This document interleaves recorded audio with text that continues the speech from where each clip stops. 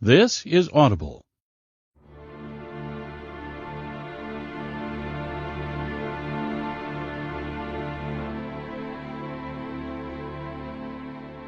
Brilliance Audio presents the unabridged recording of The Search by Nora Roberts, performed by Tanya Eby. Part 1. Properly trained, a man can be a dog's best friend. Corey Ford. 1. On a chilly morning in February, with a misty rain shuttering the windows, Devin and Rosie Caldwell made slow, sleepy love. It was day 3 of their week's vacation, and month 2 of their attempt to conceive a second child. Their 3-year-old son Hugh was the result of a long weekend on Orcas Island in the San Juans and, Rosie was convinced, a rainy afternoon and a bottle of Pinot Noir. They hoped to repeat their success with a return visit to Orcas, and happily applied themselves to the mission at hand while their toddler slept with his beloved Wubby in the next room. It was too early in the day for wine, but Rosie took the quiet rain as an omen. When they were snuggled up together, loose and warm from sex, she smiled. Who had the best idea ever? Devin gave her ass an easy squeeze. You did. Hang on, because I just had another one. I think I need a few minutes first. She laughed, rolled, and propped herself on his chest to grin at him. Get your mind off sex, sleazy. I think I need a few minutes for that, too. Pancakes. We need pancakes. Rainy morning, our cozy little house. Definitely calls for pancakes. He squinted at her. Who's making them? Let the fates decide. She scooted up, and in a long-standing Caldwell family tradition, they let the balance hang on rock, paper, scissors. Best 2 out of 3. Damn it, she muttered when he crushed her scissors with his rock. Superior skill wins out. My ass. But fair's fair, and I have to pee anyway. She bent down to give him a smacking kiss, then jumped out of bed. I love vacation, she said as she dashed into the bathroom. She especially loved this vacation, she thought, with her 2 handsome men. If the rain kept up or got heavier, they'd play games inside. But if it let up, maybe they'd strap Hugh in the carrier and take a bike ride, or just go for a long hike. Hugh just loved it here, loved the birds, the lake, the deer they'd spotted, and, of course, the rabbits, all brothers to his faithful Wubby. And maybe he'd have a brother of his own in the fall. She was ovulating.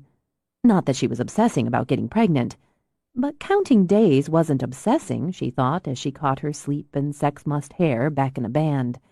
It was just being self-aware. She grabbed a sweatshirt and some flannel pants, glanced back at Devin, who'd gone back to snoozing. She really thought they'd hit the money shot. Delighted with the idea, she pulled on heavy socks, then glanced at the watch she'd left on the dresser. Gosh, it's after 8. We must have worn Hugh out last night for him to sleep this late. Probably the rain, Devin mumbled. Yeah, probably. Still, she turned out of their room for his, as she did every morning, at home or away. She moved quietly, content to let him sleep, a bonus if she could grab her first cup of coffee before she heard the first mommy of the day. She peeked in, expecting to find him curled up with his stuffed bunny. The empty bed didn't bring panic. He might have gotten up to pee, just as she had. He'd gotten so good with his potty training. Even when she didn't find him in the little bathroom off the hall, she didn't panic. Since he was habitually an early riser, they'd encouraged him to play for a bit before waking them. She usually heard him talking to his toys or running his cars, but she'd been a little distracted having vacation sex. God, she thought as she started downstairs, what if he'd looked in when they were doing it? No, he'd have walked right in and asked what game they were playing. With a half-laugh, she turned into the pretty living room, expecting to see her little boy on the floor surrounded by the toys of his choice. When she didn't, the first fingers of unease tickled up her throat. She called his name, moving quickly now, sliding a little on the hardwood floors in her socks. Panic struck, a knife in the belly. The kitchen door stood wide open. Shortly after 9, Fiona Bristow pulled up at the pretty vacation house in the heart of Moran State Park. Rain fizzled along the ground more than pattered, but its steadiness promised sloppy tracking. She signaled her partner to stay in the truck, then got out to approach one of the local deputies. "Davy." "Hey, Fee, you got here fast?" "I didn't have far to go. The others are on their way. Are we using the house for base camp, or do you want us to set up?" "We're using it. You'll want to talk to the parents, but I'll give you the basics. Hugh Caldwell, age 3, blonde and blue. Last seen wearing Spider-Man pajamas." Fiona saw his mouth tighten a little. Davy had a boy about the same age as Hugh, and she imagined he had a pair of Spider-Man PJs, too. "The mother first noticed he was missing at about 8:15, Davy continued. "Found the back door open. No visible signs of forced entry or an intruder. The mother alerted the father. They called it in right away, and they ran around, calling for him, looking in the immediate area." "And tracked up the place," Fiona mused. But who could blame them? "We did a house and grounds search to make sure he wasn't just hiding." Davy turned back to Fiona with rain dripping off the bill of his cap. "He's not in the house, and his mother says he has his stuffed bunny with him. He sleeps with it, carts it around habitually. We've got rangers on the search. McMahon and Matt are out there," he added, referring to the sheriff and a young deputy. "McMahon cleared me to call in your unit and assigned me to base." "We'll set up and get started. I'd like to interview the parents now, if that's good for you." He gestured toward the house. "They're scared, as you'd expect, and they want to go out and look for him. You might help me talk them down from that." "I'll see what I can do." Thinking of that, she went back to the truck, opened the door for her partner. Peck hopped out and walked with her and Davy to the house. At Davy's nod, Fiona crossed to the couple, who rose from their huddle on the couch. The woman clutched a little red fire engine. "Mr. and Mrs. Caldwell, I'm Fiona Bristow with Canine Search and Rescue. This is Peck." She laid a hand on the head of the chocolate lab. "The rest of my unit's on the way. We're going to help look for Hugh." "You need to go. You need to go right now. He's only 3. "Yes, ma'am. The rest of my unit will be here any minute. It would help us if I got some information first." "We told the police and the rangers everything." Devin looked toward the window. "I need to go out there, look for him. We're wasting time here." "Believe me, Mr. Caldwell, the police and the rangers are doing everything they can to find Hugh. They called us because finding him is everyone's priority. We're trained, and your little boy is our only focus now. We're going to coordinate with the police and the park rangers. I need to make sure I have all the information so we optimize our resources. You realized Hugh was missing about 8:15, is that right?" Tears swam fresh into Rosie's eyes. "I should have checked on him earlier. He hardly ever sleeps past 7. I should have—" "Mrs. Caldwell?" "Rosie?" Fiona corrected, using the first name to comfort. "You don't want to blame yourself. Little boys are curious, aren't they? Has Hugh ever left the house by himself before?" "Never. Never. I thought he'd come down to play, then I couldn't find him, and I went back to the kitchen, and the door was open, wide open, and I couldn't find him." "Maybe you could show me." Fiona signaled to Peck to follow. "He's wearing his pajamas?" "Spider-Man. He'll be cold and wet and scared." Her shoulders shook as they moved back to the kitchen. "I don't understand what you can do that the police can't." "We're another resource, and Peck? He's trained for this. He's been on dozens of searches." Rosie swiped tears off her cheeks. "Hugh likes dogs. He likes animals. If the dog barks, maybe Hugh will hear and come back." Fiona said nothing but opened the back door, then squatted down to take in the view from the level of a 3-year-old boy. "Likes animals. I bet you can see a lot of wildlife around here. Deer, fox, rabbits?" Yes, it's so different from Seattle. He loves watching out the windows or from the deck, and we've taken hikes and bike rides." "Is Hugh shy?" "No. Oh no, he's adventurous and sociable. Fearless. Oh God, Instinctively, Fiona put an arm around Rosie's shaking shoulders. "Rosie, I'm going to set up here in the kitchen if that's okay. What I need you to do is to get me 5 things Hugh wore recently. Yesterday's socks, underwear, shirt, like that. 5 small items of clothing. Try not to handle them. Put them in these." Fiona took plastic bags from her kit. "We're a unit of 5. 5 handlers, 5 dogs. We'll each use something of Hugh's to give the dogs his scent." They track him?" Easier to agree than to try to explain air scenting, scent combs, skin rafts. The boy had already been gone more than an hour. "That's right. Does he have a favorite treat? Something he likes especially? Something you might give him when he's been good?" "You mean like—" Pushing at her hair, Rosie looked around blankly. "He loves gummy worms." "Great. Do you have any?" Yes." "If you could get the clothes and the worms," Fiona said with a smile. "I'm going to set up. I hear my unit, so I'm going to set up." Okay, please. He's just 3. Rosie dashed out. Fiona shared a brief look with Peck, then began to set up operations. As her team came in, human and canine, she briefed them and began to assign search sectors while poring over her maps. She knew the area, and knew it well. A paradise, she thought, for those looking for serenity, scenery, an escape from streets and traffic, buildings, crowds. And for a lost little boy, a world filled with hazards, creeks, lakes, rocks. More than 30 miles of foot trails, she thought, over 5,000 acres of forest to swallow up a 3-year-old and his stuffed rabbit. "We've got a heavy drizzle, so we'll keep the search grids close and cover this area." As Field OL, operational leader, Fiona outlined their sections on the map while Davy listed data on a large whiteboard. "We'll overlap some with the other teams, but let's keep good communications so we don't step on our own feet." "He's going to be wet and chilled by now."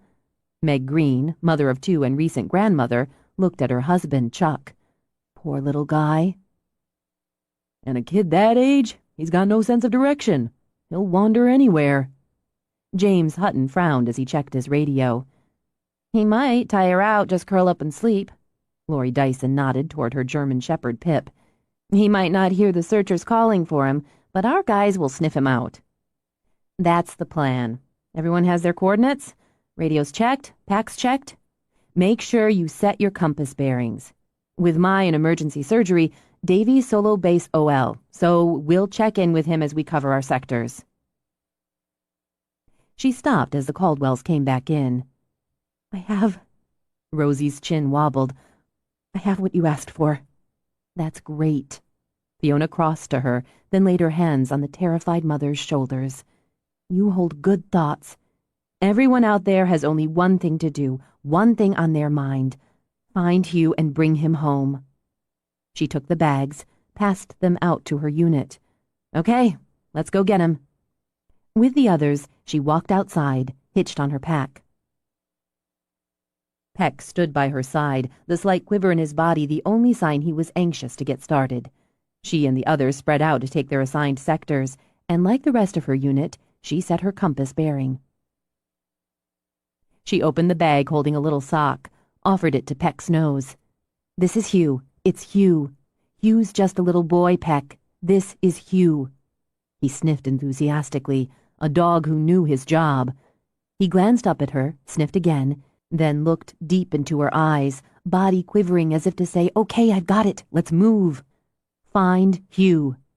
She added her hand signal, and Peck lifted his nose in the air. "Let's find Hugh." She waited, watching him scent and circle, let him take the lead as he prowled and paced. The thin, steady rain posed an obstacle, but Peck worked well in the rain. She remained where she was, giving him verbal encouragement as he tracked the air, and the wet pattered on the bright yellow of her windbreaker. When he moved east, she followed him into the thickening trees. At 5, Peck was a vet, a 70-pound chocolate lab, strong, smart, and tireless. He would, Fiona knew, search for hours in any conditions, over any terrain, for the living or for the dead. She had only to ask it of him. Together they moved through deep forest, over ground soft and soggy with needles shed from the towering Douglas firs and old-growth cedars, over and around clumps of mushrooms and nurse logs coated with rich green moss, through brambles edgy with thorn. While they searched, Fiona kept an eye on her partner's body language, made note of landmarks, checked her compass. Every few minutes, Peck glanced back to let her know he was on the case. "Find Hugh. Let's find Hugh, Peck," he alerted, showing interest in a patch of ground around a nurse log. "Got something to you? That's good. Good boy." She flagged the alert first with bright blue tape, then stood with him, scanning the area, calling Hugh's name. Then, closing her eyes to listen. All she heard was the soft sizzle of rain and the whisper of wind through the trees. When he nudged her, Fiona took the sock out of her pocket, opened the bag so Peck could refresh the scent. "Find Hugh," she repeated. "Let's find Hugh." He moved off again, and in her sturdy boots, Fiona stepped over the log and followed. When Peck angled south, she called her new position into base, checked in with her team members. The kid had been out for a minimum of 2 hours, she thought. A lifetime for worried parents. But toddlers didn't have any real sense of time. Children of his age were very mobile, she mused, and didn't always understand the concept of being lost. They wandered, distracted by sights and sounds, and had considerable endurance, so it might be hours of that wandering before Hugh tired out and realized he wanted his mother.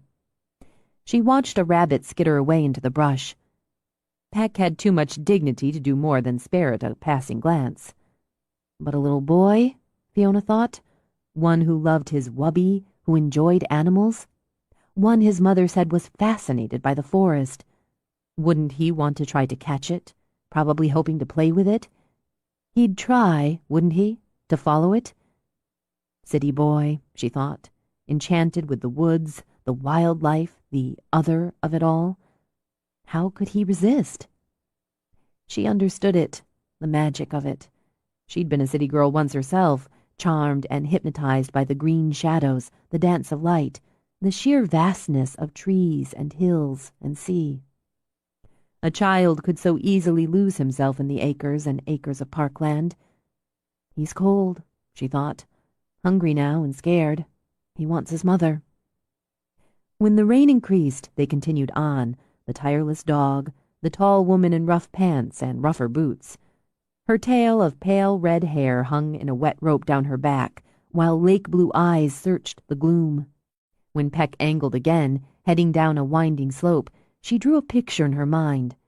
Less than a quarter of a mile farther, if they continued in this direction, they'd come to the creek that marked the southeast border of her sector. Chuck and his quirk searched the other side. Fast water in the creek this time of year, she thought. Cold and fast, the verges slippery with moss and rain. She hoped the little guy hadn't gone too close or, worse, tried to cross it. And the wind was changing, she realized. God damn it. They'd adjust. She'd refresh the scent again, give Peck a quick water break. They'd nearly clocked 2 hours in the field, and though Peck had alerted strongly 3 times, she'd yet to see a sign of the boy. A bit of cloth on a bramble, a print in the softened ground. She'd flagged the alerts in blue, used orange tape to mark their progress, and knew they'd cross-tracked once or twice. Check in with Chuck, she decided. If Peck's on the scent and the kid crossed the creek... She didn't allow herself to think, fell in. Not yet. Even as she reached for her radio, Peck alerted again. This time he broke into a run, shooting her the briefest of glances over his shoulder. And she saw the light in his eyes. "Hugh!" She lifted her voice over the now pounding rain and whistling wind. She didn't hear the boy, but she heard Peck's 3 quick barks. Like the dog, Fiona broke into a run. She skidded a little as she rounded the turn on the downward slope.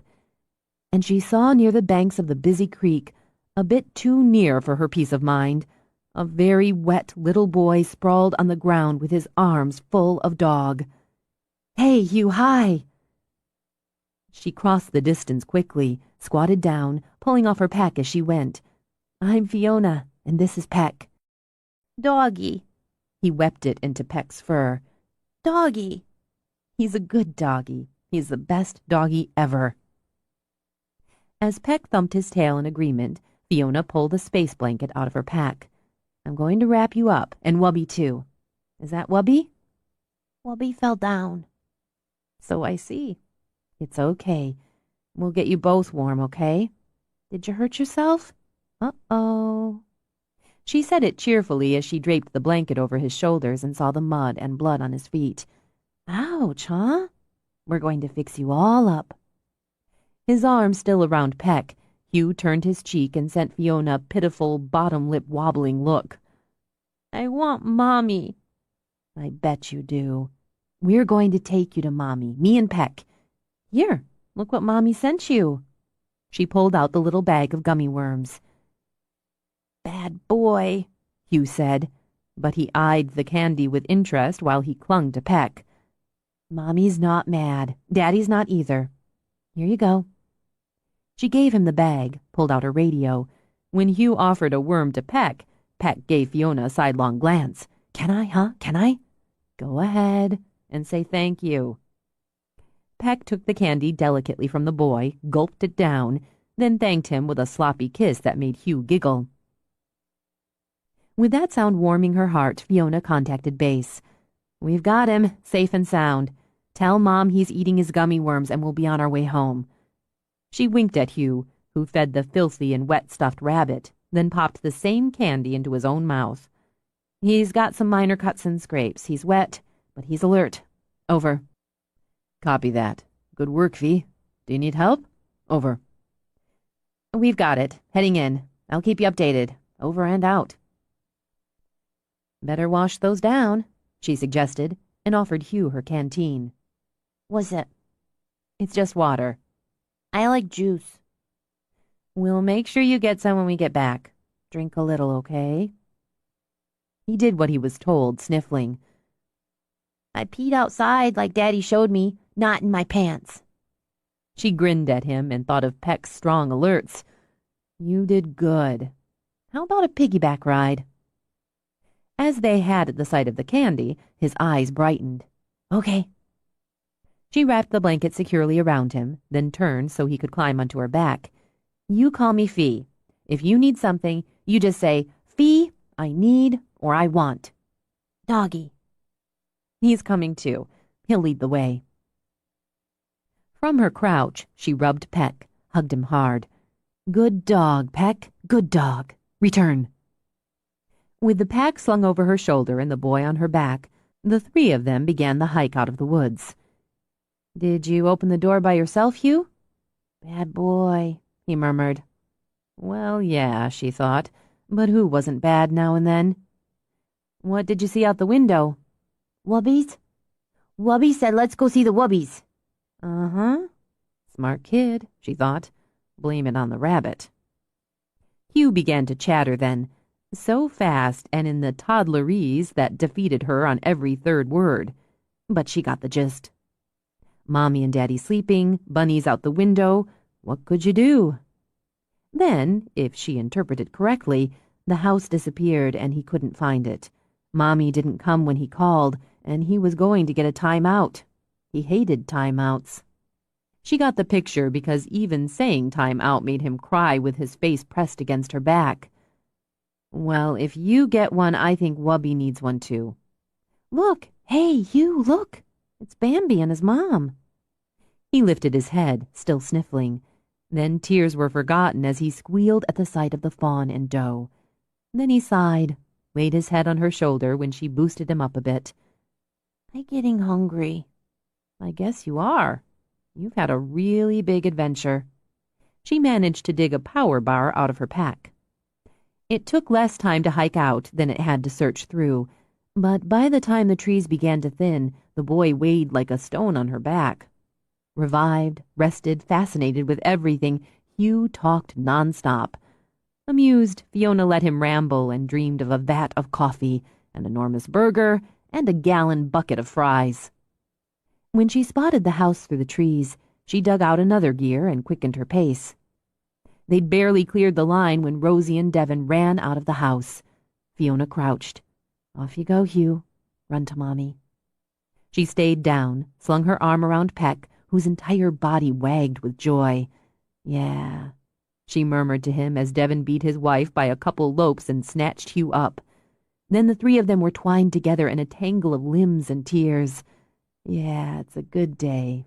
You're the man, Peck. With her son safe in her arms, Rosie hurried toward the house. Devin broke away to walk unsteadily to Fiona. Thank you. I don't know how to. You're welcome. He's a great kid. He's everything. Thank you so much. As his eyes filled, Devin wrapped his arms around Fiona and, much as Hugh had, dropped his head on her shoulder. I can't tell you. You don't have to. Her own eyes stung as she patted his back. Peck found him. He's the one. He'd be pleased if you shook his hand. Oh. Devin scrubbed at his face, drew in a couple steadying breaths. Thank you, Peck. Thank you. He crouched, offered his hand. Peck smiled as dogs do and placed his paw in Devin's hand. Can I hug him? He'd love it. On a deep, shuddering sigh, Devin hugged Peck's neck, pressed his face to the fur. Over the man's shoulder, Peck sent Fiona a twinkling look. Wasn't that fun? He seemed to say. Can we do it again? 2. After debriefing, Fiona drove home while Peck sprawled in the back for a quick power nap. He'd earned it, she thought, just as she'd earned the burger she was going to make herself and devour while she transcribed the log onto her computer. She needed to give Sylvia a call, tell her stepmother they'd found the kid, and she wouldn't need her to fill in for the afternoon classes after all. Of course, now that the hard work was done, Fiona thought, the rain decided to back off. Already she could see a few breaks of blue in the gray. Hot coffee, she decided, hot shower, lunch and paperwork, and with some luck she'd have dry weather for the afternoon schedule. As she drove out of the park, she caught the faint glimmer of a rainbow over the rain-churned sound. A good sign, she decided. Maybe even a portent of things to come. A few years before, her life had been like the rain, dull and gray and dreary. The island had been her break in the clouds, and her decision to settle there her chance for rainbows. Got what I need now, she murmured. And if there's more, well, we'll just see. She turned off the snaking road onto her bumpy drive. Recognizing the change in motion, Peck gave a snort and scrambled up to sit. His tail thumped the seat as they rattled over the narrow bridge spanning her skinny, bubbling stream. When the house came into view, the tail picked up in rhythm, and he gave a happy two-note bark. Her doll-sized cabin, shingled in cedar, generous with windows, grew out of her pretty chunk of forest and field. The yard sprawled and sloped, and held what she thought of as training zones. The sliding boards, teeter-totters, ladders and platforms, tunnels and pass-throughs ranged with benches, tire swings and ramps, gave most the impression of a woodsy play area for kids. Not that far off, Fiona thought. The kids just had 4 legs. The other 2 of her 3 kids stood on the covered front porch, tails wagging, feet dancing. One of the best things about dogs, to Fiona's mind, was their absolute joy in welcoming you home, whether you'd been gone for 5 minutes or 5 days. There lay unconditional and boundless love. She parked, and her car was immediately surrounded by canine delight while, inside, Peck wiggled in anticipation of reunion with his best pals. She stepped out to nuzzling snouts and wagging tails. Hi, boys. Ruffling fur, she angled to open the back door. Peck leaped out so the love fest could begin. There was sniffing, happy grumbling, body bumping, then the race and chase. While she retrieved her pack, the 3 dogs charged away, zipping in circles and zigzags before charging back to her. Always ready to play, she mused as 3 pairs of eyes stared up at her with hopeful gleams. Soon, she promised. I need a shower, dry clothes, food. Let's go in. What do you say? Want to go in? In answer, all three bulleted for the door. Newman, a yellow lab and the oldest, at 6, and the most dignified, led the pack.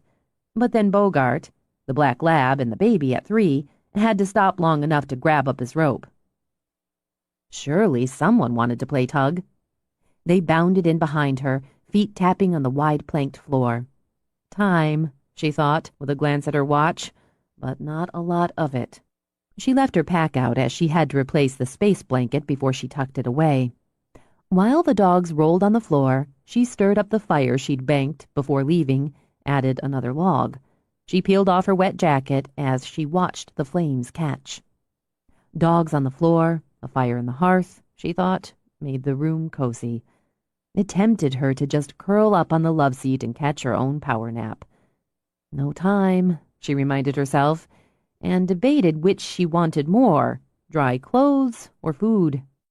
After a struggle, she decided to be an adult and get dry first. Even as she turned for the stairs, all 3 dogs went on alert. Seconds later, she heard the rattle of her bridge. Who could that be? She walked to the window, trailed by her pack. The blue truck wasn't familiar, and on an island the size of Orcus, there weren't many strangers. Tourist was her first thought. A wrong turn, a need for directions. Resigned, she walked outside, gave her dogs a signal to hold on the porch. She watched the man get out. Tall, a lot of dark hair, scarred boots, worn jeans on long legs. Good face, she decided. Sharp planes, sharp angles blurred by the shadow of stubble that said he'd been too busy or too lazy to shave that morning. The good face held an expression of frustration or annoyance, maybe a combo of both, as he shoved a hand through the mass of hair. Big hands, she noted, on the ends of long arms. Like the boots, the leather jacket he wore had some years on it, but the truck looked new. "Need some help?" she called out, and he stopped frowning at the training area to turn toward her. "Fiona Bristow?" His voice had an edge to it, not anger so much as that annoyance she read on his face. Behind her, Bogart gave a little whine.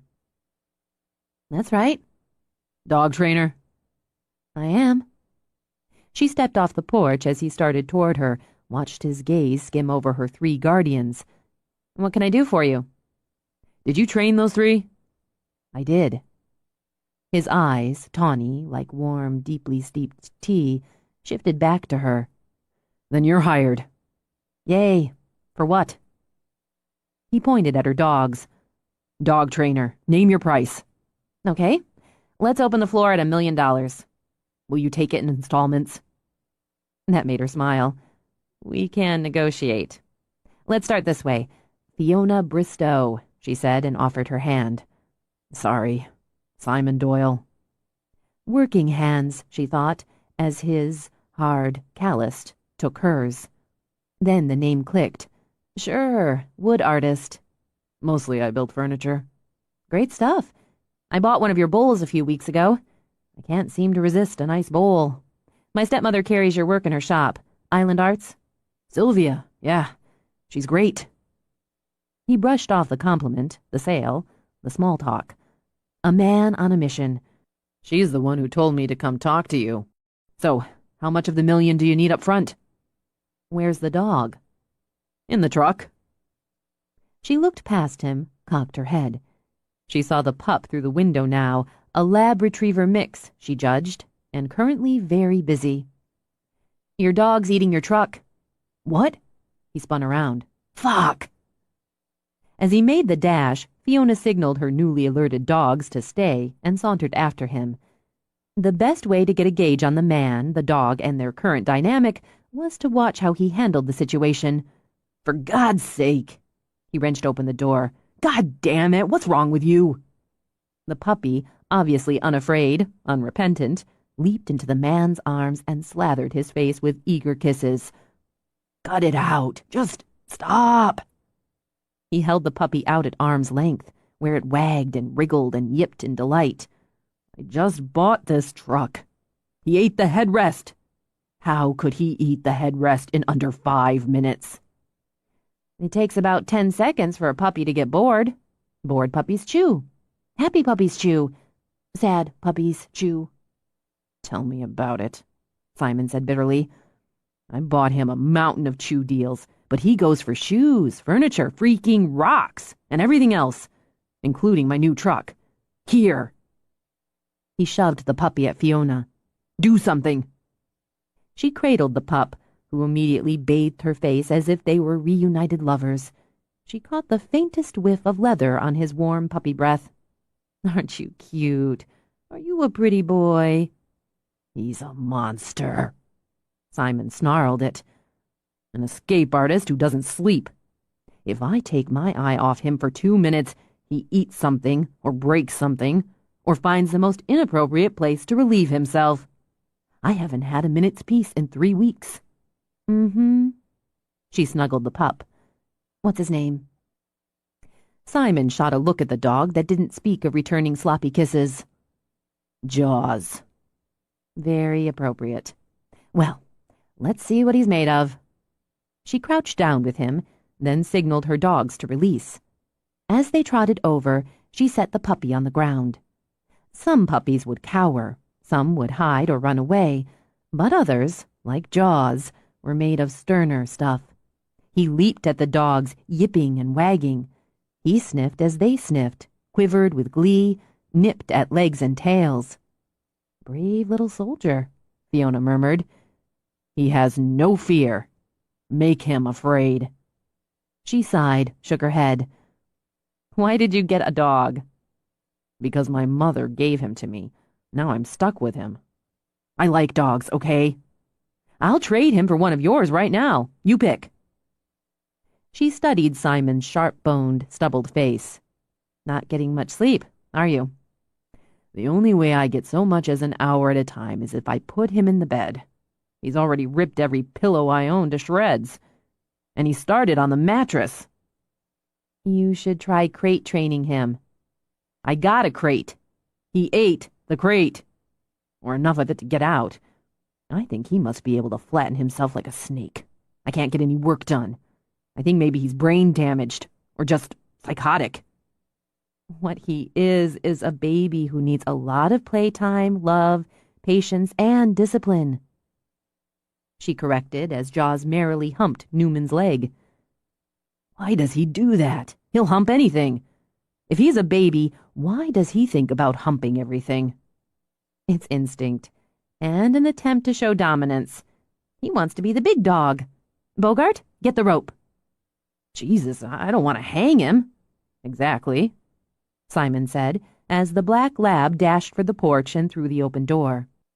The dog came out with the rope between his teeth, bounded to Fiona, and dropped it at her feet.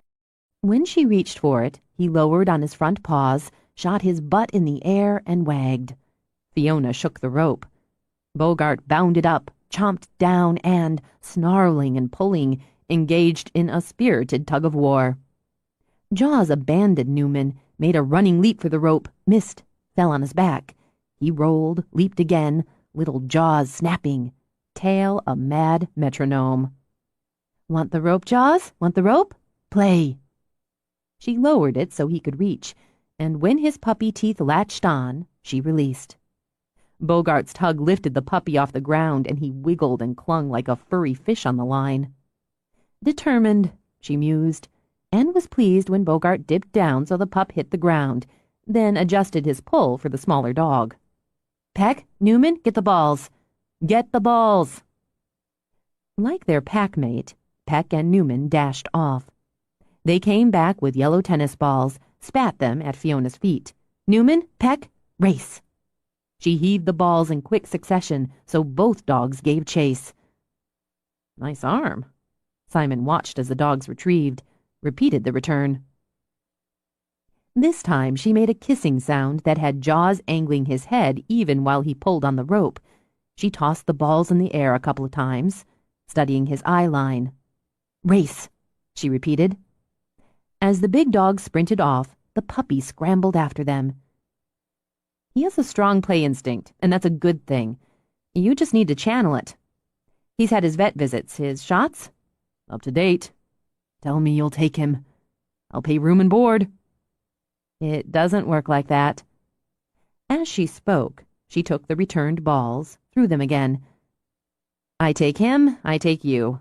You're a unit now. If you're not going to commit to the dog, to his training, his health and well-being, I'll help you find a home for him. I'm not a quitter. Simon jammed his hands in his pockets as once again Fiona threw the balls. Besides, my mother would... I don't want to go there. She's got this idea that since I moved out here, I need companionship. It's a wife or a dog. She can't give me a wife, so... He frowned as the big yellow lab let the pup get the ball. Prancing triumphantly, Jaws brought it back. He fetched. Yes, he did. Ask him for it. What? Tell him to give you the ball. Crouch down, hold out your hand, and tell him to give you the ball. Simon crouched, held out his hand. Give me... Jaws leaped into his lap, nearly bowling Simon over, and wrapped his ball-carrying mouth into his face. Tell him off, Fiona instructed, and had to bite the inside of her cheek as obviously, from his expression, Simon Doyle didn't see the humor. Set him down on his rump, hold him down gently, and take the ball away. When you've got the ball, say, "Good dog." Repeat it. Be enthusiastic. Smile. Simon did as he was told, though it was easier said than done with a dog that could wiggle like a wet worm. There. He's successfully fetched and returned. You'll use small bits of food and lavish praise, the same commands over and over again. He'll catch on. Tricks are great, but I'm really more interested in teaching him not to destroy my house. He shot a bitter look at the mangled headrest. Or my truck. Following any command is a discipline. He'll learn to do what you ask if you train him with play. He wants to play. He wants to play with you. Reward him with play and with food, with praise and affection, and he'll learn to respect the rules of the house. He wants to please you, she added when the pup rolled over to expose his belly. He loves you. Then he's an easy target since we've had a rocky and short relationship. Who's your vet? Funaki. Mai's the best. I want copies of his medical records for my files. I'll get them to you. You'll want to buy some small dog treats, the sort he can just chomp down rather than the bigger ones he'd need to stop and chew. Instant gratification. You'll want a head collar and a leash in addition to his regular collar. I had a leash. He ate it, Fiona finished. It's common enough. Great. Head collar? Like a muzzle? She read Simon's face clearly enough and was unsurprised when she saw him considering the idea of a muzzle, and was pleased when she noted his rejecting frown. No, it's like a halter, and it's gentle and effective. You'll use it during training sessions here and at home. Instead of putting pressure on the throat, it puts pressure, gentle pressure, on calming points. It helps persuade a dog to walk rather than lunge and pull, to heel. And it'll give him more control as well as put you more in tune with your pup. Fine, whatever works. I'd advise you to replace or repair the crate and lay in a very big supply of chew toys and rawhide. The rope's pretty much no fail, but you'll want tennis balls, rawhide bones, that sort of thing. I'll give you a basic list of recommendations and requirements for training. I've got a class in... She checked her watch. Crap. 30 minutes, and I didn't call Syl. As Jaws began to leap and try to climb up her leg, she simply bent over, pushed his rump to the ground. Sit. Because she didn't have a reward, she crouched, held him in place to pet and praise. You might as well stay if you've got the time. I'll sign you up. I don't have $1 million on me. She released the pup, picked him up to cuddle. Got 30? Probably. 30 for a 30-minute group session. He's, what, about 3 months old? About. We'll make it work. It's an 8-week course. You're 2 behind. I'll juggle in 2 individual sessions to bring him up to speed. Does that work for you? Simon shrugged. It's cheaper than a new truck. Considerably. I'll lend you a leash and a head collar for now. Still carrying the puppy, she walked to the house. What if I paid you 50 and you worked with him solo? She spared him a glance. That's not what I do. He's not the only one who needs training. She led him into the house before passing the puppy back to him. You can come on back. I've got some extra leashes and collars, and you need some treats. I have to make a phone call. She veered off the kitchen to the utility room, where collars and leashes and brushes hung neatly according to type and size, and various toys and treats sat organized on shelves. It made him think of a small pet boutique. She gave Jaws another glance as he squirmed in Simon's arms and tried to gnaw on his master's hand. Do this. She turned to the pup and, using her forefinger and thumb, gently closed his mouth. No. And, keeping her eyes on the dog's, she reached behind her, took a rawhide chew toy shaped like a bone. This is yours. When he clamped it, she nodded. Good dog. Go ahead and set him down. When he chews on you, or something else he shouldn't, do what I did. Correct. Give him a vocal command and replace with what's his. Give positive reinforcement. Consistently. Find a leash and a collar for him. She stepped out into the kitchen, grabbed the phone, and hit her stepmother's number on speed dial. Crap, she muttered when it shifted to voicemail. Sil, I hope you're not already on your way. I got distracted and forgot to call. I'm home. We found the little boy. He's fine. Decided to chase a rabbit and got lost, but no worse for wear. Anyway, if you're on your way, I'll see you here. If not, thanks for the standby, and I'll call you later. Bye. She replaced the phone and turned to see Simon in the doorway, a leash in one hand and a small head collar in the other. These? Those should work. What little boy? Oh, Hugh Caldwell. He and his parents are here for a few days' vacation in the state park. He wandered out of the house and into the forest this morning while they were sleeping. You didn't hear? No. Why would I? Because it's Orcus. Anyway, he's fine. Home safe. You work for the park? No. I'm part of Canine Search and Rescue Association volunteers.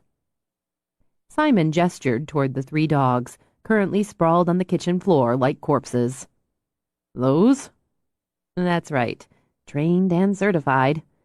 You know, Jaws might be a good candidate for SNR training. He snorted out what might have been a laugh. Right. Strong play drive, curious, courageous, friendly, physically sound. She lifted her eyebrows as the pup left his new toy to attack the laces on Simon's boots. Energetic. Forget your training already, human? Huh? Correct and replace and praise. Oh. He crouched, repeated the series Fiona had demonstrated. Jaws clamped on the toy, then spat it out and went for the laces again. Just keep doing it. I need to put some things together. She started out, stopped. Can you work that coffee maker? He glanced to the unit on the counter. I can figure it out. Do that, will you? Black, 1 sugar. I'm running low. He frowned after her. While he'd only been on the island a few months, he doubted he'd ever get used to the casual open-door policy. Just come on in, complete stranger, he thought, and while you're at it, make me some coffee while I leave you virtually alone. She only had his word on who he was, and besides that, nobody knew he was there. What if he was a psycho, a rapist? Okay, 3 dogs, he mused, eyeing them again, but so far they'd been friendly, and about as casual as their mistress. And currently they were snoring away. He wondered how she managed to live with 3 dogs when he could barely find a way to tolerate 1. Looking down, he saw the pup had stopped chewing on his bootlaces because he'd fallen asleep sprawled over the boot, with the laces still caught in his teeth. With the same care and caution a man might use when easing away from a wild boar, Simon slowly slid his foot back, holding his breath until the pup oozed like furred water onto the kitchen floor. Passed out cold. One day, he thought as he crossed to the coffee maker, he'd find a way to pay his mother back. One fine day. He studied the machine, checked the bean and water supply. When he switched it on, the burr of the grinder had the pup waking with a barrage of ferocious barks. Across the room, the dogs cocked their ears. One of them yawned. The movement had Jaws leaping with joy, then charging the pack like a cannonball. While they rolled, batted, and sniffed, Simon wondered if he could borrow one of them. Rent one, he considered, like a babysitter. Since the cupboards had glass fronts, he didn't have any trouble finding a pair of bright cobalt blue mugs. He had to open a couple of drawers before he found the flatware, but that gave him the opportunity to marvel. Every drawer was tidy and organized. How did she do that? He'd been in his house for only a matter of months, and his kitchen drawers looked like a flea market. Nobody should be that organized. It wasn't natural. Interesting-looking woman, though, he decided, as he poked around a little. The hair that wasn't really red, wasn't really blonde, the eyes of absolutely clear and perfect blue. Her nose tilted up a little on the end and sported a dusting of freckles, and a slight overbite made her bottom lip seem particularly full. Long neck, he thought as he poured the coffee. Lanky build with no rack to speak of. Not beautiful, not pretty or cute, but interesting. And the few times she'd smiled, almost arresting. Almost. He dumped a spoon of sugar from a squat white bowl in one mug, picked up the other. He took his first sip looking out her over the sink window, then turned when he heard her bootsteps. She moved briskly, with an efficiency that hinted at athleticism. Wiry, he thought, as much as lanky.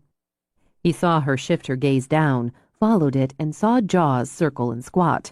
Simon opened his mouth, but before he could yell, "Hey!" his usual response, Fiona tossed the folder she carried on the counter and clapped her hands twice, sharply. The sound startled Jaws out of his squat. She moved fast, scooping up the pup with one hand, grabbing the leash with the other. "Good dog, Jaws, good dog. Let's go out. Time to go out."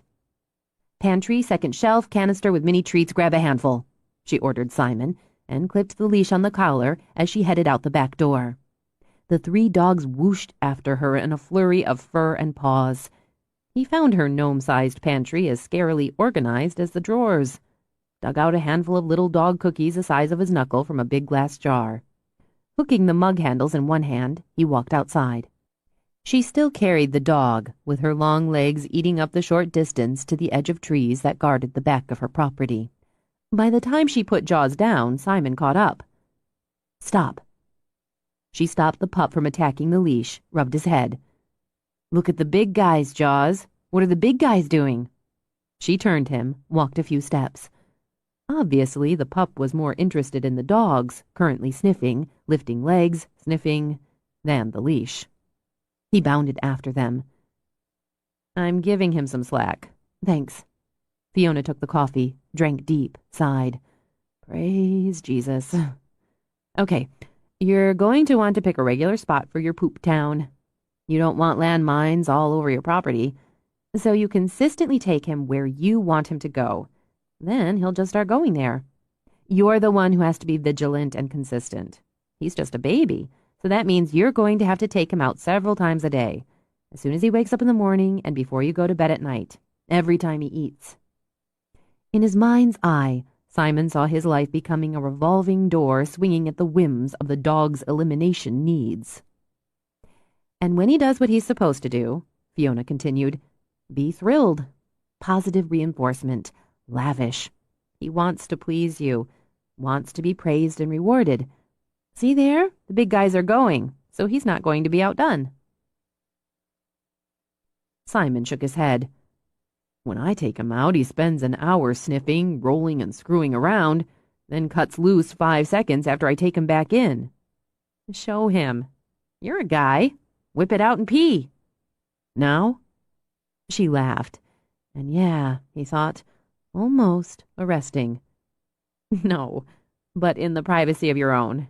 Here." She handed him the leash. "Get down to his level. Call him. Happy, happy. Use his name, then when he comes, make over him. Give him one of the treats." He felt stupid, making happy noises because his dog shit in the woods. But thinking of the countless piles he'd cleaned off his floors, he followed instructions. "Well done. Let's try a basic command before the others get here. Jaws." She took hold of him to turn his attention, stroked him until he'd calmed down. She took one of the treats Simon held, palmed it in her left hand, then lifted her right over the pup's head, extended her index finger. "Jaws, sit. Sit." As she spoke, she moved her finger over his head so he looked up, trying to follow it, and his butt hit the ground. "Good dog, good." She fed him, petted him, praised him. "Repeat, repeat." He'll automatically look up, and when he does, the back of him goes down. As soon as he sits, praise, reward. Once he gets that, you try it with just the voice command. If he doesn't get it, go back and repeat. When he does, praise, reward. She stepped back. Since the pup wanted to follow her, Simon had a little struggle. Make him focus on you. You're the boss. He thinks you're a patsy.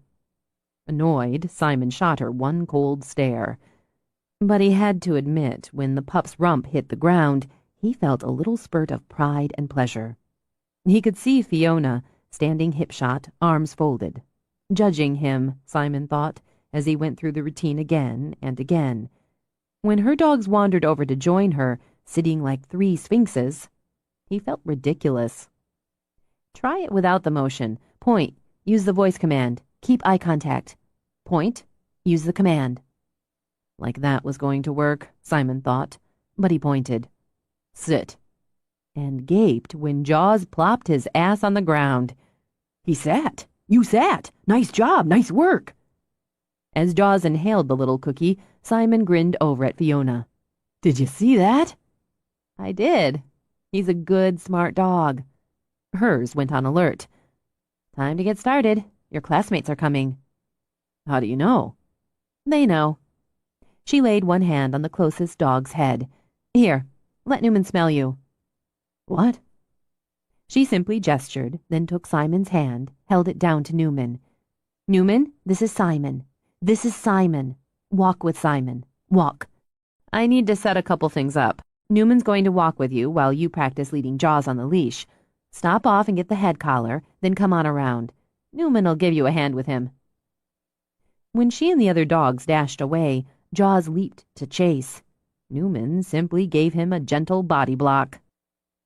Want to come home with me, big guy? I could use you. Walk, right? Walk.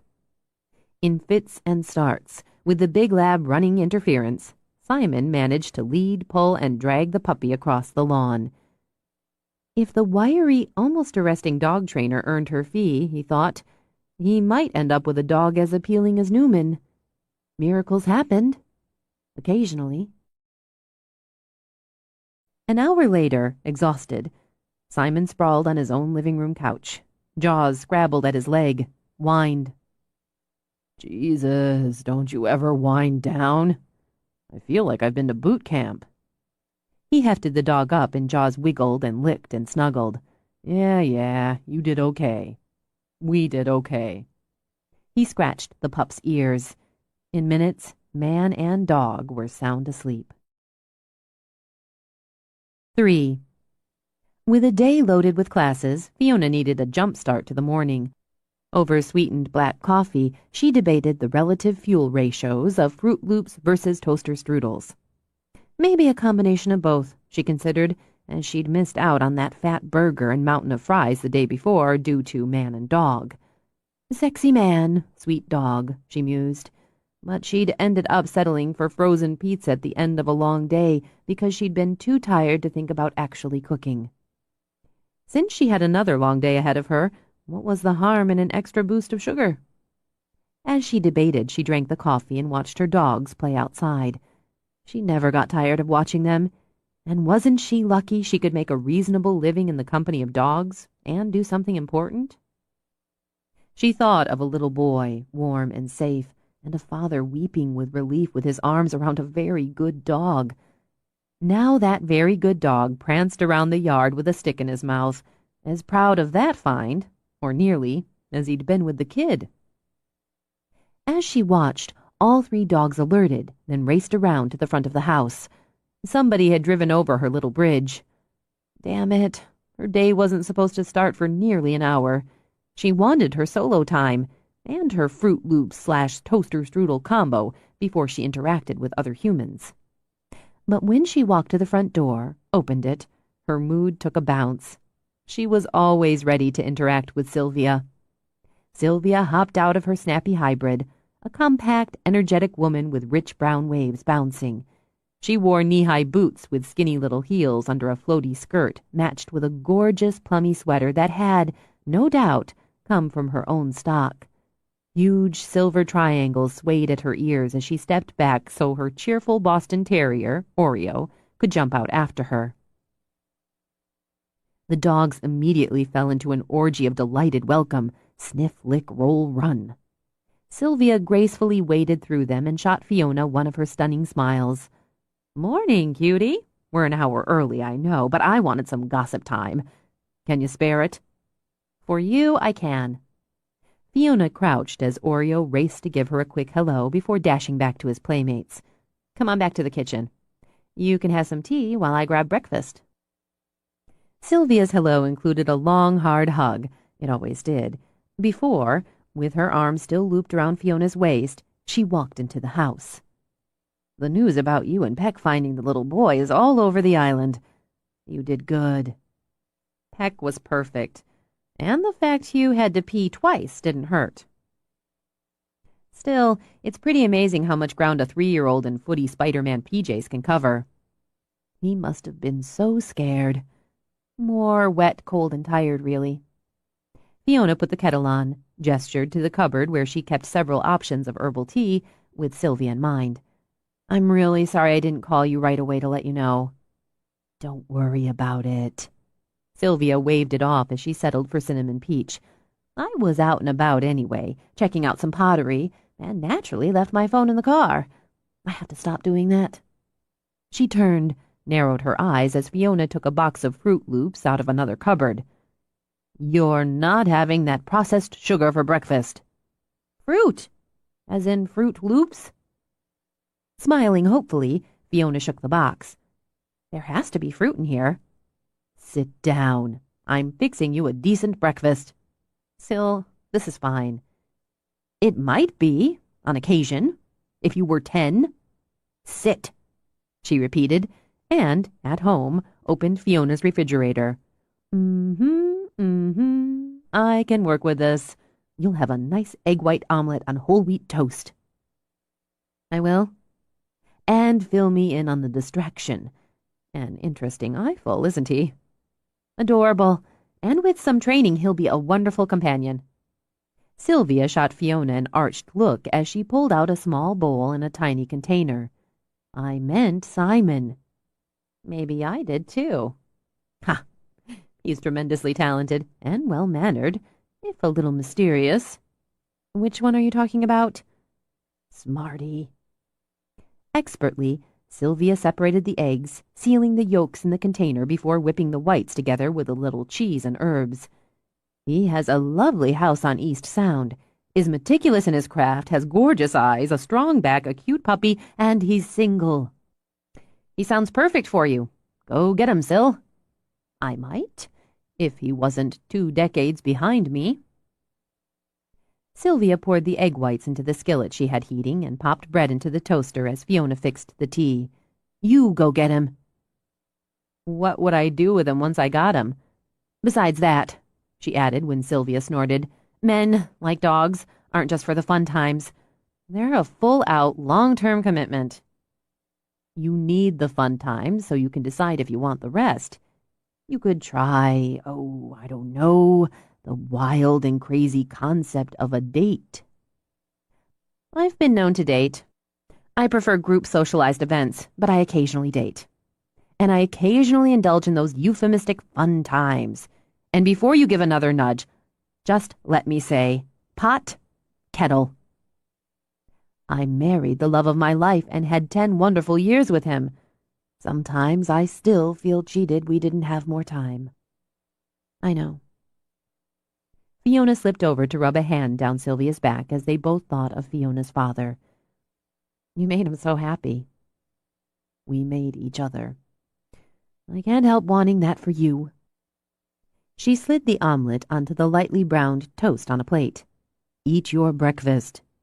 "Yes, ma'am."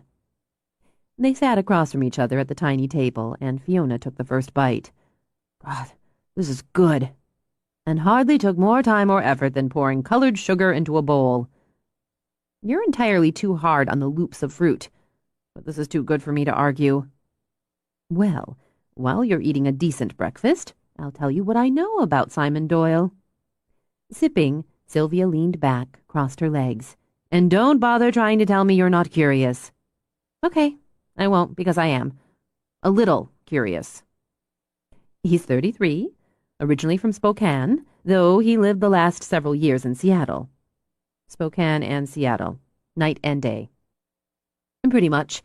His father owns and still operates as a contractor in Spokane, with Simon's older brother. He double majored in art and architecture at USC, then worked as a cabinet maker before he began to design and build furniture. He did pretty well for himself in Seattle, won some awards, had a very hot affair with Nina Abbott. The singer? That's right. Pop star, rock star. I'm not sure where she fits. Bad girl, Pop, Fiona said over a mouthful of omelet. She's a little crazy. Maybe so, but they steamed it up for a few months after she commissioned him to design several pieces for her house on Bainbridge Island. She's originally from Washington State and has a house there. Yeah, I know. I read People, watch ETV now and then. Wait, he's the one? I remember reading some dish about her and a carpenter. The press mostly referred to him as a carpenter. She's sexy and talented, but there's that little bit crazy factor. Some people like to shock, I think. Anyway, it fizzled. Still, I expect it didn't hurt him, business-wise. Then, about 3 months ago, he moved here, and Island Arts is very proud and damn lucky to be his exclusive outlet in the San Juans. Sylvia lifted her teacup in toast, then sipped. Did you get all that from his bio for Island Arts webpage and brochures? Actually, the bio he gave me was a little thin, so I Googled him. Sylvia. Unashamed, Sylvia tossed her lush curls. Listen. When I take on an artist, I have to know who they are. For one thing, I often have to travel to them to check out their work. I wouldn't want to wander into the den of an axe murderer, would I? I bet you can't Google most axe murderers, except those already in prison or in the ground. You never know. Anyway, over and above his work, I like him. What did you think? Since he was a little pissed that Jaws ate the headrest in his truck... Oops. Yeah, and was obviously frustrated with his new puppy owner status. It might be difficult to judge. On surface observation and setting aside his physical attributes. And he has them, Sylvia said with a wicked wiggle of eyebrows. No question. I'd say he's not used to having responsibility for anyone other than himself, and more used to solo ventures. A lone wolf sort, which you've added to with this morning's data. A private place on the sound of a very small island. His move away from family, his choice of career. Sometimes a lone wolf just hasn't found a mate. Or his pack. You're forever a romantic. Guilty, Sylvia agreed, and proud of it. Well, on his side, the puppy's crazy about him, shows no fear. Right now, the dog is the alpha, which tells me the man has a soft center. It may be small, can't know yet, but it's there.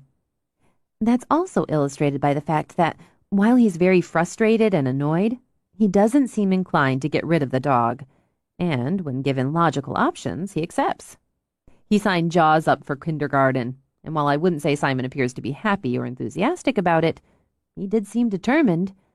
So, while not especially used to taking responsibility for another, he will take it when he sees no way out. I swear you should have gone into psychology or profiling. Everything I know I learned from dogs. Fiona rose to take her plate to the dishwasher, then turned to step behind Sylvia's chair and wrap her arms around her stepmother's neck. Thanks for breakfast. Any time. Have another cup of tea. I'm going to set up for class. I'll help you. Not in those boots. We're a little soggy from yesterday's rain. Change your very sexy ones for my Uggs before you come out. They're in the mudroom. Fee, Sylvia said before Fiona left the room. Yeah? It's been nearly 8 years now. For both of us. I know. It hit me this morning. Sometimes it does when it comes up on the anniversary of Will's death. So I just wanted to get out of the house and more to see you. I want to tell you how glad I am you're here, that I can come by and fix you breakfast or borrow your Uggs. I'm so glad, Fee. Me too. He'd be so proud of you. He was proud of you, but I know he was. And I like knowing he'd be proud and happy with what I've done, with what I'm doing. She let out a breath. Greg would too, I think. So much of him's faded, his voice, his scent, even his face. I never thought I'd have to pull out a photo to bring his face clearly into my head. 7 years is a long time. You were so young, sweetie. I know you loved him, but you were so young. You didn't have much time together, really. Almost 2 years, and he taught me so much. I have what I have now because of what Greg taught me, what he showed me, what he gave me. I did love him, Syl, but I can't remember what it felt like anymore. I can't bring back how he made me feel. We loved him too, your dad and I. He was a good, good man. The best. Fee, maybe you can't bring back what you felt for him because it's time you let yourself feel for someone else. I don't know. Sometimes I'm not sure I'll ever be ready for that. Feelings don't always happen when we're ready for them. Maybe not. Maybe I'll get a surprise. But for now, I've got enough to keep me occupied. Don't forget the Uggs. After her advanced class, a group of 6, including Oreo, Fiona prepared for her special skills group, novice level. Most of the students were off-islanders, with hopes to earn certifications as search and rescue dogs. Some in this larger class would make it. Some would not. But she knew every dog and owner would benefit from the additional and more specialized training. As students arrived, it was socialization time for canines and humans. Not a waste of time, in her opinion, but a vital step. A dog who couldn't be or wouldn't be socialized would never make the cut, and the 10-minute mixer gave her the opportunity to judge how well the dogs and handlers were doing with their at-home training. She watched, her hands in the sagging pockets of an ancient hooded jacket. Okay, let's get started. We'll run the basics first. She ran them through heeling, on then off-leash, with mixed results. Snitch, Waldo, she said, addressing the dogs rather than the owners. We're going to need to practice those off-leash skills a little more at home. We're close, but you can do better. Let's try recall. Handlers, step away. I want you to wait until your dog is distracted, then give the command. Let's be firm. Don't forget reward and positive reinforcement. She deliberately distracted some of the young dogs herself, petting, playing. Still, the percentage of success pleased her. That percentage faltered on drop-on recall as most of the dogs wanted to play when called. She culled out the worst offenders, assigning the others to work on sit-stay while she did a few one-on-ones. There are good reasons you need your dog to stop instantly. There could be danger he doesn't understand.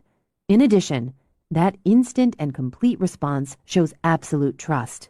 When you say stop, or whatever word you choose for that command, your dog needs to obey without hesitation. Let's work on this with close proximity. Walk with your dog heeling, off-leash, then try your drop command. Callie, can I use Snitch to demonstrate? It wasn't the dog portion of the partnership that needed work, but the human, in Fiona's opinion. Callie tended to be hesitant. In minutes, with a sure, firm tone, Fiona had the puppy heeling like a champ and dropping on command like a soldier. I don't know why he won't do it for me. He knows he can mess with you, Callie. He doesn't believe you mean it, that you're in charge. You don't have to yell or be angry, but you have to be firm. Your voice, your face, your body language. Convince him you mean business. I'll try. Slightly better, Fiona judged, but she figured it was residual behavior from her own round with Snitch. Unless Callie toughened up, the little golden would walk all over her and back again. Okay, short break for playtime. It was the signal her own dogs waited for. They joined in the 5 minutes of chaos, the running, fetching, bounding after balls, rolling in wrestling groups. I don't mean to complain. Fiona added on another layer of patience as Earl Gaynor, retired cop and owner of a very clever young German shepherd, began all his complaints the same way. What's the problem, Earl? I understand one of your tenants is exploiting the play drive, but it just seems to me we spend an awful lot of time letting all these dogs fool around. And time, she knew, meant money as well. I know it might seem frivolous, but at this age, their attention span is very short. There's a real danger of overtraining. If a dog gets frustrated, simply can't keep up with all the new demands and expectations, he can give up, or revert, or rebel. They need time to work off some of that puppy energy, and to continue their socialization with other dogs, other humans. We're going to try a couple new things in the second 30 minutes today. Earl brightened immediately. Like what? Let's give them another couple minutes. Kojak has a lot of potential. You know that. He's smart, eager to please. If you stick with this another couple weeks, we'll be into some scent training. Before we go there, we're going to cement the bond, the socialization, and the tractability. Earl puffed out his cheeks. I heard about what you and your dog did yesterday, finding that boy. That's what I want to do. I know. And with your training, your experience, you'll be a great asset. Let's help Kojak want to do the same. He's on his way. I promise you. Everybody who knows says you're one of the best in the state, maybe in the Northwest. That's why we're taking that ferry ride twice a week. Well, hell, he's having fun anyway. And learning. She gave Earl's arm a pat. She called her own dogs, sent them to the porch where they sprawled to watch the show. Heel your dogs! Fiona called out and waited for the line to form. A search and rescue dog can and is called on to search in various terrains: rough ground, frozen ground, rock, woods, urban settings, and water. Today, we're going to introduce water. She gestured to a child's wading pool she'd already filled, then picked up a rubber ball. Each of you, in turn, will take your dog off leash, then toss this ball into the pool. I want you to command your dog to fetch.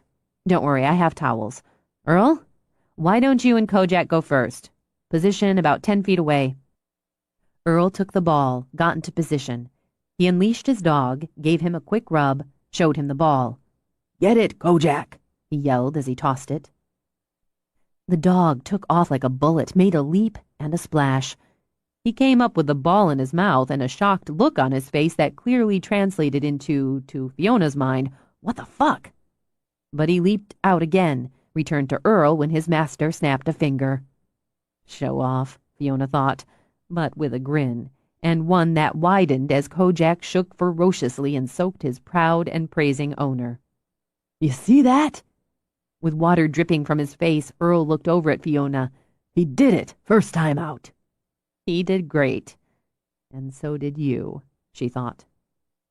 Fiona routinely tried to schedule an hour between classes, knowing that a good chunk of that would be taken up by handlers who wanted to talk, ask for advice, get her input on the day's session.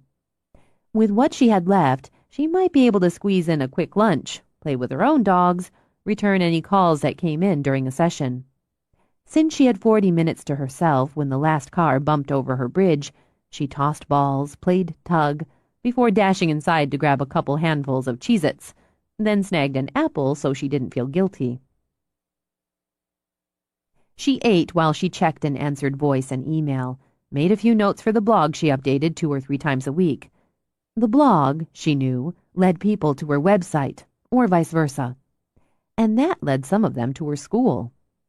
She left herself enough time to empty the pool and go over her lesson plan for the next group. Even as she started to set up, someone drove over her bridge. So much for quiet time, she thought, then frowned as, for the second time in 2 days, an unfamiliar vehicle rolled down her drive. She lifted her hand to shield her eyes from the sun and recognized Rosie and Devin Caldwell. When the car made the slight turn, she caught a glimpse of Hugh in his car seat in the back. Okay, boys, best behavior. Greet. As the car parked, all 3 dogs lined up beside it and sat. Devin got out, dog side. Hey, Peck, hey. When Peck lifted his paw, Devin grinned, then bent over to shake. Good to see you again. Newman, Fiona said as Devin walked down the line, accepting paws. And Bogart. Guess you're a fan of classic movies. He held out a hand to Fiona. I hope it's okay that we came by. Sure it is. She turned toward Hugh, who had his hand in his mother's, and looked none the worse for wear in a red hoodie and jeans. Hi, Hugh. Do you want to say hi to Peck and his pals? Doggies! Hugh scrambled over to throw his arms around Peck. Doggy found me. I got lost. She introduced the boy to the other dogs, who were all treated to a hug. I never even thanked you yesterday, Rosie began. You were a little preoccupied. Is that all right? She asked when the dogs flopped down and Hugh began crawling over them, giggling, tugging on ears. They're in heaven. They love kids. We've talked about maybe getting a dog. We thought we'd wait another year or 2, but now... Rosie watched Hugh and smiled. Any recommendations on breeds for an active 3-year-old? Obviously, I've got a soft spot for labs. They're great with kids, with families, but they want a lot of interaction, and they need room. We have a yard and a park not far from the house. The way I feel right now, if there's another Peck out there, I want him. Sorry, Rosie added when her eyes watered up. I haven't quite settled down yet. Miss Bristow. Fiona. Rosie reached over to clasp both Fiona's hands. There aren't words. There just aren't. There's no payment, no gesture. There's nothing we can do that comes close to what you did for us. Hugh's playing with my dogs and laughing. That's the payment. That's why we do this. Devin laid an arm over his wife's shoulders. We wrote a letter to the organization, the search and rescue organization, about your unit, and we're mailing it today with a donation. It's something. It's a lot. It's appreciated. When we get that puppy, we'll sign up for your classes, Rosie added. I wouldn't want anyone else to help us train him. Deputy Englewood told us you run an obedience school and train search dogs. And we're probably holding you up. But before we go, Hugh, don't you have something for Miss Bristow and Peck? Actually, they said you had the 3 dogs. Devin continued as Rosie walked Hugh back to the car, so we got one for each of them. Hugh came back with his arms loaded with 3 huge rawhide bones. He dumped them in front of the dogs. Don't want, he said when the dogs simply sat. They won't take them until you tell them they can. Fiona moved a bone in front of each dog. Get the bone! Get the bone! Hugh shouted. Fiona added hand signals so the dogs executed a happy leap, then a stylish bow that had Hugh giggling. They said thank you very much. Hugh picked these out for you. Rosie offered a bouquet of red tulips. He thought they looked like lollipops. They really do, and they're beautiful. Thank you. I drew a picture. Hugh took the drawing from his mother. I drew me and Peck and you. Wow. Fiona admired the colorful squiggles, circles, and lines. It's great. This is Peck. He's a big dog. And this is Fee, and this is me. I got to ride on Fee's back, and that's Wubby. He got to ride too. Mommy and me writed the names. It's a terrific picture. You can put it on your Frigidator. I will. Thanks, Hugh. She hugged him, breathed in the scent of little boy, wild, innocent, and free. After she waved them off, Fiona went inside to fix the drawing to the front of her fridge, to arrange the lollipop tulips in a bold blue vase, and was grateful to have a few minutes to compose herself before her first students arrived for the next class. 4. Man's best friend, my ass. After a furious chase followed by a pitched battle, Simon managed to pry the mallet out of the death grip of Jaw's teeth.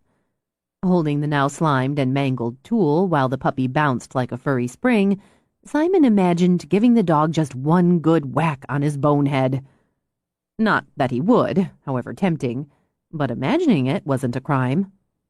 He pictured chirping cartoon birds circling the pup's head, and little X's in his eyes. If only, he muttered. He set the tool out of reach on the workbench, then looked around, again, at the scatter of toys and bones on the floor of his shop. Why are these no good? Why is that? He picked up a Jaws-sized rope, offered it. There, go destroy that. Seconds later, as Simon wiped off the abused mallet, the dog dropped the rope on his boot, then sat, tail thumping, head cocked, eyes bright with fun. Can't you see I'm busy? He demanded. I don't have time to play every 5 damn minutes. One of us has to make a living. Simon turned back to the standing wine cabinet, a thing of beauty, if he did say so himself, of wild cherry and ebony. He used wood glue to affix the last of the trim while the dog attacked his bootlaces. Struggling to focus on the work, Simon shook the dog off, picked up a clamp.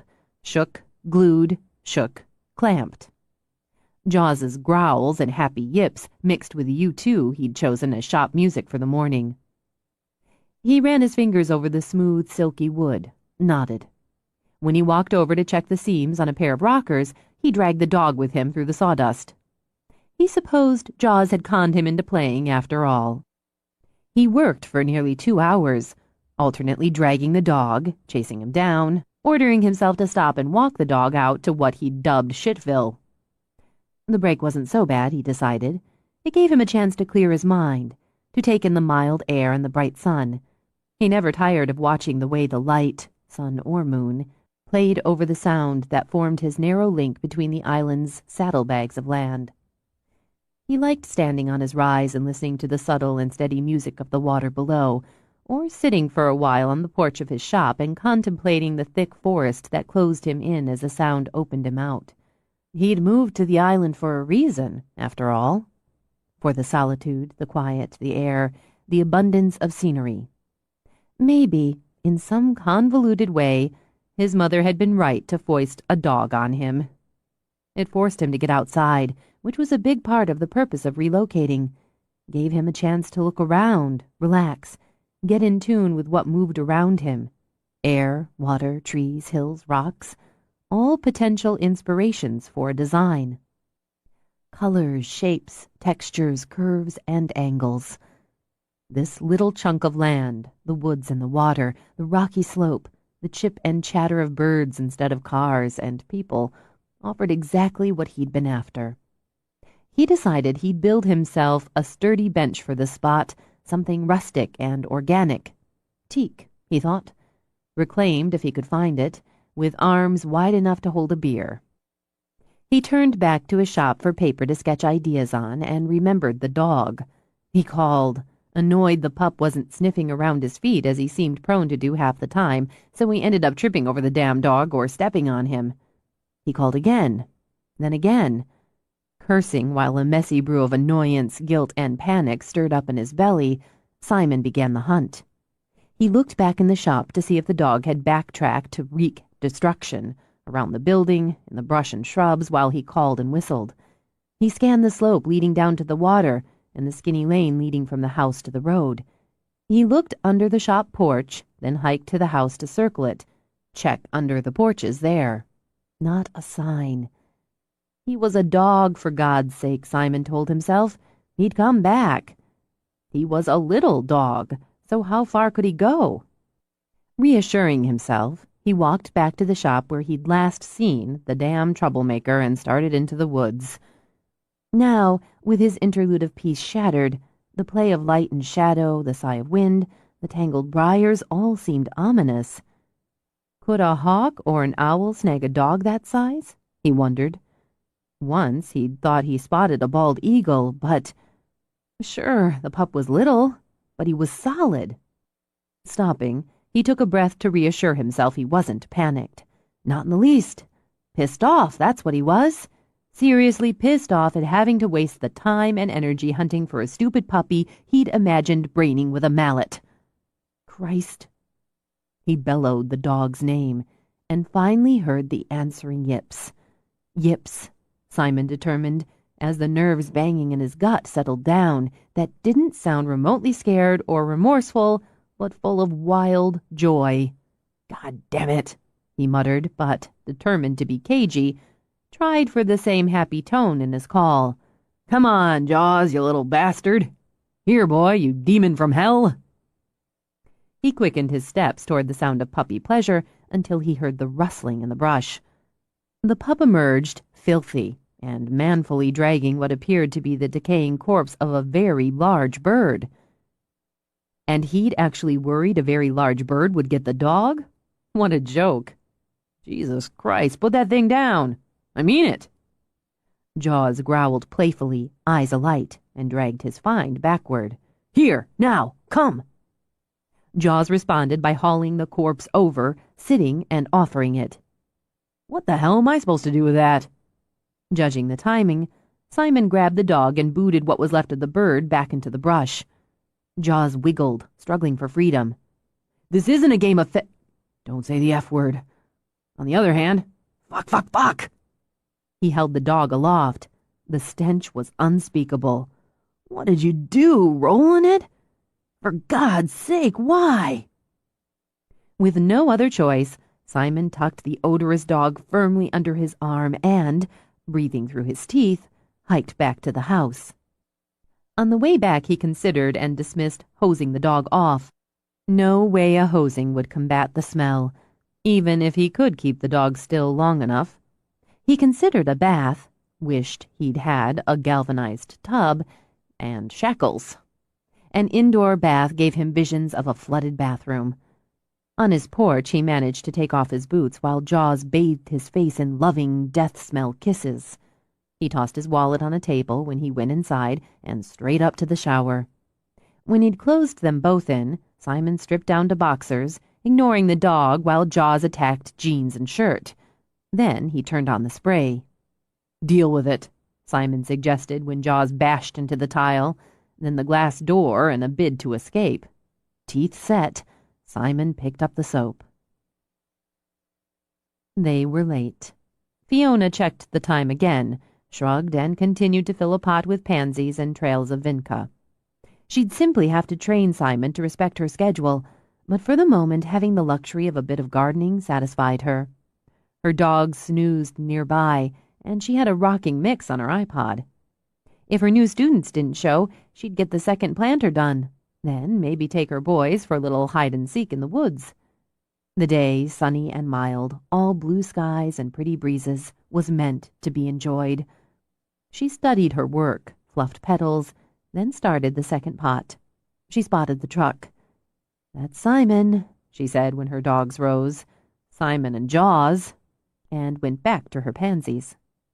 She continued to plant as man and dog got out of the truck, as her dogs greeted them, as man waded through the dogs, and took her time placing the next cell pack of pansies, precisely. When Simon tapped her shoulder, she pulled out her earbuds. "Sorry, did you say something?" "We're probably late." "Uh-huh." She patted dirt. "There were circumstances." "The world's full of them." "We had a large share of the world's circumstances, but the biggest involved the dead bird." "Oh?" Fiona glanced over at the puppy, now engaged in fierce tug-of-war with Bogart. "Did he get a bird?" "Something else got the bird, days ago from the look and smell of it." "Ah." She nodded and, deciding to take pity, pulled off her gloves. "Did he bring it to you?" "Eventually, after he rolled in it for a while." "How'd he handle the bath?" "We had a shower." "Really?" She swallowed back the laugh since he didn't look inclined to appreciate it. "How'd that work out?"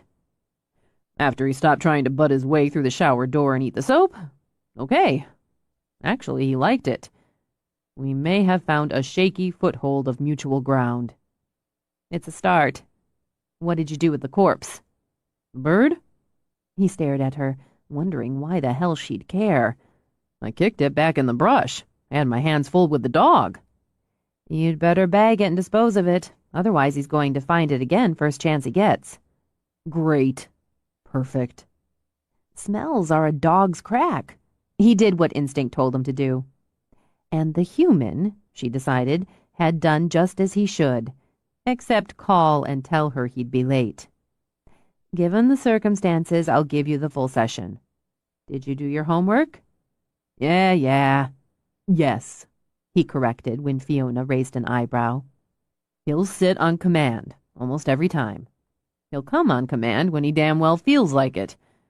Since we were here last, he's tried or succeeded in eating a TV remote, a pillow, an entire roll of toilet paper, part of a stair tread, most of a bag of barbecue potato chips, 2 chairs, and a mallet.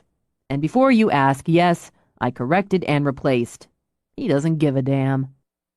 Learn to puppy-proof, she advised with no particular sympathy. Jaws! Fiona clapped her hands to get his attention, held them out in invitation, and smiled. Come. Jaws, come. He bounded over to scrabble at her knees. Good dog. She pulled the treat out of her pocket. What a good dog. Bullshit. There's that positive attitude and reinforcement. You don't live with him, Simon muttered. True enough. Deliberately, she set her trowel on the steps. Sit. Jaws obeyed and accepted another treat. More praise, more rubs. And she watched his eyes shift over to the trowel. When she set her hands on her knees, he struck, fast as a whiplash, and with the trowel in his teeth raced away. Don't chase him. Fiona grabbed Simon's hand as he turned. He'll only run and make it a game.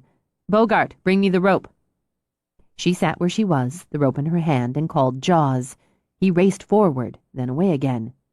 See, he's trying to bait us into it. We respond, go after him, he's won the round. It seems to me if he eats your tool, he's won. It's old, but in any case, he doesn't know he's won unless we play. We don't play. Jaws, come. She pulled another treat out of her pocket. After a brief debate, the pup loped back to her. This is not yours. She pried his mouth open, took the trowel, shook her head. Not yours. This is yours. And passed him the rope. She set the trowel down again, and again he lunged for it. This time, Fiona slapped her hand on it, shook her head. Not yours. This is yours.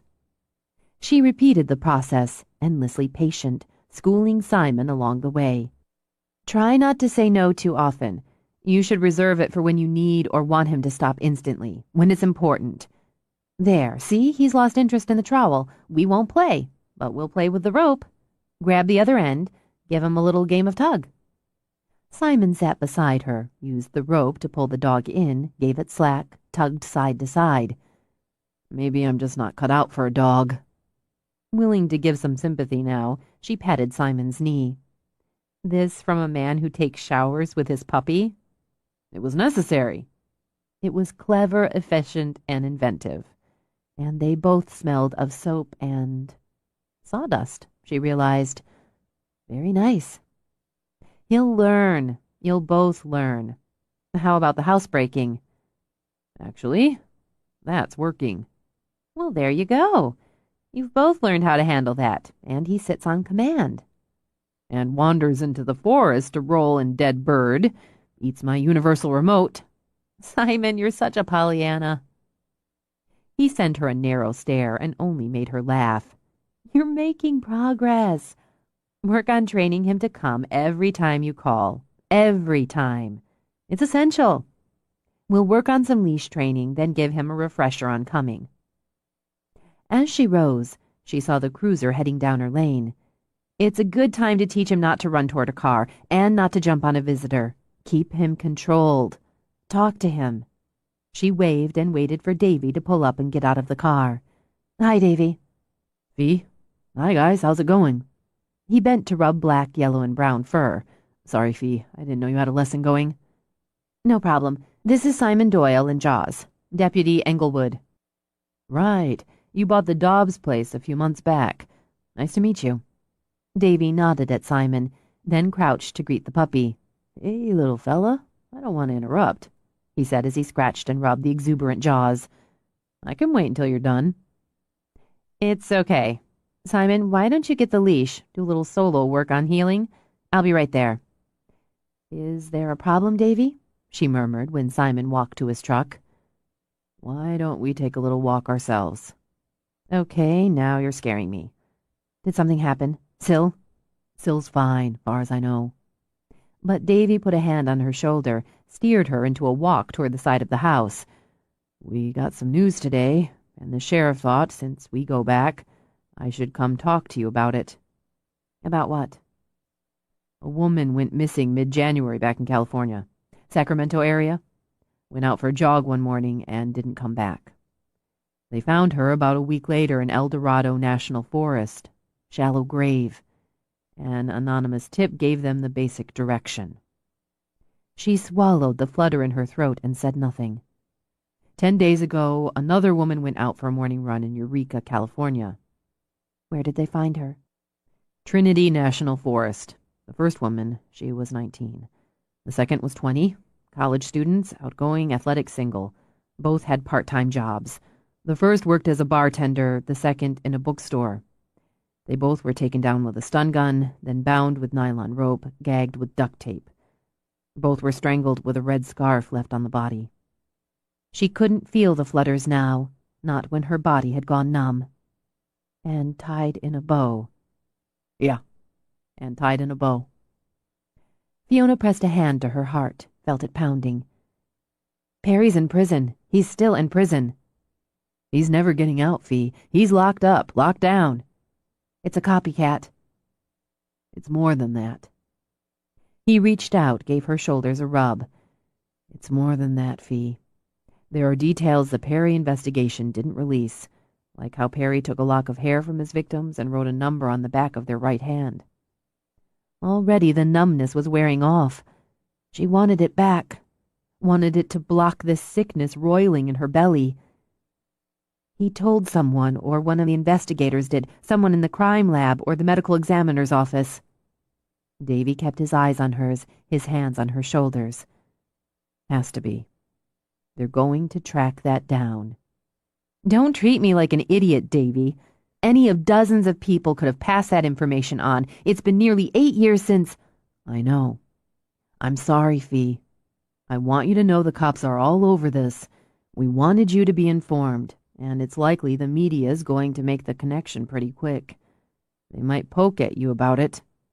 I can handle the press. Greg's family? They're being notified, too. I know this is hard for you, Fee, but I don't want you to worry. They'll get him. And as bad as it is, this asshole's sticking to Perry's pattern. Young college girls. You're not 20 anymore. No. She bore down to keep her voice steady. But I'm the only one who got away. Simon didn't have to hear the conversation to know something was wrong. Bad news or trouble, maybe both. He couldn't see why Fiona would want anyone around, especially when the anyone was the next thing to a stranger. He considered loading the dog back in the truck and taking off. It would be rude, but he didn't particularly mind rude. But it also seemed downright cold, and that he did mind. He'd just wait until the deputy left, let the woman make whatever excuses suited her, then escape. Nobody lost face. Plus, miracle of miracles, he was actually getting Jaws to heal about 30% of the time. Even the pup's cooperation, stemming from having the other dog stroll along, stop on command, didn't negate success. So he could go home flush from that, get a little more work done, then have a beer. Take the dead bird out of the equation, and it added up to a pretty good day. When the cruiser headed out, he expected Fiona to wander over, make those excuses, then go handle whatever needed handling. Instead, she stood where she was for several minutes, just staring out at the road. Then she walked back to the porch steps, sat, and sat. So he'd make the excuses, Simon decided. Easy enough. Just remembered something I have to do. Dog's coming along, blah, blah, see you. He crossed toward her, pleased it only took a couple of tugs to have the pup fall in line, and as he approached, he saw she was dead white, and the hands clutched on her knees trembled lightly. Crap. With walking casually away no longer an option, he scooped up the puppy before Jaws could try to leap into her lap. Bad news, he said. What? The deputy brought bad news. Is Sylvia all right? Yes, it's not about Sylvia. Her dogs, sensing her mood, clustered around her. The big yellow lab rested his head on her knee. Uh, we should... He watched her struggle to pull herself out of whatever hole she'd fallen into. We should work on sit and stay. Not today. She looked up at him then, but he couldn't translate what clouded her eyes. Grief? Fear? Shock? No, she agreed. Not today. Sorry. No problem. I'll see you next time. Simon? She drew a breath as he hesitated. Would you mind... Could you stay for a while? He wanted to say no, wished he had it in him to say no. Maybe he'd have found it in him if it hadn't been so obvious it was as hard for her to ask as for him to agree. All right. Why don't you let him run a while? The big guys will watch him. Play, she said as Simon unclipped the leash. Stay close. Close, she repeated, stroking fur. Watch Jaws. Go play. They whined a little, and each glanced back at her as they started into the yard. They know I'm upset. They'd rather stay until I'm not. You'd rather go. He sat beside her. Yeah, I'm not much good at this kind of thing. Not much good's better than no good. Okay. I guess you want to tell me the bad news. I guess I do. It'll get around the island anyway. Still, for a few moments she said nothing at all, then seemed to gather herself. Several years ago there was a series of abduction murders. Young women, ranging from 18 to 23. They were all college students, 12 of them over a 3-year period. California, Nevada, Oregon, New Mexico, Washington State were either abduction sites or burial sites, or both. It rang a bell somewhere, dimly, but he said nothing. They were all the same type, not physically, as he crossed races and coloring, but basic body types and all college students, athletic, outdoorsy, outgoing. He'd stalk them for weeks once he'd chosen a target, sometimes longer.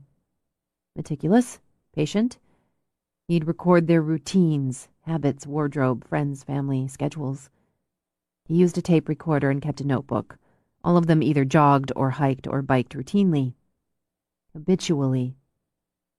She drew another breath and made him think of someone preparing to execute a surface dive in murky water. He preferred women who went out alone, early morning or dusk. He approached from the opposite direction, just another jogger, another hiker. And when he closed in, he used a stun gun to take them down. While they were incapacitated, he carried them to his car.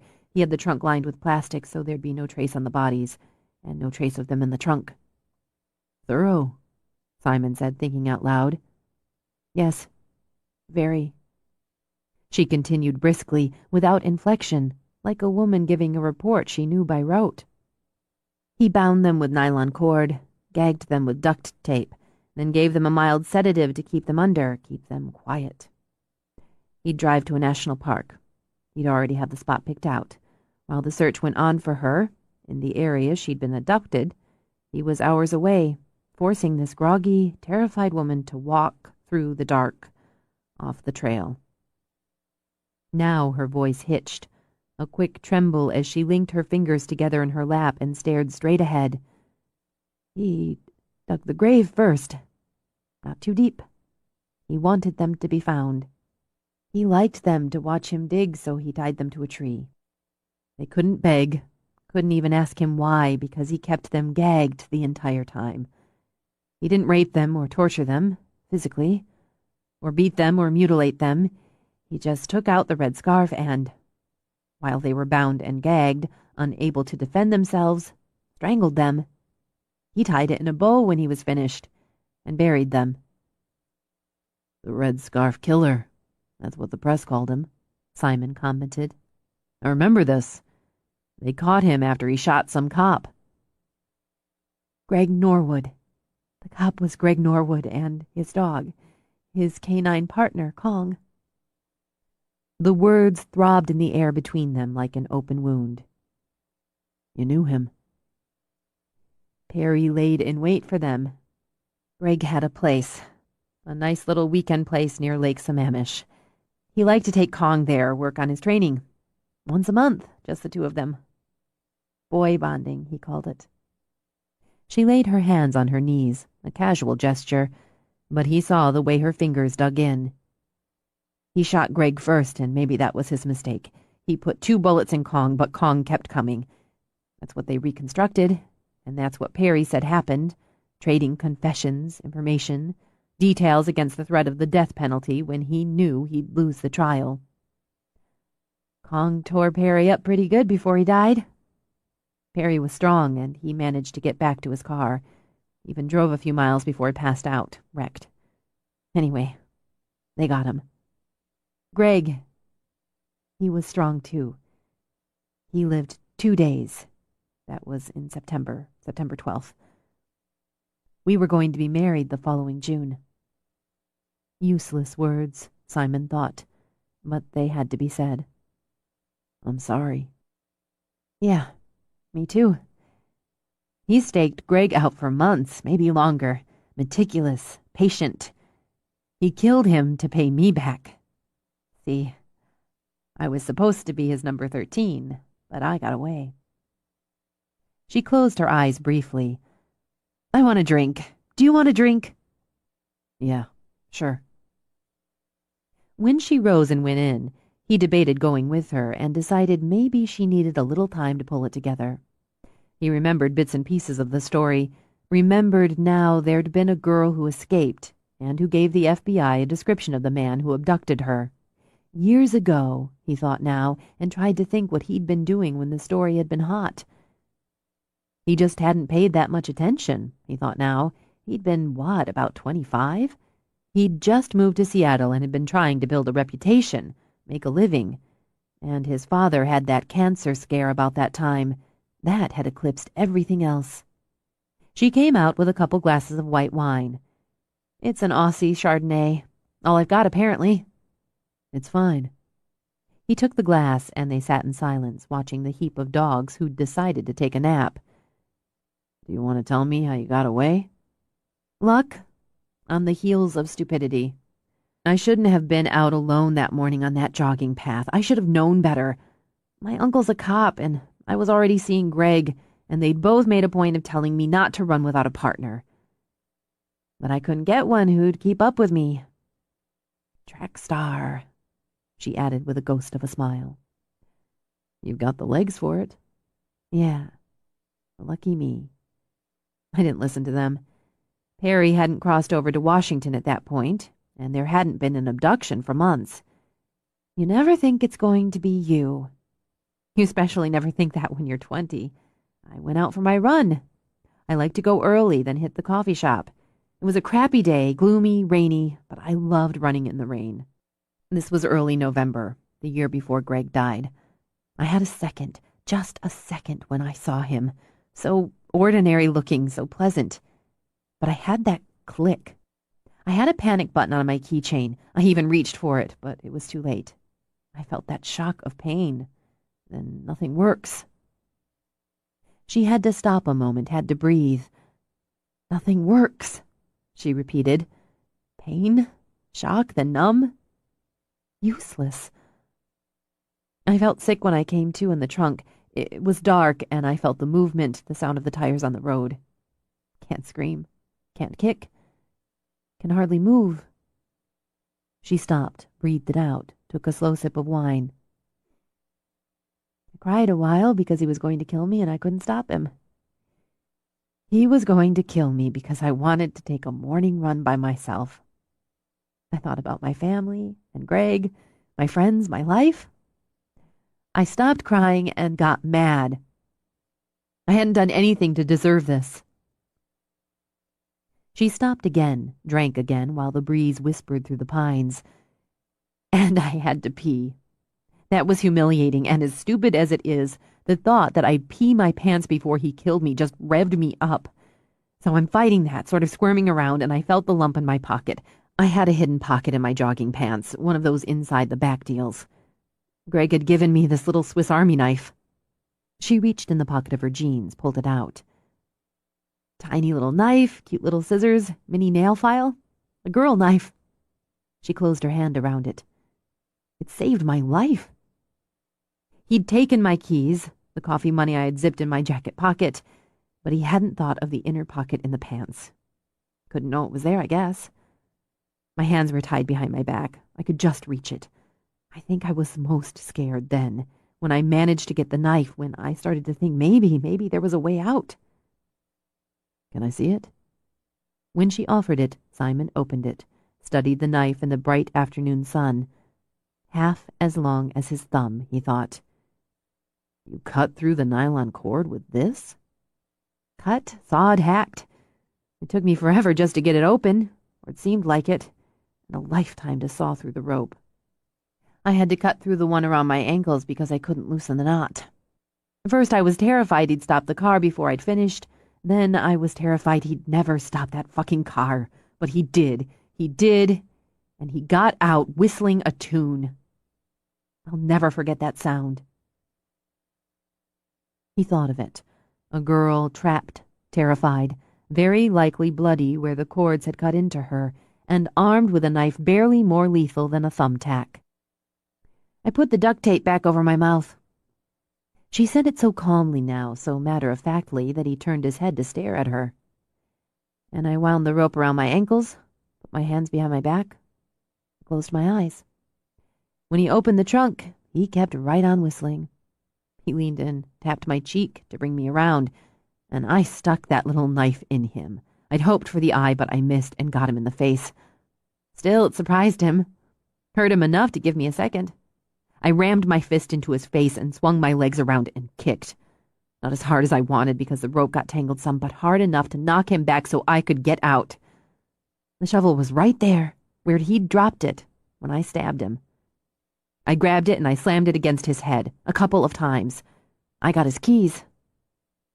I'm still a little blurry on all of it. Shock, adrenaline, they said. But I got in the car and floored it. You knocked him out and drove away, Simon murmured, stunned and fascinated. I didn't know where I was going, and I'm lucky I didn't kill myself, but I drove like a bat out of hell. There was a lodge, a hotel. I saw the lights. He'd taken me into the Olympic National Forest. They called the Rangers, and the Rangers called in the FBI, and so on and so on. He got away, but I gave them a description. They had the car, his name, his address, or the one he had on record. And still, he eluded them for nearly a year.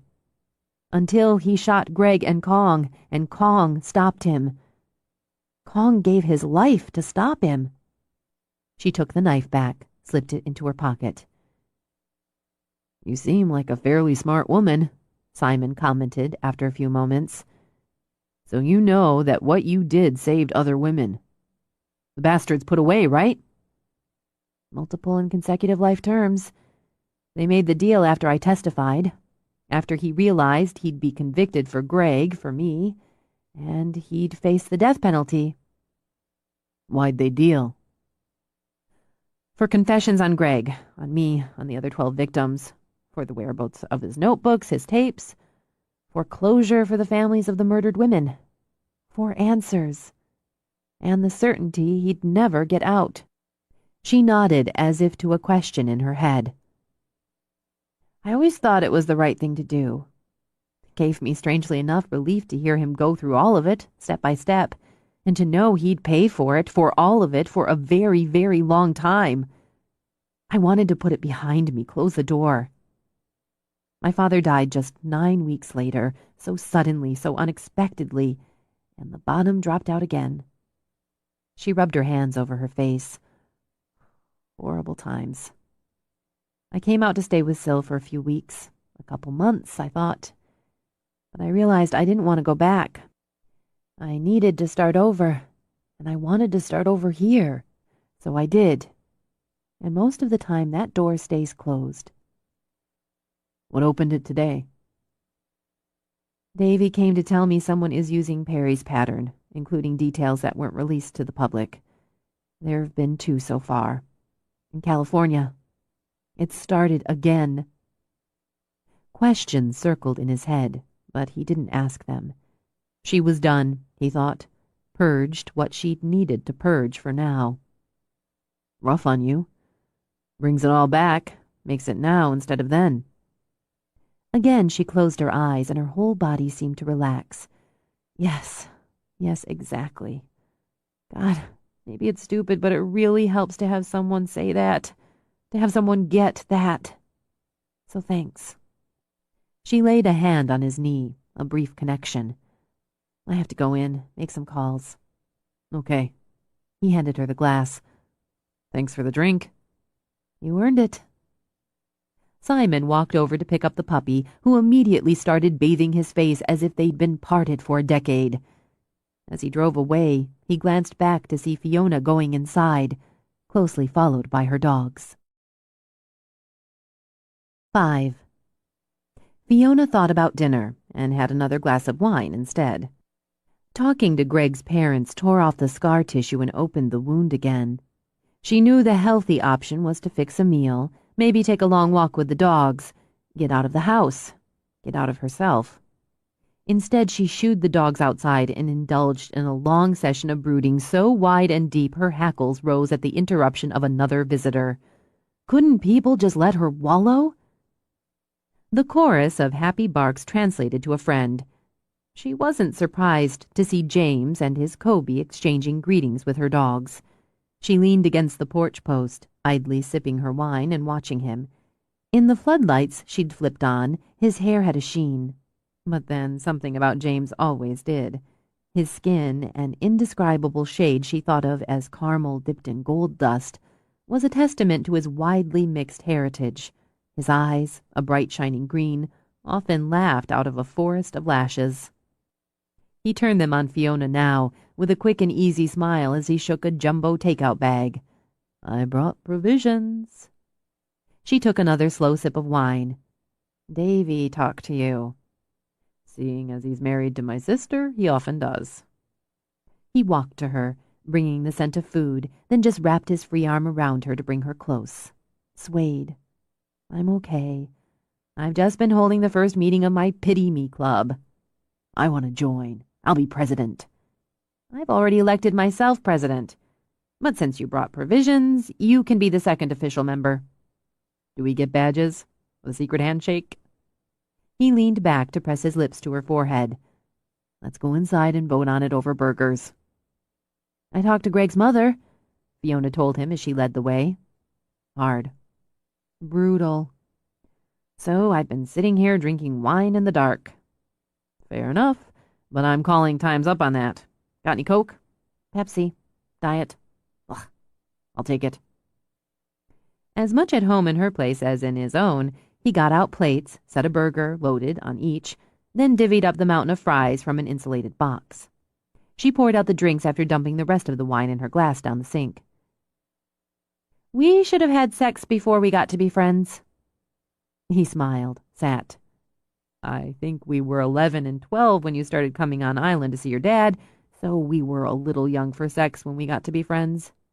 Still, she plopped down in her chair. Oh, if we'd had sex back then, we could have a revival now. It'd be a good distraction. But now it's too late, because I'd feel stupid getting naked with you. It's a problem. He took a bite of burger. We could do it in the dark and use assumed names. I'd be rock hard, and you'd be lavender silk. Nobody can call out lavender while in the throes. I'll be Misty Mars. I like the alliteration. Fine. So, Misty, you want to eat first or just go jump in the sack? It's hard to resist that kind of romance, but we'll eat. She nibbled on a fry. I don't want to beat on the drum all night, James, but it's so strange. Just the other day I was telling Syl how I could hardly get Greg's face in my head. How he's faded on me, do you know? Yeah, I think I do. And the minute Davy told me about what's happened, it was there again. I can see him, every detail of his face. He's back. And... is it awful? She managed as tears rose in her throat. Is it that I wish he wasn't? Part of me wants him to fade, and I didn't realize that until he came back. So what? You should wear black and read depressing poetry for the rest of your life? You grieved, Fee. You broke, and you mourned, and you healed. You started the unit out of love and respect for him. Reaching over, he gave her wrist a squeeze, and it's a hell of a tribute. If you're going to be all rational and sensible, I don't see how you can be a member of the Pity Me Club. We can't have a club meeting while there are burgers.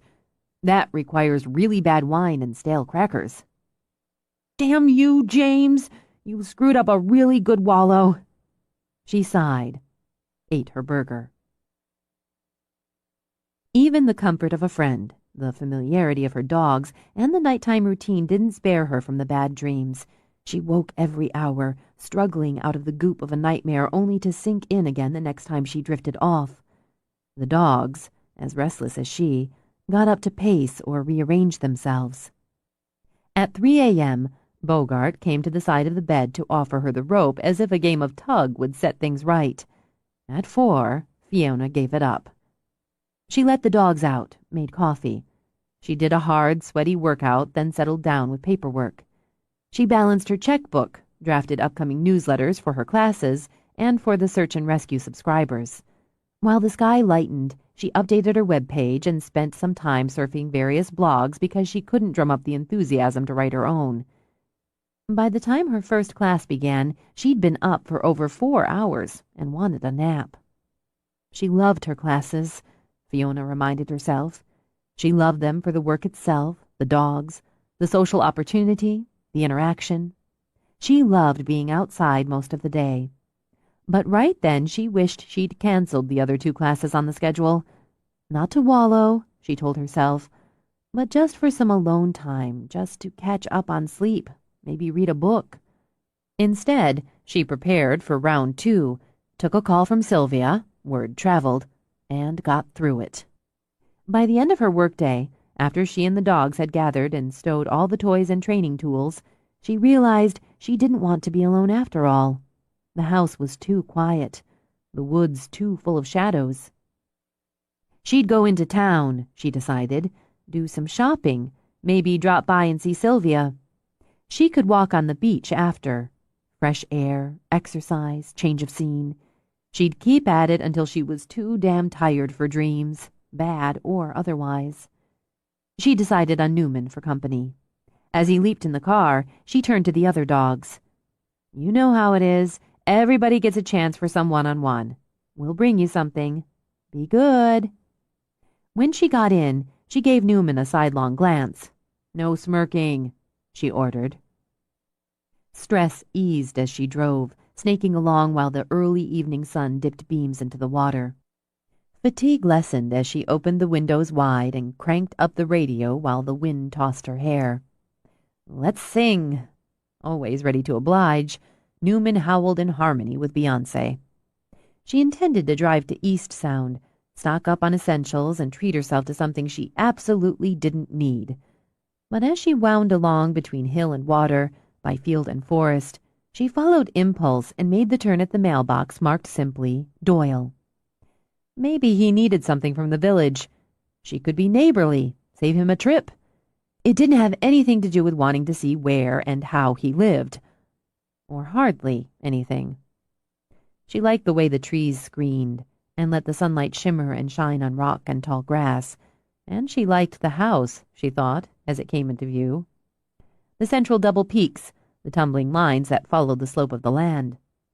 It could use some paint, she decided, something fresh and happy for the trim, and some chairs, some colorful pots of flowers on the porch, and the sweet little second-story deck. Maybe a bench under the weeping cherry that would burst into bloom in the spring. She parked beside Simon's truck, noted he'd replaced the headrest he'd patched with duct tape. Then she spotted the outbuilding a few yards from the house, nearly enveloped by the trees.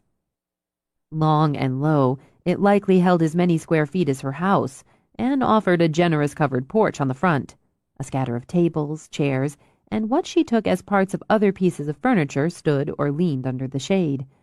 She heard the sound of sawing. At least she thought it was sawing, buzzing under heroically loud rock and roll.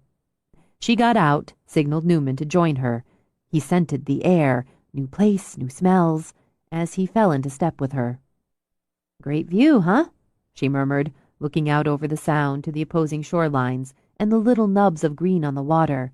And look, he's got a little beach down there and a pier. He needs a boat, but it's nice. Water, woods, some nice stretches of ground, and not too close to the road. It's a good home for a dog. She scratched Newman's ears and wandered closer to the outbuilding.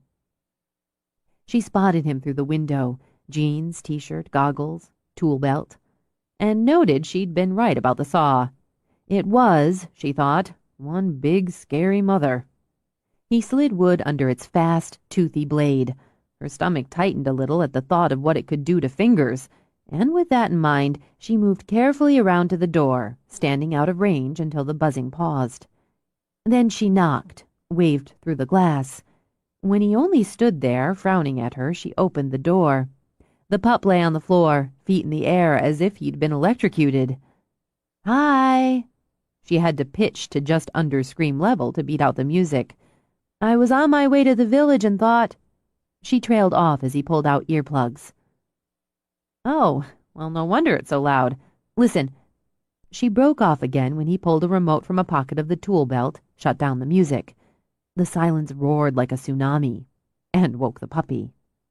He yawned, stretched, then spotted her. Insane joy leaped into his eyes as he sprang up, did a kind of bouncing dance, then charged her. Fiona crouched, held out a hand, palm-facing dog, so he bumped into it first. "Hi, yes, hi, good to see you too." She rubbed his head, his belly. She pointed a finger at the ground. "Sit." His butt vibrated a moment, then plopped down. "Aren't you smart? Aren't you good?" She grabbed him when he spotted Newman, sitting patiently outside. "Can he go out? I've got Newman, and he'll watch out for him." Simon simply shrugged. "Okay, go play." She laughed when Jaws took a flying leap out the door and belly flopped into the grass. When she glanced back, Simon remained by the table saw, watching her. "I've interrupted you." "Yeah." Blunt, she thought. Well, she didn't mind blunt. "I'm heading into the village and thought I'd see if you needed anything. Sort of a payback for playing sounding board." "I'm good." "Okay, then. We both know the do you need anything's just an excuse, but we can leave it at that. Oh my God, that's beautiful." She headed straight for the cabinet across the shop, skirting benches and tools. "Don't touch it," Simon snapped, and stopped her in her tracks. "It's tacky," he added, in an easier tone. "Varnish." Obediently, she linked her hands behind her back. It was the varnish she smelled, she realized, and sawdust, and freshly sawed wood. The combination merged into a fascinating aroma. "Those are the doors? The carving's just exquisite, and the tones of the wood. Delicious, really. As delicious as the scent that soaked the air. I want it. I probably can't afford it, but I want it anyway. How much?" "It doesn't suit you or your place. It is elegant and a little ornate. You're not." "I can be elegant and ornate." He shook his head, then walked over to an old, squat refrigerator, took out 2 Cokes. He tossed her one, which she caught one-handed. "No, you can't. You want something either simpler, cleaner, or going the other direction into fanciful. A little tension with the primarily mission and craftsman style you lean toward." "Is that where I lean?" "I've been in your house," he reminded her. She yearned to run a finger over the deep carving, elongated hearts, on the raised panel of the door. This could be tension. "No." Sincerely baffled, she turned to him. "You actually won't sell it to me because I'm not elegant?" "That's right." "How do you sell anything?" "On commission or direct sale. By designing what works with the client." He eyed her while he took a deep drink. "Rough night." Now she jammed her hands in her pockets. "Thanks for noticing. Well, since I'm interrupting and I'm not suitable to buy your stupid cabinet, I'll leave you alone with your monster saw. I'm taking a break."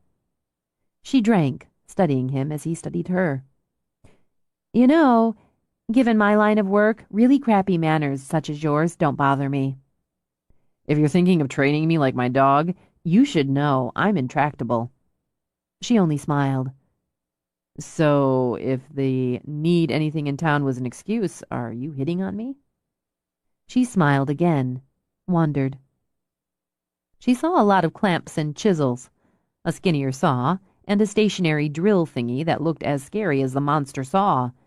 She saw tools she had no names for, and empty coffee cans full of nails and screws and other strange things. What she didn't see was any semblance of organization. Hitting on you? Not yet. And given your behavioral flaws, I'm reconsidering. Fair enough. And to be fair back, you're not really my type.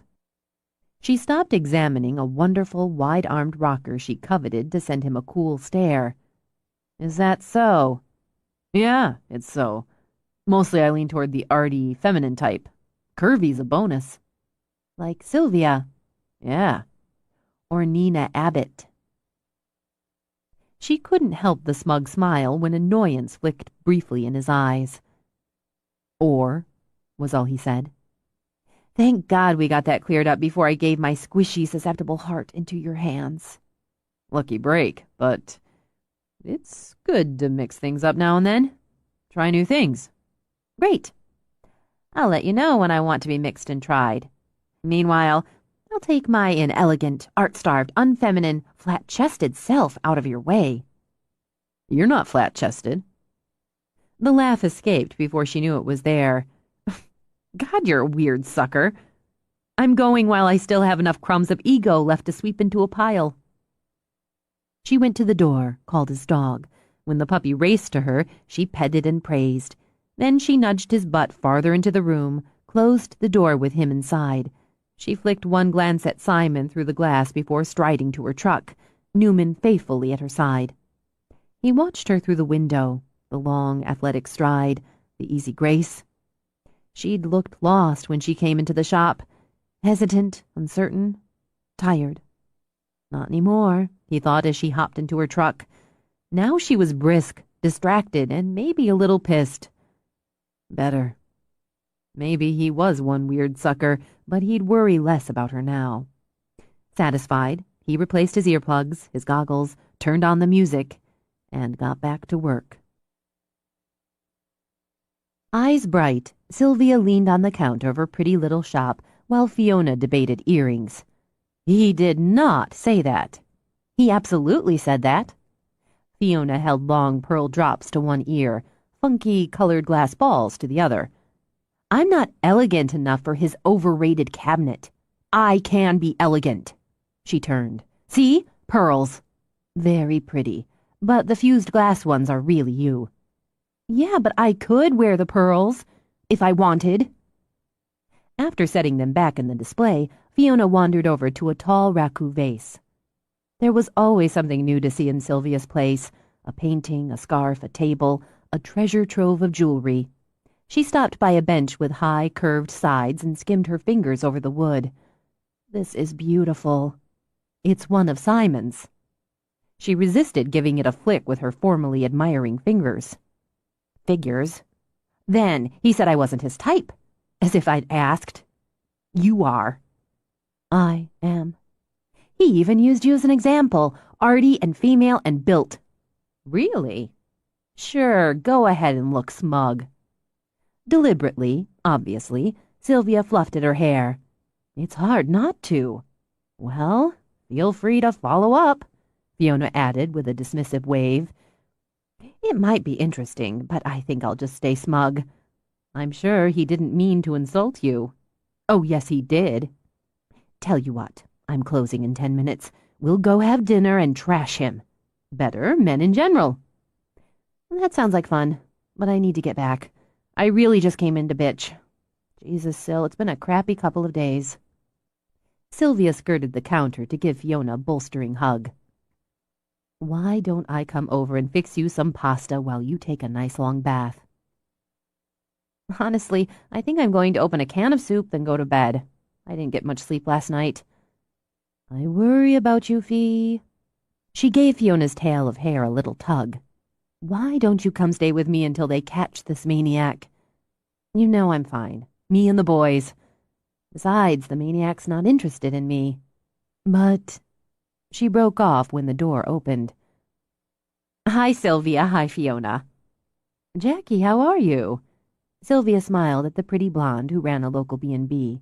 I'm just fine. I meant to get in earlier. I know you close in a few minutes. Don't worry about that. How's Harry? Tucked up in bed with a cold, which is one of the reasons I ran out. I swear you'd think he had the plague instead of the sniffles. He's driving me crazy. I've been doing a little early spring cleaning between waiting on him hand and foot and listening to him moan. I decided I needed to spruce the place up a little, do some redecorating. Mind if I look around, get some ideas? You go right ahead. I'd better get going. Nice to see you, Jackie. You too. Oh, Fiona, my boy and his wife just got a puppy. Practice, they say, before they start working on making me a grandmother. She rolled her eyes. That's nice. What kind did they get? I don't know. They went to a shelter. She smiled then. Brad said they'd save a life, then start thinking about starting one. That's really nice. They named her Sheba, as in Queen of. He said if I ran into you, I should tell you they're going to sign up for your puppy classes. I'll look forward to it. I'd better go. I'll come by tomorrow, give you a hand with your classes, Sylvia told her. Oreo could use a little refresher course. I'll see you then. Bye, Jackie. As she walked out, she heard Jackie exclaim over the bench, "Oh, Sylvia, this is a wonderful piece." "Isn't it? It's by the new artist I told you about, Simon Doyle." Fiona grumbled all the way to the truck. In his cell in Washington State Penitentiary, George Allen Perry read his Bible. While his crimes had earned him a maximum security cage for the rest of his life, he was considered a model prisoner. He joined no gangs, made no complaints. He did the work assigned to him, ate the food served him. He kept himself clean, spoke respectfully to guards. He exercised regularly. He did not smoke or swear or use drugs, and spent most of the endless days reading. Every Sunday he attended services. Visitors came rarely. He had no wife, no child, no staunch friends outside or inside the walls. His father had long ago deserted him, and his mother, who the psychiatrists agreed was the root of his pathology, feared him. His sister wrote him once a month and made the long trek from Emmett, Idaho once a year, considering it her Christian duty. She'd given him the Bible. The first year had been a misery that he'd borne with downcast eyes and a quiet manner that had disguised a raging fear. In the second year, he'd lost fear and depression, and by the third, he'd accepted that he would never be free. He would never again be free to choose what to eat and when to eat it, to rise or repose at his own whim. He would never again walk through a forest or glade or drive a car along a dark road with a secret in the trunk. He would never again feel the power and the peace of a kill. But there were other freedoms, and he earned them carefully, meticulously. He expressed regret for his crimes to his lawyer, to the psychiatrist. He'd wept, and considered the tears humiliation well spent. He told his sister he'd been born again. He was allowed private consultation with a minister. By his fourth year, he was assigned to the prison library, where he worked with quiet efficiency and expressed gratitude for the access to books, and began his search for a student. He applied for and was granted permission to take courses, both by visiting instructors and by video feed. It gave him an opportunity to interact with and study his fellow inmates in a new setting. He found most too crude, too brutal, too lacking in intellect, or simply too old, too young, too deeply entrenched in the system. He continued to further his education. He found it interesting, and he held to the thinning hope that fate would offer him the spiritual freedom he sought. In his fifth year in Walla Walla, fate smiled on him, not in the guise of a fellow inmate, but an instructor. He knew instantly, just as he'd known the woman he would kill the moment he saw her. This was his gift. He began slowly, assessing, evaluating, testing, patient always, as he outlined and refined the methods by which he would create his proxy, the one who would walk outside the walls for him, hunt for him, and kill for him, who would, in time, in good time, correct his single mistake, one that haunted him every night in the dark cage where silence and comfort were strangers. Who would, in time, kill Fiona Bristow? That time, Perry thought as he read Revelation, was nearly here. He glanced up as the guard came to the cell. "Got a visitor." Perry blinked, carefully marking his place before setting aside the worn Bible. "My sister? I didn't expect her for another 6 weeks." "Not your sister. FBI." Oh my goodness. A big man with thinning hair and prison pallor, Perry stood meekly as the door clanged and slid open. 2 guards flanked him, and he knew others would search his cell while he was gone. No matter. None at all. They'd find nothing but his books, some religious tracts, the dry, God-fearing letters from his sister. He kept his head down, repressed the smile that strained to spread over his face. The FBI would tell him what he already knew. His student had passed the next test. Yes, Perry thought, there were many kinds of freedom. And at the thought of gaming with the FBI again, he took wing and soared. 6. Grateful for the bright, brisk morning and work that demanded her full attention, Fiona studied her advanced special skills students. Today was a very big day for dogs and handlers. They'd attempt their first blind search. Okay, the victim's in place. She thought of Sylvia, 3/4 of a mile away, sitting cozily under a forked trunk cedar with a book, a thermos of herbal tea, and her radio. "I want you to work as a unit. We're going to use the sector system. You can see I've set up the base." She gestured to a table she'd placed under a pole tarp and the equipment on it. "For today, I'll handle base and stand as operational leader, but by next week, I want you to elect your officers." She gestured to the whiteboard under the tarp. "Okay. The local authorities have notified the operations officer, me in this case, and asked for assistance in the search and rescue of an adult female hiker who's been lost approximately 24 hours. You see on the board temperatures last night dropped to 43 degrees. She has only a day pack and little experience. The victim is Sylvia Bristow." That brought out some grins as the class knew Sylvia as Fiona's sometime assistant. "She's age-deleted for my own well-being. Caucasian, brown hair, brown eyes, 5 feet 5 inches, and about 130 pounds. When last seen, she was wearing a red jacket, jeans, a blue baseball-style cap. Now, what do you need to know before being given your sectors?" She answered with details from the scenario she'd devised. The subject was in good health, had a cell phone but often neglected to charge it, had been expected to hike 2 to 4 hours, was not local, and had only recently taken up hiking. She called the unit to the map and the log she'd already begun. Once she'd assigned sectors, she ordered everyone to load on their packs. "I have items worn recently by the subject. Take a bag, give your dogs a scent. Remember to use the subject's name.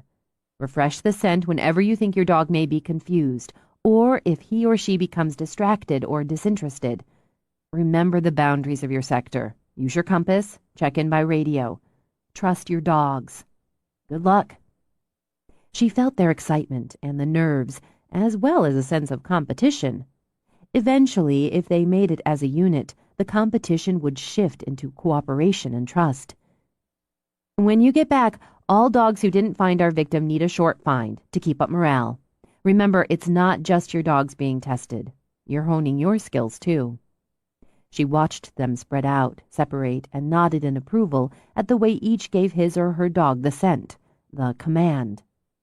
Her own dogs whined as the others scented the air, began to roam. "We'll play later," she promised them. "These guys need to do it on their own." She sat, noted the time, wrote it in the assignment log. They were a good group, she thought, and should make a solid unit. She'd started with 8, but over the past 10 weeks, 3 had dropped out. Not a bad percentage, she mused, and what was left was tight, was dedicated. If they pushed through the next 5 weeks, they'd be a good asset to the program. She picked up her radio, checked the frequency, then contacted Sylvia. "They're off and running. Over." "Well, I hope they don't find me too soon. I'm enjoying my book. Over." "Don't forget, sprained ankle, dehydration, mild shock. Over." "Got it. But until then, I'm going to eat my apple and read. See you when they haul me back. Over and out." To keep her own dogs occupied and give them some consolation for not being able to play the find game with the others, Fiona ran them through their paces on the agility training equipment. It may have looked comical to an outsider, cheerful labs climbing up and down the ladder of a child's sliding board, or taking that slide on command, but the skill taught and reinforced a search dog's ability to cope with difficult footing. The fact that they enjoyed it, as well as balancing on the teeter-totter, negotiating along narrow planks, maneuvering through the open drums she'd formed into tunnels, added a bonus. The demands of the search exercise required her to order sit and stays while she took radio calls from the unit, answered questions, logged in positions. At the end of an hour, the dog settled down with chew treats, and Fiona at her laptop. When her radio crackled, she continued to keyboard one-handed. "Base, this is Tracy. I have Sylvia. She's conscious and lucid. Her right ankle may be sprained and is causing her some discomfort. She appears to be somewhat dehydrated and shaky, but otherwise uninjured. Over." "That's good, Tracy. What's your location? And do you require assistance transporting Sylvia to base?" "Over." Exercise or not, Fiona logged in the location, the time, the status. She may have smiled when she heard Sylvia playing up her victim role in the background, but she created a professional and complete log. While they'd debrief as if the search had been real, Fiona felt such moments deserved commemoration. She set trays of brownies on her picnic table, added fruit platters for the more healthy-minded, pitchers of iced tea. She had dog biscuits and a toy for the dogs, and for Lolo, Tracy's clever German shepherd, a gold star for her tag collar. As she carried glasses outside, Simon's truck drove over her bridge. It annoyed her to feel annoyed. She was basically a happy person, Fiona thought, a friendly one. She liked Simon well enough, and his dog quite a bit. But irritation pricked nonetheless. Maybe part of it was because he just looked good, sort of rough and arty at the same time, and battered jeans and expensive sunglasses, and somehow approachable, a misconception in her opinion, with his adorable puppy. He let the puppy race unleashed to greet her, then bounce like an overwound spring to the other dogs, back to her before he tore off in circles around the yard in a bid to get her dogs to play. "Having a picnic?" Simon asked. "Of sorts." She mimicked his oh-so-casual tone. "I have an advanced class on their way in from a practice search. They're first with a person, so we'll have a little celebration." "With brownies." "I like brownies." "Who doesn't?" Jaws demonstrated his opinion by trying to climb onto the picnic bench to steal a sample. Fiona simply put his front paws back on the ground. "Off." "Yeah, good luck with that. He's a freaking acrobat. Yesterday, he managed to climb up on a stool and eat my sandwich. He likes pickles, apparently. In the 5.2 seconds my back was turned." "Consistency," Fiona repeated the off command the second and third times Jaws attempted the snatch. "And distraction." She walked back a few steps, called him. He ran to her as if they'd just been reunited after a war. He sat when she ordered him to, then preened under her praise and pets. Positive reinforcement. She dug a treat out of her pocket. "Good dog. He's coming along." "2 days ago, he ate my flash drive. Just swallowed it whole like a vitamin pill." "Uh-oh." "Yeah, so I rush him to the vet, and she takes a look and decides it's small enough he doesn't need it surgically removed. I'm supposed to—" Jaw set, he scowled off into the distance. "I don't want to talk about that part, so we'll just say I eventually got it back." "This too shall pass." Yeah. He picked up a brownie. "It still works. I haven't decided if that's amazing or disgusting." He took a bite. "Good brownie." "Thanks. They're the only things I can bake with regular success." And since these had been a product of her 2 a.m. jitters, she'd had 2 for breakfast. "What are you doing here, Simon?" Some of her irritation must have come through as he gave her a long, silent look before answering. "I'm socializing my idiot dog. And you still owe me part of a lesson. 2 for 1. 3 for 1, adding in the brownies." Your dog's handler could use some socialization. He polished off the brownie, poured himself a glass of iced tea. I'm probably past the training age. Despite the maxim, you actually can teach an old dog new tricks. Maybe. After downing the tea, he glanced around. Shit, where the hell is he? He went in the tunnel. The what? She gestured to the line of drums. Let's see what he does, she suggested, and began to stroll to the far end. They were here, she thought, with the human helping himself to her celebratory snacks. She might as well work in the lesson. If he just comes back out where he went in, let it go for now. But if he goes on through, give him praise and a treat. She handed Simon one. For going through a bunch of 55-gallon drums? Yes. Her tone took on a scolding edge. It takes curiosity, courage, and some agility to not only go in, but go through and come out again. And if he doesn't come out at all? I guess you leave him there and then go home and watch ESPN. He studied the drums. Some people would complain it's sexist to assume I watch ESPN. Maybe I'm a fan of Lifetime. She gave up. If he doesn't come out on his own, you call, coax, try to lure. Failing that, you go in after him. Great. Well, at least he can't get into trouble in there. So you set up the radio, the computer, all those maps and charts for a make-believe rescue? Eventually it won't be make-believe. How's sit and stay going? Fine, unless he wants to do something else. Consistency, he said before Fiona could. I got the mantra, boss. Jaws gave a yip, then zipped out of the drum. Hey, he did it. That's pretty good. Simon crouched and, in Fiona's observation, didn't pet and praise by rote. He enjoyed his dog's success and excitement. When he laughed, gave the pup a good scratch with those long artistic hands, she began to see why the dog found the man so appealing. He's intrepid. She hunkered down to add her approval to Simon's, and realized they both smelled of his wood shop. If a client's interested in agility training, I'd start a puppy this age off with one drum so he can see all the way through. Jaws just skipped a few grades on this one. Hear that? Intrepid eater of flash drives, wood chips, and kosher pickles. He grinned at Fiona, eye to eye.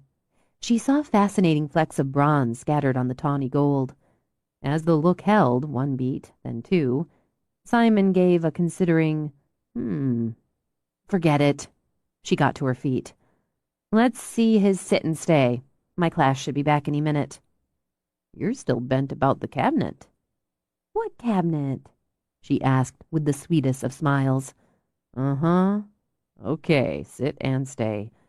Jaws, you're about to lose your head of the class status. You know, a little optimism and confidence translate to dogs and to people. Or maybe you just like anticipating failure. I consider it realism. When he ordered the pup to sit, Jaws plopped his butt down cooperatively. He's got that one, mostly, but now it gets tricky. Stay. He held up a hand. Stay, he repeated and began to back up. The dog thumped his tail, but stayed seated. He's doing well. Showing off for teacher. At home, odds are he'd be chasing his tail by now, or trying to chew on my boots while I'm wearing them. He called the dog, rewarded. Do it again. Increase the distance.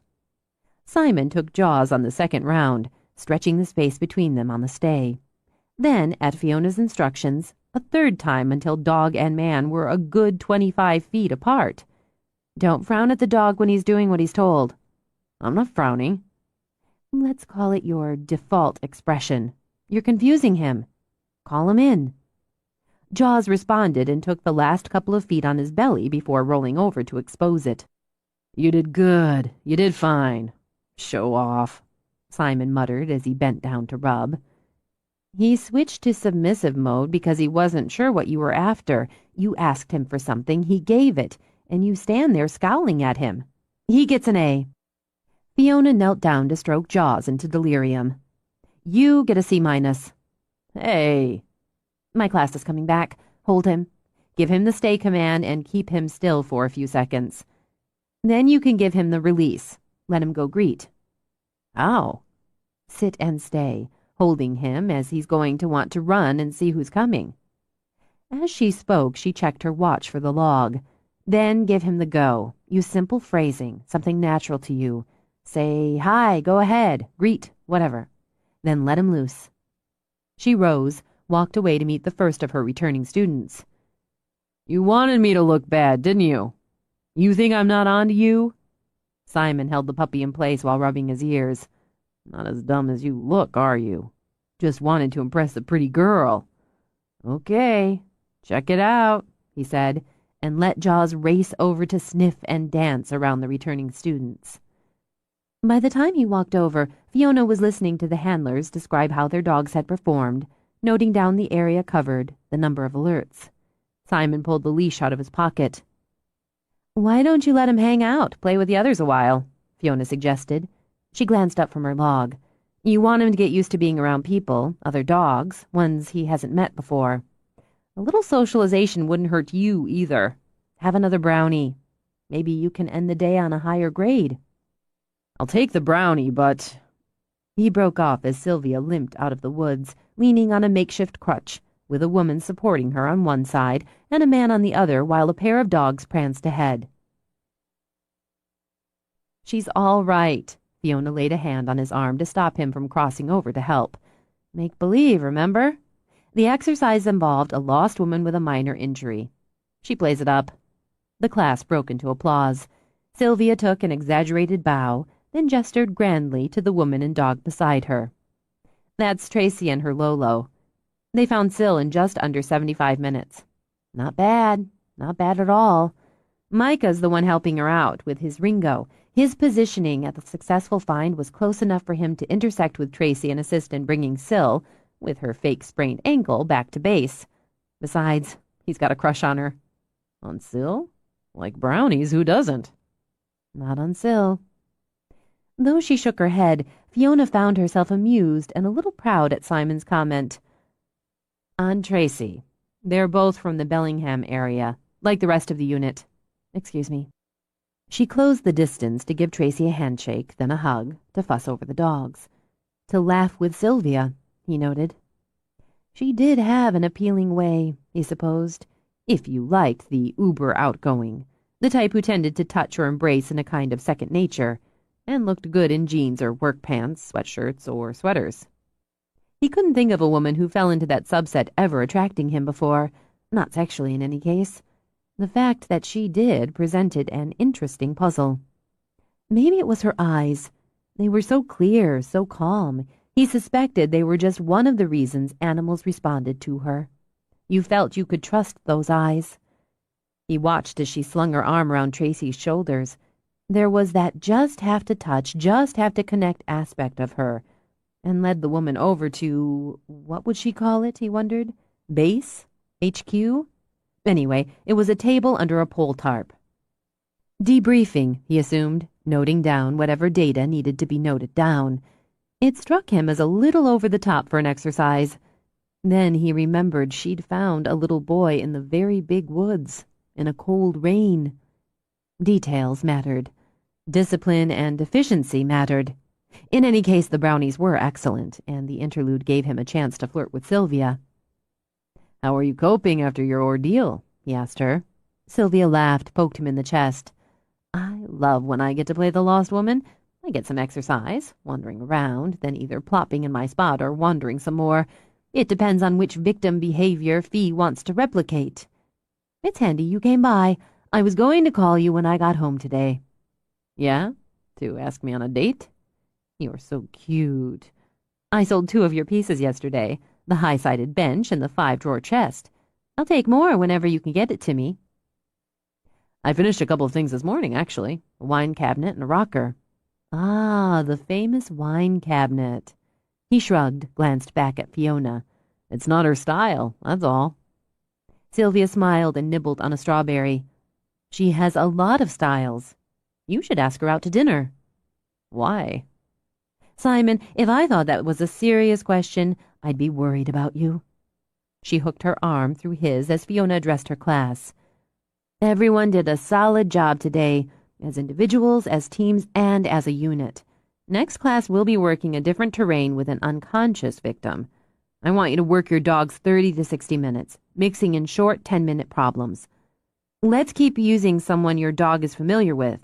After the next class, you can try someone he or she doesn't know. Please don't skimp on your first aid training, and let's try some of those exercises compass only. Keep your logs up to date. Any problems, any questions before next time, shoot me an email or give me a call. And please, God, finish off those brownies so I don't. Sylvia gave Simon a kiss on the cheek. I've got to run. Check on my shop and my Oreo. You can bring the new pieces in whenever you want. And take my girl out to dinner. He lingered out of curiosity, and because his dog had finally played himself out and was passed out under the table. He's had enough for today, Fiona commented when they were alone. She began to gather dishes. Question. He picked up empty glasses and followed her toward the house. Those people take your class. Obviously. This was what, like 2 hours? A little more. This is an advanced stage and a mock search and rescue, so it was set up, search, debrief, add the pat on the back.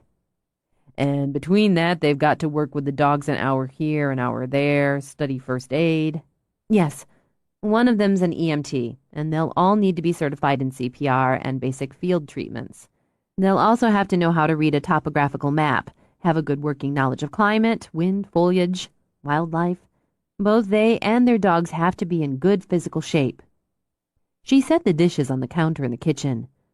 So when do any of them have time for an actual life? She leaned back.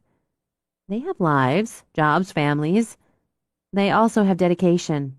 Becoming a search and rescue team takes months of hard, focused training. It means sacrifice, and it brings enormous satisfaction. I've been working with this unit for weeks, she added.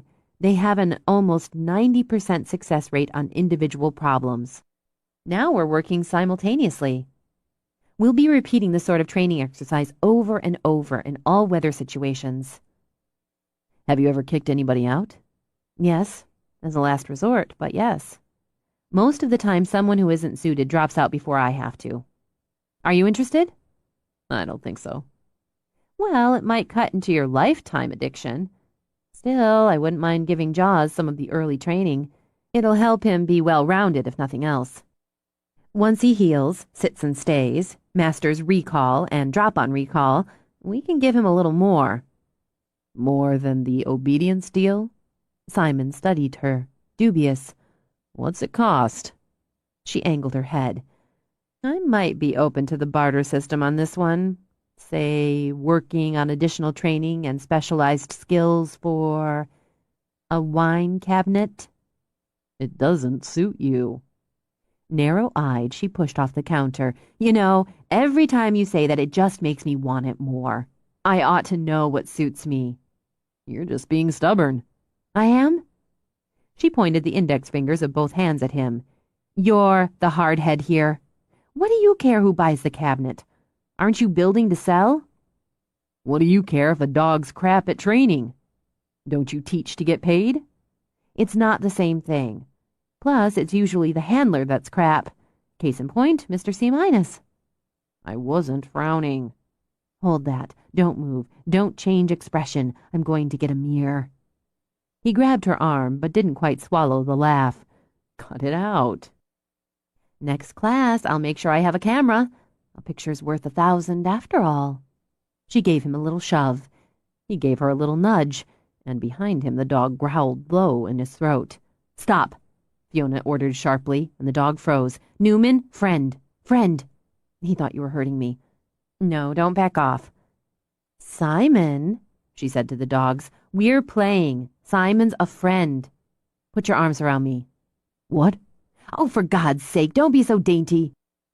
She put her arms around Simon, hugged, laid her head on his shoulder. Playing with Simon, Fiona said to the dog and smiled. She gestured so the dog walked to them, rubbed against Simon's leg. He wouldn't have bitten you. Good to know. Unless I told him to. She tipped her head back, smiled again, then gave Simon another gentle shove. Push back. It's okay. It better be. He nudged her again. and this time the dog used his head to nudge Simon. Fun. She wrapped her arms around Simon again, nuzzled. He reads me, she said. If I was afraid now, he'd know it, but he sees, hears, senses I'm fine. I'm good with you. That's what I'm trying to get through your head about Jaws and your reactions, what you transmit. Your mood influences his behavior, so... She broke off when she looked up again into eyes that were very close and very focused. What mood do you think I'm transmitting now? Funny. It's just an exercise, she began. Okay, let's try advanced class.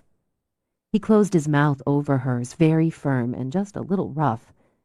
She'd known he'd be just a little rough, impatient, direct, with no testing moves, no easy flirtation. She didn't resist. It would be a waste of time, effort, and a very hot and healthy kiss. Instead, she slid her hands up his back, let herself drop into it, let herself enjoy the warring sensations of the moment. Soft lips, hard hands, firm body, and just a hint of chocolate on the tongue that tangled with hers. And when she felt herself dropping close to the point of no return, when climbing back would be painful, she worked her hand between them and pushed against his chest.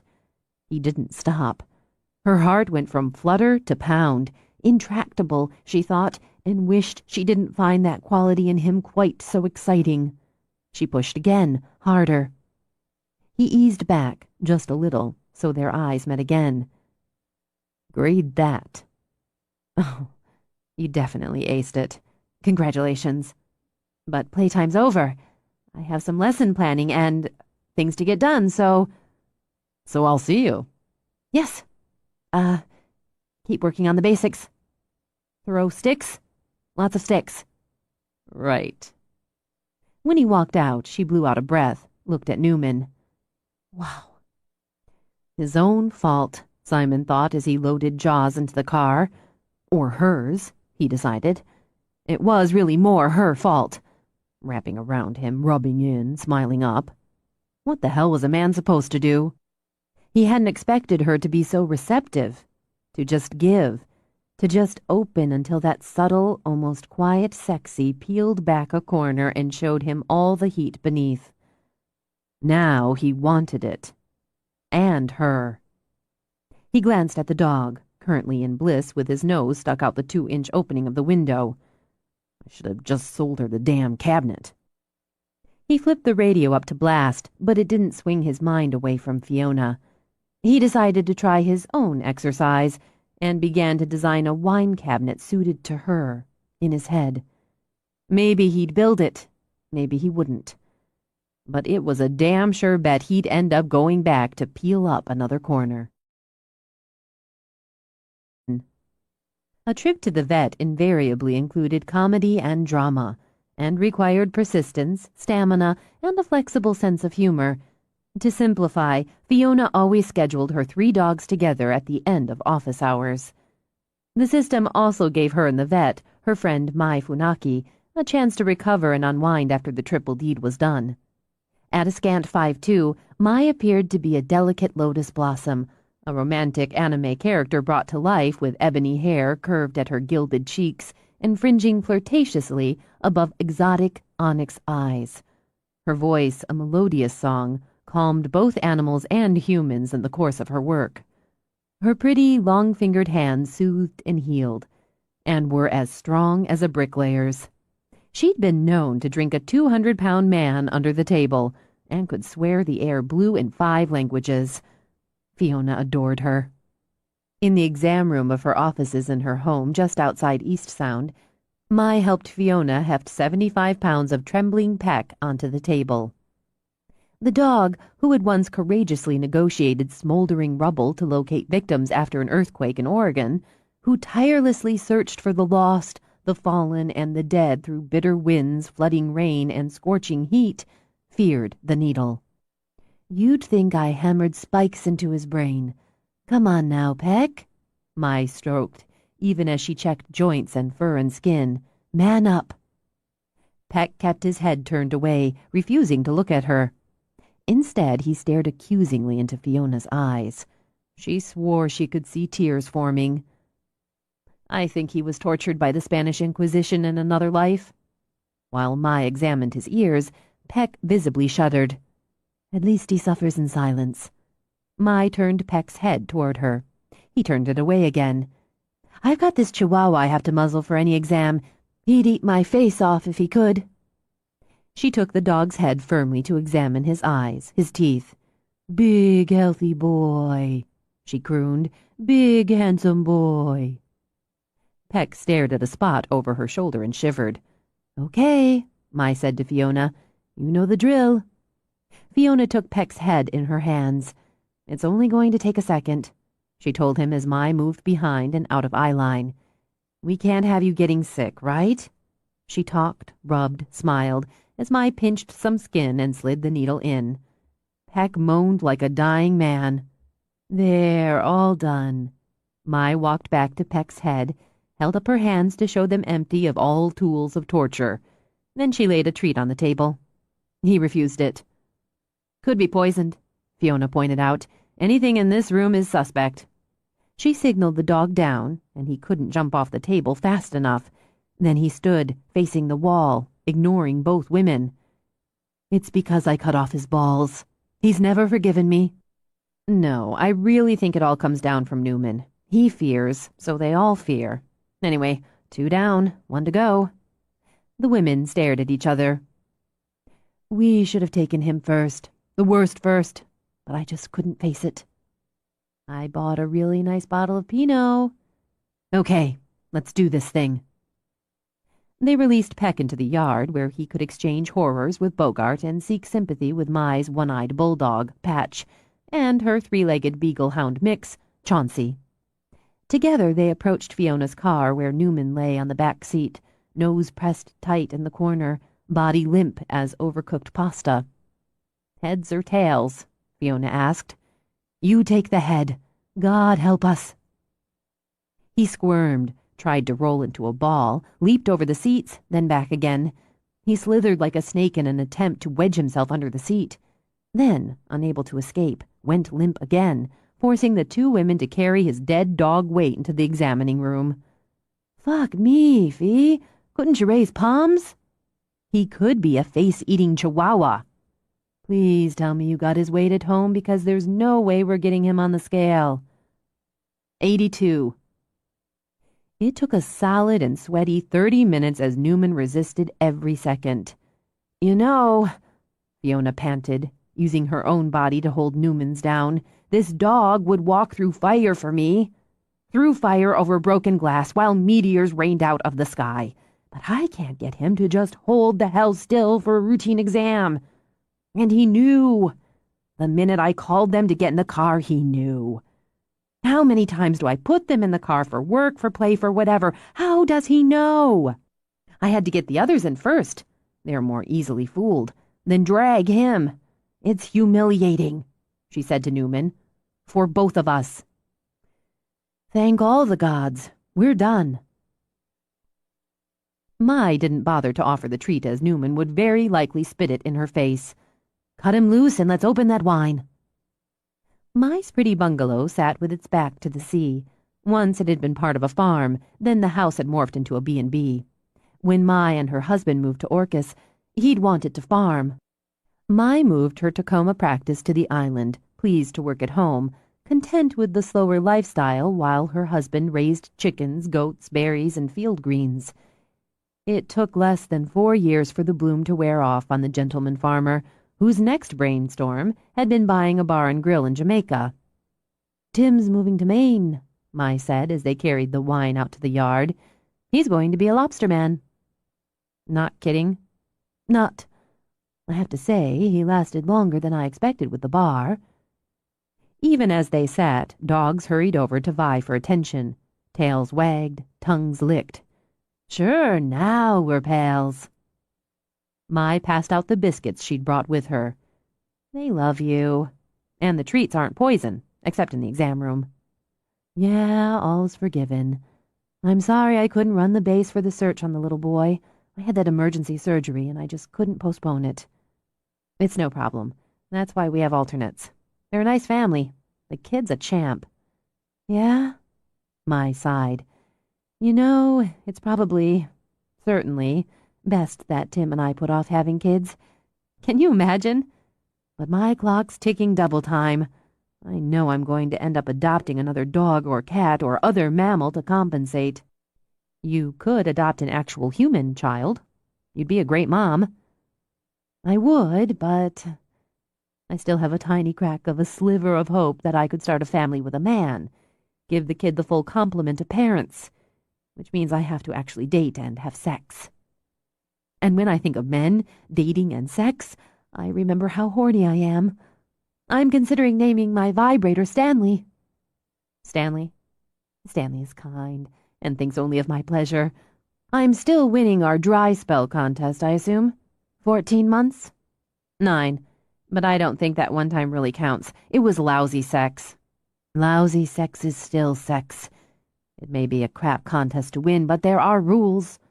And while there will always be Stanley, I'm seriously considering other options. Girls, club trolling, personal ads, all weighed and rejected. Don't laugh. Okay, what? I've been checking out the internet dating sites.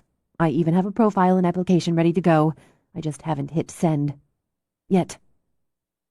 I'm not laughing, but I'm not convinced. You're gorgeous, smart, funny, interesting, a woman with a wide range of interests. If you're serious about getting back into the dating arena, you need to put yourself out there more. Nodding, Mai took a long sip of wine, then leaned forward. Fee, you may not have noticed, but we live on a small island off the coast of Washington State. I've heard rumors. The population of this small island is also relatively small. The single male element of that population considerably smaller. Why else are two gorgeous, smart, and sexy women sitting here on a pretty evening drinking wine with dogs? Because we like to? We do. Yes, we do. But we also like the company of men. At least I think we do, as it's been some time, and I believe I'm correct in saying we both enjoy good, healthy, safe sex. This is correct, which is why I really think that one time shouldn't count in the contest. Old business. Mai flicked it away. I've made a considerable, if unscientific, study of that single male element of our island population. For my own purposes, I have to eliminate males under the age of 21 and over the age of 65. Both boundaries are a stretch, as I'm 34, but beggars, choosers. The pool's shallow, Fee. It's pretty freaking shallow. I can't argue with that. But if you add in tourists and seasonals, it's a little deeper. I do have some small hope for summer, but meanwhile, I took a hard look at James. James? R. James? Yes, R. James. Mutual interests, age appropriate. Low spark, admittedly, but you work with what you've got. The trouble is, he's got his eye on Lori, and there's no poaching within the unit. There is one intriguing possibility on island. Single, age-appropriate, dog owner, very attractive. Creative type. A little taciturn for my taste, but there's that beggar's choosers again. Oh, Fiona said and took a drink. Simon Doyle. Sylvia carries his work. Wood artist. Furniture. Fiona said this time and took another drink. Mai's eyes narrowed. You're looking at him? Damn it, he might be all that's standing between me and Heartline.com. I'm not looking. Not exactly. He's a client. I'm working with his dog. Cute dog. Very. Hot guy. Very. Look, if you're going to call dibs, call it, because I have plans to make. I have a serious need to get laid. I'm not calling dibs on a man. Jesus, Mai. He's really not the kind of guy you tend toward. Shit. Mai said and took a slug of wine. He's alive, single, within the age boundaries, and, as far as I know, not a serial killer. He kissed me. 2 scoops of shit. Okay, give me a minute to hate you. Mai drummed her fingers on the table. All right, hate time's done. Sexy kiss or friendly kiss? It wasn't friendly. He's not especially friendly. I don't think he likes people that much. He stopped by so I could work with Jaws. I was running the mock search with the Bellingham unit, so I invited him to stay, mix, have some brownies. I doubt he said 5 words to anybody, Except for Syl. He likes Syl. Maybe he's shy. Shy can be sweet. I don't think so, and sweet's not a word I'd use in the same sentence with Simon. He's an exceptional kisser, and that's a plus. Bitch, don't make me hurt you. Fiona grinned. And I don't need a relationship, but I do require some basic conversation when I sleep with a guy. You had conversation with the one-time guy 9 months ago. Look where that got you. That's true. Fiona was forced to sigh in remembrance. But I'm not calling dibs. If the opportunity presents, help yourself. No, it's too late. He's out of the running. Heartline.com, here I come. We need to go on vacation. Mai choked out a laugh. Yeah, sure. No, I mean it. You, me, Syl, a girl trip. A girl thing. A spa, she decided, inspired. A long girl spa weekend. Don't toy with me, Fiona. I'm a woman on the edge. Which is why we need a break. Question? Mai held up a finger. When's the last time you took a vacation, even a long weekend type vacation? A couple years, maybe. Okay, probably 3. Which just cements the point. And with your work, mine, Syl's, the responsibility for the animals, just how do we manage it? We'll figure it out. We know how to plan things, how to organize. Now that the idea popped out, Fiona wanted it like Christmas. Massages and facials and mud baths, room service and sparkly adult beverages. No work, responsibility, or schedules. It may be better than sex. It's possible. What we'll do is check our schedules and find the best time to clear 3 days. We can clear 3 days, Mai. We all have friends who will take care of our animals for that length of time. How often have we done it for them? Countless times. Where? I don't know. Close, so we don't spend too much time on travel. I'll start researching, and I'll get Syl on board. What do you say? Mai raised her glass. I am so in. Determined to seal the deal, Fiona swung by Sylvia's before heading home. Pansies spilled out of tubs in front of the tranquil Bayside house. Fiona knew the greenhouse would be crowded with flowers and vegetables and herbs her stepmother babied like children, and would soon transfer to her extensive gardens. As much at home there as in her own cabin, Fiona opened the bright red door and called out, "Syl? Back here," Sylvia called out as Oreo raced to say hello. "In the great room." "I was just at Mai's." Fiona wound her way through the house where Sylvia had lived with Fiona's father throughout their marriage. Like her shop, it was a bright, fascinating, eclectic mix of styles and art and color. She found Sylvia on her yoga mat, mimicking the twisting pose of the instructor on the TV. "Just winding down from the day," Sylvia told her. "Nearly done. Did you bring the boys?" "They're in the car. I can't stay." "Oh, why don't you?" "I'm thinking of making couscous." "Tempting." Not in the least, Fiona thought. "But I've got a project. Mai's horny, and her biological clock's ticking. She's thinking of trying one of those online dating services." "Really?" Sylvia untwisted, then twisted in the other direction. "Which one?"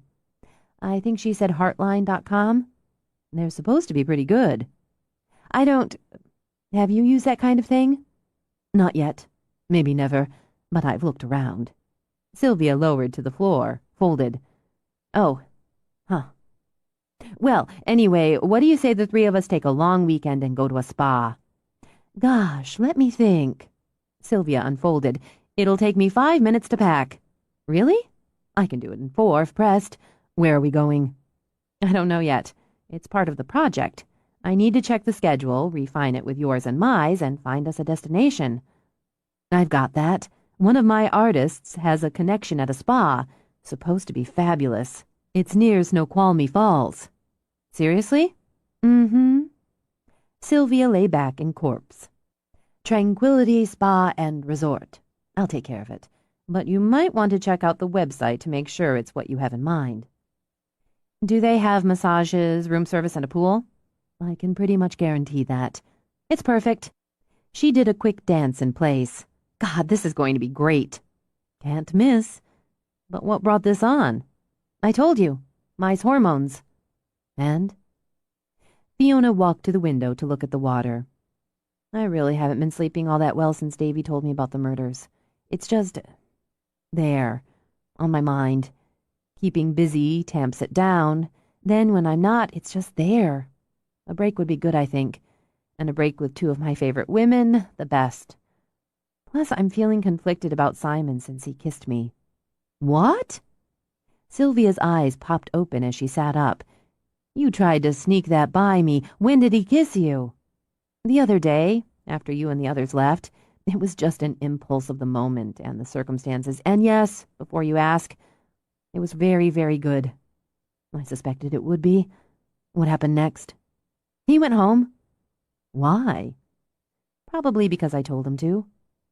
Oh, Fee, I worry about you. I do. Shaking her head, Sylvia rose, reached for her bottle of water. I wasn't ready for the kiss, much less any follow-through. Sylvia sighed. See, no wonder I worry about you. Not being ready is part of the thrill. Or should be. The unexpected and the passionate. I don't think unexpected works for me.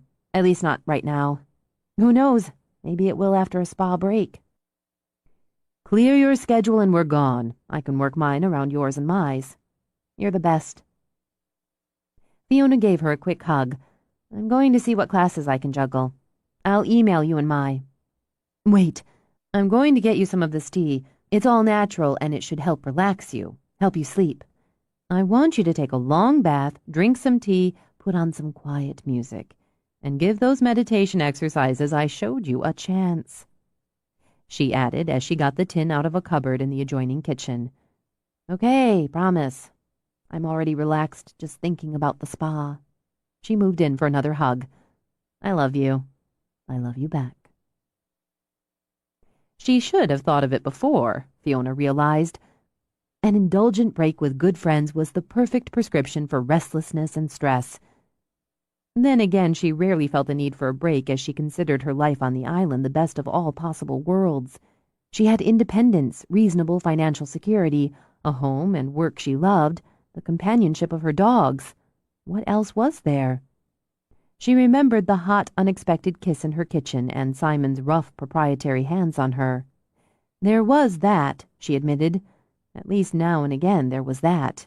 She was, after all, a healthy woman with normal needs and appetites. And she could admit she'd considered the possibility of a round or two with Simon before he'd shut that down in no uncertain terms. Before he'd opened it up again. Blew the lid off it again, she corrected. Which only served to prove any sort of relationship with him promised to be complicated and frustrating and uncertain. Probably best to leave it alone, she said to the dogs. Really, why ask for trouble? We're good, right? We're good just as we are. You and me, boys, she added, and had tails thumping. Her headlights slashed through the dark as she turned onto her drive and reminded her she'd forgotten to leave the porch light on again. In a few weeks the sun would stay longer and the air would warm. Long evening walks and playtime in the yard. Porch sitting. The approach had the dogs shifting and tails swishing in excitement. The trauma of the exam room was forgotten in the simple pleasure of coming home. She parked, got out to open the back. Make your rounds, boys. She hurried inside to hit the lights before making her own. She checked water bowls and the feeder, got a smile from her new planters. While the dogs circled outside, stretched their legs, emptied their bladders, she opened the freezer and grabbed the first frozen dinner that came to hand. While it buzzed up, she started checking her phone messages.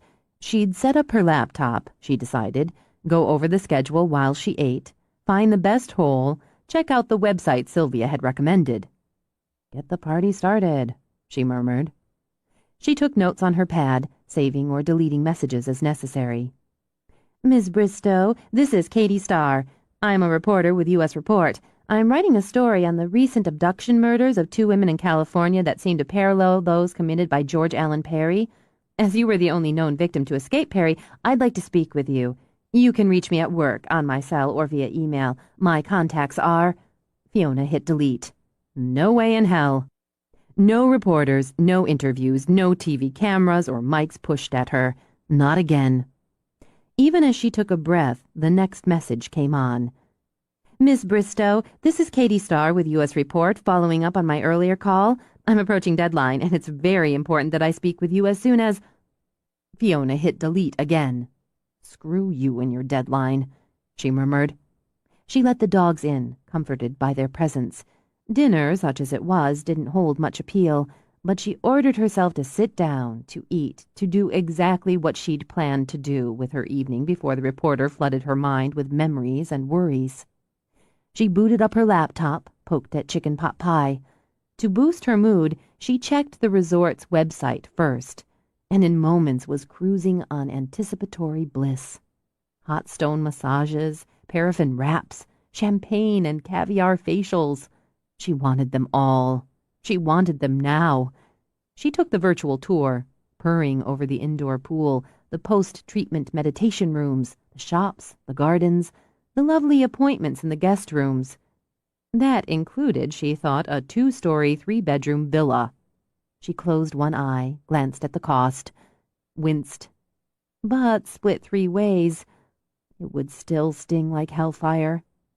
But it had its own hot tub and, oh God, fireplaces in the bathrooms. In the bathrooms. And the views of the waterfall, the hills, the gardens. Impossible, she reminded herself. Maybe when she won the lottery. It's a nice dream, she told the dogs. So now we know where. Let's figure out when. She brought up her class schedule, calculated, tried some juggling, recalculated, shifted. Once she'd settled on the 2 best possibilities, she emailed Sylvia and Mai. We'll make it work, she decided, and shifted over to check her incoming email. She found one from the reporter. Miss Bristow, I haven't been able to reach you by phone. I found this contact on the website for your canine training service. As I explained, I'm writing a story on the California abduction murders which echo the Perry homicides. As you were a key witness for the prosecution in the Perry trial that resulted in his conviction, your comments would be very valuable. I can't write a salient or accurate story on the Perry angle without including your experiences and the details of the murder of Gregory Norwood, which resulted in Perry's capture. I would prefer to speak with you directly before the story goes to press. Fiona deleted the email, including the list of contacts, then simply laid her head down on the table. She was entitled to say no, entitled to turn her back on that horrible time. She was entitled to refuse to be fodder for yet another story on death and loss. Reliving all that couldn't bring Greg back. It wouldn't help those 2 women or their grieving families. She'd started her life over, and she was damn well entitled to her privacy. She pushed herself up, shut down the laptop. I'm going to take that long bath, drink that stupid tea, and you know what? We're going to book that damn villa. Life's too damn short. 8. Though her puppy classes invariably kept Fiona's mood up, tension lingered, an endless echo of memories and loss. Katie Starr, persistent if nothing else, called shortly after 8 a.m. One glance at the caller ID had Fiona letting the machine take it. She deleted it without listening, but the call itself lodged in the back of her neck like a brick. She reminded herself her clients deserved her full attention. Simon was late, of course. He pulled in while the rest of the class ran through the basics. Just pick it up where we are, she said coolly, if we're not interfering too much with your busy schedule. She moved away to work with each of her students individually, demonstrating how to discourage the exuberant Great Dane pup, who promised to be massive, from jumping up, and the perky schnauzer to stop crotch sniffing. When they began to work off-leash, she sighed as Jaws raced away to chase a squirrel and led a stampede. Don't chase them! Fiona pushed a hand through her hair as Jaws did his level best to climb the tree the squirrel skittered up. Call them back. Use your return command. Then order your dog to sit. I want all the dogs back to their handlers and sitting. What she wanted took time and persistence and some hands-on. She reviewed sit and stay, individually and as a group, careful to keep her tone detached whenever she had to address Simon. With leashes on, she worked on the stop and drop. The class that usually amused and warmed her had a headache carving dully just above the brick at the base of her neck. Keep up the good work, she ordered up a smile. And remember, positive reinforcement, practice, and play. As always, there were comments, questions, a story or two that had to be shared with her by one of the clients. Fiona listened, answered, stroked, and petted, but felt none of her usual pleasure. When Simon lingered, letting Jaws off leash to run with her dogs, Fiona decided it was fine. She'd deal with him and eliminate a minor problem on her list. "You've got a bug up your ass today," he said before she could speak. "Excuse me?" "You heard me, and you look like hell." "You have to stop throwing all these pearls at my feet." "Did that guy in California kill someone else?" "I don't know. Why would I know? It has nothing to do with me." She jammed her hands into the pockets of her hooded jacket. "I'm sorry for the women, for their families, but it has nothing to do with me." "Who's arguing?" "You weren't listening, not really, when Larry started on about how his super mutt figured out how to open doors, or when Diane showed you the picture of her toddler drawing with crayons on the bulldog. I'd say that's your version of having a bitch on. So what's the deal?" "Listen, Simon, just because I kissed you, sort of." "Sort of?" She set her teeth. "That doesn't mean I'm obliged to share the details of my life with you, or explain the reasons for my moods." "I'm still stuck on sort of, and wondering what would be actually." "You'll have to keep wondering. We're neighbors, and you're currently a client. That's it." "A definite bitch on." "Well, enjoy." He whistled for his dog, which naturally brought the whole pack. When Simon bent down, ruffled and praised, Fiona sighed again. "He's doing well on the return. He doesn't get stay yet, but he's doing well in most areas." "He hasn't eaten anything I needed to worry about in the last couple days." He clipped on the leash. "See you." He got halfway to the car when she called his name. She hadn't planned to, couldn't think why she had, and yet, "Do you want to take a walk?" "I need to walk." "A walk? Where?" She gestured. "One of the perks of living in the woods is being able to walk in them." He shrugged, crossed back to her. "You'd better leash him," she said. "Until you're confident he'll obey the stop command. He might take off after a rabbit or deer and get lost. Come on, boys, take a walk." Her dogs fell in happily, then ranged ahead. Jaws pulled on the leash. "Wait," Fiona ordered, sympathizing. The dogs paused, continuing at a slower pace at her signal when Jaws caught up. "He thinks he's one of the big guys. It's good for him to get out like this, explore new territories, respect the leash, respond to you." "Is this another lesson?" "Just making conversation." "Do you ever talk about anything other than dogs?" "Yes."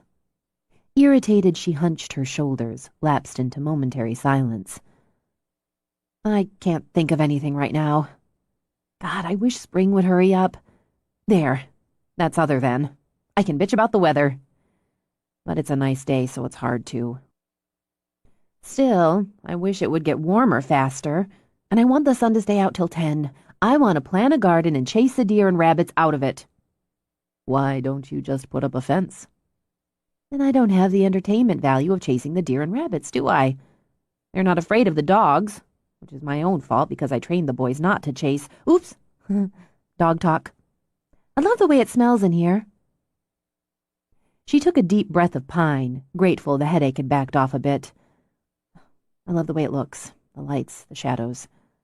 I thought I'd be a photographer because I like light and shadows, and people's faces and the way they move. But I don't take very good or interesting pictures. Then I thought I'd be a writer, but I bored myself, so I suspect I'd have flopped at that one. Except I like to write, for the blog or the newsletter or little articles about, the thing I'm not talking about in this conversation. Then I thought I could coach track or be a trainer, but I didn't really have a center, I guess. I'm not sure you're required to have a center when you're 20.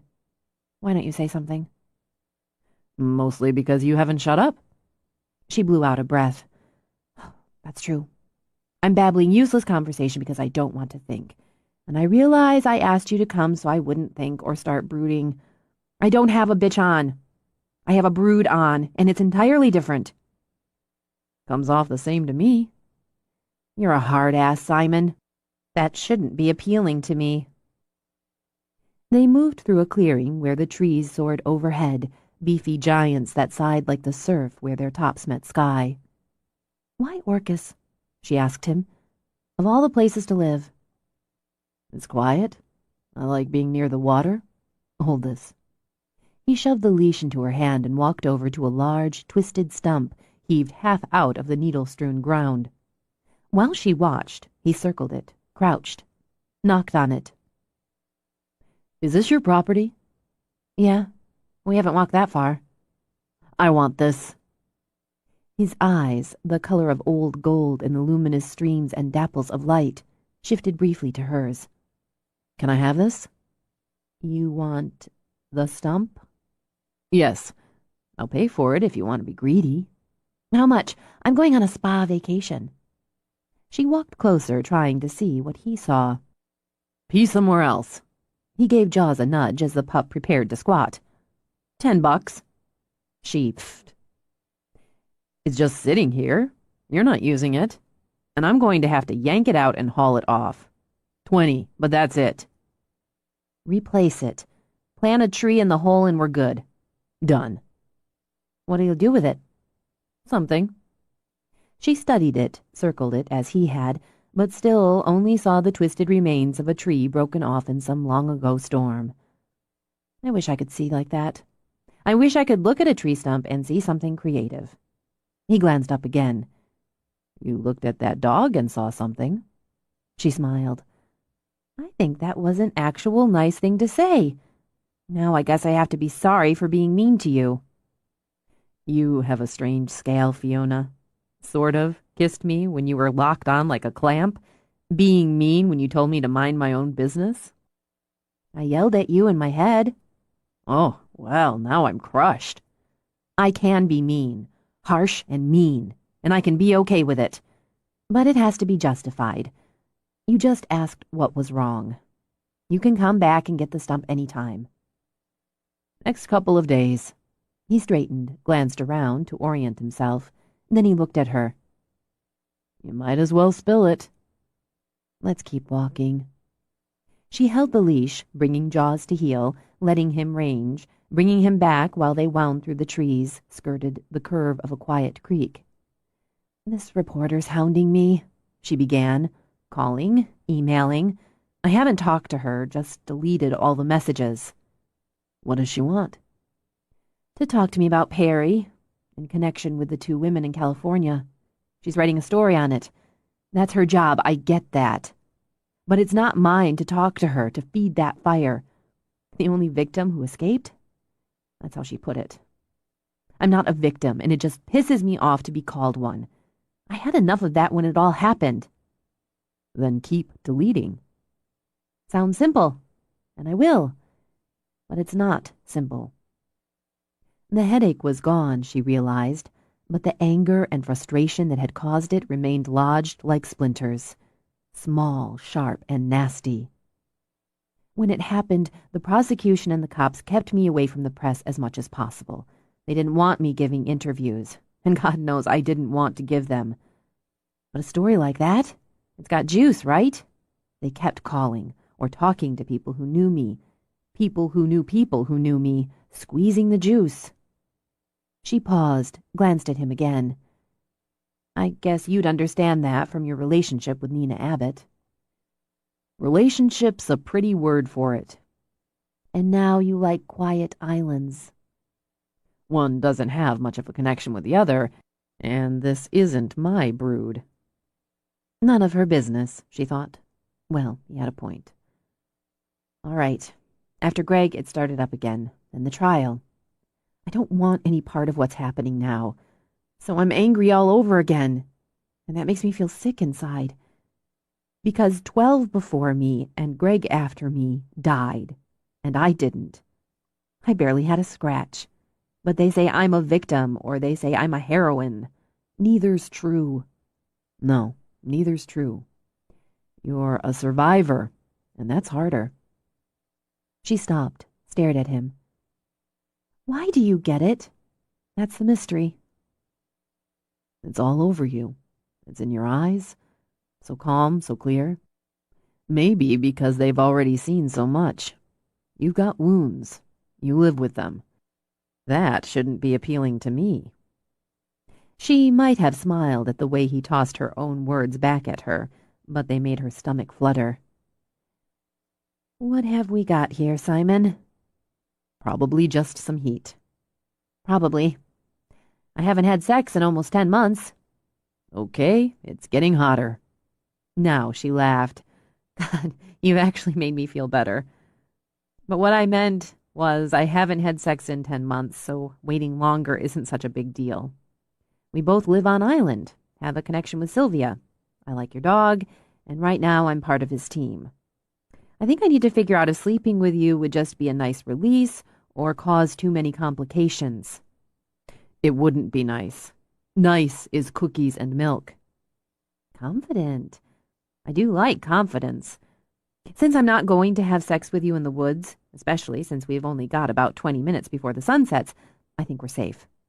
So why don't you give me a little preview of possible coming attractions? He reached behind her, wrapped her hair around his fist. You like living on the edge? No, I really don't. I like stability and order, so this is unusual for me. He gave her hair a tug, enough to lift her face, to bring his mouth within a breath of hers. You're looking for nice. I'm not really looking at all. Me either, he said, and closed the distance. She'd asked for it, and thought herself prepared. She'd expected the fast strike, that immediate explosion of heat and lust and want that flashed through the brain and body.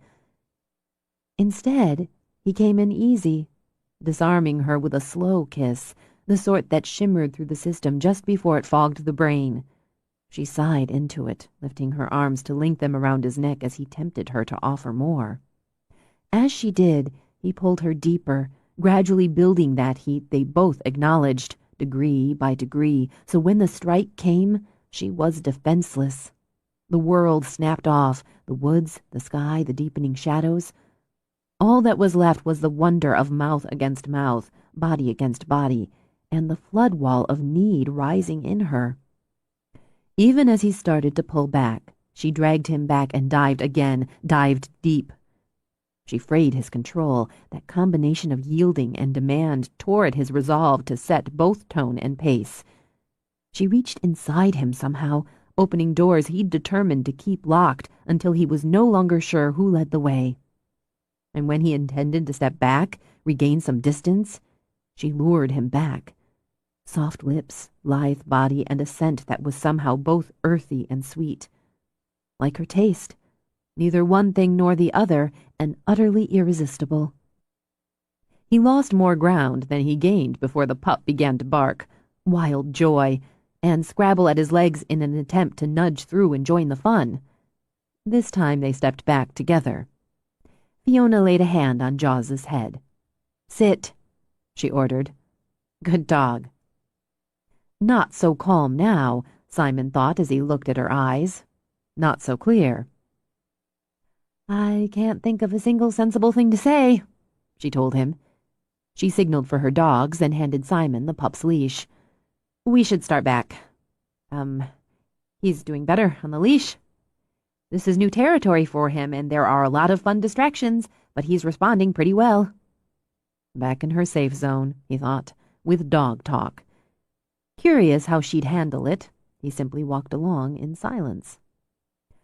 I'd like to work with him a little on some other skills and behaviors, maybe an extra half-hour and 10 or 15-minute sessions a week. A couple of weeks, no charge. Then, if you like the way it's going, we can discuss a fee. Like a preview of possible coming attractions? She slid a glance in Simon's direction, then away again. You could say that. He learns quickly, and has a good personality for... And this is silly. It's cowardly. I wanted to kiss you again to see if the other day was just a fluke, which obviously it was not. There's a strong physical attraction, which I haven't felt for anyone in a long time. Just under 10 months? He watched her color come up, but then she smiled. Not sheepish, but amused. Longer, actually. To spare us both the embarrassment of details, that particular incident was a failure on several levels. but it does serve as a baseline and causes me to wonder if the just under 10 months factor is part of the reason for the attraction. It also makes me cautious. I'm not shy about sex, but I am wary of repeating what turned out to be a mistake. You'd rather be stable and ordered. She pushed her hands back in her pockets. I talk too much and you listen too well. That's a dangerous mix. For who? For the talker. See, you give the impression you don't pay all that much attention, just aren't interested enough. But you do pay attention. Not big on the interacting, but you take in the details. It's kind of sneaky, really. I like you. Or at least I think I do. I don't know much about you because you don't talk about yourself. I know you have a dog because your mother gave him to you, which tells me you love your mother or fear her wrath. It's probably a combination of both. They walked in silence for a full 30 seconds. Confirm or deny, she insisted. It can't be a deep, dark secret. I love my mother and prefer, when possible, to avoid her wrath. There, that wasn't so hard. How about your father? He loves my mother and prefers, when possible, to avoid her wrath. You realize, of course, that the less you say, the more curious people get about you. Fine. That can be good for business. So it's a business. Your work. People pay you. The government takes a cut. That's business. She thought she had a handle on him now, even if it was a slippery one. But it's not business first, or you'd have sold me that cabinet. He paused while Jaws found a stick and pranced along like a drum major at halftime. You're not letting that one go. It was either a display of artistic temperament or bull-headedness. I suspect, in this case, the former, though I also suspect you're no stranger to the latter.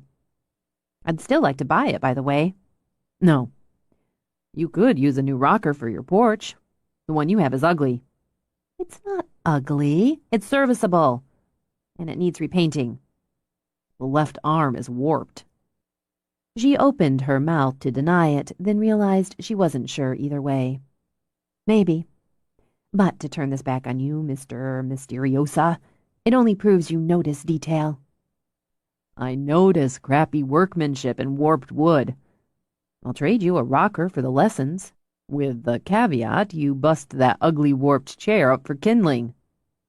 Maybe it has sentimental value. Does it? No. I bought it at a yard sale a few years ago for $10. Kindling.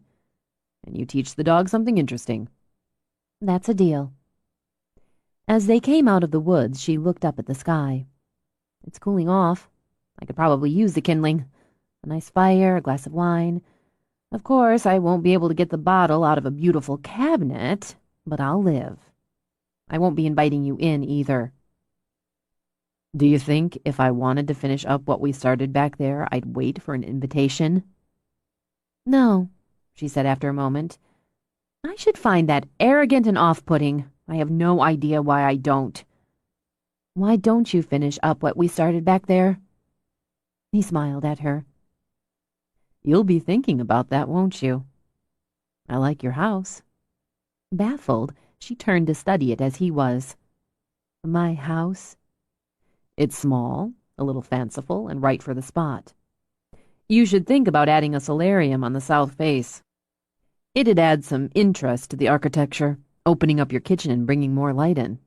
Anyway, do yourself a favor and don't check your email or messages. I'll bring the dog and the chair back in a couple days. She frowned after him as he and the dog walked to the truck. Simon unclipped the leash, boosted Jaws inside, where he sat, proudly holding his stick. He had plenty to keep him busy. His work, his dog, a half-baked idea of planting a garden just to see if he could. Every couple of days, depending on the weather, he'd take a drive with Jaws around the twisting up-and-down roads of the island. The routine, or the lack of routine, was exactly what he'd been after without fully realizing he'd been looking. He enjoyed having his shop only steps away from the house, where he could work as early or as late or as long as he pleased. And though it surprised him, he enjoyed having the dog for company at work, on walks, on drives. It pleased him to paint a flat-armed rocker a bold blue. Fiona's coloring might be soft, subtle, but her personality was bright and bold. She'd look good in the chair. She looked good. He thought he'd haul the chair and the dog over to her place that afternoon, unless he got caught up in work. Luckily, he thought as he drank his morning coffee on the porch, there was plenty of work to get caught up in. He had the custom break front for a Tacoma client, another set of rockers. There was the bed he intended to make for himself, and the cabinet he'd started for Fiona. Maybe. He had to get the stump, and should go ahead and deal with that today. He'd check and see if Gary, fellow obedience school client and local farmer, was still willing to help him out with the chain and the bobcat. Whistling for the dog, and ridiculously pleased when Jaws responded by racing happily to him, Simon went back inside. He'd have his second cup of coffee while he checked the stories online in U.S. Report, as he'd done the last 2 days. He'd begun to think the reporter had given up on the article, stymied by Fiona's lack of cooperation. But he found it this time with the bold headline, Echoes of Fear. Photos of the two women, hardly more than girls really, he thought, featured prominently in the lead of the story. As far as he could tell, the reporter had done her homework there with details of their lives, the last hours before they vanished, and the ensuing search and discovery of their bodies. He found the photo of Perry chilling. So ordinary, the middle-aged man next door. The history teacher or insurance salesman, the guy who grew tomatoes in the backyard. Anyone. But it was the photo of Fiona that stopped him cold. Her face smiled out, as did those of a dozen others, the ones who hadn't escaped. Young, fresh, pretty. It contrasted sharply with the file shot of her being hustled into the courthouse through the gauntlet of reporters, her head down, her eyes dull, her face shattered. The article added the details of her escape, her fiancé's murder, and added briefly that Bristow could not be reached for comment. "Didn't stop you," he murmured. Still, people did what they did, he thought. Reporters reported. The smartest thing Fiona could do would be to ignore it. The urge to call her irked him, actually brought an itch between his shoulder blades. He ordered himself to leave it, and her, alone. Instead, he called Gary and arranged for the stump removal. He gave Jaws 10 minutes of fetch. They were both starting to get the hang of it, then went to work. He focused on the break front. He thought it best not to do any further work on the cabinet, not until he could block the image of Fiona, that sick mix of fear and grief on her face, out of his head. He took a short break in the early afternoon for a walk on the beach, where Jaws managed to find a dead fish. After the necessary shower, he really had to remember to buy the damn dog a bathtub. Simon decided to load up some of his smaller items for Sylvia. He boxed cutting boards, weed pots, vases, bowls, then loaded them, along with the dog, into the truck. He'd meet Gary, deal with the stump, and with the stock already loaded, have an excuse not to linger too long with Fiona. It surprised him and caused Jaws untold sorrow when she wasn't there, nor were the dogs. Maybe she'd taken off for some solitude and distraction. Jaws perked up when Gary arrived shortly with his chirpy border collie Butch. Gary, a cap over his grizzled hair, thick lenses over faded green eyes, watched the pups greet each other. "Couple of pips," he said. "At least. Fiona's not home, but I told her I'd be by for the stump. Got unit practice up in the park. They do a day of it once a month. Keep in tune, you know. Would have headed out at first light, most likely. Well, let's get the cat off the truck and go get you a stump. What the hell do you want it for?" "You never know." "You sure don't," Gary agreed. They lowered the ramp, and Gary backed the machine down. With the two dogs on board, they putted their way into the woods. "I appreciate this, Gary." "Hell, it's no big thing. Nice day to be out and about." It was, Simon thought. Warm enough, sunny, with little signs of encroaching spring showing themselves.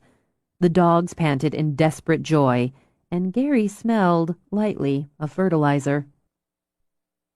When they reached the stump, Gary hopped out, circled it, shoved his cap back to scratch his head. "This what you want?" "Yeah." "Then we'll get her. I knew a guy once made statues out of burl wood and a chainsaw. This isn't any stranger." They hauled out the chain, discussed strategies, baseball, dogs. Simon tied the dogs to a tree to keep them out of harm's way while Gary began maneuvering the machine. It took an hour, and considerable sweat, re-angling, reversing, resetting the chain. "Easy," Simon called out, grinning widely. "You've got it now. She's coming." "Cocksucker, put up a fight." Gary set the machine to idle when the stump rolled free. "You got yourself a stump." Simon ran his gloved hand over the body, along one of the thick roots. "Oh, yeah. Happiest I've seen you look since I met you. Let's get her in the bucket." Once they were rolling out of the woods, the bucket full of stump, Gary glanced over. "I want you to let me know what you do with that thing." "I'm thinking a sink." Gary snorted. "You're going to make a sink out of a stump?" "And the base of it, yeah, maybe. If it cleans up like I think it will. I've got this round of burl wood could work as the basin. And high-end contemporary fixtures, 500,000 coats of poly. Yeah, maybe. That beats a chainsaw and burl wood for strange. How much would something like that go for?" "Depends, but if this works like I see it, I can sell it for about $800 for a stump sink? 1,000. You're shitting me. Upscale Seattle gallery might get 10. $10,000 for a sink? Fuck me sideways." Simon had to grin. "One of a kind. Some people think of it as art. Some people have shit for brains. No offense." "Some people do. No offense taken. I'll let you know when it's finished, whatever it turns out to be. You can take a look for yourself." "I'm doing that. Wait until I tell Sue," he said, speaking of his wife. "She won't believe it." 9. By the time he and Gary hauled the stump home and unloaded it, Simon considered skipping the trip to town and just staying put to play with his new toy. He'd already drafted half a dozen design possibilities in his head. But the stock sat in his truck, packed and ready. If he didn't go now, he'd have to go later, so he gave Jaws the thrill of another ride with the window half down, the dog's snout pressed through the opening and his ears flapping in the breeze. Why do you do that? Simon wondered. When Jaws banged his tail against the seat in answer, Simon stuck his head out his own window. "Huh, feels pretty good, actually. Next time you drive, and I'll catch the breeze." He tapped his fingers on the wheel in time with the radio while he refined and discarded more designs on the sketch pad in his head. The physical labor combined with the creative possibilities. The dog's sheer and simple pleasure combined in a near-perfect mix that had him grinning his way into the village.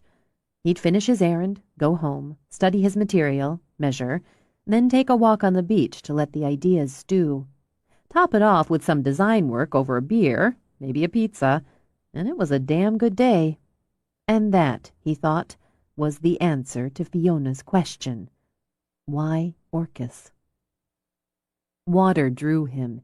Kicky surf on beaches, wide river, busy creeks, quiet inlets. That yen had pulled him from Spokane to Seattle.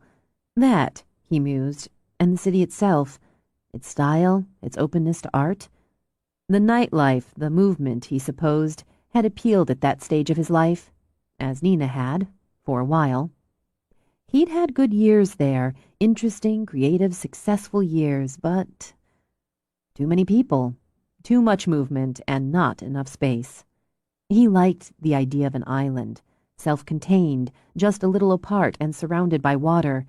Those wicked twisting roads offered countless views of blue and green, and the pretty boats that plied it, the green-knuckled clumps of rough land that seemed to float on it. If he wanted more, he could drive into a village, have a meal, watch the tourists. If he wanted solitude, he could stay home. His island on the island, which he admitted was his usual choice. And which, he thought with a glance toward Jaws, was why his mother had pushed a dog on him. Watching those ears flap and the tail thump, he acknowledged his mother was right.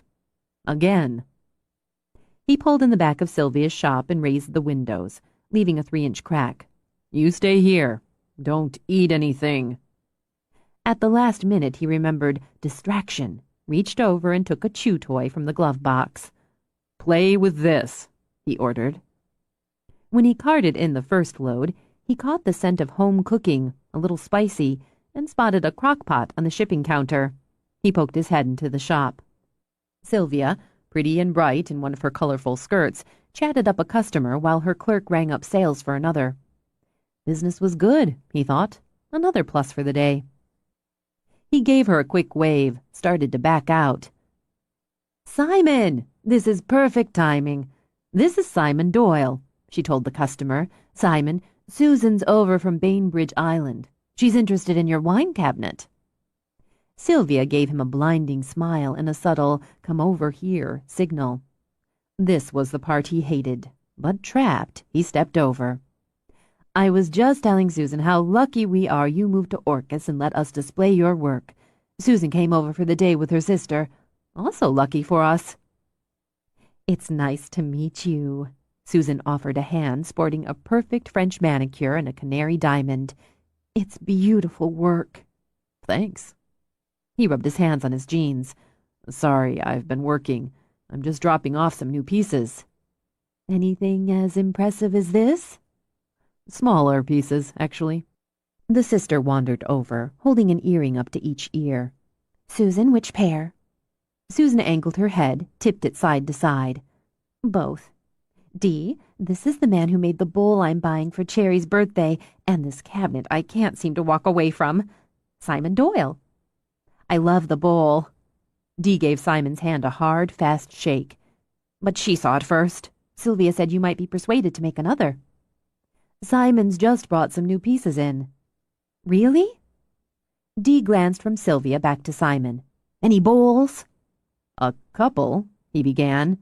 Why don't I go unpack so you can take a look? Sylvia suggested. That'd be great. First pick, Dee said, giving her sister a little poke. There's more in the truck, I'll go. No, I'll take care of it. Sylvia patted Simon's arm and gave it a warning squeeze. Why don't you tell Susan more about the cabinet? It's our current showpiece, she added, then glided off before Simon could find an escape hatch. He hated the selling part, the feeling of being on display as much as the work. I love the tones of the wood. Susan traced a hand down the grain. And then the detail. It's elegant without being ornate and showy. It suits you. Her face lit up. That's a clever thing to say. I'd tell you if it didn't. You like the understated and the unique. You don't mind if it's impractical, but you're happier if it serves a purpose. God, you nailed her. Psychic woodworker, Dee said with a laugh.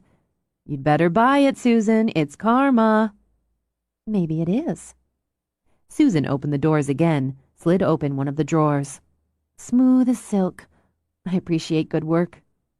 Me too. He noted that Sylvia had stocked it with some excellent wine glasses and a couple bottles of good wine. How long have you been working with wood? According to my mother, since I was 2. Time well spent. Sylvia said you moved to the island. From where? He felt his skin begin to itch. Spokane via Seattle. Doyle, Dee murmured.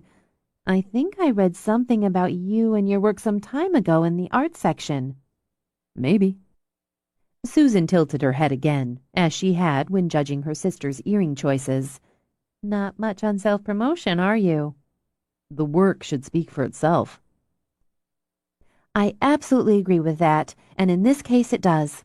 I'm buying it. Ladies, Sylvia called from the doorway, why don't you come into the stockroom? Dee, I think we have your bowl. Simon, I brought the puppy in. I hope you don't mind. I know this is taking a little longer than you planned, and he was so happy to see me. A puppy. Careful, Dee said as her sister bolted for the stockroom. She'll want to buy him too. She's wild about dogs. It took another 30 minutes, with Sylvia cagily blocking his escape and Jaws being stroked and cuddled into delirium. He loaded boxes and bags into their car and decided the entire event had been more exhausting than pulling a stump. Sylvia dragged him back into the stockroom and into a circling dance while Jaws barked and leaped. "Simon, those two women didn't just make our day, they made our week. And they'll be back. Oh, yes, they'll be back. Every time Susan looks at her wine cabinet or the vase or Dee uses the bowl, they'll think of the shop and of you. And they'll be back." Go team. Simon, we sold pieces as we unpacked them, and the cabinet, I honestly thought we'd have it on display until well into the tourist season. You have to make me another. She plopped down on the little sofa where she'd served her two customers lemon water. Then I'd better get to work. Be excited. You just made an excellent amount of money. Cha-ching! And we sold pieces that those two ladies will enjoy. Really enjoy. My day needed a lift, and this really did it. She bent down to pet Jaws. I'm worried about Fee. There was an article on Perry and the recent murders in U.S. Report this morning. I went by to see her, but she was already gone. Her unit works today. I heard. I talked to Lane, her mother. We both decided not to call her while she's out practicing. You talked to her mother? Lane and I have a good relationship. We both love Fee. I know she'll have heard about the article by now, and I know it'll upset her. You could do me a big favor. He felt his skin start to itch again. What kind of favor? I made her minestrone. She gestured to the crock pot. And a round of rosemary bread. She should be getting home soon, if she's not home already. Would you take it by? Why? You should take it by. I would. I planned to, but it occurs to me it'd be good to have someone else around, someone closer to her own age. And this one. She stroked Jaws again. It's hard to be blue around this guy. She tipped up her face, and even knowing she was using her eyes deliberately, he couldn't fight it. Would you mind, Simon? I get so emotional when I think of what she went through. I might make it worse. I'd really feel better if I knew she had a good meal, maybe a little company. How was it, Simon wondered, that some women could talk you into doing the opposite of what you wanted to do? His mother had the same talent. He'd watched her, listened, attempted to evade, maneuver, outfox, and she could, without fail, nudge him in the opposing direction. Sylvia was cut from the same cloth, and now he had a crock pot and a loaf of bread, an assignment, and that contemplative walk on the beach was over before it had begun. Was he supposed to let Fiona cry on his shoulder now? He hated being the shoulder. He never knew what to say or do. Pat, there. What the fuck? Plus, if she had any sense, and he thought she did, she'd want solitude, not company. If people let other people alone, he told Jaws, people would be better off. It's always people that screw things up for people anyway. He'd just give her the food and take off. Better all around. Here you go. Bon appetit. Then, at least, he'd have his studying, measuring time, his design time over pizza and a beer. Maybe she wasn't back yet. Better. He could just leave the pot and loaf on the porch and be done with it. The minute he turned into her drive, Jaws perked up. The pup danced on the seat, planted his paws on the dash. The fact that he could, without doing a header to the floor, caused Simon to realize the dog had grown considerably in the last couple weeks. He probably needed a new collar. Reaching over, he slid his finger between the collar and the fur. Shit, why don't you tell me these things?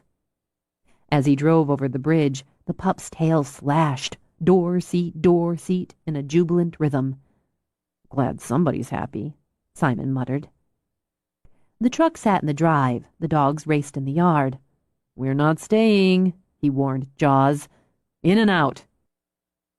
He let the dog out first and considered that what with stump hauling with Gary and Butch, a visit to town, the adoration of women, and now the unscheduled play date with pals, this had turned into the canine version of a day at Disney World for Jaws. He retrieved the pot and the foil-wrapped bread.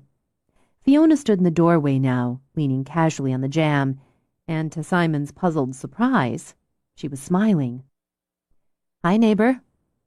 I had to go into Sylvia's. She asked me to drop this off. She straightened to take the lid off the pot and sniff. Minestrone.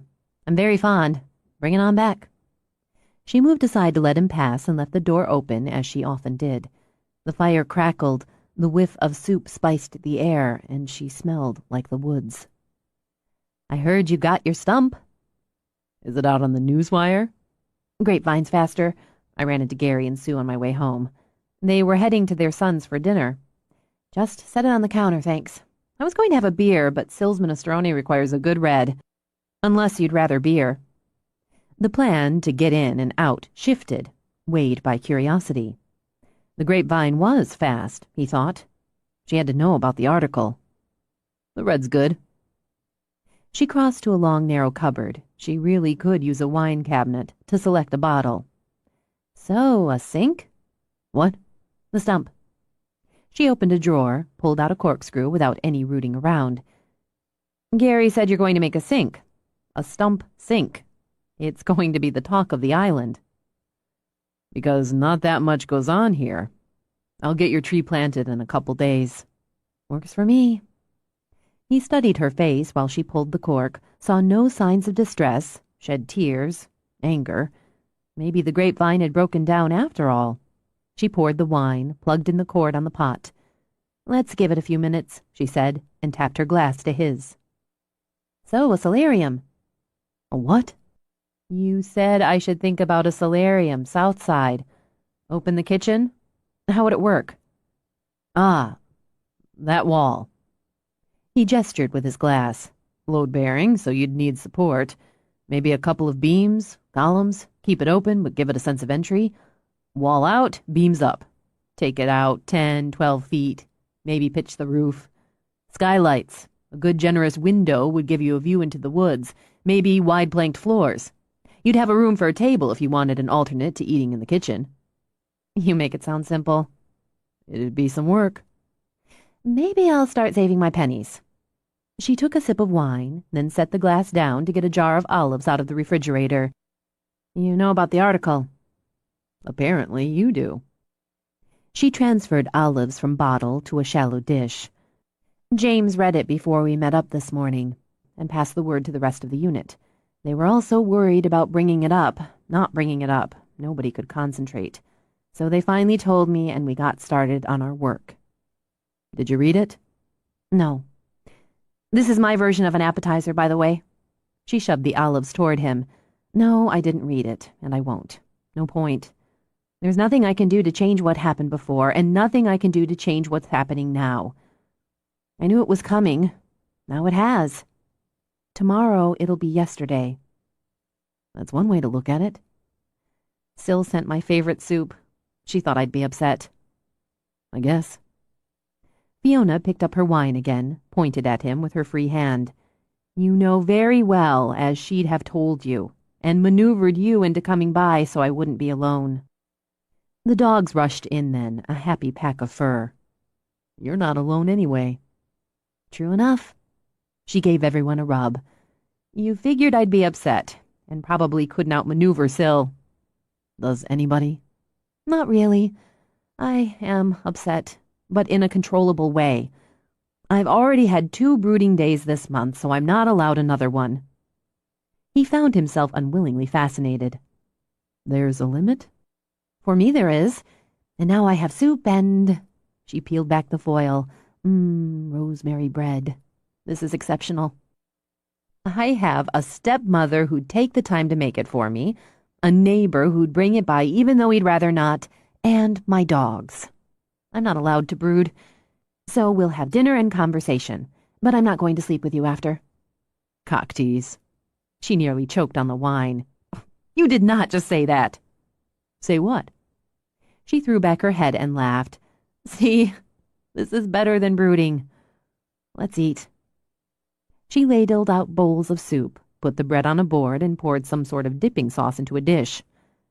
The candles, she said as she lit them, aren't for seduction. They just make the food taste better. I thought they were to make me look prettier. But you're so beautiful already. She smiled, spooned up soup. To Syl. Okay, he sampled. Wait, sampled again. This is really good. Like dinner in Tuscany, good. She'd love to hear that. Mostly, I think Sylvia's developed too close an attachment to tofu and strange grains of rice. But when she does minestrone, she's a genius. Try the bread. He broke off a hunk, dipped. She called your mother. Oh. Distress came into those clear blue eyes. I should have thought of that. I'll call them both later and let them know I'm all right. You're right about the bread, too. My mother bakes bread. Baking's kind of a hobby for her. I can bake. You buy that cookie dough and rolls, slice it, stick it in the oven? My specialty's frozen pizza. Another fine skill. He went back to his soup. Everyone I know who's divorced hates all parties involved, or at least coldly disdains. My father was a very good man. My mother's a lovely woman. At some point, they just stopped being happy together. I know there were fights and anger, probably some blame tossed around, but for the most part, they handled it as well as it can be handled. It still hurt unbelievably for a while, but then it didn't, because he was a very good man and she's a lovely woman and they were happy again. And oddly, came to like each other again. Then Dad met Syl and they were just beautiful together. She and my mother took the time, made the effort to get to know each other because of me. And they just hit it off. They really like each other. My mother sends Syl flowers every year on the anniversary of my father's death. Sunflowers, because they were my father's favorite. Okay. She pressed her hands to her eyes briefly. Enough of that. It gets me weepy. Tell me what you did today besides hauling a stump out of the woods. Before he could speak, the dogs wandered back in. Jaws scented the air and bulleted for the table. He plopped his paws on Fiona's leg and whined. Off. She snapped her fingers, pointed to the ground. He sat, but the tail swished and the eyes shone with anticipation. She shifted her gaze to Simon. You feed him from the table. Maybe. He keeps at me until... He broke off when she huffed out of breath. She rose, walked to the pantry. She got out small chew bones, one for Jaws and one each for the 3 dogs who looked at the puppy with pity. These are yours. She laid the bones across the room. Go ahead. Distract, she said to Simon. Replace, discipline. As long as you give in and feed him from the table, and people food isn't good for his diet, he'll keep begging. And you're teaching him to be a nuisance by rewarding bad behavior. Yes, Mom. Keep it up and you'll raise a counter-grazer. I've had more than one student who's chowed down on the Thanksgiving turkey, the dinner party rack of lamb, or the Christmas ham because they weren't taught proper manners. One stole a neighbor's steaks right off the grill. Was that a fetch retrieve? Because that could be a good skill. She shook her spoon at him. Mark my words. Anyway, other than the stump? Nothing much. I had some work, and I took some pieces into Syl's, which is why I'm eating soup. It wasn't a chore after all, he realized, this dinner conversation with candlelight and dogs gnawing on rawhide. She's buzzed because a couple of women were in there when I came in, and they walked out loaded down. She's shipping the wine cabinet because it was too big for their car. The wine cabinet? Her spoon stopped halfway to her mouth. You sold my wine cabinet? That's one way to look at it. She sulked a moment, then shrugged. Well, hell. Congratulations. It suited her. He shrugged back when Fiona's eyes narrowed. Susan from Bainbridge Island. Canary diamond, good leather jacket, stylish boots. Subtle but expensive Susan from Bainbridge Island. What am I, obvious and cheap? If you were cheap, we'd be having sex now. Soup later. That's supposed to be funny. It is, but only a little. What do you do when you're out with your unit, like today? Don't you just know all the stuff anyway? It's essential to practice, individually and as a team. We work a different problem over different terrain at least once a month. Then we can go over any mistakes, any flaws, or any room to improve. We worked a cadaver find today. Simon frowned at his soup. Nice. Happy to change the subject if you're sensitive. Where'd you get the cadaver? Corpses are us? They were out. We use cadaver material, bone, hair, body fluid, in a container. Mai, as base operations, plants it earlier.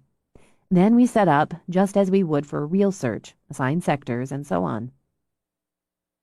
He tried to think if he'd ever had a more unusual conversation over minestrone. Absolutely not. How does the dog know it's supposed to find a dead person instead of a live one? That's a good question. Different command. For mine, I use find for a live search and search for cadaver work. That's it? There's more, but most of it deals with the cross-training, the early work, the advanced work. Jaws might be good at it. He found a dead fish today, no problem. Actually, he could be. He can be taught to differentiate between the scent of a dead fish or animal and human remains. And not to roll in it when he finds it? Definitely. Might be worth it just for that. He glanced over to see Jaws bellying toward the table. Fiona simply turned, pointed. Jaws slunk back to the other dogs. He responds well, see? Not only to you, but to another handler. That's another essential skill. I think he responds better to you, and I'm not sure that's all that helpful. She nudged her bowl aside. Maybe not, but this has been. I wouldn't have brooded because it's against the rules, but I'd have come close on my own. He studied her while the candlelight flickered. You don't look like hell tonight. Oh, my goodness. She fluttered a hand at her heart. Am I blushing? I figured you would, he added, unperturbed.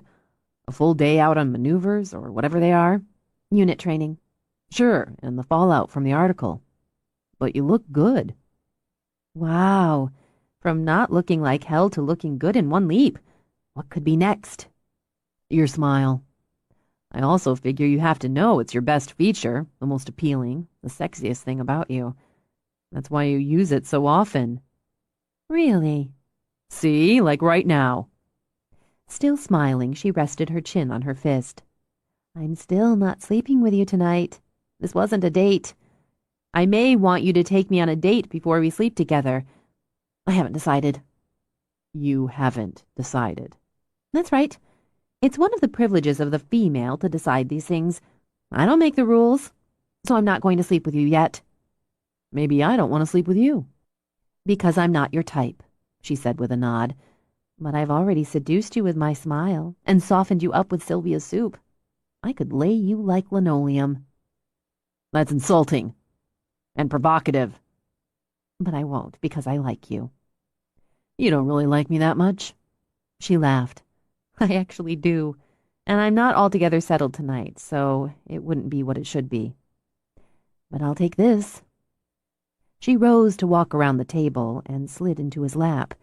She grazed her teeth over his bottom lip, then soothed it with her tongue before sinking them both into the kiss. Comfort and fire, she thought, promise and threat. The hard body and thick, soft hair, the rough stubble and smooth lips. She sighed into it, retreated, then locked her eyes on his. A little more, she murmured, and took his mouth again. This time his hand slid up her sides, skimmed her breasts. Possessed. Small and firm, with her heart thudding under his palms. Fiona. She broke the kiss to lay her cheek to his. You could convince me. We both know it. Please don't. It's so unfair, but please don't. Some women, he thought, had the power to turn a man in the opposite direction from what he wanted. It seemed his fate to run up against them. And damn it, to care. I need to go. Yeah. She drew back again, this time cupping his face in her hands. You do. But thanks, because when I'm restless tonight, it won't be over some damned article in the paper. Just call me Samaritan. For a moment, she rested her brow to his. I'll give you a container of soup and a bigger collar for Jaws. He's outgrown that one. He didn't argue as she gave him time to settle. And still, all the way home while the pup snored in the seat beside him, he could taste her, Smell her. He glanced at the dog. "This is your fault," he muttered. "I wouldn't be in this situation except for you." As he turned into his own drive, he reminded himself to go buy a damn tree and plant it. A deal was a deal. 10. She got through it, got past it. Work and routine pushed her hour to hour. She channeled excess nerves into workouts, shedding tension with sweat until an article rehashing her ordeal, her loss, no longer mattered. Her classes, her blog, the daily care and interactions with her dogs filled her days. And since a casual dinner over soup and bread, she had the idea of a relationship, however far it went, with Simon to entertain her mind. She enjoyed him. Quite a bit. Maybe, she considered, because he wasn't as protective and easy as her circle of friends, or the two women who made up her family. He was a little hard, a lot blunt, and, she thought, a great deal more complicated than most people she knew. In many ways, since Greg's murder, the island had become her sanctuary, her safe place where no one looked at her with pity or particular interest, and where she'd been able to restart her life. Not on bare ground, she thought. She was who she was at the core. But like an island, she'd broken off from the mainland and allowed herself to change direction, to grow, even to reform.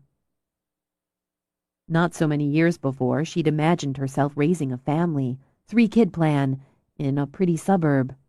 She'd have learned to cook good, interesting meals and would love her part-time job, to be determined. There would have been dogs in the house, and a swing set in the yard, dance lessons, and soccer games. She'd have been a steady and supportive cop's wife, a devoted mother, and a contented woman. She'd have been good at it, Fiona thought as she sat on the porch taking in the quiet morning. Maybe she'd been young to have been planning marriage and family, but it had all unfolded so seamlessly. Until there was nothing left of that pretty picture but shattered glass and a broken frame. But now she was good at this, content and fulfilled, and she understood she'd come to this place, to this life, to these skills because all those lovely, sweet plans had shattered. The core might be the same, but everything around it had changed, and she was, because of or despite that, a happy, successful woman. Bogart came over to bump his head under her arm. Automatically she shifted, draped her arm over him to rub his side. "I don't think everything happens for a reason. That's just the way we cope with the worst that happens to us. But I can be glad I'm here. And not feel disloyal," she thought, to Greg, to all those pretty plans and the girl who made them. New day, Bogart. I wonder what it'll bring. As if in answer, he came to alert, and she saw Simon's truck rolling down her drive. "Could be interesting," she murmured, as the other dogs raced over to join her and sit, tails drumming. She smiled at Jaws's happy face peering out from the windshield on the passenger's side, and Simon's unreadable one behind the wheel. She rose and, when the truck stopped, gave her dogs the release signal. "A little early for class," she called when Simon stepped out, and Jaws leaped into the reunion with his buddies. "I've got your damn tree." "And so cheerful, too." She wandered over as he waded through the dogs. "Give me the coffee." He didn't wait for the offer, but took her mug, downed the rest of the contents. "Well, help yourself." "I ran out." Because he looked surly, unshaven, and sexy, she fluttered her lashes at him. "And still, here you are bright and early with a tree just for me." "I'm here bright and fucking early because that dog chewed open 5 pounds of dog food somewhere before dawn, then opted to puke it up, bag and all, on my bed, while I was in it." "Aww." Simon scowled as the concern and attention went straight to the dog. "I'm the injured party." Ignoring him, Fiona rubbed the puppy, checked his eyes, his nose, his belly. "Poor baby. You're okay now. That's all right." "I had to throw out the sheets." From her crouch, Fiona rolled her eyes. "No, you clean off the puke, then you wash the sheets." "Not those sheets." He heaved like a drunk frat boy. "And whose fault is that?" I didn't eat the damn kibble. No, but you didn't have it stowed where he couldn't get to it, or better yet, in a lidded container.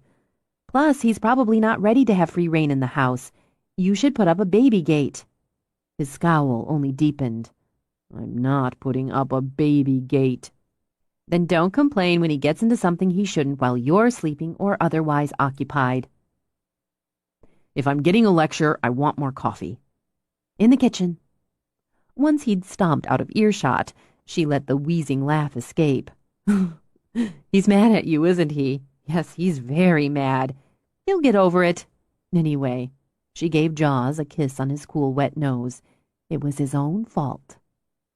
Rising, she walked to the back of the truck to get a look at her tree. She stood there, grinning still, when Simon strode out with his own mug of coffee. You got me a dogwood. It seemed appropriate when I bought it yesterday. But that was before this morning when I was reminded dogs are a pain in the ass. First, it's a beautiful tree. Thank you. Second, any and everything that depends on us can be pains in the ass. He booted on your bed because when he felt sick and scared, he wanted you. And third, she laid her hands on his shoulders, touched her mouth to his. Good morning. Not yet. She smiled, kissed him again. Marginally better. Well, let's plant a tree and see what that does for you. Let's put it over there. No. She changed direction. There. I thought you wanted it back in the woods where the stump was. Yes, but it's so pretty, and back there hardly anyone will see it but me. Oh, there, back there, just on this side of the bridge. Maybe I should get another one for the other side. You know, so they'd flank the bridge. You're on your own there. But he shrugged, opened the truck door. I'll go with you, give you a hand. So saying, she hopped nimbly in the back of the truck and sat on the bag of peat moss. He shook his head but maneuvered the truck around, eased to the bridge and parked again. When he got out to lower the tailgate, she slung the bag of peat moss over her shoulder. I'll get that. Got it, she said, and jumped down. He watched as she carted it over to the spot she wanted, set it down. When she came back, he took her arm. Flex, he ordered. Amused, she obeyed, saw his eyes register surprise when he tested her biceps.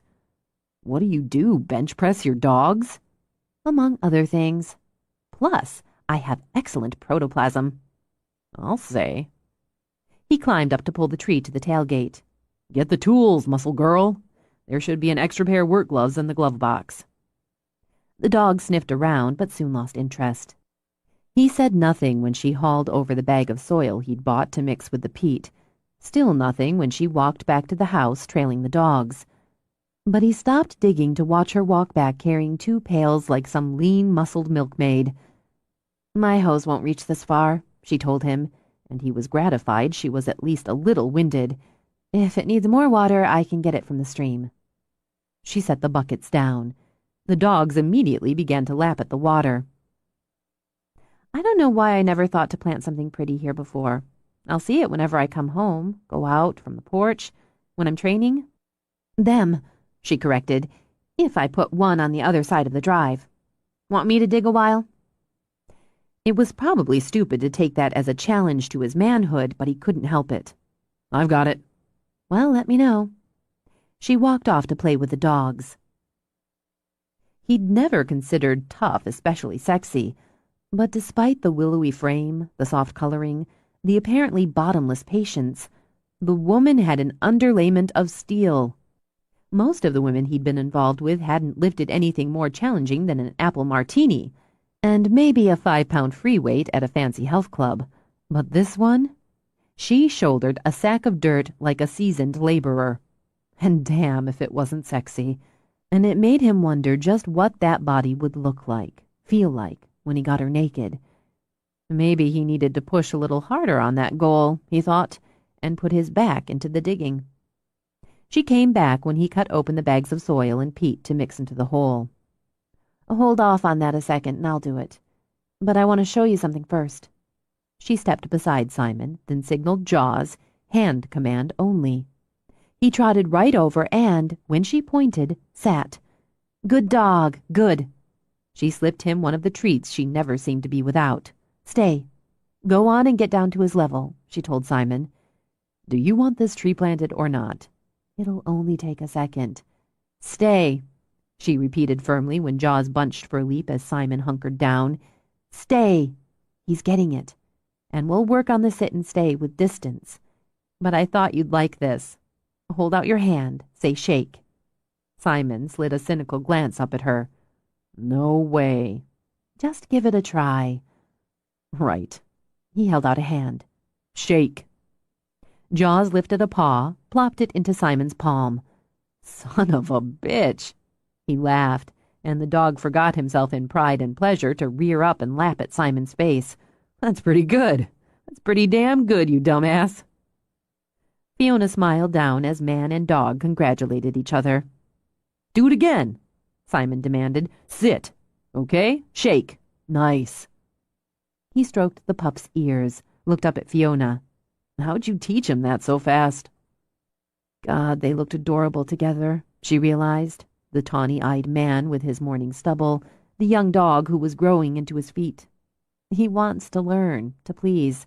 He has a strong drive. She passed treats into Simon's free hand. Reward him. He'll be happy with your approval and affection, but the food rewards extra incentive. She picked up the shovel, began to toss dirt, then peat, then dirt into the hole. That's enough. We need to set the root ball. I don't know much about planting trees. She swiped the back of the work glove over her brow. In fact, this is my first. Do you? I've plugged in a few. I thought you lived in the city before Orcus. I didn't grow up in the city. My family's in construction. Okay, but doesn't that mean planting buildings?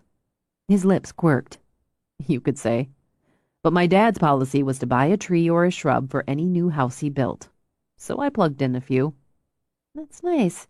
Your dad's policy, that's nice. Yeah, nice gesture and good business. He hefted the dogwood, lowered the root ball into the hole. That's about right. Crouching, he opened the burlap around the root ball to expose it. Together, they dumped in topsoil and peat, mixed it. Shouldn't we cover it more? She asked when Simon stopped. No, just to the height of the root ball. He lifted a bucket. You want to deep water, and do that about once a week, unless we get a good rain. It had been fun, she thought, planting a tree with him in the cool morning air. Once a week, check. I didn't get mulch. Figured it was going in the woods, and I could just use pine needles. You'll want to mulch it. Okay. She stepped back. I've got a dogwood tree. Thank you, Simon. We had a deal. And you could have picked up a pine and stuck it in the hole from the stump. This is lovely. She turned to kiss him, a friendly gesture, but he moved in and made it more. We've got some time before school starts, he told her. That's true. She tipped up her wrist to check the time. Not a lot. We'd have to be pretty quick and pretty motivated. You're the former track star. You be quick. I'll be motivated. He smelled of the soap from his shower, twined with a touch of healthy sweat from the effort of digging. He looked rough and ready. And the long, hard kiss beside the sweet young tree had stirred her to aching. Why wait? She asked herself. Why pretend? It might be a good way to celebrate a tree planting. Why don't we... She broke off as she heard tires on gravel. Apparently someone else is early. She began, then saw the patrol car. Oh, God. Reaching down, she groped for Simon's hand. Davy pulled up behind the truck, got out. Nice-looking tree, he said, and took off his sunglasses and hooked them in his shirt pocket. He gave Simon a nod as he walked toward them. Simon? Deputy. Davy reached out to run a hand down Fiona's arm. Fee, I'm sorry to have to tell you, but they found another one. The breath she'd held came out with a jump. When? Yesterday, in Klamath National Forest near the Oregon border, he said before she asked. She'd been missing a couple days, a college student, Redding, California. So he moved west and a little south for the abduction, then drove over 100 miles to bury her. The details are the same as the others. 2 days, she murmured. They've got a couple of feds going in to push on Perry to see if they can pull anything out of him, if there's anything to pull. He's not waiting as long between, she said. He's not as patient. She shuddered once. And he's heading north. He's targeting the same victim type, he reminded her, then set his teeth. But God damn it, Fee. After that newspaper thing, I've got some concerns. He knows where to find me if he wants me. Panic wanted to beat its wings in her throat, and panic, she reminded herself, solved nothing. Nothing. And still those wings fluttered. If he wants to finish Perry's work, a kind of homage, he can find me. I'm not stupid, Davy. It's something I considered when I knew there was going to be an article. You could move in with Sylvia or Mai for a while. Hell, Fee, you can stay with Rachel and me. I know, but the fact is I'm as safe here as anywhere. Safer, maybe, with the dogs. Her sanctuary. She had to believe it or the panic would win. Nobody can get near the house without me knowing. Davy glanced toward Simon. I'd feel better if you had more than the dogs. I've got a gun and you know I can use it. I can't uproot my life on the possibility he may decide to come here in a week, a month, 6 months. She dragged a hand through her hair, ordering herself to stay sensible. He's not as patient as Perry, she repeated, and he's following someone else's pattern. They'll catch him. I have to believe they'll catch him. Until they do, I'm not helpless. One of us is going to check in with you every day. We take care of our own, even when they aren't helpless. That works for me. Simon held his silence until he and Fiona were alone. Why don't you go visit your mother for a while? Because I have to work. And I do have to work, she added. I have a mortgage, a car payment, bills. I've had to juggle like a circus clown to manage the time and money for a long weekend off. She picked up the shovel to put it in the back of the truck. And what happens if he doesn't go after some other poor girl for weeks? Do I just put everything on hold because of a maybe? I won't be stupid and I won't be careless. Because it made her feel strong and capable, she hauled up the sagging bag of peat. But I will not let this ruin my life, not again. And I won't be taken, not again, not ever again. You leave your door unlocked. Half the time you leave it open. Yes, that's true. And if someone they didn't know tried to get within 20 feet of the house, or me, the dogs would stop them. But you can believe I'll be locking up at night now, and my 9mm going in the drawer next to my bed. It took him a minute. You have a 9mm? That's right. She tossed the bag of topsoil after the bag of peat. Greg taught me how to shoot, how to respect a weapon, and after I started going to the range regularly until I was proficient. I'm probably a little rusty, but I'll fix that. I'll fix it. The words came out too fast, and she fought to slow them. I'll take care of myself. I need my life. I need my home and my work, my routine. She pressed the heel of her hand to her forehead. I need it. Okay. He glanced toward the dogs. They looked like happy, friendly, lick-your-face-off types. But he remembered the low growl from Newman when he'd tussled a little with Fiona in the kitchen. Why don't you cancel your classes for the day? No. Some of them are already on the ferry or heading in. Besides, routine. It keeps me centered. Is that what does it? Apparently. The tree's still pretty, she said, calmer again. It's still a nice morning, and I still have work to do. It helps. Then I'd better move my truck. He opened the door. Teach him something else. He lifted his chin at Jaws. Like how to get me a beer out of the fridge. Not altogether impossible, but we'd better nail down the basics first. Routine did help, and part of that routine was people and their dogs. She listened, as always, to clients relating progress or the lack of it. She listened to problems and arranged her lesson for the day around them. She used the first few minutes for walk, heel, sit, to get both handlers and pups settled in. Some of us are having problems with jumping, so we're going to take that discipline first today.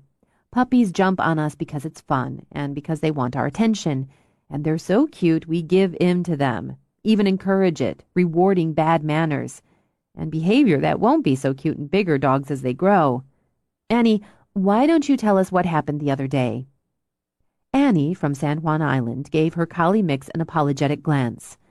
"My niece came to visit with her little boy. He's 3.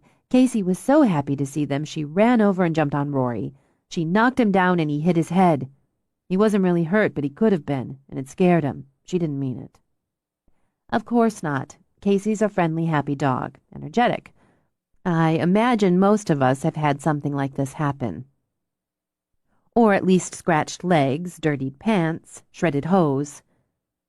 "Bruno's always tearing up my pantyhose." Jake, all 220 pounds of him, got a laugh at the remark. "We'll fix that for you, Jake. Like everything else, it takes consistency, firmness, and understanding.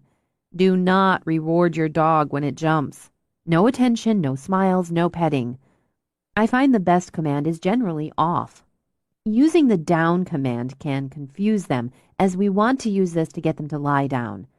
I'm going to use Casey to demonstrate. Go ahead and take her off the leash, Annie."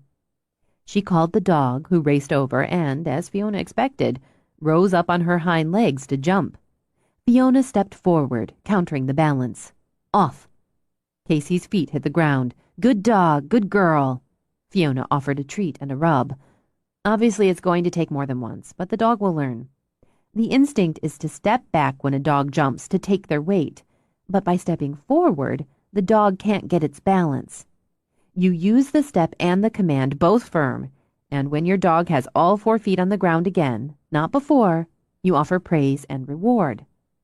She demonstrated again. You and everyone in your family have to get on board with this. The discipline can't come from just you. Don't let your kids encourage jumping because it's fun for them too. Call her back, Annie, and repeat what I just did if she jumps. Step forward, say off, then reward. Fiona nodded in satisfaction as the routine played out. Okay, let's spread out so everyone can work on this. We move on to how to teach your dog not to jump on others next. She walked around, offered advice, encouragement. People needed praise and reward too, she knew, so she doled them out. She ended the class with a second round of sit and stay. Good job, everybody. I've got a tip for you this week since spring's coming. Some of you might be planning a garden or have one already started. I just blogged about this, so you can refer to that if and when you need a reminder. You'll be unhappy if your dog digs up your petunias or tomatoes. Dogs dig for several reasons. Sometimes it's just because they like it. Sometimes because they're bored. Regular play, exercise, and attention can discourage digging, but not always. You're not always going to be right on hand when that digging urge strikes. So, fill the holes. She got a moan out of several students. Yeah, it's an irritating cycle initially, but a lot of young dogs will get discouraged when the hole they've dug keeps getting filled. What's the point? Also, offer alternatives to digging. Playtime, a walk, a chew toy. Distract. But because some will just, well, dig in, I advise you to put a few additives in the dirt you replace. Chili pepper's a good deterrent, and so is dog poop.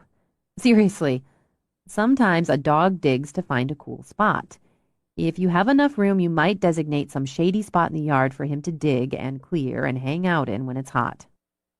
Last, those of you who have no plans to breed your dog and haven't already made arrangements for spaying or neutering, it's time. She didn't lecture on the subject, yet. As her students began heading out, she strolled over to Simon. I saw your face. That's because it's right here, on the front of my head. The look on your face when I mentioned neutering. She gave him a poke. He'll still be a guy. Balls don't make the man. Easy for you to say, sister. And what are you going to say the first time he catches a whiff of some sexy bitch in heat and runs off to bang her? Score? She poked him again. And following those instincts, he could get hit by a car on the road, get lost. Now, do you really want to add to the stray and or unwanted dog population?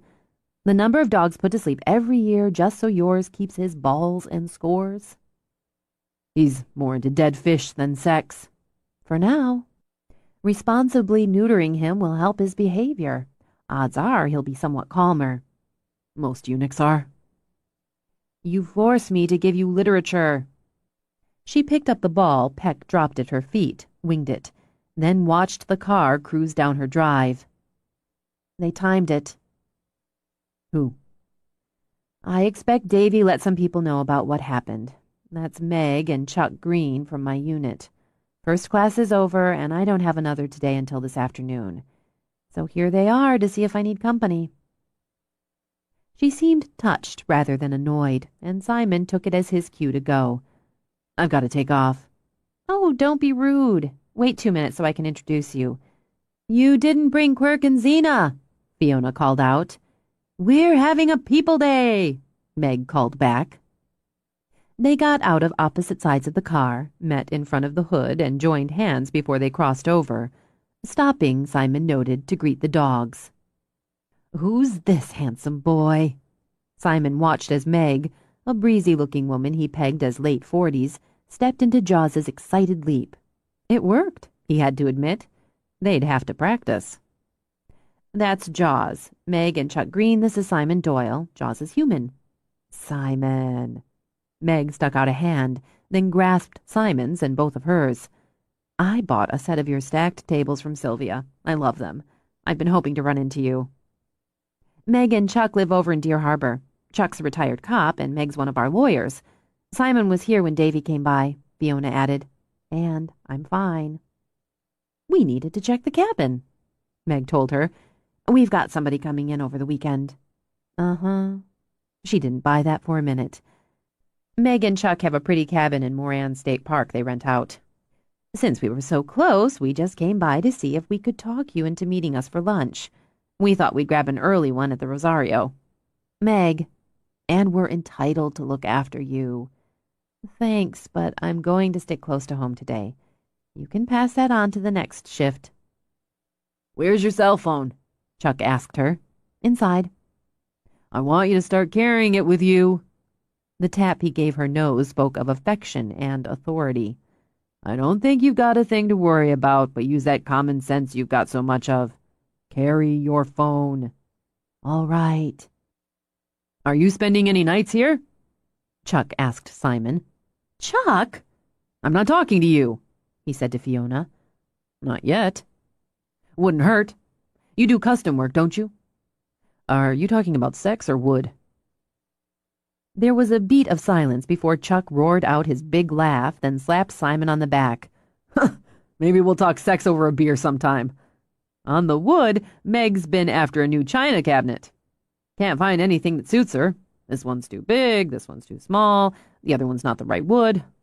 If she could tell you what the hell it is she wants and you make it, I'd stop hearing about it. We can talk about that. You'd want to show me the space. If you've got time this afternoon after 3. Chuck reached in his wallet and pulled out a business card. Home address is on there. Okay.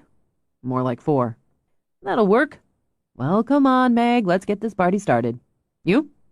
He pointed at Fiona and kissed her cheek. Put your phone in your pocket. Yes, sir, Sergeant Green. You take care, Fee. We'll see you this afternoon, Simon. They walked back to their car as they'd walked from it, hand in hand. They've been married over 30 years, and they still hold hands, Fiona murmured. He was a cop for 25 down in San Francisco. She waved as they drove out. They moved here about 10 years ago, and he runs a tackle shop. He loves to fish. She does real estate and some family law. Did they get married when she was 12? Oh, boy, she'd love that. She's in her late 50s. He had his 63rd birthday in January. And yeah, they both look easily 10 years younger. I think it's love and happiness. Or just lucky genes. She picked up the ball one of the dogs had dropped hopefully at her feet. Threw it again.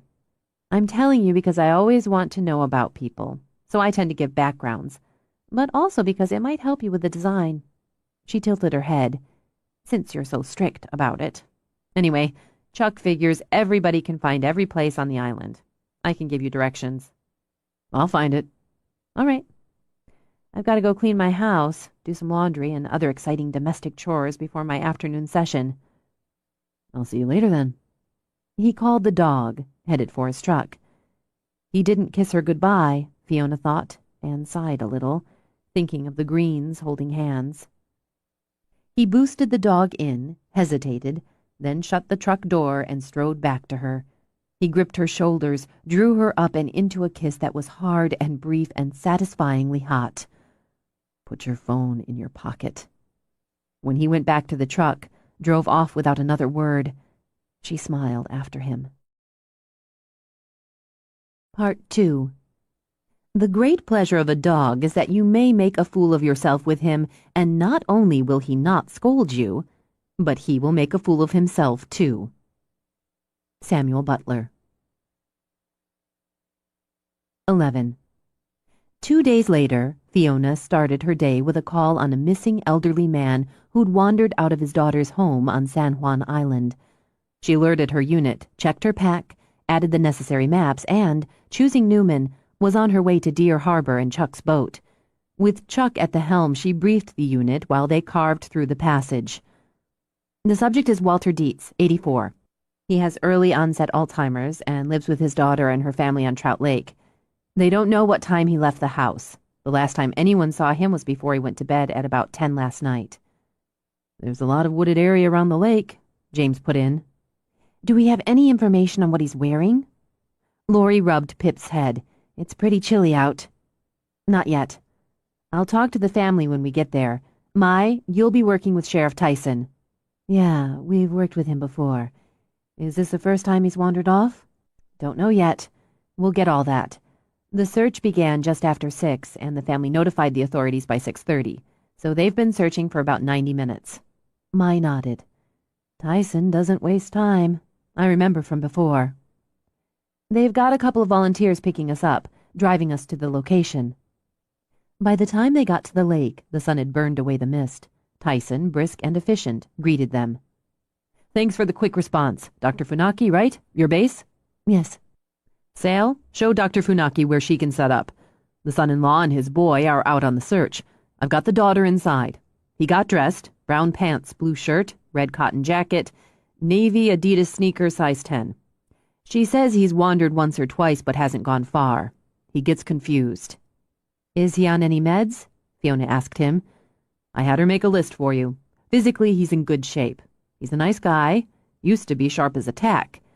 Taught my father in high school. History. He's 5'10", about 165 pounds, full head of white hair, blue eyes. He led her inside a spacious, open-floor plan house with killer views of the lake. Mary Ann, this is Fiona Bristow. She's with Canine Search and Rescue. Ben, Sheriff Tyson said you'd need some things of Dad's for the dogs to smell. I got his socks and his pajamas from last night. That's good. How was he feeling when he went to bed last night? Fine. Really fine. Her hand fluttered to her throat and away again. Fiona could hear barely controlled tears in her voice. He'd had a good day. I just don't know when he left. He forgets and gets confused sometimes. I don't know how long he's been gone. He likes to take walks. Keep fit, he says. He and my mother walked miles every day before she died last year. Where did they like to walk? Around the lake. Some light hiking in the woods. Sometimes they'd walk over to see us. This was their house, and after Mom died, and when Dad started having trouble, we moved here. It's bigger than our house, and he loves it so much. We didn't want him to have to leave his home. Where was your house? Oh, it's about 3 miles from here. Could he have gotten confused? Tried to walk there to find you? I don't know. She pressed her knuckles to her lips. We've lived here for nearly a year now. We checked Mary Ann's old place, Tyson added. Maybe he and your mother had a favorite spot or route. They had so many. Even 5 years ago, he'd have been able to find his way through the woods around here in the dark, blindfolded. Her eyes teared up. He taught Jarrett, our son, how to hike and camp and fish. He'd declare hook and line day, hook school and drop a line so he and Jarrett could. Oh, God, wait. She dashed away. How's his hearing? Fiona asked Tyson. He wears a hearing aid, and no, he didn't take it. He's got his glasses, but... He broke off when Mary Ann rushed back. His fishing gear. He took his fishing gear, even his old fishing hat. I don't know why I didn't think of it before. Armed with data, Fiona worked with her unit on strategy. He had 3 favorite fishing spots. She marked the map Mai had posted, but he also tended to try others, depending on his mood. He's both physically fit and physically active. So, while his mental condition may bring on confusion, turning him around, disorienting him, he could overdo it. He takes meds for high blood pressure and, according to the daughter, tends to get emotional and upset when he can't remember things.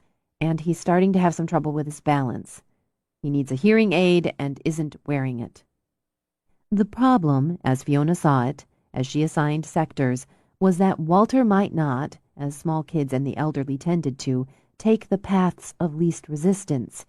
He'd tax himself, she thought, facing steep climbs rather than easy slopes. He'd probably had a purpose and a destination when he started, she thought as she gave Newman the scent. But along the way, it was very likely he'd become confused. How much worse to be lost, to look around and see nothing familiar when you once knew every tree, every path, every turn. Newman was eager and scented along a drainage. The air would rise upslope, and the chimney effect, the rise of the tree lines, would disperse the scent in several directions. When they moved into an area of heavy brush, she looked for signs. A bit of torn clothing in the briars, bent or broken branches. Newman alerted, then chose a path that challenged the quadriceps. When it leveled, she stopped to give her partner water and drink some herself. She checked her map, her compass. Could he have detoured, backtracked, or looped away from the fishing spot, angled toward his daughter's old house? Going for his grandson after all? The hook and line day? Pausing, she tried to see the trees, the rocks, the sky, the paths as Walter would see them. For him, she imagined, getting lost here would be like getting lost in his own home. Frightening, frustrating. He might become angry and push himself, or scared, only more confused and wander in aimless circles. She gave Newman the scent again. This is Walt. Find Walt. She followed the dog as he clambered over a pile of rocks. Veering toward Chuck's sector, she noted, and called her position in. When they headed downhill, Newman alerted, strongly, then pushed his body through brush. She pulled out her tape to mark the alert. What have you got? She used her flashlight, switching it on to chase away those green shadows. She saw the disturbed ground first, the depressions, and got a picture in her mind of the old man taking a spill, catching himself by the heels of his hands, his knees. Briars pulling and tearing, she thought, and, playing the light, she saw a few strands of red cotton snagged on thorns. Good boy, Newman. Base, this is Fee. I'm about 50 yards from my west boundary. We've got some red threads on briars and what looks like signs of a fall. Over. Base, this is Chuck. We just found his hat. Fee, Quirk's alerting in your direction. We're moving east. My boy's got something. I'm going to... Hold on. I see him. He's down. Ground falls off here. We're going down to him. He's not moving. Over. I'm heading your way, Chuck. We'll assist. Over. Newman? Find Walt. Find. She ignored the radio chatter as they continued west, until Chuck reported again. We've got him. He's unconscious. Pulse is thready.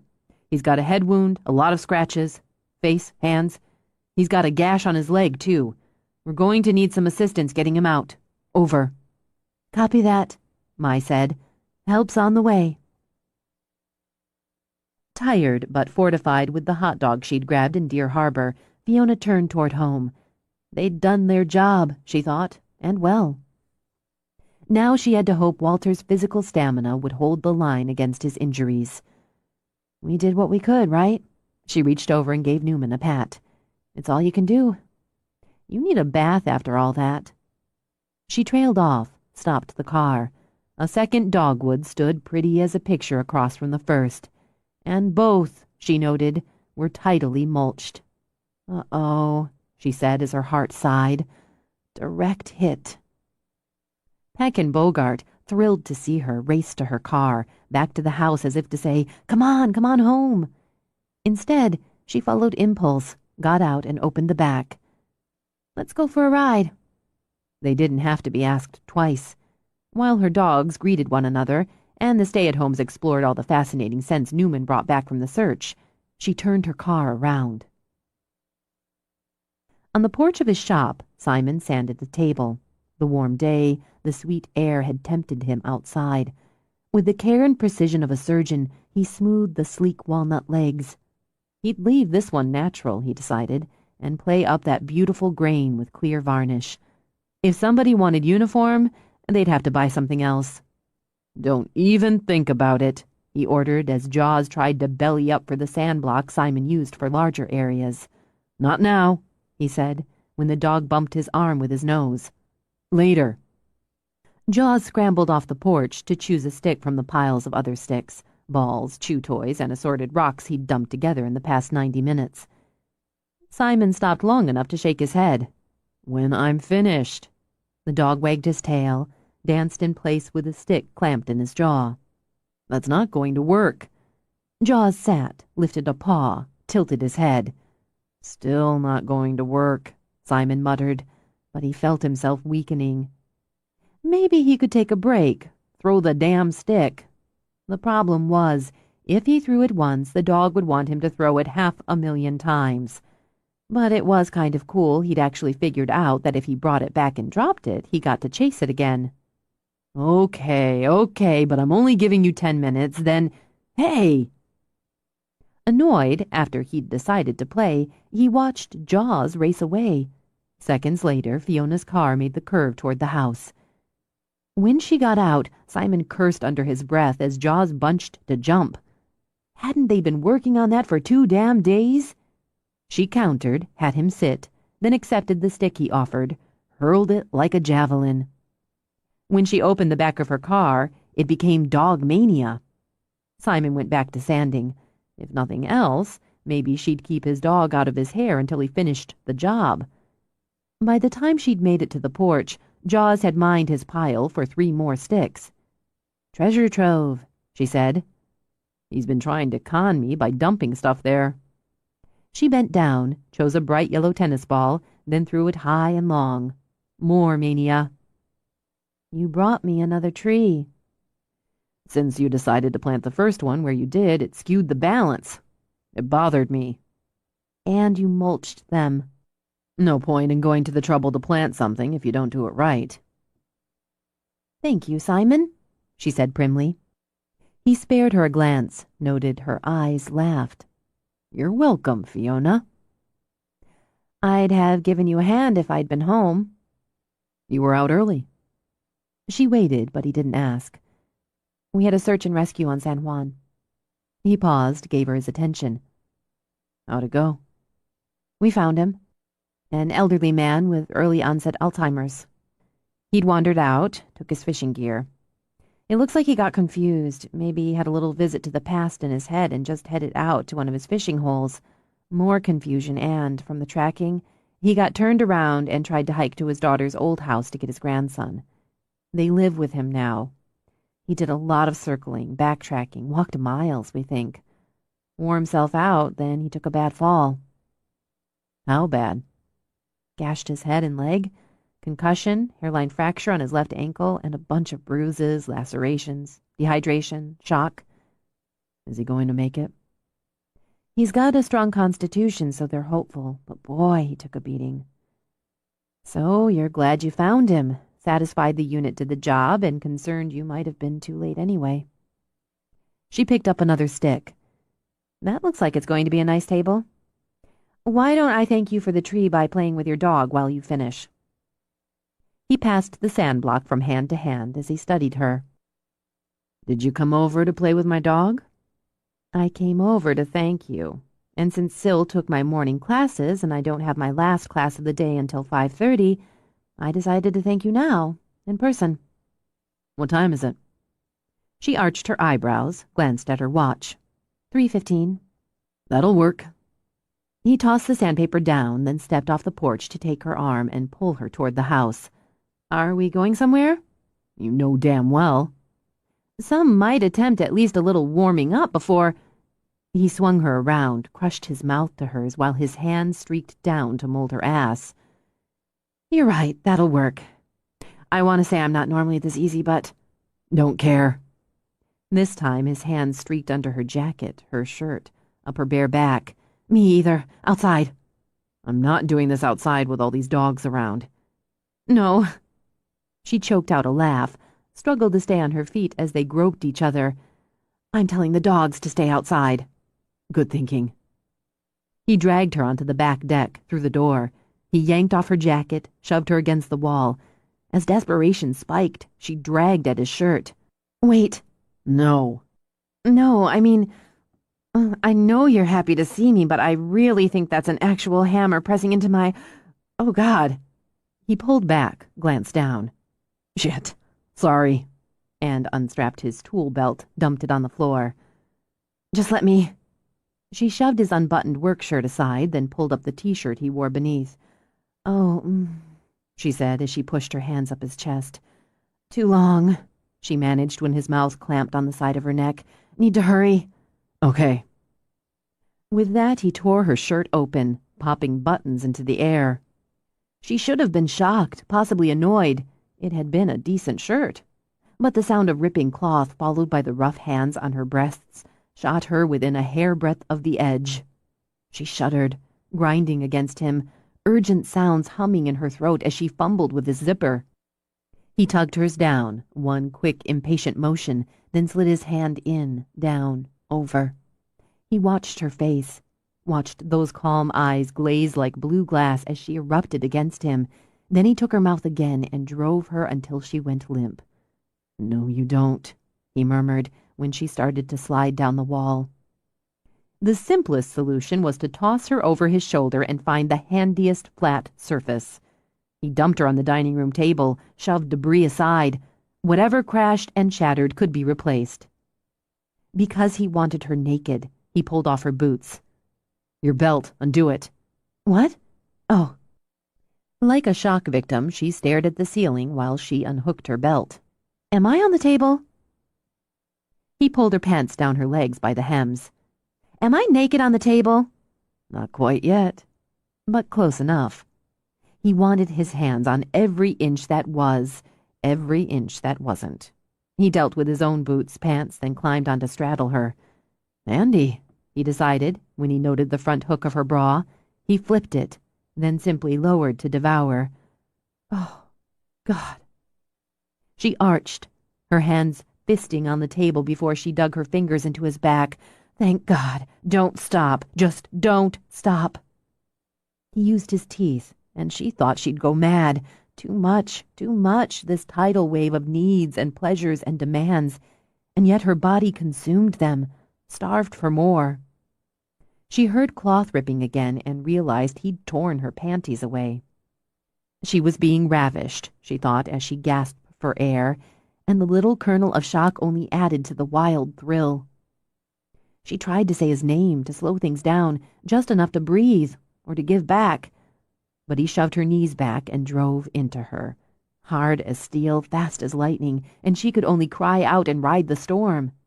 She closed around him when she came, squeezing like a fist. The sensation only whipped him on. He'd wanted her, and that want had sharpened over the last days. But now, with that long, tight body quaking under his, those surprising and sexy muscles taut under his hands, that want turned its keen edge inside him. He took until she went lax, then took more until that edge sliced through him and emptied him out. She heard music. Angels singing, she thought, dizzy. It seemed odd for angels to sing after table sex. She managed to swallow on a throat wildly dry. Music, she murmured. My phone. In my pants. Don't care. Oh, not angels. No, Def Leppard. Okay.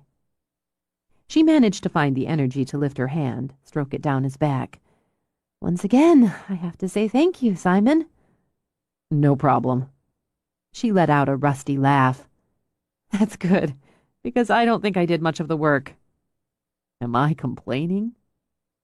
She smiled, closed her eyes, and kept stroking his back. Where are we, exactly? It's the dining room / downstairs office area, for now. So we had sex on your dining room / workstation? Yeah. Did you make the table? Yeah. It's very smooth. A giggle tickled her throat, then escaped. And remarkably sturdy. I do good work. He lifted his head then, looked down at her, and smiled. It's cherry with a birch inlay. Pedestal style. I was going to sell it, but now, maybe not. If you change your mind, I'd like first bid. Maybe.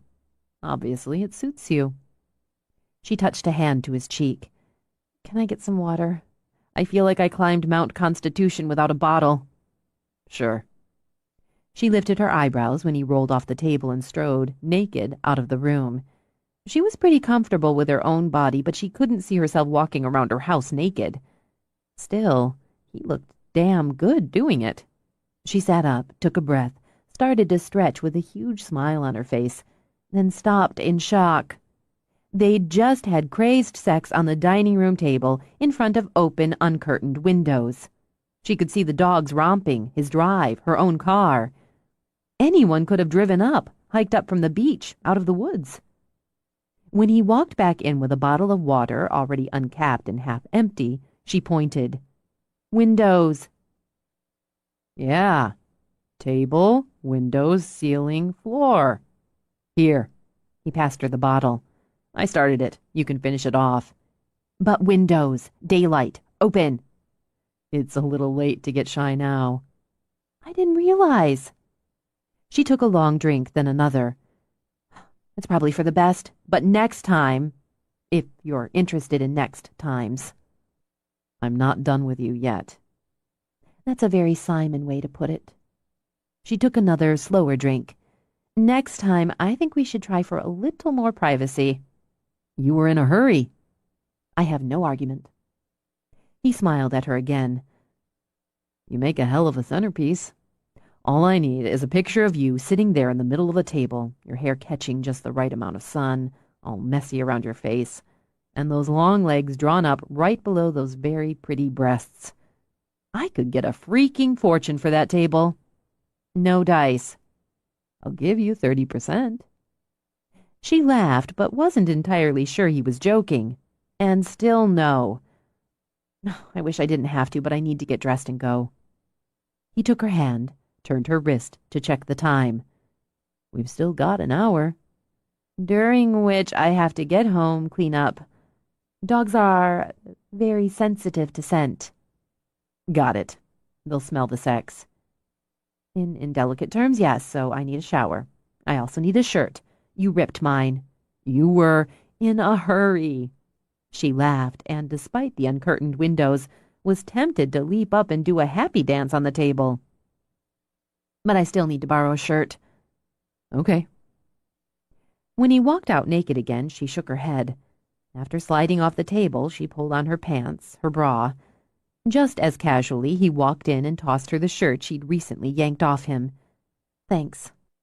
He tugged his work pants on while she pulled on her boots. Though she felt a little dreamy, she matched his easy tone when she stepped over, touched his face again. Next time, maybe we'll have dinner first. She kissed him lightly. Thanks for the tree and the use of the table. She walked out, called up her dogs, and gave Jaws a body scrub goodbye. It pleased her to see Simon standing out on the deck, shirtless, his hands in the pockets of his yet-to-be-buttoned jeans, watching her as she drove away. 12. Francis X. Eckel completed the last of his daily 100. 100 push-ups, 100 crunches, 100 squats. He performed these, as always, in the privacy of his motel room. He showered, using his own unscented shower gel rather than the stingy sliver of motel soap. He shaved, using a compact electric razor that he cleaned meticulously every morning. He brushed his teeth with one of the travel brushes in his kit, which he then marked with an X for future disposal. He never left anything personal in the motel waste can. He dressed in baggy sweatshorts and an oversized white t-shirt, nondescript running shoes. Under the t-shirt, he wore a security belt holding cash and his current ID, just in case. He studied himself in the mirror. The clothes and the bulk of the belt disguised the body he'd sculpted to mean and muscular perfection, and gave the illusion of an ordinary man, a bit thick in the middle, about his ordinary morning. He studied his face, brown eyes, long bladed nose, thin firm mouth, smooth cheeks, until he was satisfied with its pleasant, even forgettable expression. He kept his brown hair close cropped. He wanted to shave it for ease and cleanliness, but though a shaved head had become fairly common, his mentor insisted it drew more attention than ordinary brown hair. This morning, as every morning over the past weeks, he considered ignoring that directive and doing what suited him. This morning, as every morning, he resisted. But it was becoming harder as he felt his own power grow, as he embraced his new self, to follow the lesson plan. "For now," he murmured, "but not for much longer." Over his head he fit a dark blue cap with no logo. There was nothing about him to draw the eye, to earn a glance by a casual observer. He never stayed in the same hotel or motel more than 3 nights. 2 was better. He sought out one with a gym at least every other stop, but otherwise looked for the lower-end type of establishment where service and the attendant attention was all but non-existent. He'd lived frugally all of his life, dutifully pinching pennies. Before he'd begun this journey, he'd gradually sold everything he owned of value. He could afford a great many cheap motel rooms before the journey's end. He slipped his key card into his pocket and took one of the bottles of water from the case he'd brought in himself. Before leaving the room, he switched on the camera hidden in his travel alarm by his bedside, then plugged in the earbuds for his iPod. The first would assure him housekeeping didn't poke through his things. The second would discourage conversation. He needed the gym, needed the weights and machines, and the mental and physical release they provided. Since he'd converted, the days without them left him tense and angry and nervous, clouded his mind. He'd have preferred to work out in solitude, but traveling required adjustments. So, with his pleasant expression in place, he walked outside and across to the tiny lobby and the tiny health club. A man walked with obvious reluctance on one of the 2 treadmills, and a middle-aged woman rode a recumbent bike while reading a novel with a bright cover. He timed his gym visit carefully. Don't be the first or the only. He chose the other treadmill, selected a program, then switched off the iPod to watch the news on the TV bracketed in the corner. There would be a story, he thought. But as the newscasters reported on world events, he started his run and let his mind focus on the latest correspondence from his mentor. He'd memorized every line before destroying it, as he had all the others. "Dear friend, I hope you're well. I'm pleased with your progress to date, but want to advise you not to push yourself too fast, too soon. Remember to enjoy your travels and your accomplishments, and know you continue to have my support and my gratitude as you prepare to correct my foolish and disappointing mistake. School your body, your mind, your spirit. Maintain your discipline. You are the power. You are the control.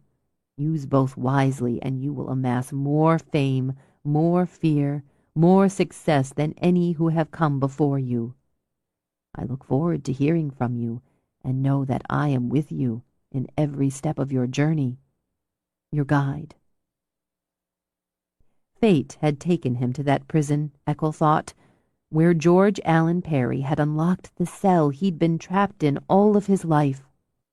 He'd toddled like a child with those first steps of freedom, then had walked, then had run. Now he craved the heady taste of that freedom like breath. Craved it until he'd begun to twitch at the rules, the regulations, the absolutes Perry asked of him.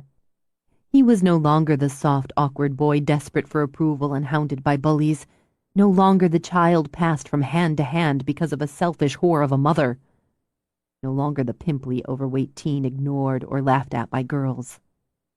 All of his life he'd lived inside that cage of pretense. Stay quiet, tolerate, obey the rules, study and take whatever was left when the stronger, the more attractive, the more aggressive took theirs. How many times had he seethed in silence when passed over for a promotion, a prize, a girl? How many times had he, alone in the dark, plotted and imagined revenge against co-workers, students, neighbors, even strangers on the street? He'd begun these travels, as Perry had explained to him, before they'd met. But he'd carried the cage with him. He'd worked to discipline his body, pushing through pain and frustration and deprivation. He'd sought and found a rigid internal control, and still had failed in so many ways. Because he'd still been locked in that cage, unable to perform with women when, at last, one deigned to sleep with him. Forced to humiliate himself with whores, like his mother. No longer. Perry's creed preached that the act of sexual intercourse diminished a man's power, gave that power to the woman, who would always use it against him. Release could be gained in other, more potent ways only a relative few dared practice. With that release, power and pleasure rose. Now that the cage was open, he'd discovered in himself both an aptitude and an appetite for that release, and the power that charged through it. But with the power came responsibility, and that, he could admit, he found difficult to navigate. The more he gained, the more he wanted. Perry was right, of course. He needed to maintain his discipline, to enjoy the journey and not rush it. And yet, as he pushed up the speed and resistance on the treadmill, Francis promised himself and his absent mentor he would refrain from seeking his next partner for at least 2 weeks. Instead, he would travel a bit more, meandering. He would allow his power to recharge, feed his mind with books. He wouldn't head north, not yet. And while he recharged and fed, he'd monitor Perry's disappointing mistake through her blog, her website. When it was time, he would correct that mistake, the only payment Perry asked of him, the price for tearing down the cage. He looked forward, like a child to a parent's applause, to Perry's approval when he took, strangled, and buried Fiona Bristow. Bringing her image into his mind pushed him through the next mile while sweat ran down his face, his body. His reward came when the newscaster reported on the discovery of a young woman's body in the Klamath National Forest. For the first time that morning, Ethel smiled. On Sunday, Mai and her dogs came for a visit. Saturday night's rain left the air cool and fresh as sorbet, and teased out a haze of green on the young dogwoods flanking the bridge. In the field the grasses sparkled with wet, while the creek bubbled busily, and the dogs romped like kids in a playground. On the scale of lazy Sunday mornings, Fiona rated this one a solid 10. With Mai, she relaxed on the porch with the mochachinos and cranberry muffins the vet had bought in the village. It's like a reward. Slumped down, eyes half open behind the amber shades of her sunglasses, Mai broke off another piece of her muffin. Mornings like this, they're like a reward for the rest of the week. All the get up, get going, get it done mornings. This is the carrot on the stick, the brass ring, the prize at the bottom of the cereal box. In my next life, I'd like to come back as a dog because really, in the great scheme, every morning is the prize at the bottom of the cereal box for a dog. They don't get mochachinos on the porch. True, but toilet water would taste just as wonderful. Fiona studied her coffee, considered. What kind of dog? I think a great Pyrenees for the size, the majesty. I think I deserve it after being short in this life. It's a nice choice. Well, I've given it some thought. Mai yawned, stretched. Sheriff Tyson called me this morning to let me know they've upgraded Walter's condition to stable. He's going to be in the hospital for another few days, but if he stays level, they'll let him go home. The daughter and her family are making arrangements for a visiting nurse. That's good news. Do you want me to pass it along? I let Chuck know, so I figure he'll take care of that. Since I was heading over, I thought I'd just tell you in person. By the way, I really like your trees. Aren't they great? Just looking at them made Fiona smile. I don't know why I didn't think of it before. Now I'm thinking maybe I should plant something splashy at the far end of the drive, like an entryway. It'd be a kind of landmark for new clients, too. Turn in at the drive with the whatever I decide on. Mai tipped down her glasses to peer at Fiona over the tops. Moving out of the low-key stage? And I worried you'd put a gate up. Sipping her coffee, Fiona watched the dogs troop around the yard in what she thought of as the peeing contest. "Because of Vicky Scala?" she said, referring to the latest victim. "A gate wouldn't do me much good if... and it's a big if." But like Mai in her next life as a dog, she'd given it some thought. "It makes me sick to think about those girls and their families. And there's nothing I can do, Mai. Nothing at all." Mai reached over, squeezed Fiona's hand. "I shouldn't have said anything." "No, it's okay. It's on my mind. How could it not be? And I'm scared. You're probably the only one I can say that to, just flat out." Fiona held on to Mai's hand a moment, steadied by the contact.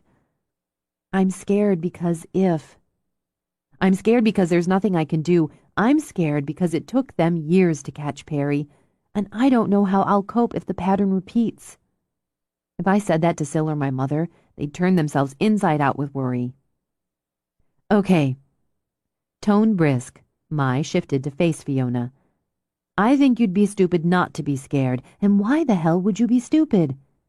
I think if it wasn't on your mind, you'd be hiding in denial, and what good would that do? And I think if you didn't feel sick and sorry about those girls, you'd be heartless, and how could you be?"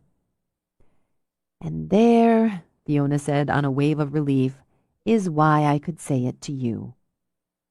Now, on the other end of the scale, on the solid reasons not to freak, scared yes, freaked no, you have the dogs, and you have people who are going to be checking on you with such annoying regularity you'll be tempted to tell them to butt the fuck out. Oh, and don't bother to tell me to butt the fuck out," she added. "I'll just kick your ass. Short, yes, but mighty." "Yes, you are. I also know we're sitting here drinking mochachinos and watching our dogs play because you're checking on me. And I appreciate it." "You're welcome. I want you to plant your splashy whatever at the end of your drive, Fee, if it makes you happy. But I want you to be careful, too." Part of me wonders if I've ever really stopped being careful since the day Perry grabbed me. "What do you mean?" "I stopped running, and God, Mai, I used to love it. Now I use a treadmill, and it's not the same rush. But I settle because I feel safer. I haven't gone anywhere alone in years." "That's not..." Mai paused. "Really? Really? You know, it didn't occur to me until this started that I never go anywhere without at least one of the dogs. And part of the reason is what happened to me. I wait for movies to come out on DVD or cable instead of going to the movies because I don't want to leave one of the dogs in the car that long. And more, I only take all three of them, leaving the house unguarded, when it's for training or when I'm taking them into your office. There's nothing wrong with that. No, and I'm okay with it. I just didn't realize the underlying reason for it, or didn't admit it. I leave my door open a lot. I rarely lock it, until recently, because the dogs give me the sense of security I need. I haven't actively thought about all that happened, not really in the last year or two, but I've protected myself, or at least my sense of security, all this time. Proving you have a smart unconscious. I like to think so. My conscious is also doing some target practice. I haven't done any shooting in a couple years either, so... She shook it all off. I'm doing whatever I can, which includes not obsessing about it. Let's talk about the spa. Enough, Mai decided. She hadn't come to drag Fiona into the stress, but to help ease it. We could and we should. But first, I could tell you about my date for drinks this evening. You have a date? This time, Fiona lowered her sunglasses. With who? With Robert. He's a psychologist with his own practice in Seattle, 41, divorced, with a 9-year-old daughter. He shares custody. He has a 3-year-old Portuguese water dog named Cisco. He likes jazz, skiing, and travel. You used Heartline.com. I did, and I'm taking the ferry over and meeting him for drinks. You don't like jazz or skiing. No, but I like dogs. I like to travel when I can, and I like kids, so it balances out. Stretching out her legs, Mai studied the toes of her shoes. I like ski lodges with roaring fires and Irish coffee, so that's half a point. Besides, I have a date, which means I'm going to put on a nice outfit, fuss with my makeup, and go have a conversation with someone I haven't met. And if there's no zing, I get on the ferry, come home, and try again. I'd be nervous. Are you nervous? A little, but it's a good nervous. I want a relationship, Fee, I really do. It's not just the dry spell because, hello, Stanley, I want someone I care enough about to want to spend time with, be with, fall in love with. I want a family. I hope he's wonderful. I hope Robert the psychologist is freaking amazing. I hope there's zing and common ground and palpitations and laughs. I really do. Thanks. The best part is I'm doing something for myself, taking a chance, which I haven't done, not really since the divorce. Even if there's zing, I'm going to take it slow. I want to get a feel for how this whole thing works before I jump into the pool. Feeling the vibes of Mai's good nerves and anticipation, Fiona sat silently a minute. Well, speaking of zing, I guess I have to tell you I've lost the contest. You had sex? Mai scooted around in her chair, whipped off her sunglasses. You had sex and didn't tell me? It was only a couple of days ago. You had sex a couple of days ago and didn't immediately call me? Who? Well, shit, why would I even ask? It has to be Simon Doyle. It could have been a new client I was suddenly hot for. No, it was Simon, who actually is a new client you're hot for. Details. The nitty and the gritty. He gave me the trees. Oh. Mai sighed, turned to look at them. Oh, she sighed again. I know. The first one was part of a deal, a trade for the stump he wanted. The stump sink, I heard about it. I said maybe I should get another, and he got it, planted it, when we were out on the search. I came home and there it was, planted, mulched, watered. I got the other dogs and went over to thank him. And I guess I thanked him by having sex with him on his dining room table. Sweet magnetic Jesus on the dashboard. On the table? It just sort of happened. How does it happen that trees lead to table sex? 1 minute we're outside talking, then he's pulling me to the house. Then we're all over each other and pulling and dragging each other toward the front door. This is the flaw in the Stanley system, the lack of pulling and dragging. Then what? And when we got there, I'm up against the wall, actually telling him to hurry. So he dumped me on the table, shoved things off, and wow. Wow. A moment to recover, please. Sitting back, Mai waved a hand in front of her face. Obviously, this wasn't crappy sex. I almost hate to say it because it might make it more than it might be, but it was. It really was the best sex of my life. And I loved Greg Mai, but this, it was outrageously stupendous sex. Are you going to see him again that way? Definitely. Fiona laid a hand on her heart, did a pat-pat. Plus, or moreover, or first and foremost, I like him. I like the way he is, the way he looks, the way he is with his dog. And you know, I like that I'm not his type, at least according to him. But he wants me. It makes me feel powerful, I guess. That much like could get serious. It could. I guess, like you, I'm doing something for myself and taking a chance. Okay, here's to us. Mai lifted what was left of her coffee. Adventurous women. It feels good, doesn't it?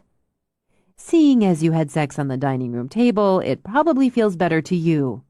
But yeah, it feels good. They both glanced over as the dogs sounded the alert. Well, well, looky here, Mai murmured as Simon drove over the bridge. Is your table cleared off? Shh! Fiona strangled a laugh. Either way, she muttered. I've got the first of my Sunday sessions in about 20 minutes.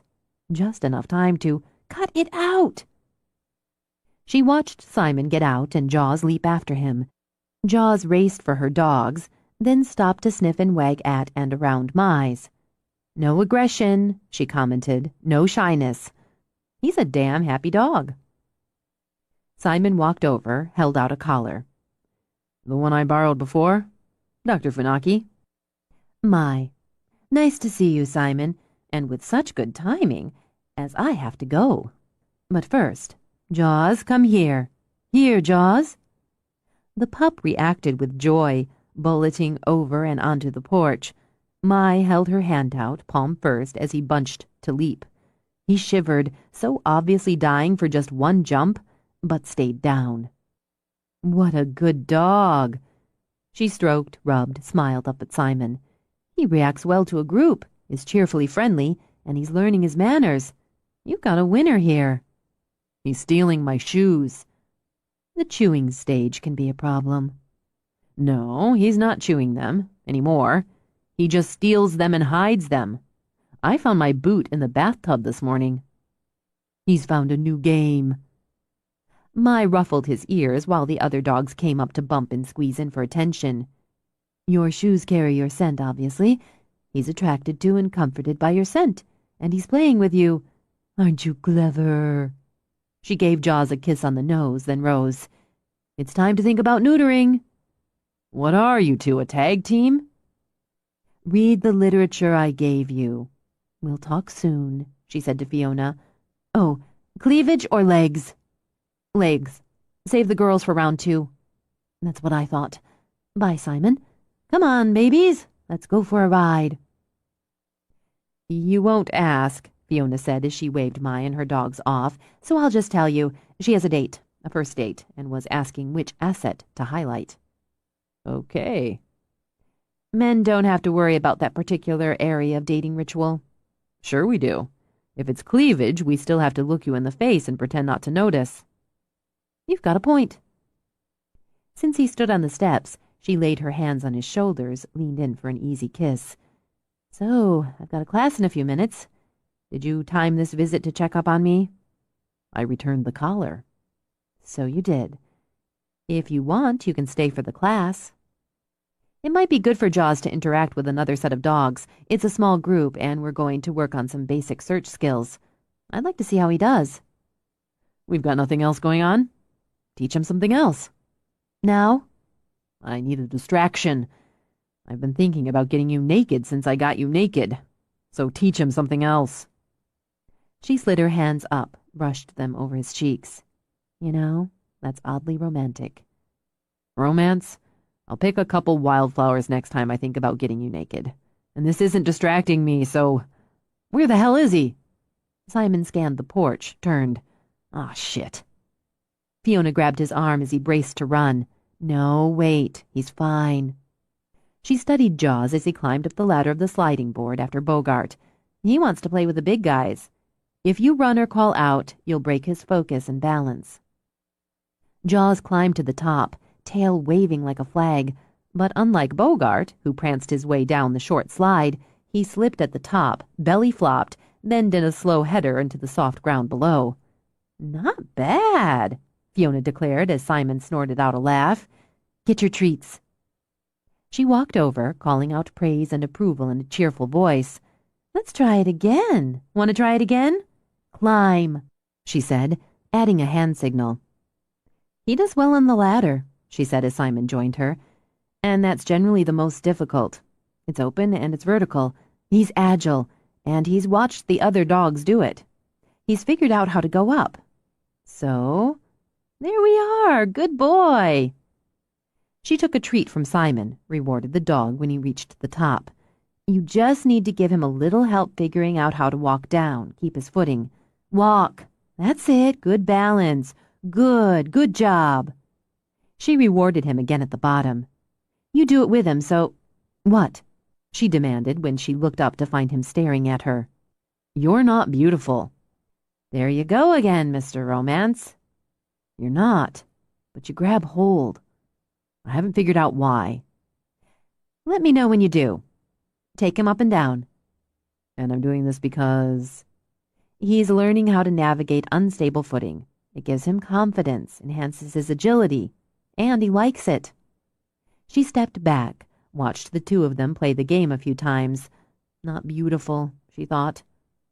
The observation, and the fact that he just said it, should have been a flick to the ego, even though it was perfectly true. So why had it amused her, at least for the few seconds between that and his next comment? You grab hold. That made her heart flutter.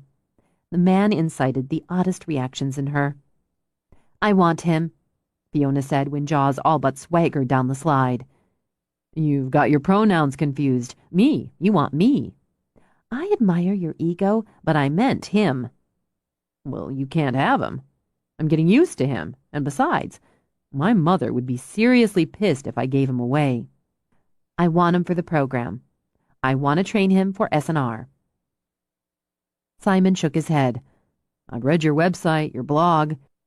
When you say train him, you mean us. Those crazy pronouns again. You read my blog? He shrugged.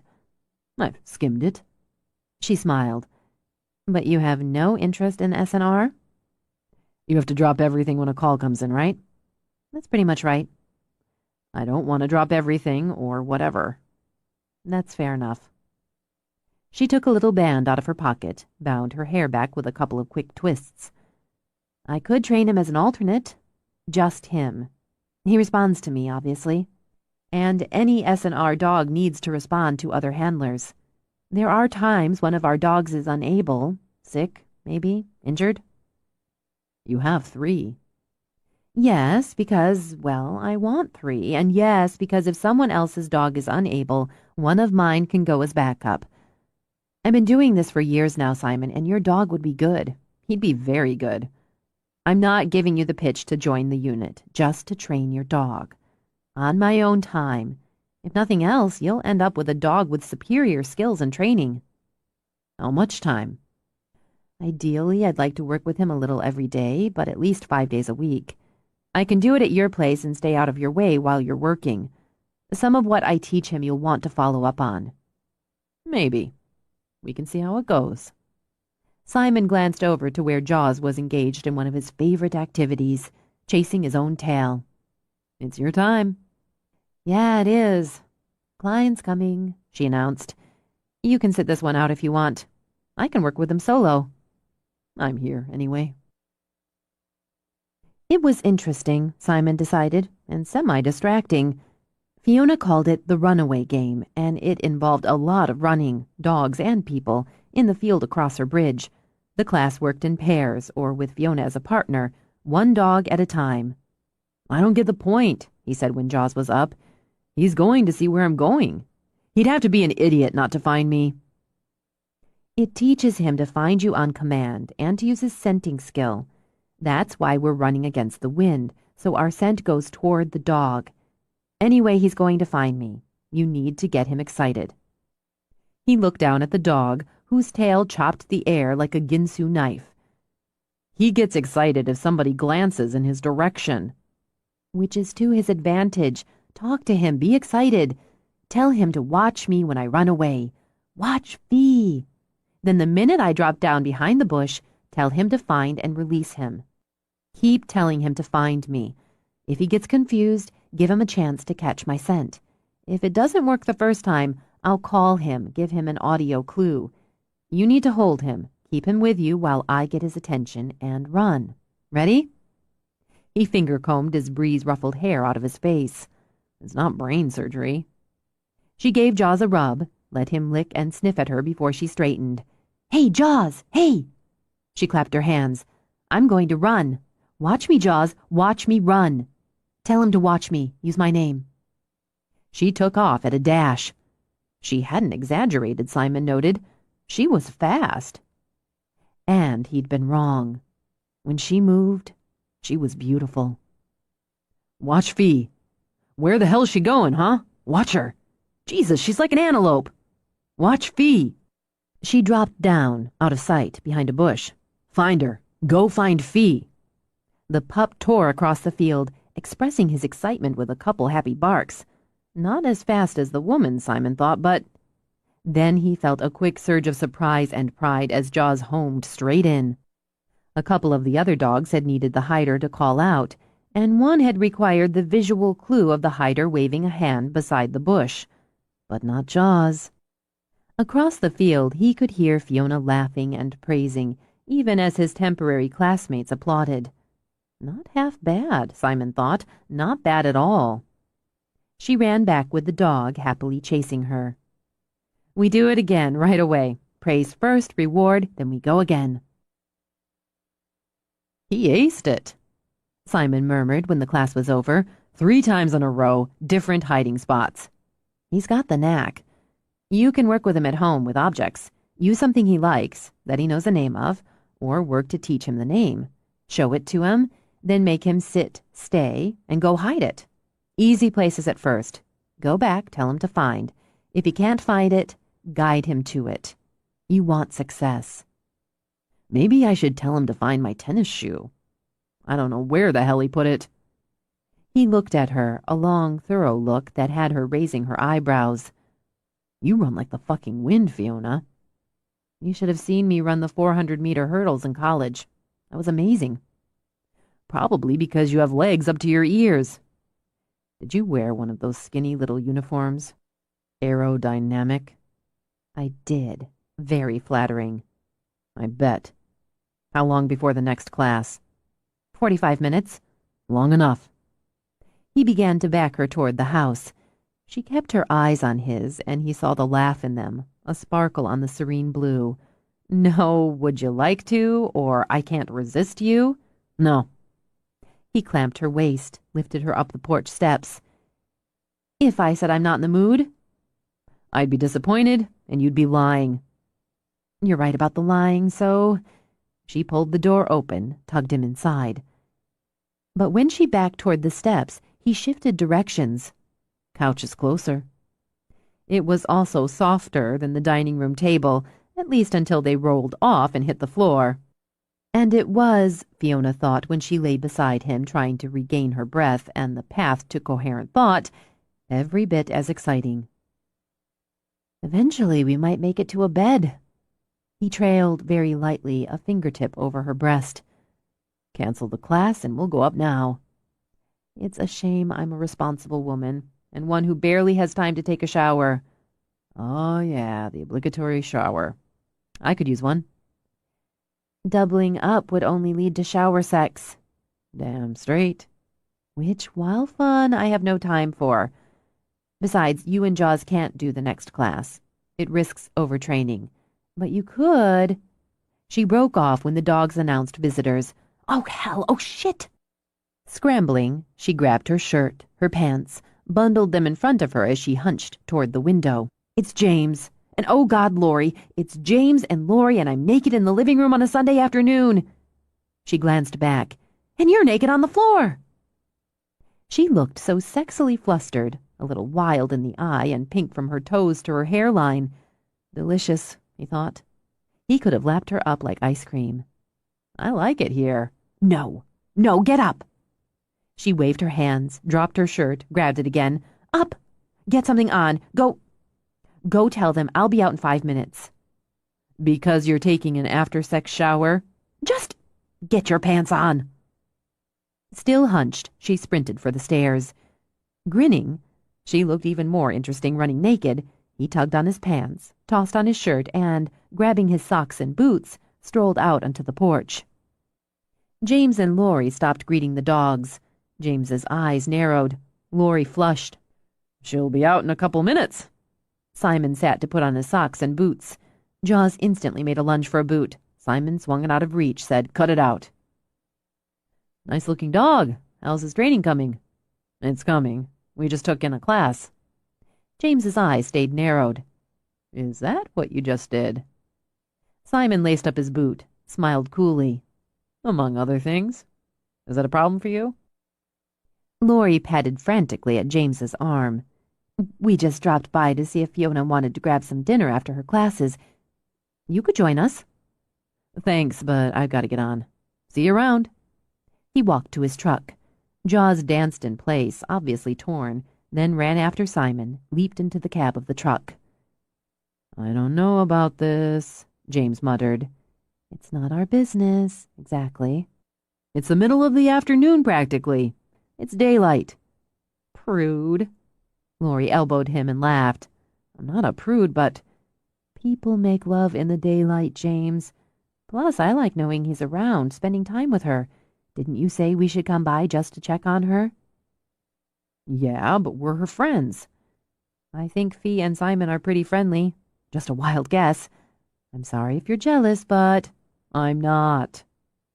Genuinely surprised, he stopped scowling after Simon and turned to her. I know you and Fee are close, Lori began, lowering her lashes. Wow, no, not that way. The lashes lifted again. At all? At all as in never. Geez, do people actually think... Oh, I don't know about people. I guess I just thought you were, or had been, or maybe hoped to. She managed an embarrassed laugh. I'll shut up now. Listen, Fee and we're like family. I don't think about her that way. I don't think that way. He paused until she looked at him, looked in his eyes. About Fee. Maybe you think that way about somebody else? All the time. Oh, she laughed again. Thank God. He started to touch her. She started to let him, and Fiona rushed out of the house. Hey, hi! It's my day for pals. Did Simon leave? James let out a long breath. Yeah, he said he had to go. Sorry, Lori put in. Lousy timing. Actually, it could have been worse, or much more embarrassing for all. Let's just close the door on all that. So, she offered a big, bright smile. What are you two up to? 13. Organic milk. Fiona unloaded the items she'd picked up for Sylvia. Free-range eggs, goat cheese, lentils, brown rice, and one shiny eggplant. Mmm, yummy. I shudder to think what you've got in the car. Besides Bogart, you're better off not knowing. Fat, salt, starch, and sugar. Maybe, but also a couple of very pretty apples. And look what I got for you, she said to Oreo, because you're so cute. She pulled out a squeaky toy, gave it a squeeze, and sent the little dog into a quiver of delight. Sylvia, she said when she offered the toy, and Oreo pranced off with it, I'm having an affair. With a laugh, she turned 2 quick circles. I'm closing in on 30, and I've never been able to say that before. I'm having a hot, steamy, crazy affair. With the one shiny eggplant in her hand, Sylvia smiled. It's certainly giving you a relaxed, happy glow. Is it? Fiona laid her hands on her own cheeks. Well, I am relaxed and happy. You know, it was never an affair with Greg. It was friendship and a crush and a relationship one after another or all together, but a slow build. And this has been pow, explosive. She leaned on the kitchen counter, grinned. I'm having scorching no-string sex, and it's fabulous. Do you want to keep it that way? Sylvia gave Fiona's hair, loose today, swinging, a quick stroke. The no-strings? I'm not thinking about that yet. Fiona lifted her shoulders, let them fall in a kind of internal hug. I like this phase of not thinking about it. Exciting, a little dangerous, unpredictable. Yes, and that's all so unlike me. No plans, no checklist. And all glow. If it keeps up, I may turn radioactive. Charged, she broke a sprig of glossy green grapes from the bunch in the bowl on the counter and began popping them into her mouth. I've been training Jaws one-on-one, over a week now, which means either I go over there or Simon brings a dog to me, and we don't always... There isn't always time, but there's always heat. Don't you ever go out? I mean, wouldn't you like to go have dinner or catch a movie? I don't know, that all seems... She whisked a hand through the air. Outside right now. Maybe we will, or maybe it'll burn off. But right now, I feel so involved, so excited, so... Cliché time. Alive. I'm a walking buzz. Did you ever have one? A hot, steamy affair? Yes, I did. After tucking the eggs away, Sylvia closed the refrigerator. With your father. Fiona patted a hand to her throat as a grape threatened to lodge. Seriously? I think we both decided it was just sex, just a fast, exciting ride during that no-thinking phase. Hold on a minute, because I want to hear this, but I don't want to get a picture in my head. That's too weird. Okay, okay. She squeezed her eyes shut, nodded. No video. You and Dad. Sylvia licked her fingertip, made a hissing sound. Scorching. I was managing Island Arts in those days. I have many, many fond memories of the stockroom. I must say, wow, Dad in the stockroom. Exciting, a little dangerous, unpredictable. Like you, Fiona murmured. Not so much like him, or my perception of him. We were like teenagers. She sighed, smiled. God, he made me feel that way. Of course, I was much too unconventional to consider marriage, so I imagined we'd just continue as we were until we stopped. And then, I don't know, Fee, how or when or why, not specifically, but then I couldn't imagine my life without him. Thank God he felt the same. He was so nervous the first time he took me to meet you. I know I was young, but I knew he loved you because he was so nervous. He loved us both. We were lucky. Still, when he asked me to marry him, I thought, oh no, absolutely not. Marriage? Just a piece of paper, just an empty ritual. I thought absolutely not, but I said yes, and stunned myself. My heart, she murmured, laying her hand over it, my heart wouldn't say no. Fiona ran those words through her mind on the drive home. My heart wouldn't say no. She thought it lovely, and at the same time felt relief that, at the moment, her heart kept silent. A speaking heart could break. She knew that very well. As long as hers remained content, she'd stay relaxed and happy. Spring was beginning to show her face as field and hill and forest steeped in green, sprinkled by the bold yellow of wild buttercups, like grains of shaken sunlight. Maybe there was a dusting of snow high up on Mount Constitution, but the contrast of white peaks against soft blue only made the shy blooms of the early white fawn lilies more charming, the three-note call of the sparrow more poignant. Right at the moment, she felt like the island, coming alive, blooming, busy with the business of being.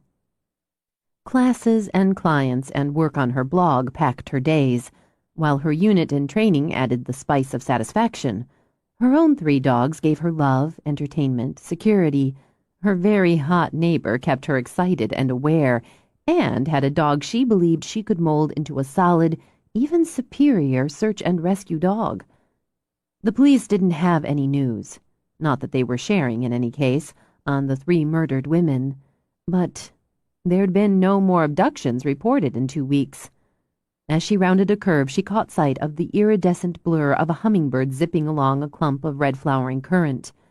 If that couldn't be taken as a good omen, she mused, what could? No bad news, Bogart, just what is that song? The birds and the bees and the flowers and the trees? Hell, that's going to stick in my head. He thumped his glossy black tail, so she sang it again. I don't know the rest. Before my time, you know. Anyway, errands are done. We're nearly home. And you know what? Maybe I'll give Jaws's daddy a call. See if he wants to come over for dinner. I could cook. Something. It might be time we had ourselves a date and a sleepover. What do you say? Do you want Jaws to come over and play? Let's get the mail first. She turned into the drive, parked, and walked over to the box on the side of the road. She tossed the mail into one of the grocery bags. We'd better get this stuff put away so I can see if I actually have anything to make for dinner.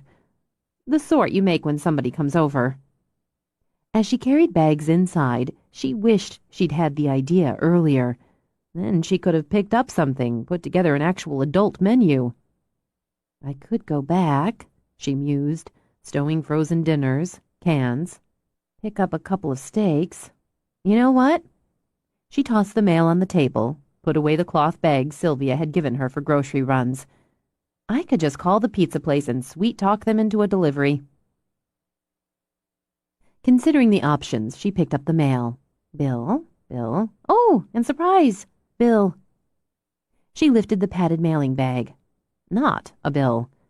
Hey guys, maybe this is some pictures from one of our graduates. Her former clients often sent her photos and updates. Pleased to have something that wasn't a bill, she zipped open the bag. The gauzy red scarf fell onto the table. She stumbled back, revulsion and panic rising in her throat like burning reflux. For a moment the room spun around her, gray at the edges so the snake coil of the scarf boiled red.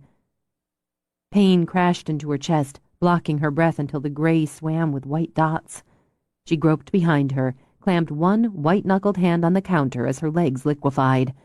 Don't faint, don't faint, don't faint. Bearing down, she sucked in air, hissed it out, and forced her quivering legs to move. Even as she reached for the phone, the dogs milling around her in concern went on alert. Stay with me. Stay with me. She gasped it out as hammers of panic slammed against her ribs. She swore she heard the strike of them cracking her bones like glass. Fiona grabbed the phone with one hand, a carving knife with the other. Damn it, Fiona, you left the door open again. Simon strode in, annoyance in every line.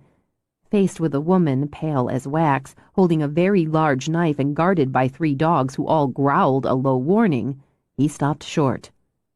You want to tell them to stand down? He asked, coolly, calmly. Relax.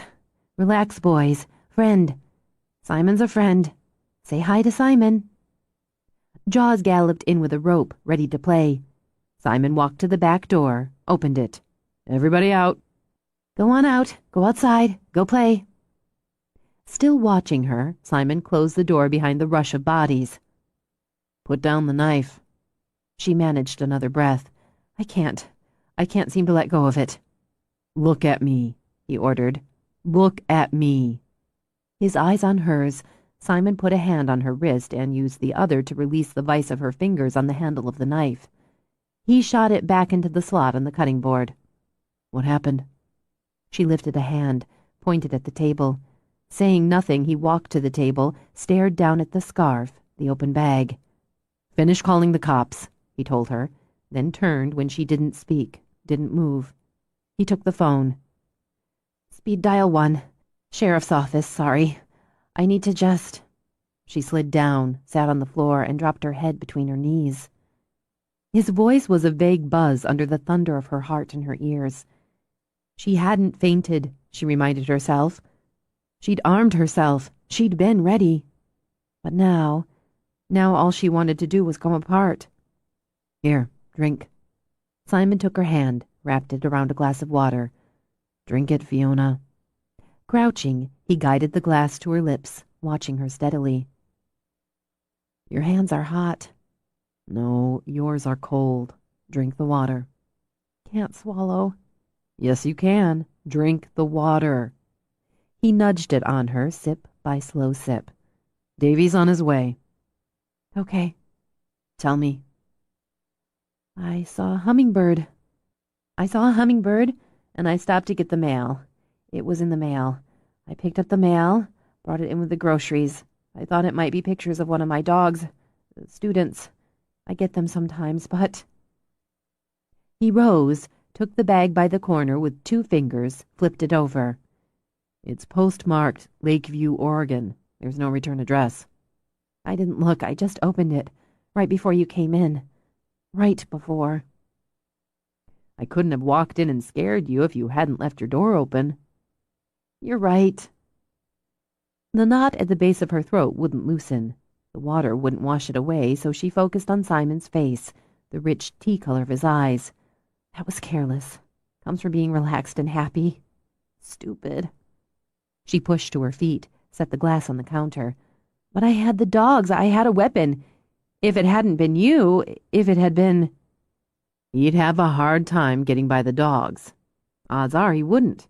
But if he did, goddamn if, Fiona, he'd have taken the knife away from you in 2 seconds. Her chin came up. So did her color. You think so? Look, you're strong and you're fast, but grabbing a weapon you have to use close in and can be used against you isn't a smart alternative to running. Her movements jerky, she yanked open a drawer, pulled out a spatula. The knot dissolved with anger and insult in its place. Take it away from me. For Christ's sake. Pretend it's a knife. Prove your point, goddammit. Fine. He shifted, feinted with his right hand, then reached for her arm with his left. Fiona changed her leg base, grabbed his reaching arm, and used his momentum to drag him by. He had to slap a hand against the wall or run face first into it. Now I've just stabbed you in the back with a knife. Or if I'd been feeling less murderous, I'd have kicked you in the back of the knees and taken you down. I am not helpless. I'm not a victim. He turned toward her. Fury shone on her face now, infinitely preferable to fear.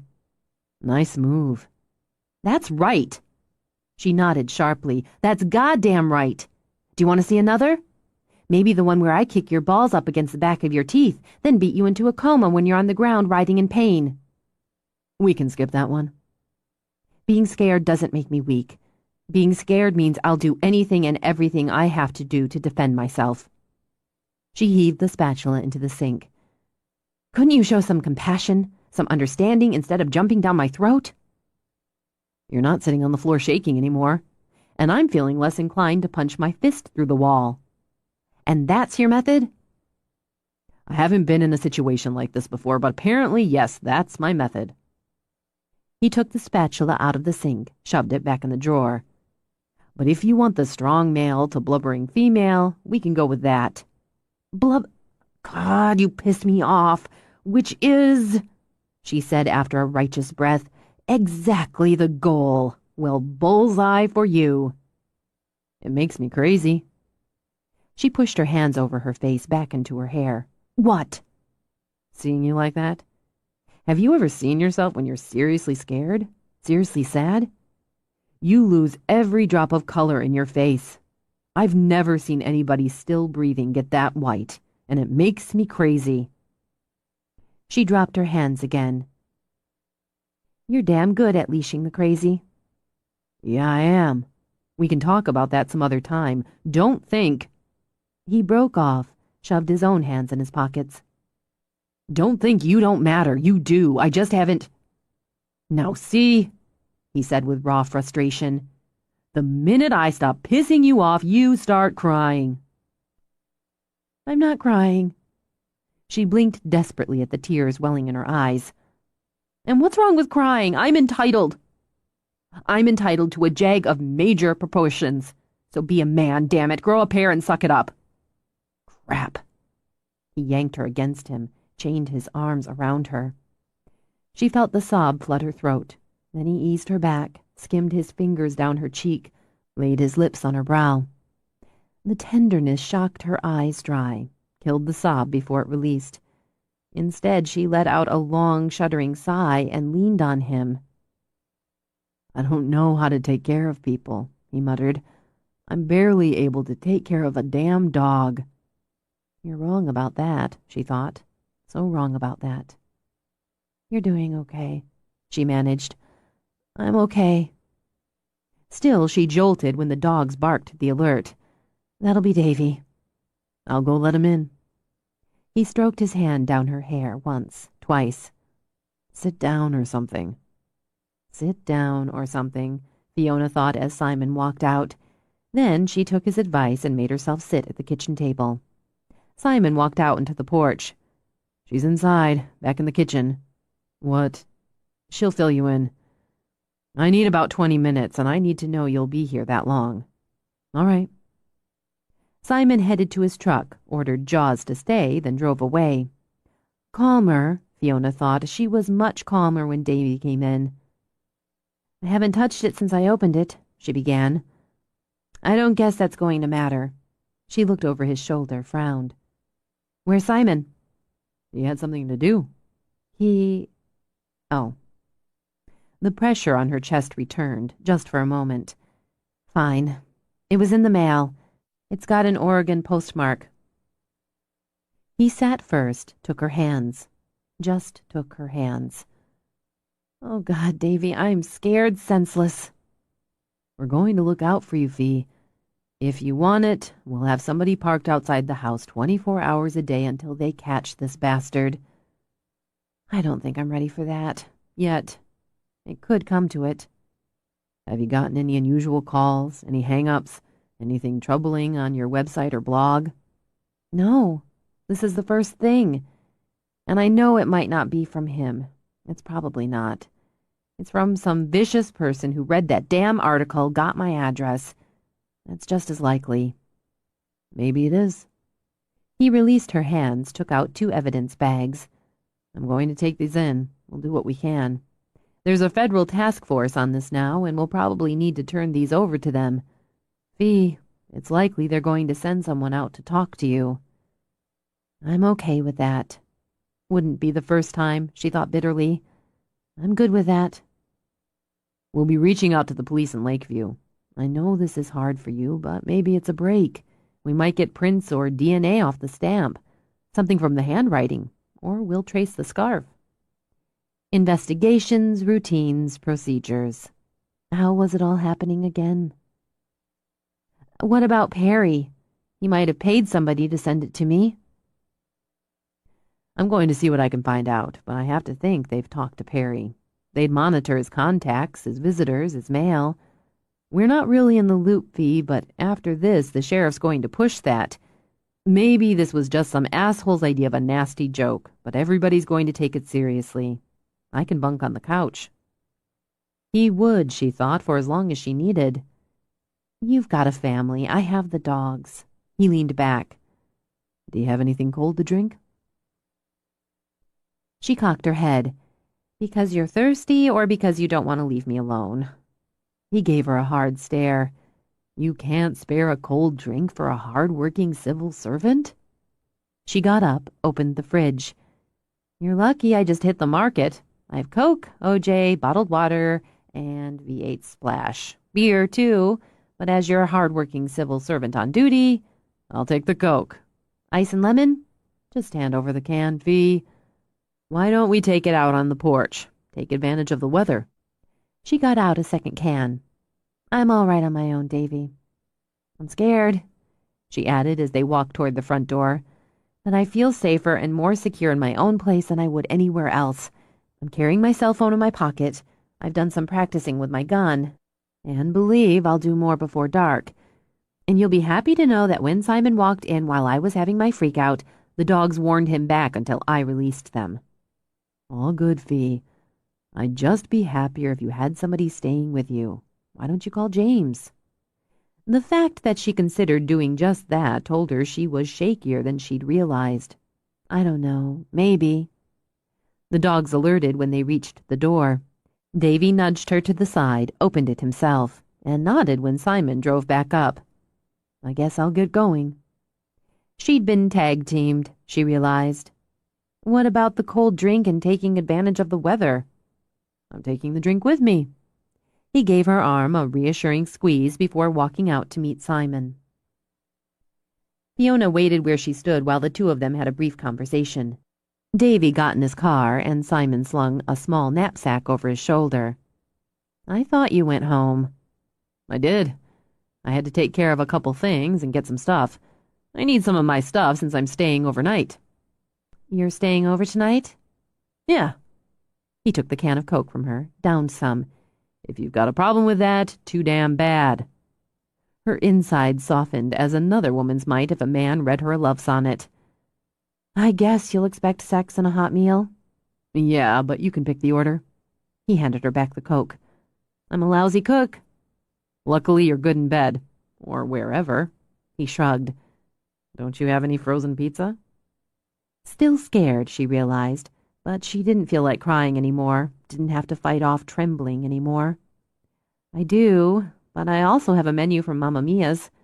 They'll deliver for me. That works. He started to move by her into the house, but she turned, stepped into his arms, held hard. Simon, she murmured it as she relaxed against him. I have no idea why, but you're exactly what I need right now. I don't know why either. He tossed the duffel through the open door, then stroked a hand down her back. You're really not my type. That's because I defy typing. He studied her face when she laughed and leaned back. Yes, you do. Let's take a walk before we order dinner. I need to shake off the last of the jitters. Then I want a beer. You know what? So do I. 2 walking beers coming up. Later, they sat on the sofa with a second beer, the fire chasing the evening chill, with a pepperoni pizza in the delivery box between them. Fiona crossed her ankles on the coffee table. You know, I keep telling myself I'm going to start eating like an adult. We are eating like adults. Simon blocked Jaws's attempt to scoot under his legs for a stab at the pie. Get lost, he told the dog. Kids have to eat when and what they're told, he continued. We get to eat when and what we want, because we're adults. That's true. Plus, I love pizza. She bit into her slice. There's no food to match it. Still, I was actually thinking before you came by that I'd ask you over to dinner. Then how come I paid for the pizza? You got out your wallet. I let you. I was going to ask you over to dinner that I cooked. You're a lousy cook. She jabbed him with her elbow. I was going to make an attempt. Besides, I can grill. In fact, I'm superior on the grill. A couple of good steaks, Idahos wrapped in foil, some vegetable kebabs as a nod to a balanced meal. That's where I rule. You cook like a guy. He picked up a second slice. I admire that. I guess I owe you a steak dinner, since you paid for the pizza and you're keeping me company tonight. Tell me about leashing the crazy. It's not that interesting. Why don't you have a TV down here? Because I never watch TV down here. I like to watch it in bed, all sprawled out or nested in. The living room's for company and conversation. The bedroom's for sleeping and sex. Until recently, sex wasn't that much of a factor, and watching TV in bed helps me fall asleep. She licked sauce off her thumb. I know when you're changing the subject and it won't work. I'm interested. I've got an ugly temper. I learned how to keep it under control. That's it. Define ugly temper. He took a pull on his beer. Fine. When I was a kid and someone pissed me off, tried to push me around, I'd go off. Fighting was my answer. The bloodier the better. You liked to brawl. I liked to kick ass, he corrected. There's a difference. Brawl? There's something good-natured about that word. I wasn't good-natured about it. I didn't pick fights. I didn't bully other kids. I didn't look for trouble. But I could find a reason to swing. I could find trouble, no problem. Then the switch would go off.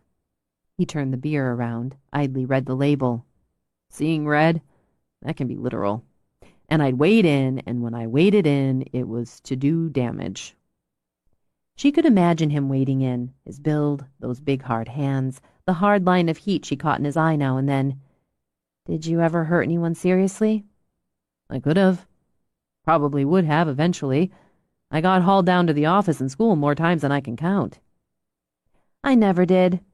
Not bragging, she added when he turned his head to eye her. I sort of wish I hadn't been such a good girl all the damn time. You were one of those. Sadly, yes. Keep going. Bad boys are so much more interesting than good girls. Depends on the girl and what it takes to bring out the bad. He reached over, released the top 2 buttons of her shirt until her bra peeked out.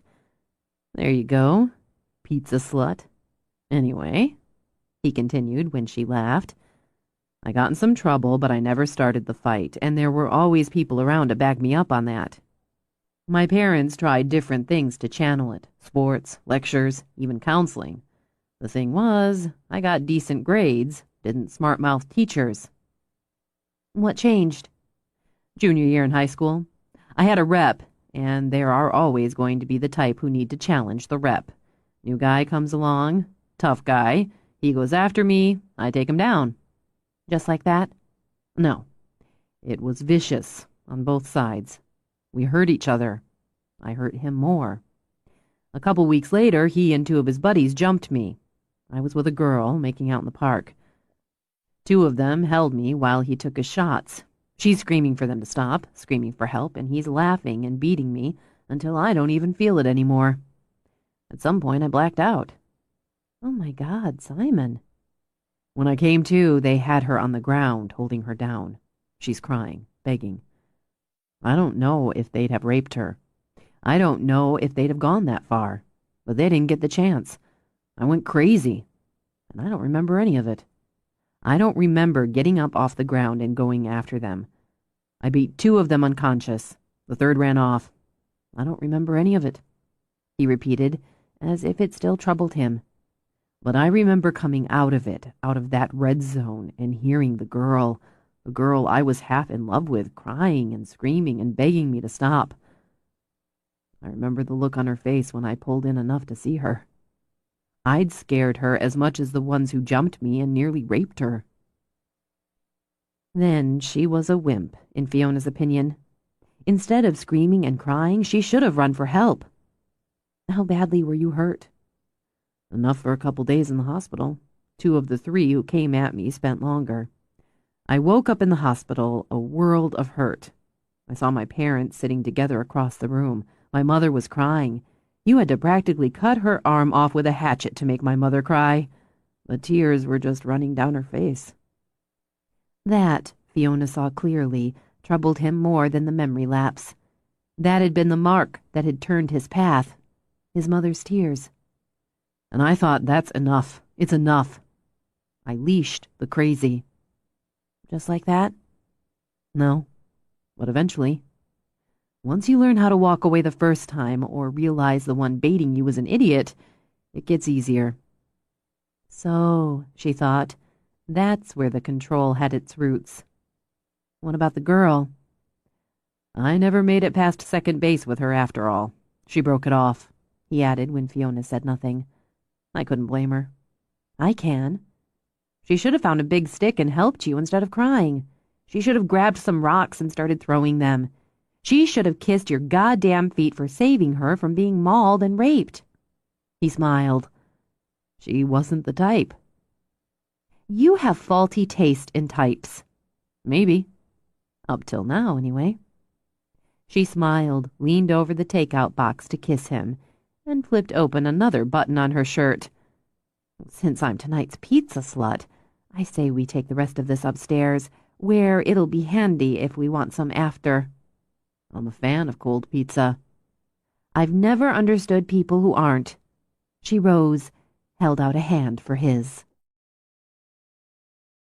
14. Simon woke with the sun in his eyes. At home, he slept in a cave, shuttering the bedroom windows so he could get up whenever the hell he wanted. He considered it, like eating whatever and whenever, a perk of adulthood aided by being self-employed. Of course, the dog had changed that, demanding to be let out at questionable hours by jumping on the bed, or licking any body part that might hang over the bed. Or his newest and fairly creepy method, standing beside the bed and staring at the human. Still, they'd worked out a routine where he let the dog out, stumbled back into bed, and caught some more sleep until Jaws wanted in again. So where the hell was the dog? And more important, where the hell was Fiona? Deciding they were undoubtedly together, Simon grabbed a pillow and put it over his face to block the light so he could sleep. No good, he realized in seconds. The pillow smelled of her, and her scent drove him crazy. He indulged himself for a moment, just breathing her in while a picture of her formed in his mind. The soft coloring, the sharp features, the long, strong body, the dash of freckles and clear, calm eyes. He'd thought if he figured out what there was about her he found so damn compelling, he'd get past it, or around it. But now that he had, at least partially, he found himself only more tangled up. Her strength, mind and body, her resilience, her humor, and what seemed an almost bottomless well of patience combined with an innate kindness and an easy, almost careless self-confidence. He found the mix fascinating. He shoved the pillow aside and lay there squinting at the light. Her bedroom, he thought, showed a strong, imaginative use of color. The walls glowed a coppery hue in the sunlight and formed a good backdrop for some decent local art, probably picked up at Sills. She'd indulged herself with a big iron bed with hints of dark bronze, along with that, copper and high-knobbed posts. No fuss, he thought. Even the obligatory female bottles and bowls on the dresser had a sense of organization, while the trio of dog beds across the room spoke of her passion and profession. Attractive lamps, simple in style, an oversized chair draped with a beautifully made throw, likely sills again, a low cabinet holding books, and he'd bet they were shelved alphabetically. Photos, trinkets. No clothes tossed around, no shoes left on the floor, no pocket stuff scattered on the dresser. How did anyone live like that? In fact, he noted, the clothes he'd peeled, tugged, and yanked off her the night before were nowhere to be seen, and the clothes she'd peeled, tugged, and yanked off him sat neatly folded on the chest under the window. And since he was lying there thinking about how she decorated and organized her bedroom, he obviously wasn't getting any more sleep. He used her shower, found it stingy on the pressure and the hot water. Her bathroom, he thought, needed some serious updating. The old fixtures should be replaced, the tile work redone, and the basic layout wasted space. Despite what he considered a poor design, it was tidy, organized, scrupulously clean. He dropped his towel on the floor, went out into the bedroom to dress, walked back into the bath, picked up the towel, and slung it over the shower rail. He dressed, thinking about coffee, then started out of the room. Walked back, snarling a little, and picked up the pillow he'd shoved off his face and onto the floor. Tossed it back onto the bed, muttered, but pushed his neatly folded clothes into his duffel. Satisfied, he started out again. God damn it! Since he couldn't shrug off the guilt line between his shoulder blades, he backtracked again, yanked the sheets into some semblance of order, then flipped the bold blue comforter up and over, and considered the bed made. Feeling put upon, he trudged downstairs and decided their better damn sight be coffee. It waited for him, hot, fragrant, and seductive. Next to a woman, he thought as he sloshed some into a mug, coffee was the best thing a man could consume in the morning. He drank, topped off the mug, then went to find the woman and his dog. They were in the Sunnyside yard fooling around on what he thought of as the playground equipment, while the other 3 dogs sprawled on the grass. He leaned against the porch post, drinking his coffee, watching the woman, her stone-gray hoodie zipped against the early morning chill, while she walked his dog up a teeter-totter. It tilted down at his weight when he passed the center, but rather than jump off, as Simon expected, he walked straight down. Good. Jaws got a treat, a pat before she directed him to the tunnel. Go through. She moved down the outside as he, probably Simon thought, wound through the inside. He wiggled out the far side. After his reward, she turned to a platform. Simon watched his dog leap on command, preen at the praise, then trot down the ramp on the other side and straight to the ladder of the slide. Hup!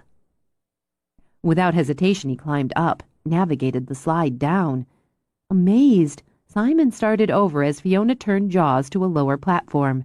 At her command, he jumped over it and, at the next, scrambled up a pile of logs. Call the circus, Simon said. At his voice, Jaws broke ranks and charged over. Morning. Fiona gave her dogs the release signal. Yeah. She'd done something to her hair, he noticed. Some kind of braiding deal at the sides that merged into one at the back. Where the hell did she find time to do that stuff? What are you doing up and out this early and playing recess? I have morning classes, including a one-on-one with a behavioral problem. She stepped into him the way she did, kissed him the way she did, light and easy. He liked light and easy well enough, but he pulled her back in for stronger. Off. She held a hand down to Jaws as he jumped, skimmed the other through Simon's hair. Your hair's still wet. So you found the shower and the coffee? Yeah. She smelled like spring, he thought, with just a hint of heat. I'd rather have found you in bed, but I settled. The dogs needed to go out, and since we were up and out, I thought I'd work with Jaws. That was his 3rd round with the obstacle course this morning. He thinks it's great fun, and he's picked up several skills. If you want to leave him here today, he can hang with the boys, and I'll work with him some between classes. Or if you want him with you, you can just drop by later and we'll work in a session. Stupid, Simon thought that he'd gotten so used to the dog he'd hesitate over the offer of a day without the responsibility of him. Keep him if you want. Any special time I should come back for him? Any time. Play your cards right, and you could get that steak dinner out of it since I know you'll be back. If I'd known you were coming by yesterday... Why did you come by yesterday? Maybe I wanted sex. Mission accomplished. He grinned at her, ran a finger over one of those fancy braids. The sex and pizza were a bonus. I had a reason, but I lost it with everything. There was a lot of everything. I'm glad you were here, whatever the reason. Oh, it's in the truck. I'll get it. Here. He pushed the empty mug into her hand.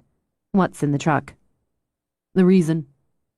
Jaws grabbed a stick and bounded along with him. We're not going for a ride yet. To keep his legs from being bashed and poked, he took the stick. Give. Then tossed it. The entire pack of dogs gave merry chase. Simon lowered the tailgate, climbed in, and tossed aside a tarp. He muscled the chair out of the truck. Oh my God, is that mine? Is that my chair? Fiona scrambled over as he hauled it to the porch. She lit up, he thought, as if he'd given her diamonds. It's mine. I'm not sitting on that piece of crap when I'm over here. It's beautiful. Look at the color. It's what? Caribbean vacation, maybe? It's fun. It works with the house, the trim. Though he shrugged, her reaction brought him ridiculous pleasure. It won't look half bad around you. It's so smooth. She ran a hand along the side arm. The minute he set it on the porch, she plopped into it. Oh, and it's comfortable. Laughing, she rocked. An easy ride. So does it suit me? Yeah, it suits you. He picked up the old chair. What are you going to do with... Simon! She winced when he snapped one of the rungs, which also gave him ridiculous pleasure. Someone could use it. It's crap. Yes, but I should at least recycle, so... He broke off another rung. There, recycled crap into kindling. Or... He tossed it and sent the dogs into another mad dash. Dog toy. He needed to go, he thought. If he was up this early, he ought to be working. When's your first class? The one-on-ones first. They ought to be here in about a half hour. I'm going to get more coffee. Is there anything around here that resembles breakfast food? Simon, you don't have to stay. I'm going to be alone here sometimes. I make you a chair and you can't spare a bowl of cereal? She rose, laid her hands on his cheeks. I have Fruit Loops. That's not a cereal. Frosted Flakes is a cereal. Out of stock. I do have Eggos. Now you're talking. It took a few days, but in the middle of her last afternoon class, Fiona spotted the mid-level American-made car easing down her drive and thought, the feds. Keep working on bringing your dogs to heel. Astrid, you're hesitating and tensing up. You have to show Rufus your pack leader. She stepped away from the class, turned to walk to the car. Her own tension eased when she saw the driver get out. He wore a dark suit over a stocky build, and the flecks of gray in his hair had multiplied since the last time she'd seen him.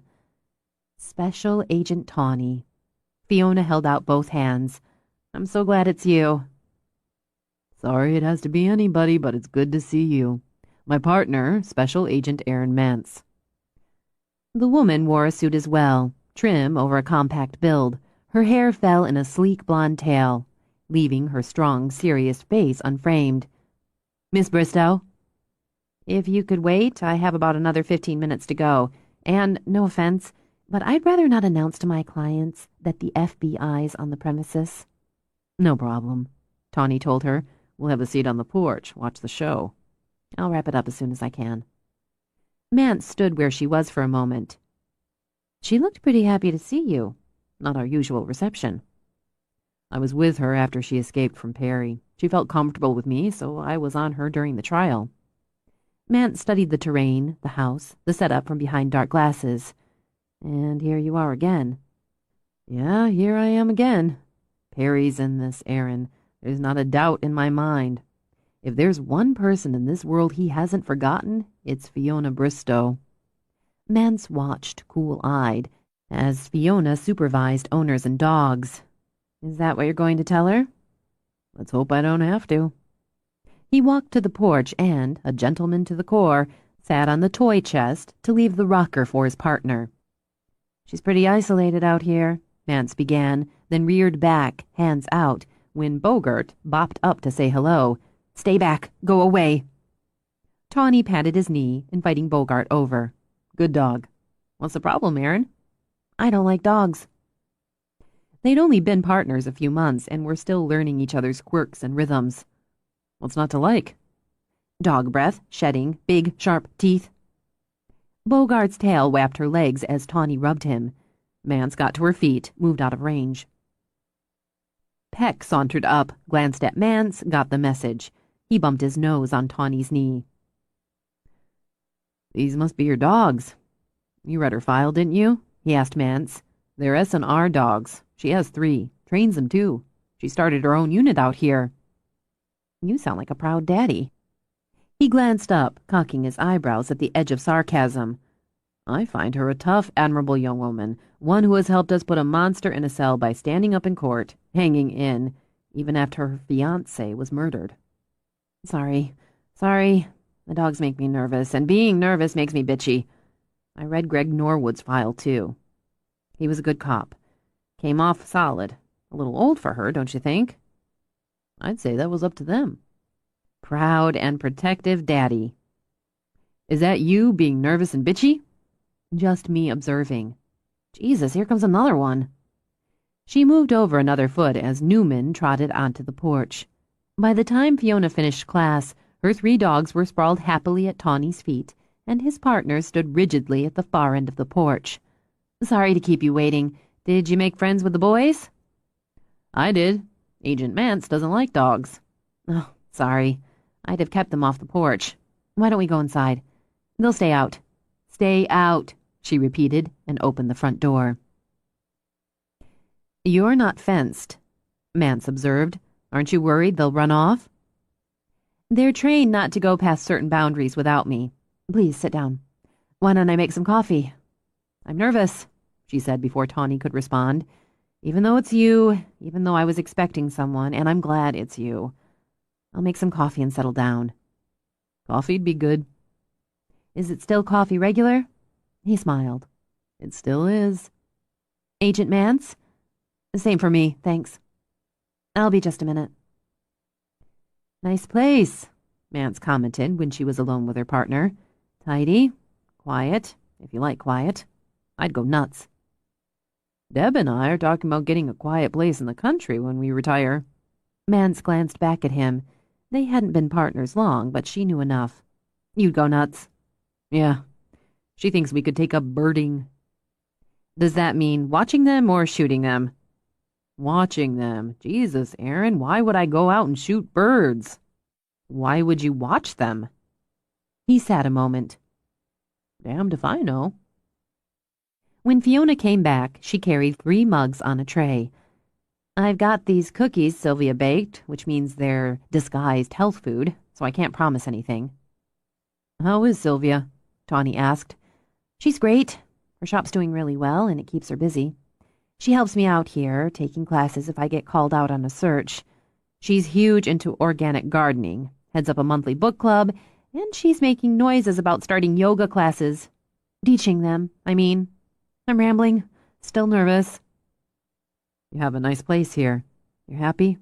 "Yes. I needed to move, the change, and it turned out to be the best thing I could have done for myself. I love my work, and I'm good at it. At first, I think it was just escape, immerse myself in something so I'd have a reason to get up in the morning. Then I realized it wasn't escape. It was finding my place, my purpose." "You're not as easily accessible here for your business as you would have been in Seattle." "No. I started out slow and small. The internet and word of mouth helped me grow, and starting the unit, building a reputation. I'm still pretty small, but it's the right fit for me. And that was all a way to ease me into saying I live in a fairly remote location and spend a lot of time either alone or with people I don't really know. At least not initially. Do you do any sort of screening before you take on a client? Mance asked. No. A good chunk of my business comes from referrals. Friends, family, coworkers recommending me. I do offer personal behavior training, but that's a really small percentage of my business. Most are classes, ranging from about 5 dogs to a max of 12 per class. How about anyone who signed up for your class who gave you trouble, wasn't satisfied with the results? It happens sometimes. I usually offer them their money back because it's better business. A pissed off client's going to trash you to friends, family, coworkers, and that could cost me more than a refund. What do you do when a client hits on you? You're a young, attractive woman, Mads continued. It's a pretty sure bet it's happened. She hated it, hated the intrusion into every corner of her private life. All the questions they asked of victims and suspects. She was neither, Fiona reminded herself. She was something else entirely. If a client's single and I'm interested, I'd consider seeing him outside class. She spoke briskly, almost carelessly. It doesn't happen often. If he's not single, or I'm just not interested, there are ways to discourage and deny without causing friction. Fiona picked up a cookie, then just turned it in her fingers. Honestly, I can't imagine anyone I've discouraged or who hasn't been satisfied with my work mailing me a red scarf. It's cruel. Someone you broke off a relationship with? Mance continued. Angry exes can be cruel. I don't have any angry exes. That's not being naive. After I lost Greg and then my father, I wasn't interested in dating or relationships. It must have been close to 2 years before I so much as had dinner with somebody who wasn't a close friend. I haven't had a serious relationship in a very long time, until recently. You're involved with someone now? I'm seeing someone, yes. For how long? Resentment tightened her belly. Altogether, a couple months. He lives here on the island. I'm working with his dog. He's not connected to this. We'll need his name, Fiona, just so we can eliminate him. Fiona looked at Tawny, sighed. Simon Doyle. He's a wood artist. He made the rocker on the porch. Nice chair. The scarf was mailed from Oregon. Simon hasn't been off the island. Agent Tawny, we all know there are 2 possibilities. The first is somebody following the news reports of the murders. Somebody who read the article that brought me into it, sent me that scarf as a sick joke, or for some prurient thrill. If that's the case, it's unlikely you'll ever find out who it was. The second is whoever's following Perry's pattern sent it to me as a warning, a tease. If that's the case, I have to hope you find out who he is and stop him, really soon. Because if you don't, at some point he's going to come at me and try to correct Perry's mistake. You hung tough through everything that happened before. You're going to need to hang tough again. The scarf mailed to you is the same as those used on the 3 victims. The same manufacturer, the same style, even the same dye lot. So, her skin went cold, numbed under a sheath of ice. That's probably not a coincidence. We've traced the outlets, and we know this specific scarf, this dye lot, was shipped to those outlets at the end of October of last year for distribution in the Walla Walla area. Near the prison, she murmured. Near Perry. Why would he buy them there if he didn't live or work or have business there? A prison guard. She fought to keep her voice steady. An inmate who was released, or a family member, or... Fiona, believe me, trust me, we're covering all possibilities. Agent Mance and I have interviewed Perry. He claims he doesn't know anything about these murders. How could he? He's lying. Yes, he is. But we haven't been able to shake him. Not yet. We've had his cell searched multiple times. All of his correspondence is being analyzed. We've interviewed prison officials and inmates he interacts with. We're watching his sister and are in the process of identifying, locating, and contacting anyone, former inmates, prison personnel, outside contractors and instructors, he may have had contact with since he went in. A long time. She set the cookie aside. She'd never be able to swallow it now. Do you think he's directing this, or at least lit the fuse? At this point, we have no proof. I'm not asking for proof. She paused to smooth the sharp edge out of her tone. I'm asking what you think. I trust what you think. If he isn't directing it or hasn't incited it, he'd be furious. He'd control the anger, but I'd have seen it. She nodded. Yes, he'd have seen it. They knew Perry, she and Tawny. They knew him all too well. This was his power, his accomplishment, Tawny continued. Having someone else pick up that power, claim new accomplishments while he's locked up? Insulting, demeaning. But selecting or approving the person to continue for him, he'd find pride and pleasure in that. And that's what I saw when we talked to him. Under the control, the feigned ignorance, he was proud. Yes. She nodded, then got to her feet to walk to the window to comfort herself watching her dogs roam the front yard, the field. That's what I think, too. I've studied him, too. I needed to. I needed to know the man who wanted to kill me, who killed the man I loved because he failed with me. I read the books, watched the TV specials, dissected all the articles. Then I put them away, put them aside because I needed to stop. He never has, she said, turning back. Not really, has he? He's just bided his time. But why didn't he send this proxy for me first, before I could prepare? She shook her head, waved away the question as the answer was right there. Because I'm the big prize. I'm the main event, the reason. And you need to build up to that. The others? They're opening acts. That's a hard way to put it, Mance commented. It's a hard way to think of it, but that's how he sees it. It's a kind of rematch, isn't it? Last time I won. Now he's going to fix that. Maybe by remote, maybe by proxy, but it'll clear his record. And the opening acts give him his sick satisfaction with the bonus of making the big prize sweat. He wants my fear. It's part of his method and a large part of his reward. We can take you in, put you in a safe house, offer you protection. I did that before, Fiona reminded Tawny, and he just waited me out. Waited me out, then killed Greg. I can't put my life on hold again. I can't give him that. He's already taken so much. We have more leads this time, Mance told her.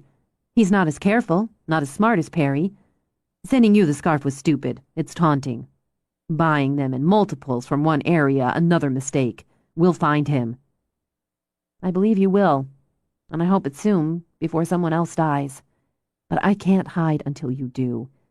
It's not being brave so much as realistic. And I have the advantage here. He has to come to me. He has to come onto the island. Your local police department can't monitor everyone who gets off the ferry.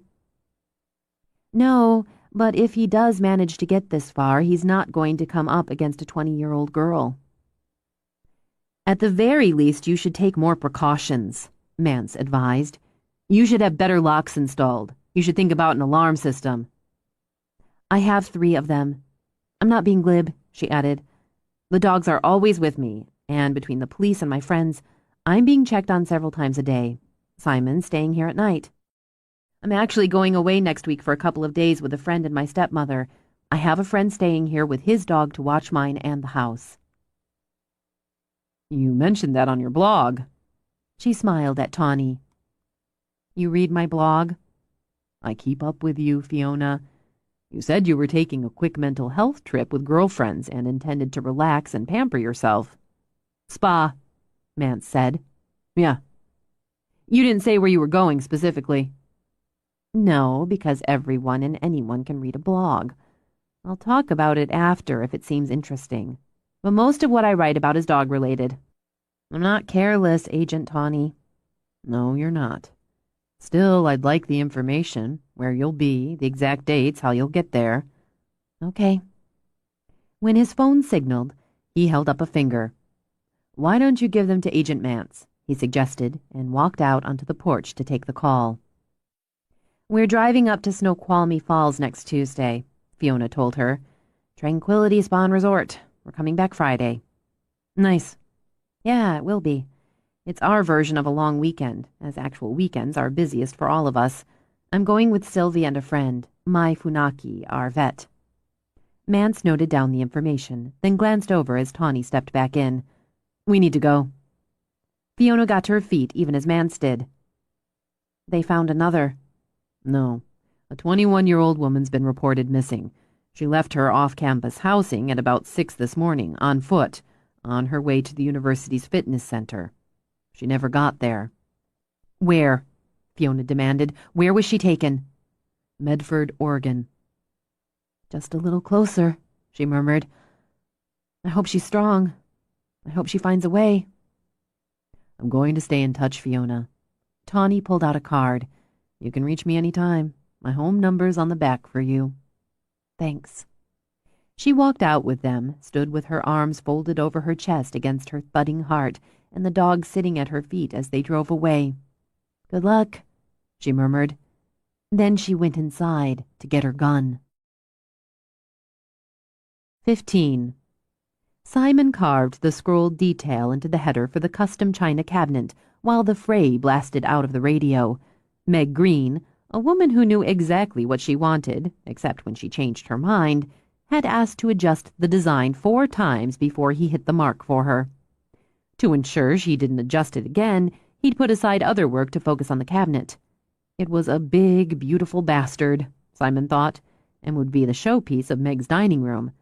Another few days and he'd be done with it, and between the staining and varnishing, he could get serious about the sink base, maybe work in a few pieces for Syl and have them done when she got back from the spa deal. If he delivered the stock while she was gone, she couldn't drag him into talking with her customers. That added motivation. Starting the day earlier meant he got a jump on things, which almost offset quitting at specific times each day instead of going until he'd had enough.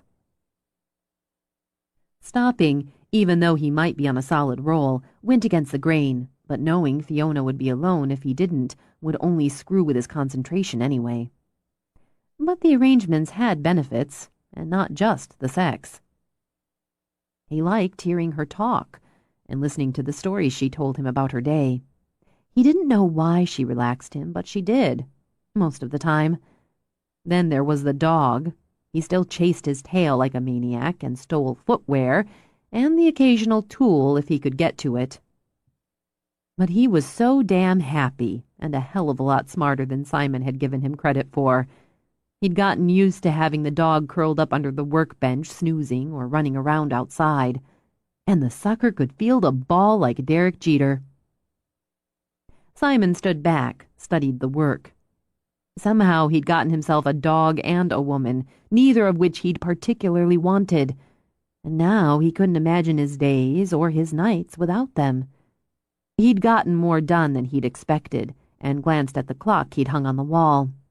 Funny, it felt like more than a couple hours since he'd started back up after the grab-a-sandwich, throw-the-ball break he'd taken. Frowning, he pulled out his phone, read the time on the display, and swore. "Damn it! Why didn't you remind me to change the batteries in that thing?" he demanded as Jaws trotted through the open shop door. Jaws only wagged his tail and dropped the stick he'd brought in. "I don't have time for that. Let's move." He tried to time his trip to Fiona's, so he arrived long enough after her final class to avoid the inevitable stragglers. Otherwise, she'd start introducing him to people, and there had to be conversations. But he aimed for timing it so she wasn't alone more than 15 or 20 minutes. It was, for him, a delicate balance. Now he was nearly 2 hours behind. Why hadn't she called? Wouldn't any normal woman call to say, "Hey, you're late, what's going on?" Not that they had a formal sort of arrangement.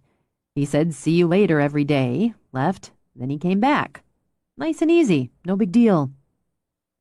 "Women are supposed to call," he told Jaws as they got into the truck, "and nag and bug you. It's the way of the world. But not her.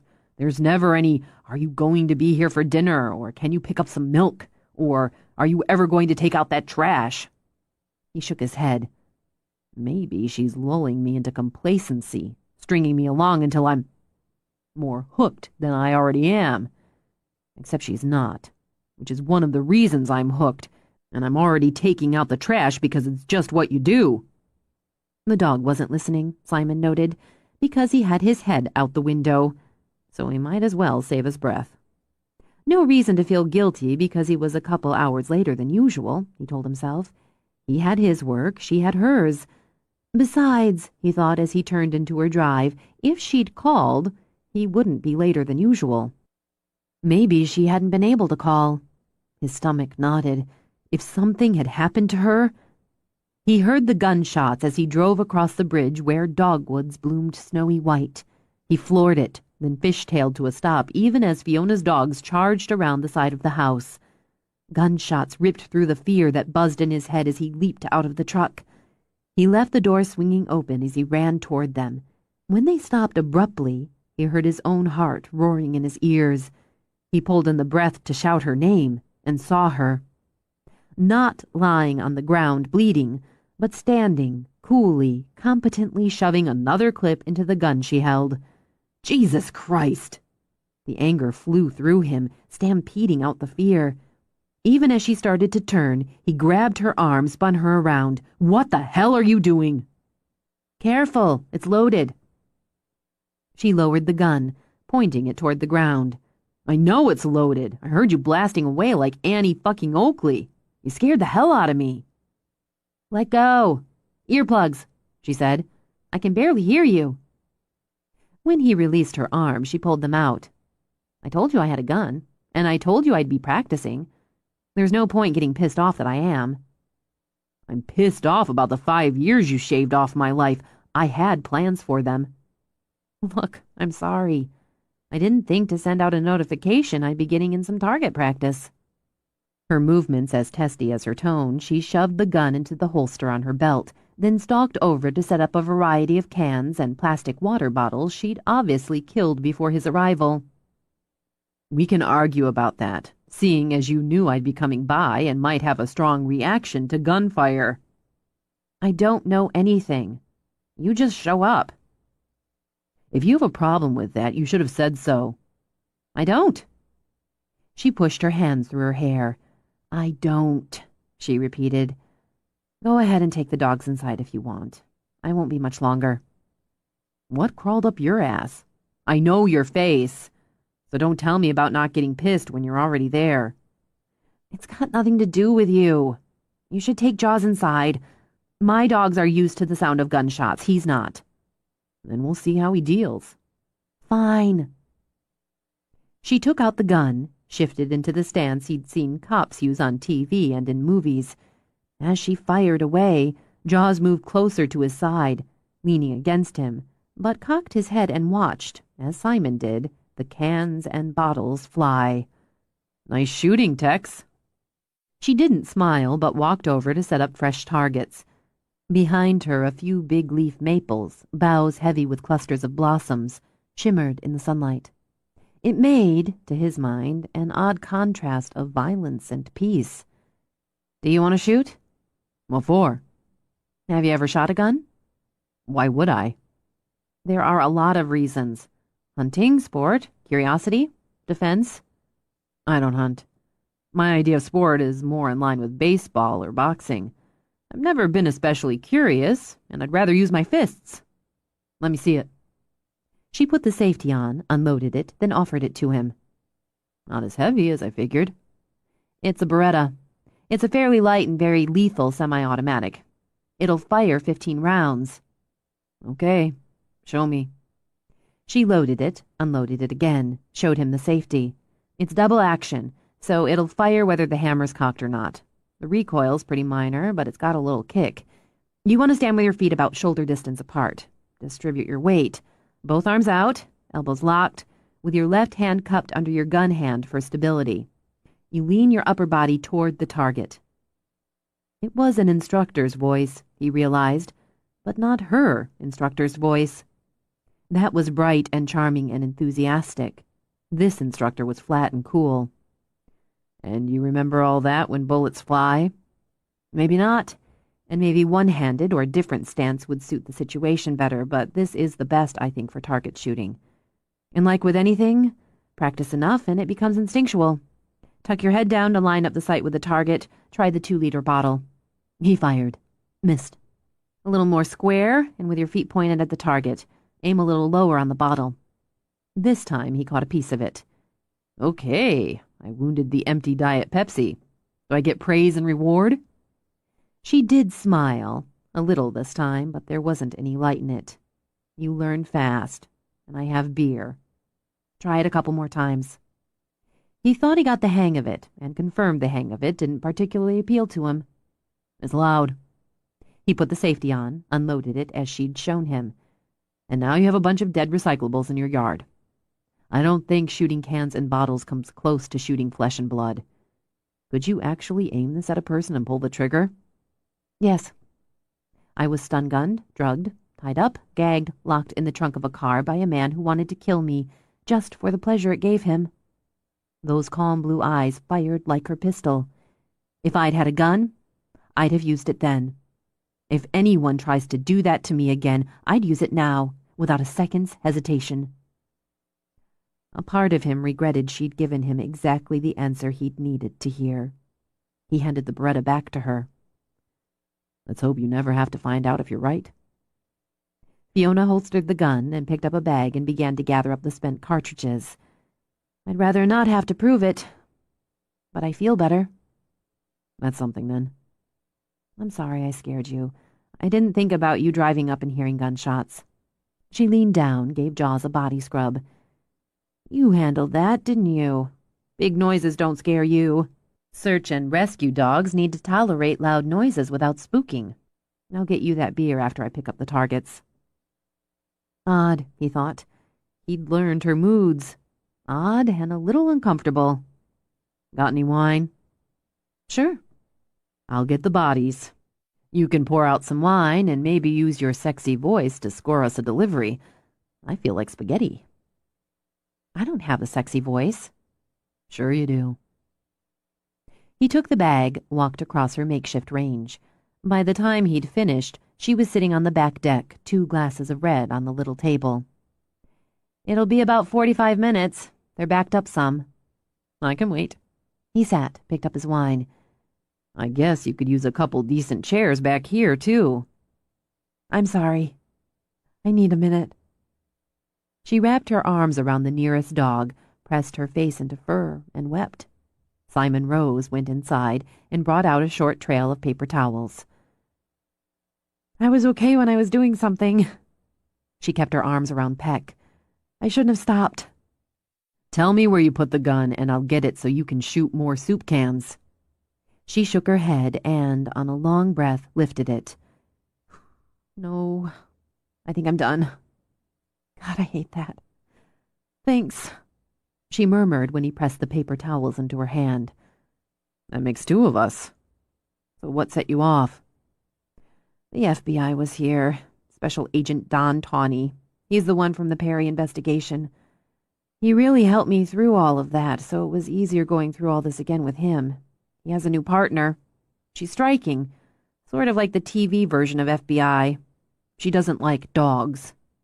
She bent down to kiss Peck between the ears. Doesn't know what she's missing. Anyway. She picked up the wine, sipped slowly.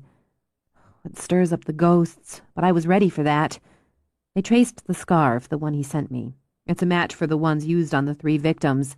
The same make, dye lot. He bought a dozen of them from the same store near the prison, near where Perry is. So that squashes even the faint hope that somebody sent it to me as a sick joke. Fury burned a low fire in his gut. What are they doing about it? Following up, looking into, pursuing avenues. Well, they always do. They're monitoring Perry, his contacts, his correspondence, on the theory that he and this one know each other. They'll probably contact you because I told them you were staying here at night. She folded her legs up, drawing in. It occurs to me that I'm a lot of work to be involved with right now. It's not usually true, I don't think. I'm not high maintenance because I know how to maintain myself and I prefer it. But right now... So if you want to call a timeout, I get it. No, you don't. I do. She turned her head to meet his eyes straight on, and now he thought there was the faintest light in them. I'd think you were a cold, selfish bastard coward, but I'd get it. I'm a cold, selfish bastard, but I'm not a coward. You're none of those things. Well, maybe a little bit of a bastard, but it's part of your charm. Simon, another woman's missing. She fits the pattern, the type. Where? South Central Oregon, just north of the California border. I know what she's going through now, how afraid she is, how confused, how there's this part of her that can't believe it's happening to her. And I know that if she doesn't find a way, if there isn't some intersection with fate, they'll find her body in a matter of days in a shallow grave with a red scarf around her neck and a number on her hand. She needed to see something else, he thought. Control meant channeling the emotion into logic. Why did Perry pick athletic co-eds? What? You've thought about it, the FBI, the shrinks. They'd have a lot to say on it. Yes. His mother was the type. She was an athlete, a runner. Apparently, she just missed being chosen for the Olympics when she was in college. She got pregnant, and instead of pursuing her interests or career, she ended up a very bitter, dissatisfied mother of two, married to a forcefully religious man. She left them, the husband, the kids, just took off one day. Went missing. You could say, except she's alive and well. The FBI tracked her down once they'd identified Perry. She lives, or lived, outside of Chicago. Teaches PE in a private girls' school. Why the red scarf? Perry gave her one for Christmas when he was 7. She left them a couple months later. So he was killing his mother. He was killing the girl his mother was before she got pregnant, before she married the man who, according to his mother and those who knew them, abused her. He was killing the girl she talked about all the time, the happy college student who'd had her whole life in front of her before she made that mistake, before she was saddled with a child. That's what the shrinks said. What do you say? I say all that's just a bullshit excuse to cause pain and fear. Just like whoever's killing now uses Perry as a bullshit excuse. You stand there because of what he did to you. Motivation matters. She set down her glass. You really think... If you shut it down a minute, I'll tell you what I think. Motivation matters, he said again, because why you do something connects to how you do it, who you do it to or for, and maybe what you see at the end of it, if you're looking that far. I don't care why he killed all those women and Greg, why he tried to kill me. I don't care. You should. You know what motivates them. He gestured to the dog. Play, praise, reward. And pleasing the ones who dole all that out. Knowing it, connecting to it, and them, makes you good at what you do. I don't see what... Not done. He was good at what he did. It was doing something he wasn't good at. When he deviated from his skill area, he got caught. He murdered Greg and Kong in cold blood. She shoved out of the chair. You call that a deviation? He shrugged and went back to his wine. I don't know what you're getting at. Because you'd rather be pissed. Of course I'd rather be pissed. I'm human. I have feelings. I loved him. Haven't you ever loved anyone? Not that way. Nina Abbott? Jesus, no. There was just enough shocked derision in his tone to carry the truth. It didn't seem that far out a question. Look, she's gorgeous, talented, sexy, smart. Bitch. Pleased, he let out a short laugh. You asked. I liked her, except when she was batshit crazy, which, looking back, was pretty damn regular. It was steam and smoke, then it was just drama. She liked the drama. No, she fucking loved the drama. I didn't. That's it. I guess I assumed there was more than there wasn't. And it's not about me anyway. So you just expect me to be logical and objective about Greg, about Perry, about this. I should be analytical when... Be whatever the hell you want, but if you don't think, if you don't step outside and look at the whole, you can shoot that gun as much as you like and it's not going to help. For fuck's sake, Fiona, are you going to pack it 24/7? Are you going to strap it on while you're running your classes or driving to the village for a quart of milk? Is that how you're going to live? If I have to. You're mad, she realized. It's hard to tell with you because you don't always show it. You've been mad since you got here, but you've only let it sneak out a couple times. We're both better off that way. Yeah, because otherwise you're Simon Kick-Ass. You come here every night. There's probably some mad in that, too. Considering, she picked up her wine again, walked to the post to lean back, study him as she drank. You've got to stop what you're doing. Toss some things in a bag, drive over here. You don't leave anything, except what you forget, because you're messy. It's another thing you have to do every day. She'd managed to turn it around so it was about him after all, he realized. The woman had skills. I don't have to do anything. That's true, she nodded, drank again. Yeah, that's true. You get a meal and sex out of it, but that's not why you do it. Not altogether, anyway. It has to irritate you, to some extent. I haven't given you enough credit for that. I don't do it for credit either. No, you don't work on the point system. You don't care about things like that. You do what you want. And if an obligation sneaks in, a dog, a woman, you figure out how to handle it and continue to do what you want. Problems are meant to be solved. Measure, cut, fit the pieces together until it works the way you want it to work. She lifted her glass, sipped again. How's that for looking at motivation? Not bad, if this was about me. Part of it is, for me. See, it was okay when this was an affair. This, you and me. Never had one before, not really. So it was all new and shiny, sexy and easy. Really attractive guy who gives me the tingles.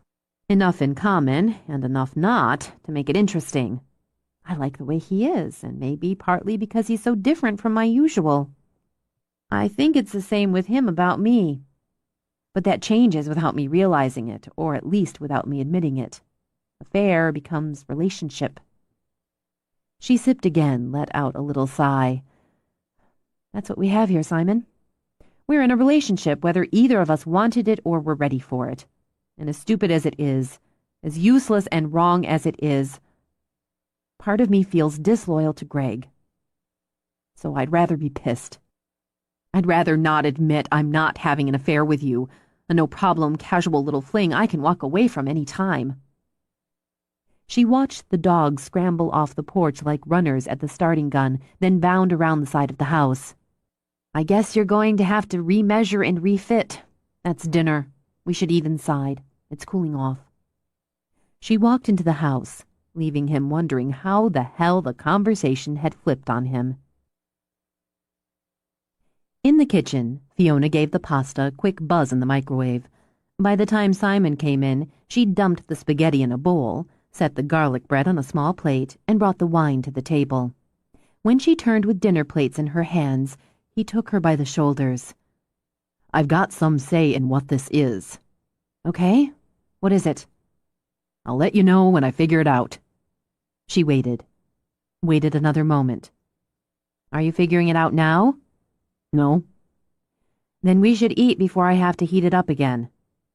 I'm not competing with a ghost. No, believe me, Simon, I know it's not fair. He was my first in every way. She set the plates down, crossed over to get the flatware, napkins. And the way I lost him left scars. There hasn't been anyone since who was important enough to make me take a good look at those scars. I didn't know that's what I'd have to do when I started falling for you. I think I'm in love with you. It's not like it was with Greg, so it's confusing, but I think that's what it is going on with me. And that's a dilemma for both of us. She topped off both glasses of wine. So I'd appreciate it if you'd let me know when you figure it out on your end. That's it? He demanded. Oops, we're in a relationship, and by the way, I think I'm in love with you. Let me know what you think. She sat, tipped her face up to look at him. That pretty much sums it up. Love's always been a positive in my life. She scooped some spaghetti onto his plate. It adds and enhances and opens all sorts of possibilities. But I'm not stupid. And I know that if you can't or don't feel it for me, it'll be painful. That's a dilemma. I also know you can't force love or demand it. And I've already dealt with the worst. If you can't or don't love me, it'll hurt. But I'll get through it. Besides, maybe I'm wrong. She took a portion of pasta. I was wrong about being in love with Josh Clatterson. Who the hell is Josh Clatterson? Sprinter. She wound pasta around her fork. I pined for him for nearly 2 years, 10th and 11th grade, and the summer between. But it turned out it wasn't love. I just liked the way he looked when he ran the 20-yard dash. So maybe I just like the way you look, Simon, and how you smell of sawdust half the time. You haven't seen me run the 20-yard dash. True. I might be sunk if I ever do. When he finally sat down, she smiled. I'm going to try to be logical and objective. It seems to me you're doing a damn good job at it already. About you and me? I guess it's a defense mechanism. He frowned. 8. It doesn't work as a defense once you tell me it's a defense. That's a good point. Well, too late. I meant logical and so forth about Perry and what's going on now. You were right about that, about the importance of understanding motivation. He didn't try to kill me just because. I represented something just like the others had. And failing with me, he needed to inflict punishment. Do you think punishment? It's a good enough word for it. It had to be more severe than the others. Death ends, though I imagine if he hadn't been caught, he'd have come for me again, because he'd have needed to end it, to tie off that thread. How am I doing? Keep going. He understood it's hard to live when you understand someone you love is dead because you lived. He knew that, understood that, and used that to make me suffer for breaking his streak, spoiling his record. What, then? She asked when Simon shook his head. For leaving him. She sat back. For leaving him, she repeated. I got away. I ran away. I didn't stay where he put me or accept the gift, the scarf. All right, say that's true. What does it tell me? He's never forgotten you. You left him, and even though he managed to scar you, he was the one who was punished. He can't get to you, can't close that circle, tie off that thread. Not with his own hands. He needs someone to do it for him, a stand-in, a proxy. How does he find one? Someone he knows, another inmate. Why would he use someone who's already failed? Her heart knocked at the base of her throat. He wouldn't. He waits. He's good at waiting. So he'd wait, wouldn't he, until he found someone he believed smart enough, good enough. The women he's killed, this proxy, it's kind of building up. I understand that. They're a horrible kind of practice. And they're bragging. You locked me up, but you didn't stop me. You're scaring me. Good. For an instant, those tawny eyes went fierce. Be scared and think. What motivates the proxy? How can I know? Jesus, Fee, you're smarter than that. Why does anyone follow someone else's path? Admiration. Yeah. And you train someone to do what you want, how you want, when you want. Praise and reward. That means contact, but they've searched Perry's cell. They're monitoring his visitors. And his sister's the only one who goes to see him.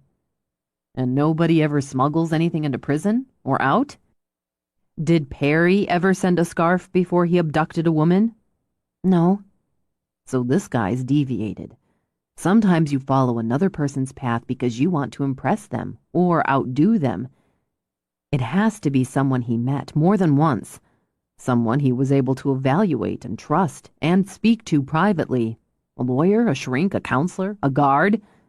Somebody in maintenance or prison administration. Somebody Perry looked at, listened to, watched, studied, and saw something in. Someone that reminded him of himself. Okay, someone young enough to be maneuvered and trained, mature enough to be trusted, smart enough not to simply follow instructions, but to adjust to each particular situation. He'd have to be able to travel with nobody questioning him about where he'd been, what he'd done. So, single. Someone who lives alone, like Perry did. The FBI must already have a profile. He'd have to have some physical stamina, some strength, Simon continued, his own car.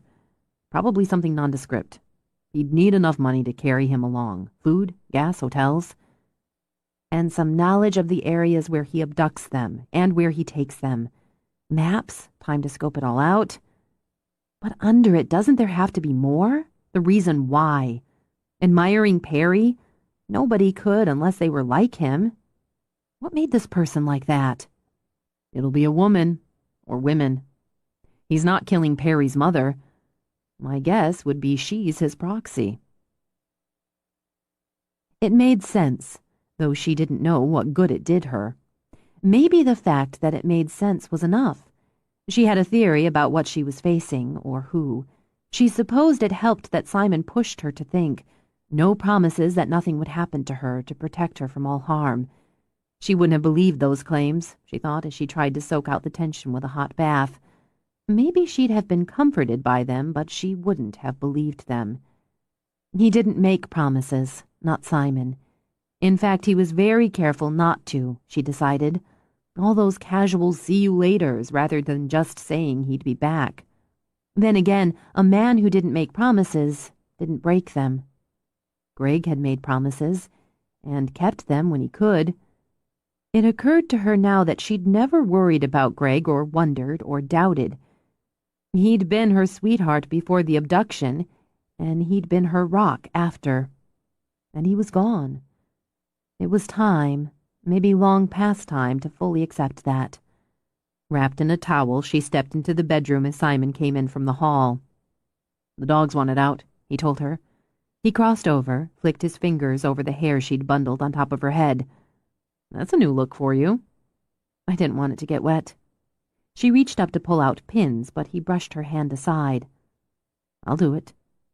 Did you finish your brood?" She smiled a little. It was only a partial brood. "You had a rough day." He pulled a pin out.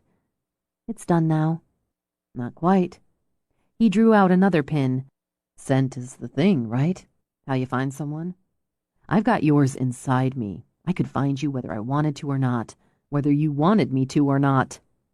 I'm not lost. I still found you." He took out another pin, and her hair tumbled after it. What is it about the way a woman's hair falls? He speared his hands through it, locked his eyes on hers. What is it about you? Before she could answer, his mouth was on hers, but softly, testing and easy. She eased into him as she had the bath, with every muscle sighing its pleasure. For a moment, just a moment, he simply held her, with his hand stroking down her hair, her back. It undid her, the offer of comfort she hadn't asked for, the gift of affection she hadn't expected. He slipped the towel off, let it fall, and even then just held her. "What is it about you?" he repeated. "How does touching you calm me down and excite me at the same time? What is it you want from me? You never ask. Sometimes I wonder, is this a trick?" His eyes on hers, he backed her slowly toward the bed. "Just a way to pull me in? But it's not. You're not built that way." "Why would I want anything I had to trick out of you?" "You don't." He lifted her, held, then laid her on the bed. "So you pull me in, and I end up being the one who's lost." She framed his face with her hands. "I'll find you." He wasn't used to tenderness, to feeling it spread inside him, or this need to give her what she never asked of him. It was easier to let the storm come, let it ride over both of them. But for tonight, he'd embrace the calm and try to soothe the fears he understood hid behind those lake blue eyes. "Relax. Let go." As if she'd heard his thoughts, she sank into the kiss that offered quiet and warmth. Slow and easy, his mouth tasted hers, changing angles, gently deepening in a seduction that shimmered sweet. She'd been wrong, she realized. She was lost, floating, untethered, in an unfamiliar space where sensation layered gauzily over sensation to blur the mind and enchant the body. She surrendered to it, to him, yielding absolutely as his lips gently conquered hers, as his hands trailed over her, tender touches soothing a troubled soul. The softly lit bedroom transformed. A magic glade steeped in green shadows, silvered at the edges with moonlight, with the air thick and still and sweet. She didn't know her way, and was content to wander, to linger, to be guided. His mouth grazed down her throat, over her shoulders, until her skin tingled from the quiet onslaught. He tasted her breasts, patiently sampling until on a groan she arched and offered. He feasted, but delicately. Hands and mouth skimmed down in whispering trails, inciting sighs and shivers that rolled into a slow rise, a gilded peak, a breathy fall. He was with her in the magic, steeped in her, in the rich glow of the moment, in the slow glide of movements. Seduced as he seduced, enraptured by the sound of his name murmured from her lips, the slide of her hands, the taste of her skin, she welcomed him warm and wet, took him into her body, into her arms. The need stayed slow and sweet, tender as an open heart even as it climbed, and when he fell into her eyes. 16. In the shabby excuse for a rented cabin squatting in the magnificence of the Cascade Mountains, Frances Eckel read Perry's letter. They had, many months before, determined the route, the timing, the towns, colleges, burial sites. Or Perry had, he thought. The pre-planning made it a simple matter to obtain a mail drop for the letters Perry smuggled out of prison. The answers returned by a similar method, mailed to Perry's minister, who believed in his repentance. In the beginning, he'd been thrilled by the correspondence, the exchange of details and ideas. Perry's understanding, guidance, and approval meant so much. Finally someone who saw him. Someone who didn't require the mask, the pretense, but instead recognized the chains required to keep them in place. At last, someone who helped him gather the courage to break those chains and release what he was. A man, a friend, a partner who offered to share the power that came from throwing off the shackles of rules and behavior and embracing the predator. The teacher had become a willing student, eager to learn, to explore all the knowledge and experiences he'd so long denied himself. But now he believed the time had come for commencement, time to move beyond the boundaries and the tenets he'd been so meticulously taught. They were rules, after all, and rules no longer applied. He studied the 2 fingers of whiskey in his glass. Perry had decreed there could be no drugs, no alcohol, no tobacco during the journey. The body and mind remained pure. But Perry was in prison, he thought, and sipped with the pleasure of rebellion.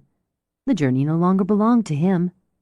It was time to make his own mark, or the next mark, as he detoured from the plan already by sending the Bristow bitch a little present.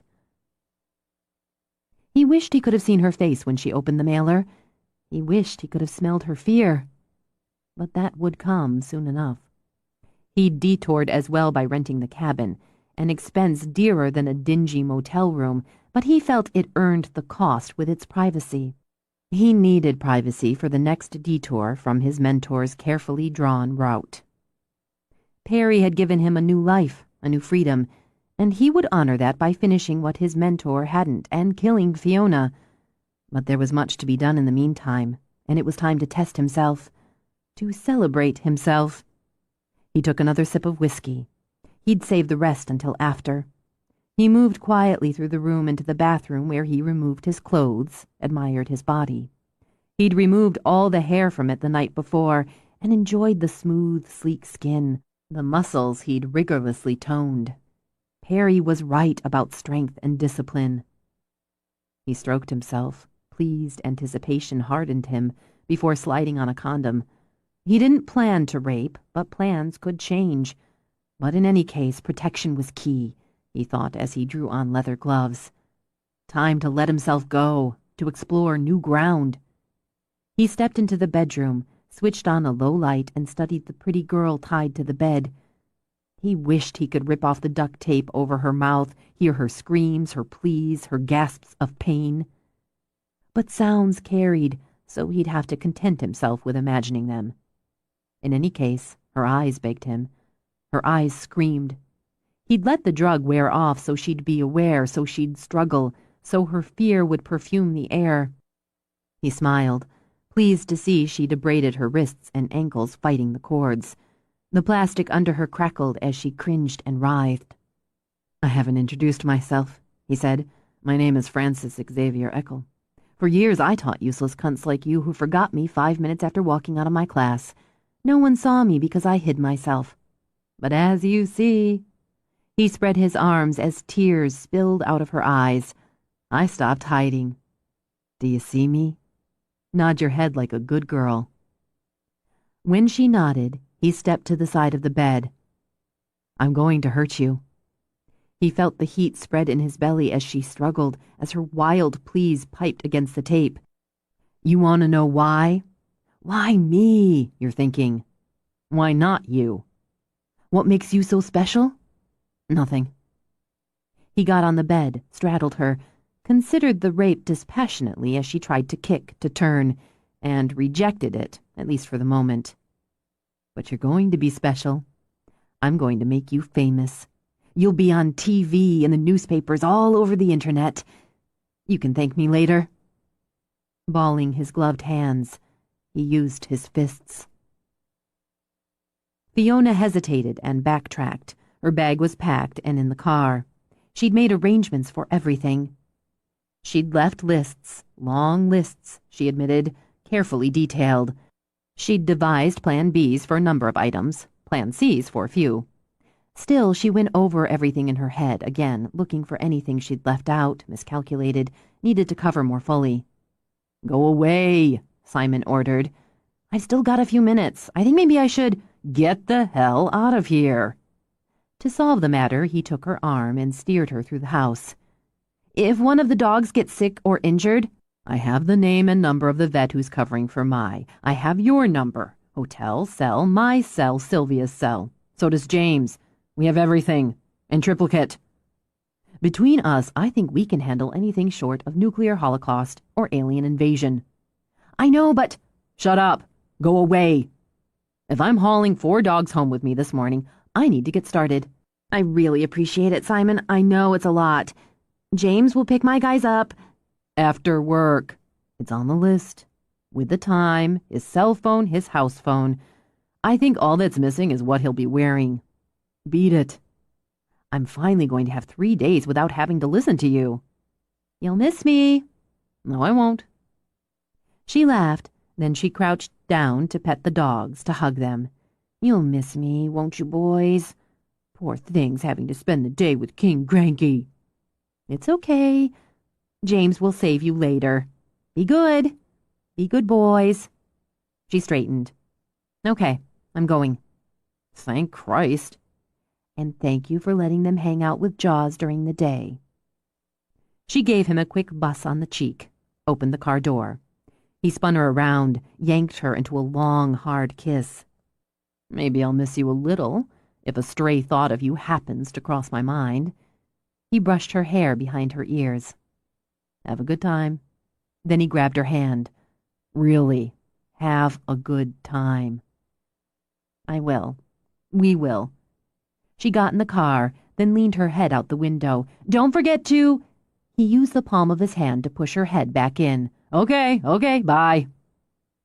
He watched her go with the dogs plopped down beside him. "All right, guys, it's man time. Scratch your balls if you got 'em." He walked back to the house, did a quick walk-through check. "It never smells like dog in here," he muttered. "How does she pull that off?" He locked up, strode to the truck. "Everybody in. Going for a ride." They scrambled up, except for Newman, jockeying for the passenger side or the narrow bench seat behind it. "Come on, gotta go," Simon ordered as the dog sat and studied him. "She'll be back in a couple days." He patted the seat. "Up. Come on, Newman. Don't you trust me?" The dog seemed to consider the question, then apparently took Simon at his word and jumped in. He had a stray thought of her, maybe a couple of them, as he worked through the morning. He ate lunch with his feet dangling off the porch of the shop, tossing bits of salami, Fiona wouldn't approve, to the dogs and watching them field. He took another 20 minutes, tossing sticks and balls on the beach, laughing his ass off when every one of them bounded into the water. He went back to work, radio blasting, and 4 wet dogs snoring their way dry in the sunlight. He didn't hear them bark, not with AC/DC screaming, but looked over as a shadow crossed his doorway. He set his tool aside and picked up the remote to cut the music when Davy stepped in. "Got yourself a gang of dogs out there." "Fiona's away for a couple days." "Yeah, I know. Girl trip with Sil and Mai. I thought I'd run by her place a couple times a day just to check." "Listen, what is that?" Simon ran a hand down the side of the stump. He'd stripped off the bark, done the first of some rough sanding. It stood, roots up. "It's a sink base." "It looks like a naked upside-down tree stump." "It does now." "I gotta tell you, Simon, that's pretty fucking weird." "Maybe." Davy wandered the shop. "You got a lot going on in here," he commented, winding around chairs, tables, the frame of a break front, doors and drawers glued and sporting clamps. "I saw the built-ins you did for the Munsons. They're nice, real nice. Hey, this is a beauty here." Like Davy, Simon studied the wine cabinet he'd designed for Fiona. "It's not finished. You didn't come by to critique my work." "No." Face grim now, Davy shoved his hands in his pockets. "Shit. They found her, the girl who got taken last week." "Yeah, early this morning. Crater Lake National Park. He kept her longer than the others, so the feds thought maybe she got away, or it wasn't the same guy. Maybe it wasn't. Maybe. Jesus, Simon, he beat the hell out of her before he killed her. Perry never messed them up that way. The other 3 we know of weren't beaten, but everything else matches. The scarf, the position of the body. She had the number 4 written on her hand." Because he wanted to pummel something, Simon walked over, opened his shop fridge. He took out 2 Cokes, tossed one to Davy. "He's finding his own way. That's what you do. You learn, you emulate, then you create your own style. He's experimenting." "Jesus, Simon." Davy rubbed the cold can over his face before popping the top. "I wish I didn't think you were right on that. I wish I didn't think the same thing." "Why are you telling me about this?" "I want your take. Do we contact Fee? Let her know?" "No. She needs a couple days away from this." "I'm with you on that, too, but it's going to be all over the news." "Call Sil, tell her, and tell her to... Shit, make a girl pact. No news, TV, papers, internet. Nothing to... disturb the nirvana or estrogen field or whatever the hell. Sil will know how to handle it." "Yeah, she will. That's good. That girl, Simon, she was barely 20. Her dad was killed in an accident about 2 years ago. She was an only child. Her mother lost her husband and now her only child. It makes me sick." He shook it off, gulped down Coke. "I guess you'll be talking to Fee every night." He hadn't planned to. It seemed so high school. "Yeah, I'll be talking to her. She's fine there." But he knew as he went back to work, he'd worry until she was back home again. Fiona all but floated back to her villa, gliding on bliss and massaged feet. She stepped inside where the scent of flowers and the subtle strains of New Age music embraced her. She drifted through the living area with its sink-into-me furniture and glossy wood, then straight out to the pretty, flower-decked terrace where Sylvia basked in dappled sunlight. "I'm in love." Sighing dreamily, Fiona dropped down onto a chaise. "I'm in love with a woman named Carol who's stolen my heart with her magic hands." "You look relaxed." "Relaxed? I'm a noodle. The happiest noodle in the Pacific Northwest. How about you?" "I've been detoxed, scrubbed, rubbed, polished. My biggest decision is what to have for dinner tonight. I'm considering living here for the rest of my days." "Want a roommate? God, Sil, why haven't we ever done this before?" Sylvia, her masses of hair messily pinned on her head, her rose-shaded glasses covering her eyes, set aside the fashion magazine open on her lap. We fell into the busy women with no time to indulge themselves trap. We've broken out of the cage now, and I have a decree. At your command. During our much-deserved indulgence, we'll read only entertaining fiction and/or glossy magazines. She tapped the cover of the one she'd set on the table. We will watch only light, frothy, fun movies, if we so desire movies, on TV. We will banish all thoughts of work, worry, and responsibility from our minds. Our only concerns, our only decisions during this time out of time will be room service versus restaurant, and the color of polish we want during our pedicure. I'm behind that. I'm so behind that I'm inside it. Mai's not back yet? We crossed paths of bliss in the relaxation room. She said she was going to take a swim. If I'd tried that, I'd have sunk like a stone and drowned. Fiona started to stretch, then decided it took too much energy. Carol balanced my chi, or maybe she aligned my chakras. I don't know how, but having my chi balanced or chakras aligned results in something beyond ecstasy. Mai glided out wearing one of the spa's cushy robes, slid into a chair. Ladies, is this a dream? She wondered. Is this all just a dream? It's our reality for 3 glorious days. Sylvia rose, wandered inside. I had the mind-body-spirit renewal. I've been renewed. Mai tipped her face up, closed her eyes. I want to be renewed every day for the rest of my life. Syl and I are going to live here, and I'm going to marry Carol. Good. I'll be your permanent house guest. Who's Carol? Carol used her magic hands on my chi, or chakras, possibly both. And I have to have her for my own, for always. Richie renewed me. I could marry Richie, then I could turn my back on the downward spiral of online dating. I thought you liked the dentist. Periodontist. I did. Enough for a second date where he spent over an hour talking about his ex-wife. She was a bitch, never got off his back, spent too much money, scalped him in the divorce, etc., etc. Sam, the periodontist, goes down the tubes with Robert, the psychologist, Michael, the insurance exec, and Cedric, the lawyer/unpublished novelist. You're better off with Richie. Don't I know it? They both glanced at the doorway, and Fiona's eyes popped wide as Sylvia came out carrying a silver tray. Champagne. Is that champagne? Champagne and chocolate strawberries. I decided when 3 busy women and great good friends finally indulge themselves, it needs to be celebrated. We're going to have champagne on the terrace of our suite at the spa. Fiona clasped her hands together. It is a dream. Do we deserve it? Damn right. Mai applauded when Sylvia popped the cork. Once Sylvia poured the glasses, Mai raised hers.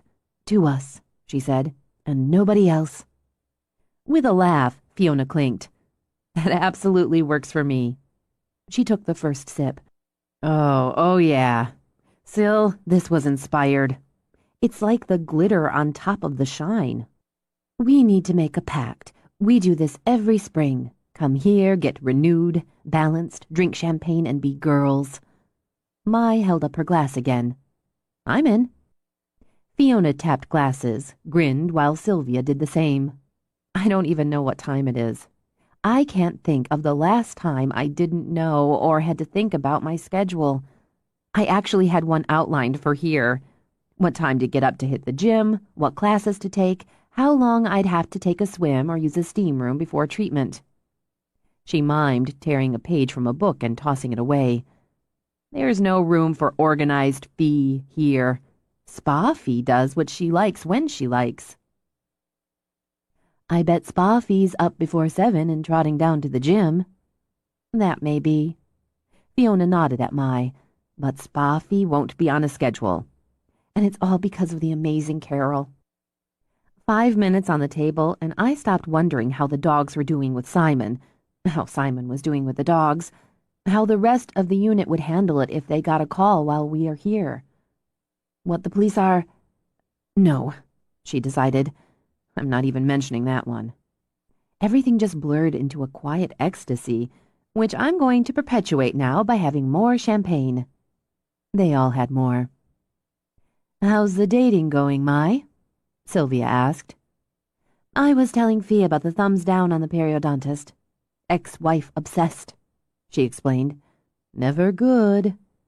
First guy, Mai continued, ticking off on her fingers, obviously going off prepared remarks, and when I finally got him off script, he was not only dull but so narrow-minded I'd be surprised if any new thought could squeeze in for consideration. Guy 2, slick, self-absorbed, and hoping for a quick bang. Guy next, a strange and unappealing combination of guys 1 and 2. I'm going to give it one more shot, but I think this experiment has failed. It's too bad. Not even a potential casual dinner companion? Sylvia asked. Not for me. I tell you, the most interesting conversations I had with the male of the species in the past couple of weeks have been with Tyson. Sheriff Tyson? Fiona broke in. From San Juan? Yeah, he's looking into getting a dog, a rescue. He called me for some advice and input. Really? Fiona picked up a strawberry, studied it. And there aren't any vets on San Juan Island? Sure, but I've got rescue dogs. She shrugged. It helps to talk to somebody who's had the experience. You said conversations, Sylvia pointed out. Plural. Yeah, we've talked a few times. He was thinking a lab or lab mix because he likes Fee's dogs. But then he thought maybe just hit the shelter and see how it went, or go online and check out what's available and who needs a home. It's sweet, she added. He's putting a lot of time and thought into it. And checking in with you. Fiona exchanged a glance with Sylvia. That's right. I'm going to go with him to check out the shelter once we get back from Spa Bliss. He asked you to go with him to the animal shelter? A little professional and moral support. She began, then goggled at Fiona. Come on, it's not like he asked me out for a moonlight cruise. It's not like that. A man, a single man, calls you multiple times to talk to you about one of your pet interests, pun intended, Fiona added, progresses to having you go out with him. But it's not like that? Fiona gestured to Sylvia. Opinion, please. It's absolutely and completely like that. But your radar's skewed, Sylvia continued. You've been focused on meeting strangers, looking for a spark and common interests, so you missed the approach of a man you already know. No, God, wait a minute. She closed her eyes, held up her finger as she reviewed conversations, tones. Holy shit. You're right. It never blipped on my screen. Good or uh-oh? Fiona asked. I think good. He's interesting, funny when he's not being official, steady and a little shy, and nice-looking, and a little bit sneaky, which I like, luring me into a date. I'm flattered, she realized. Jesus, I'm seriously flattered. God, I've been renewed, and I have a guy who interests me, and vice versa. This is an excellent day. Then, Sylvia topped off all 3 glasses. It's a good thing I got a second bottle in the fridge. You are so wise, Mai told her. Who's for ordering dinner in here later, sitting around in our pajamas, getting lit on champagne, and finishing it off with some ridiculously high-caloric dessert? They all raised their hands. I'm in love with Simon, Fiona blurted out, then shook her head. Wow, I really stepped on your Sheriff Tyson news. We can get back to this. Are you kidding? Are you fucking kidding? Mai demanded. Tyson, why do I refer to him by his last name? Ben and the possibilities of dating him can wait. In love, like the big one, or in love like, oh, this is so much fun, it makes me feel good and he's really sexy. The big one, with a lot of the other, which is why I thought it was all the other, but it's not. All or only. Why can't I have an affair like a normal person? Now I've complicated it. Life's complicated, or what's the point? Sylvia beamed even as her eyes filled. I think this is wonderful. I don't know if it's wonderful or not, but it is. He's so not what I imagined for myself. You stopped imagining for yourself, Sylvia pointed out. Maybe I did. But if I had imagined, I don't think it would have been Simon Doyle. Not for the big one. Mai propped her elbow on the table, gestured with her glass. Why are you in love with him? What are the qualifications? I don't know. He's solitary and I'm not. He tends to be cranky and I don't. He's messy and blunt, doesn't quibble about being rude, and only ekes out information about himself when you pump or when he's in the mood. This is music to my ears, Sylvia murmured. Why, oh wise one? Mai demanded. Because he's not some perfect fantasy. He's flawed and you understand that. It means you've fallen for who he is, not who you want him to be. I like who he is. And on the other side of it, he makes me laugh. And he's kind. The fact that he's reluctant about it only gives the kindness more impact. He can't be bothered to say what he doesn't mean, and that makes him honest. Does he love you? Fiona let her shoulders lift and fall at Mai's question. I don't know, but I know if he ever says he does, he'll mean it. For now, it's fine the way it is. I need time to get used to the way I feel, and to be sure he's not with me or getting involved with me because, well, I'm in trouble, aren't I? I bet he wasn't thinking, hey, this woman's in trouble, when you had sex on the dining room table. She nodded at Mai. Excellent point, and one worthy of more champagne. I'm going to get the second bottle. Mai waited until Fiona went back inside. We're right, aren't we? Not telling her about the murder? Yes, she needs this. Apparently we all do, but she needs it most of all. She'll have to deal with it soon enough. I think he loves her, by the way. Sylvia smiled. Why? Because he told Davy to call you, not Fee, to suggest not telling her. We love her, and that's why we're not telling her. And I think we'd have decided not to, whatever Davy said. But Simon had the same instinct. That's a loving instinct. That's what I think. I think so, too. It might not be the big one, but it's enough for now and what she needs. Honestly, Mai, I think they need each other, and they're going to be better and stronger together. At least that's what I want. Mai glanced at the doorway, lowered her voice. I told the concierge not to leave a paper at our door in the mornings, just in case. Good thinking. They heard the pop of a cork, and Fiona shouted, Woohoo! Put it out of your mind, Sylvia murmured, so we can keep it out of hers. 17. Given what she did for a living and the gardening she'd be working on throughout the season, Fiona knew manicures were a waste of time and money. But this was indulgence central. Their last day, too, she reminded herself. She might as well make the most of it and go home with pretty fingers and toes, even if she'd mangle them within 24 hours in reality. Besides, it felt good. She admired the breezy, beachy pink on her short but currently well-shaped nails as she slid her feet into the warm, churning water at the base of the pedicure chair. A chair, she thought, that offered a slice of heaven as it vibrated up and down her back. Cindy, who'd given her the pretty nails, brought her a cup of water with thin lemon slices floating in it. Comfortable? I passed comfortable and am on my way to euphoria. That's what we like to hear. Do you want the same polish on your toes?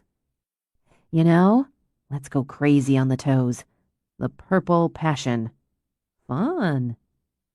She lifted Fiona's feet out, patted them dry, then brushed on a warm green clay. We're going to let this mask set for just a few minutes, so you just relax. Can I get you anything? I've got it all. Snuggling into her chair, Fiona opened her book and let herself fall into a romantic comedy that was as much fun as her choice of toenail polish. Good book? Cindy asked, when she came back to sit and rinse off the clay. It is. Exactly perfect for my mood. I feel happy, relaxed, and pretty. I love to read. I like crazy horror and gruesome murder mysteries. I don't know why they relax me, but they do. Maybe because when you're reading the book, you know you're safe, so it's fun to be scared. Yeah. Cindy began to smooth Fiona's heel with a pumice stone. I hate listening to the news because, well, it's real, and so much of it's awful. Accidents, natural disasters, crime. Or politics. Worse yet. Cindy laughed. But when you're reading about bad things happening in a book, you can hope the good guys are going to win. I like when they do. Save the girl or the guy or the human race. Catch the killer and make him pay. Doesn't always happen for real. I'm scared they're never going to catch that maniac who's killing those women. 4 now. Oh, did I hurt you? No. Fiona willed herself to relax her foot again. No, you didn't hurt me. 4? They found her a couple of days ago. Maybe you didn't hear. In the Cascades in Oregon. I know it's miles and miles away, but it really scares me. If I have late appointments, my husband comes by to pick me up. I guess it's silly because I'm not a college girl, but it just spooks me. I don't think it's silly. Fiona sipped the lemon water to ease her dry throat. What does your husband do? She asked to change the subject so Cindy could chatter and she could think. A couple of days. Sylvia's decree, no papers, no TV. She'd known, which meant Mai knew too, and they'd kept it from her. To give her some peace of mind, she thought. A little slice of oblivion before reality grabbed her by the throat again. So she'd do the same for them, she decided. She'd maintain the pretense for this last day. If death haunted her, she could, for now, keep the ghosts to herself. It wasn't like him, Simon thought as he frowned at the flowers on Fiona's kitchen table. He didn't buy flowers. Well, for his mother every now and again, sure. He wasn't a Philistine. But he didn't buy flowers for women on impulse, or for no good reason. Coming home after a couple days, 4 days, away wasn't a good reason. He didn't know why the hell he'd bought them, or why the hell he'd missed her so much. He'd gotten a lot of work accomplished without her taking up his space and time, hadn't he? And he'd drafted out more designs because he'd had more time alone, working and living on his own schedule. His and the dog's, anyway. He liked a quiet house. He preferred a quiet house. One without the annoying obligation of having to remember to pick up his socks or hang up wet towels, or stick dishes in the dishwasher unless he damn well felt like it. Which, like most normal members of his species, meant when there were no more clean socks, towels, or dishes. Not that she asked him to pick up his socks or hang up his wet towels or stick his dishes in the dishwasher. That was her brilliance. She said nothing, so he felt obligated. He was being trained, he realized. No doubt about it. She was training him as subtly and consistently and effortlessly as she did the dogs. To please her, not to disappoint her, to develop habits and routines. It had to stop. He should throw the stupid flowers out before she got home. When the hell was she getting home? He looked at the stove clock again, then walked outside so he'd stop looking at the clock. He didn't wear a watch for the very specific reason he didn't want to be bound up in time. He should have stayed home working until she called. Or didn't call. Instead, he'd stopped, went into town to buy some supplies, and the Christing flowers, and didn't forget the couple bottles of the red wine she preferred, then came here to check the house. To make sure, he was forced to admit, that James had picked up his socks and so on, which of course proved unnecessary. James was either as insanely tidy as Fiona, or well-trained. He hoped it was the latter, at least. To get his mind off the time, he grabbed a load of tennis balls and thrilled the dogs by throwing them, and when his arm went to rubber, decided she needed one of those ball shooters they used for tennis practice. He changed it up, giving the dogs the stay command, then walking out of sight to hide the balls in various places. He went back around, sat on the porch steps. "Find the balls," he ordered. He had to admit the stampede and search had its entertainment value, and passed the time he wasn't paying any attention to. He ended up with a pile of dog-slobbered balls at his feet, then repeated the routine. But this time he ducked inside for a beer. The pile of balls waited, but the dogs had gone into their sentries on alert stance, facing the bridge. About damn time, he thought, then deliberately leaned against the post. Just out having a beer with the dogs, he decided. It wasn't like he was waiting for her, watching for her. But it wasn't her car that bumped across the bridge. He straightened from the post but waited for the man and woman who got out of the car to come to him. "Special Agents Tawny and Mance. We're here to speak with Miss Bristow." Simon glanced at the IDs. "She's not here." The dogs, he noted, were looking to him for direction. "Relax," he told them. "We were told she was coming back today. Do you know when she's expected?" Simon looked back at Tawny. "No." "And you are?" Simon shifted his gaze to the woman. "Simon Doyle." "The boyfriend." "Is that an official FBI term?" It stuck in his craw.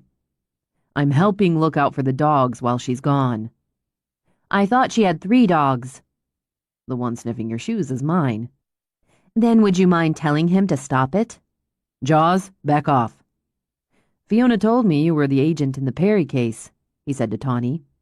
"I'll tell her you came by." "You don't have any questions, Mr. Doyle?" Mance wondered. "You wouldn't answer them, so I'm saving us all time. You want to talk to Fiona. I'll tell her, and if she wants to talk to you, she'll get in touch." "Is there any reason you're so anxious for us to leave?" "Anxious isn't the word I'd use, but yeah. Unless you're here to tell Fiona you caught the bastard who picked up where Perry left off, I don't want you to be the first thing she sees when she gets home." "Why don't we go inside?" Mance suggested. "Do you think I've got her tied up or held against her will in there? Jesus, do you see her car? Do you see her dogs?" He jerked a thumb to where Jaws was currently humping a disinterested and patient Newman, while Bogart and Peck played tug with one of the ropes. "Don't they teach basic observational skills in the FBI? And no, I'm not letting you in her house when she's not here." "Are you looking out for her, Mr. Doyle?" "What do you think?" he said to Tawny. "I think you have no criminal record," Tawny said easily. "You've never been married, have no children, and make a good living, enough to own your own home, which you purchased about 6 months ago. The Bureau also teaches basic data gathering skills. I know Fiona trusts you, and so do her dogs.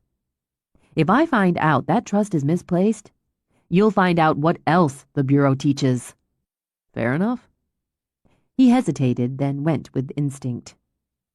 "She doesn't know about the last murder. The friends with her kept her away from the paper and the TV the last few days. She needed a break. I don't want her coming back and ramming face first into it, so I want you to go." "That's fair enough, too. Tell her to contact me." With his partner, he walked back to the car. "We haven't caught the bastard yet, but we will." "Hurry up," Simon muttered as they drove away. He waited nearly an hour more, relieved now as every passing minute decreased the chance of her passing the agents on the road home. He gave some thought to putting a meal together, then spooked himself at the image of welcoming her home with a dinner and flowers. It was just too much. The bark of the dog sent him back outside moments before she drove over the bridge. Thank God, he mused. Now he could stop thinking so much. He strolled casually down the porch steps. Then the damnedest thing happened. The goddamnedest thing.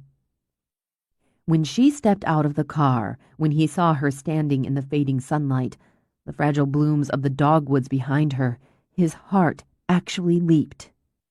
He'd always considered that sheer bull, just an overworked phrase in poetry or romance novels, but he felt it, that surge of pleasure and emotion and recognition inside his chest. He had to restrain himself from rushing her, as the dogs did, bumping one another in their joyful hurry for strokes and kisses. "Hi, guys, hi! I missed you too, every one of you. Were you good?" "I bet you were." She accepted desperately loving licks while she rubbed wiggling, furry bodies. "Look what I've got." She reached inside the car for 4 huge rawhide bones. "One for everybody. Sit. Now sit. There we go. Everybody gets one." "Where's mine?" Simon demanded. She smiled, and the quieting sun flared off her sunglasses. As she walked to him, she opened her arms and just took him in. "I was hoping you'd be here." He felt her breath, the deep in, the deep out. "You made me another chair," she murmured. "That's for me. You're not the only one who likes to sit. Not everything's all about you." She laughed, hugged tighter. "Maybe not, but you're just what I need." He eased back until he found her mouth with his, and found it was just what he needed. "My turn." He shifted to knee and nudged the dog's back, and caught it. Just an instant as the change of angle let him see through the tinted lenses and into her eyes. He slipped them off her face. "I should have known women couldn't keep it shut down." "You're wrong, and sexist." "They didn't tell me, and I returned the favor by not letting them know I heard." Her eyes changed again. "Did you tell them not to say anything to me, to make sure I didn't read about it in the paper, catch it on the news?" "So what?" She nodded, laid her hands on his cheeks, kissed him lightly. "So thanks." "That's just like you, slipping around the normal reaction of being pissed and telling me I didn't have the right to butt in and decide for you." He opened the back of her car for her suitcase. "It's how you get around people." "Is it?" "Oh, yeah. What's this other stuff?" "I bought some things. Here, I've got it." He hauled out 2 shopping bags. "Why do women always come back with more than they left with? And it's not sexist if it's true."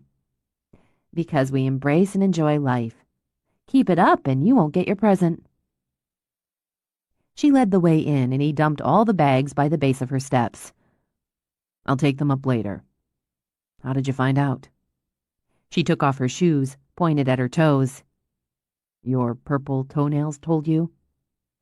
"The technician who gave me the pedicure. She was just making conversation." Damn it. He hadn't considered basic gossip. "So that's what you people talk about during those rituals? Murder and dead bodies?"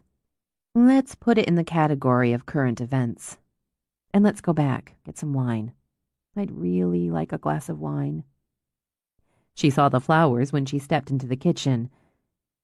The way she stopped cold and stared told him she was just as surprised he'd bought her flowers as he'd been. "You made me another chair, and you brought me flowers." "I told you the chair's mine. The flowers just happened to be there, so I picked them up." "Simon." She turned, wrapped herself around him. Feelings winged into him, slapped against one another. "Don't make a big deal out of it." "Sorry, but you'll have to tough it out. It's been a really long time since a man brought me flowers. I forgot what it's like. I'll be right back."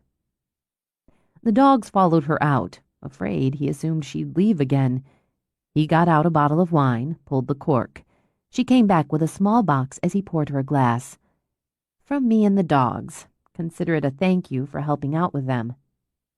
"Thanks." It had weight for a small box, and, curious, he opened it. He found a slender door knocker. The copper would verdigris over time, he thought, and add to its appeal. Raised letters ran down its length, and the knocker itself formed a Celtic knot. "It's Irish. I figured Doyle, there has to be Irish in there. Falcha means welcome. Doyle, remember?" "Right. I thought if you put it on the door, sometimes it might even be true. The welcome, that is." He glanced up to see her smiling. "It might. Either way, it's nice." "And you could get one made. I bet Sil could find a metal artist to do it, to put up when you're not in the mood for company. It could say, 'Go away' in Gaelic." "That's a pretty good idea. Actually, I know how to say fuck off in Irish, and that might be more interesting." "Simon, I missed you." She was laughing when she said it, and as she reached for her wine, he laid a hand on her arm. I missed you, Fiona. Damn it. Oh, thank God. She put her arms around him again, laid her head on his shoulder. That makes it more balanced, like the two chairs on the porch, right? I guess it does. I have to get this out, and I don't mean to put pressure on you, but when I dropped Mai and Sylvia off, after I did, all I could think about was that poor girl and what she went through in the last hours of her life. And when I pulled up here home and saw you, I was so relieved, Simon, that I didn't have to have all that in my head and be alone with it. I was so glad to see you on the porch waiting for me. He started to say he hadn't been waiting. Knee-jerk, he realized. But he had been waiting, and it felt good knowing she'd wanted him to be. You got back later than I figured, so I... Crap. Last-minute shopping blitz, then the traffic. No, not that. He'd remembered the FBI and decided he should get it all over with at once. The feds were here, Tawny and his partner. I don't think they had anything new, but... A follow-up. She backed up, picked up her wine. I told him before I left that I'd be home sometime today. I'm not going to get back to him tonight. I'll do it tomorrow. Good. But I need you to tell me what you know about it. There wasn't a way for me to find out any of the details, and I want to know. Okay. Sit down. I was thinking about putting something to eat together. I'll tell you while I do. I have frozen dinners in the freezer. He sneered. I'm not eating those girl diet deals. And before you say sexist, look me in the eye and tell me those lean cuisine numbers aren't marketed to women. Maybe they are, mostly, but that doesn't mean they're not good, or that guys who eat them grow breasts. I'm not taking any chances. You'll eat what I give you. Amused, as he'd meant her to be, she sat. What are you going to give me? I'm working on it. He opened her fridge, scanned, poked into compartments. Deputy Davy came by to tell me the day you left, he began. As he spoke, he tossed some frozen shoestring fries onto a cookie sheet, stuck them in the oven. Bacon went into the microwave. He found a tomato James must have left behind and sliced it thin. She was beaten, but... Yeah, it sounds like he's trying to find his style. That's horrible, Fiona murmured. And it feels true. Was she... She was beaten and trapped and strangled. And still rape puts a clutch in the throat. No, she wasn't raped. At least that wasn't part of what Davy told me, or in any of the news reports. He glanced over, scanned her face. Are you sure you want this now?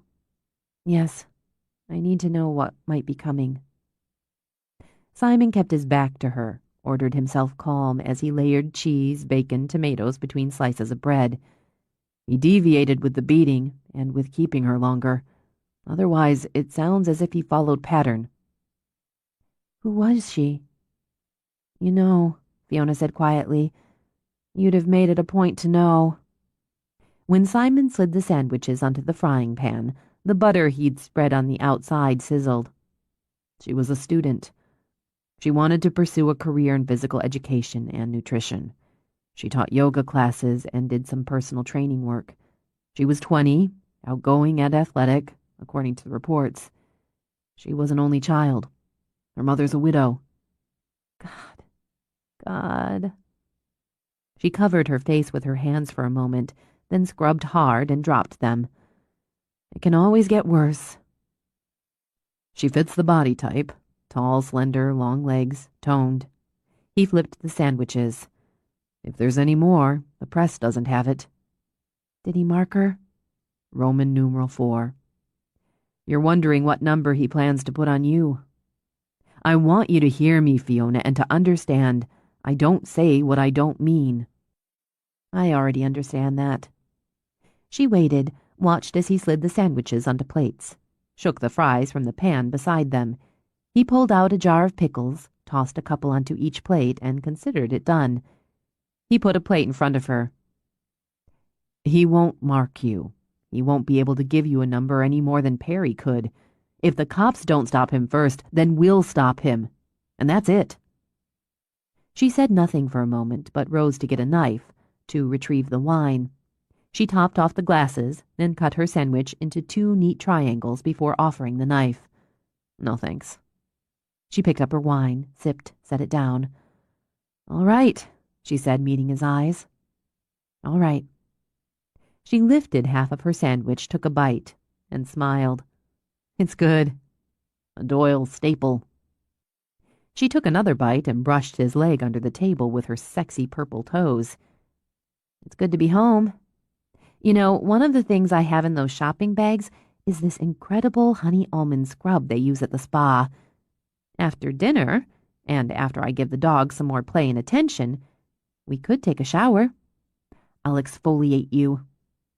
Is that code? She laughed. You'll have to find out.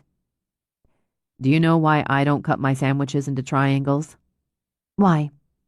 For the same reason I don't want to smell like honey and almonds. She gave him a wicked look as she picked up a French fry. Or eat lean cuisine. I bet I could change your mind on the scrub. Tell you what, I'll just do your back. Your big, strong, manly back. And we'll see how it goes from there. They also had this shop that sold very interesting lingerie. I bought a little something. A very, very little something. Which I'd be inclined to model for you if you tried the scrub. How little? Minuscule. Just the back. She smiled and nibbled on a fry. To start. She played with the dogs for an hour, endlessly tossing balls, letting them chase her through the obstacle course, then taking turns playing tug with each of them until he wondered that her arms didn't pop out of their sockets. But he could see, even when he left the games and sat on the porch to watch, she used the activities, the dogs, the connections, to focus, to block out what they'd spoken of before dinner. She'd deal, he thought, because that's what she did. For now she channeled her energy and whatever nerves brewed under it into the dogs and somehow transformed it into joy. Now I need that shower. She wiped at her damp face with the back of her hands. You wore them out. Part of the plan. She held out a hand. I never asked what you were up to while I was gone. Work. And after work, James and I took in some strip clubs. Uh-huh. We took the dogs, he said as they walked upstairs. Naturally. Newman's a mean drunk. It's a problem. In the bedroom, she dug the box of scrub out of the shopping bag, opened it for the jar. Actually, if you want some speculation and gossip, I don't think we're the only ones who'll have exfoliated in the shower recently. Sorry, what? I came by to pick up the dogs one morning because I needed some supplies and figured I'd save James the trip. Lori's car was in the drive. Really? Well, well. She might have stopped by early, like you did. I hope not, but he came out when I started rounding up the dogs. He blushed. Aw. She crooned it, then laughed. That's so sweet. After she set the jar down on the bathroom counter, she pulled the band from her hair, shook out all that rose gold. He went rock hard. Strip it off, she ordered. Let's see if I can make you blush. I don't blush, and I'm not sweet. We'll see. She tugged off her shirt, but flicked his hand away when he reached out. A deal's a deal. Let's get wet. Maybe it was another way of focusing, channeling, blocking out. But who was he to complain? Naked, he stepped under the spray. Your bathroom needs to be updated and redesigned. I'll take that under advisement. She made a circle with her finger, so he turned around and gave her his back. It feels a little rough, she told him as she scooped the scrub out of the jar, but in a good way. She began to rub it over his back in slow, steady circles. The texture, the flesh-to-flesh contact, the aroma, all add to the experience. Your skin wakes up and feels more, she said again when he reached back. I do the touching till we're done. Hands on the wall, Doyle. Did you get naked in the shower at the spa for this? No. I'm adjusting it for home use. You smell wonderful already and, smooth. She leaned in, let her breasts ride over his back before using more scrub farther down. "Is this all right?" she asked as she circled those firm hands over his ass. "Yeah." "Why don't you close your eyes? Relax. I'll just keep going until you tell me to stop." Those hands ran down his legs, the rough texture tingling over his skin to be sluiced away by the spray, then explored by her lips, her tongue. Need banged in his blood until his hands on the wall were fists. Rich scent curled in the steam, became erotic until even drawing a breath aroused to aching. "Fiona." "Just a little more," she murmured. "I haven't even started on the front yet. You'll be unbalanced. Turn around, Simon." She knelt in front of him, water gleaming off her skin, sleeking her hair back. "I'll just start down here and work my way up." "I want you. You couldn't need for me to want you more than this." "You'll have me, as much as you want. But let's see if you can hold out till I finish. Let me finish, and you can do whatever you want with me." "Jesus Christ, Fiona. You drive me insane." "I want to. That's what I want tonight. But not yet." He reached down for her hands, let out a strained laugh. "Don't even think about putting that stuff on my—" "That's not what I'm going to put there." She skimmed her tongue over him until he bit back a moan. "Can you hold out?" she murmured, torturing him with her mouth as her hands worked up his legs, over his belly. "Can you hold out until you're inside me, hot and hard inside me? That's what I want when I'm done. I want you to take me and use me until I can't stand it. Then I want you to take me and use me more. I won't tell you to stop. I won't tell you to stop until you're done." She took him to the edge. Then those tormenting lips slicked over his belly, up his chest, while her hands circled. "The water's going cold," she murmured against his mouth. "We should—" He put her back to the wet wall. "You'll have to take it, and me." "Deal's a deal." Her breath caught and shuddered out when he slid his hand between her legs. "Wider." She gripped his shoulders, shuddered once as his eyes burned into hers. As he drove into her, they burned still.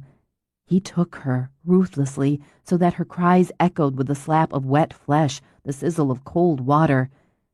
When her head fell on his shoulder, he continued to thrust while his hands made rough use of her body. His own release ripped through him and left him raw. He managed to shut off the water and pull her out. When she staggered, he half carried her to the bed. They dropped onto it wet and breathless. "What are you—" She broke off, let out a whistling breath, cleared her throat. "What do you say about honey almond now?" "I'll be buying a case of it." She laughed, then her eyes popped open as he straddled her. His eyes, still hot, met hers as his thumbs flicked over her nipples. "I'm not done yet." "But—" "I'm not done." Leaning over her, he took her hands, lifted them, clamped them around the iron rungs. "Leave him there.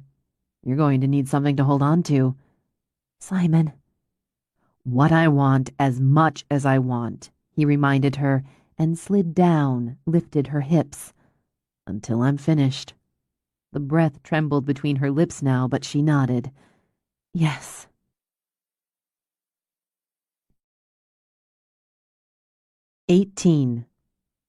As a sop to healthier eating, Fiona tossed some strawberries onto her Fruit Loops. She ate them leaning against the kitchen counter, watching Simon drink coffee, leaning against the one across from her. "You're stalling," she decided. "Stretching out another cup of coffee so you're here until people start coming in for the first class." He reached into the cereal box she'd yet to put away, took a handful. "So?" "I appreciate it, Simon, nearly as much as I appreciate being sexed into a coma last night. But it's not necessary." "I'm drinking this coffee until I finish." He experimented by dunking a Fruit Loop into the coffee. Sampled. Not half bad. "I'm staying until I leave," he continued. "If you have something you have to do, go do it. But I'm not leaving you alone." Deal with it." She scooped up more cereal, munched it while she studied him. "You know, somebody else might have said, 'Fee, I'm concerned about you, and I don't want to take any chances with your safety, so I'm going to be here for you.'" He dunked a couple more. "Somebody else isn't here." "That's very true. And maybe there's something perverse in me that prefers your method." He might have been dunking colorful rounds of cereal into his coffee like tiny donuts, but he looked scruffy and irritable. God, why did she love that? "What are we going to do about this, Simon?" "I'm going to drink my coffee." "And, using the coffee as a metaphor, are you going to keep drinking it until they catch the person who's killing those women and may want to add me to a scorecard?" "Yes." She nodded, ate more cereal. "Then stop hauling that stupid duffel over here every night. I'll give you room in the closet, clean out a drawer. If you're sleeping here, it's ridiculous not to leave some of your things here. You deal with it." "I'm not living here." Understood. He'd inconvenience himself for her, but he'd be careful not to step over the next line. You were just hanging out here and drinking coffee with coffee-soaked Fruit Loops. "It's pretty good." I'll put it on the menu. "And sleeping here after making crazed love with me in the shower." "That was your idea." She laughed. "And a damn good one. Restrictions that apply are acknowledged. Leave your damn toothbrush in the bathroom, Simon, you idiot. Put your underwear in a drawer and hang up a couple of shirts in the closet." "I've already got a shirt in the closet. You washed it because I left it on the floor." That's right. And if you leave clothes on the floor, they're going to get washed and put away whether you like it or not. If I can agree to drinking coffee, you can agree not to haul that duffel back and forth like a security blanket.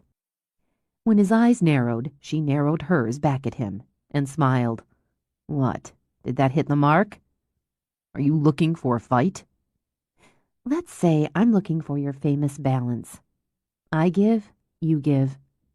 She tapped her chest, pointed at him, then wiggled a hand between them. And it levels out in the middle. Think about it. I've got to get ready for class, she added and strolled away. 20 minutes later, as her first class of the day started their socialization exercises, she watched Simon walk to his truck. He called his dog and shot Fiona a look from behind his sunglasses. He drove away without the duffel. She considered it a small, personal victory. Midway through the day, she'd logged visits from Megan, Chuck, Sylvia, and Lori, topped off by her daily check from Davy. Apparently, no one was going to leave her alone. As much as she appreciated the concern, it occurred to her just why she'd chosen a place several miles outside the village. As much as she loved company, she needed those small pockets of solitude. "Davy, I've got to call into Agent Tawny, who's probably going to make yet another trip out here. I've got my phone in my pocket, as promised, and barely 30 minutes between classes. Less when one of the clients is an islander because they stall until whoever's next on the watch out for fee list shows up. I'm not getting any of my office work done." "So go do it." "Do you really think this guy's going to drive up here in the middle of the day to attempt an abduction between my basic obedience class and my advanced skill set?" "Probably not." He took a swig from the Coke she'd provided. "But if he does, he's not going to find you alone." She cast her eyes up to the puffy clouds dotting the sky. "Maybe I should start serving refreshments." "Cookies would be good. You can't go wrong with cookies." She punched him lightly on the shoulder. "Look, here comes one of the next class. Go protect and serve someone else." He waited until the car came close enough for him to see the driver was female. "I'll see you tomorrow. Don't forget the cookies." Davy gave a nod to the other driver as he got into his cruiser and she parked. She climbed out, a tall, pretty brunette with a swingy wedge of chin-length hair and what Fiona thought of as city boots. Stylish and thin-heeled under trim gray pants. "Fiona Bristow?" "That's right." "Oh, what great dogs. Can I pet them?" "Sure." Fiona signaled, so her dog stepped up to the woman and sat politely. "They're so sweet." She shoved her enormous shoulder bag behind her back and crouched down. The pictures on your website are good, but they're even better in person. And where's your dog? Fiona wondered. But it wouldn't be the first time a potential client came out to scope her and her setup before signing up. Did you come to monitor a class? I have one starting in about 10 minutes. I'd love to. She angled her face up, all fresh style and perky smile. I was hoping I'd hit between classes so I'd have a few minutes to talk to you. I checked the schedule on your website and tried to time it, but you know how the fairies are.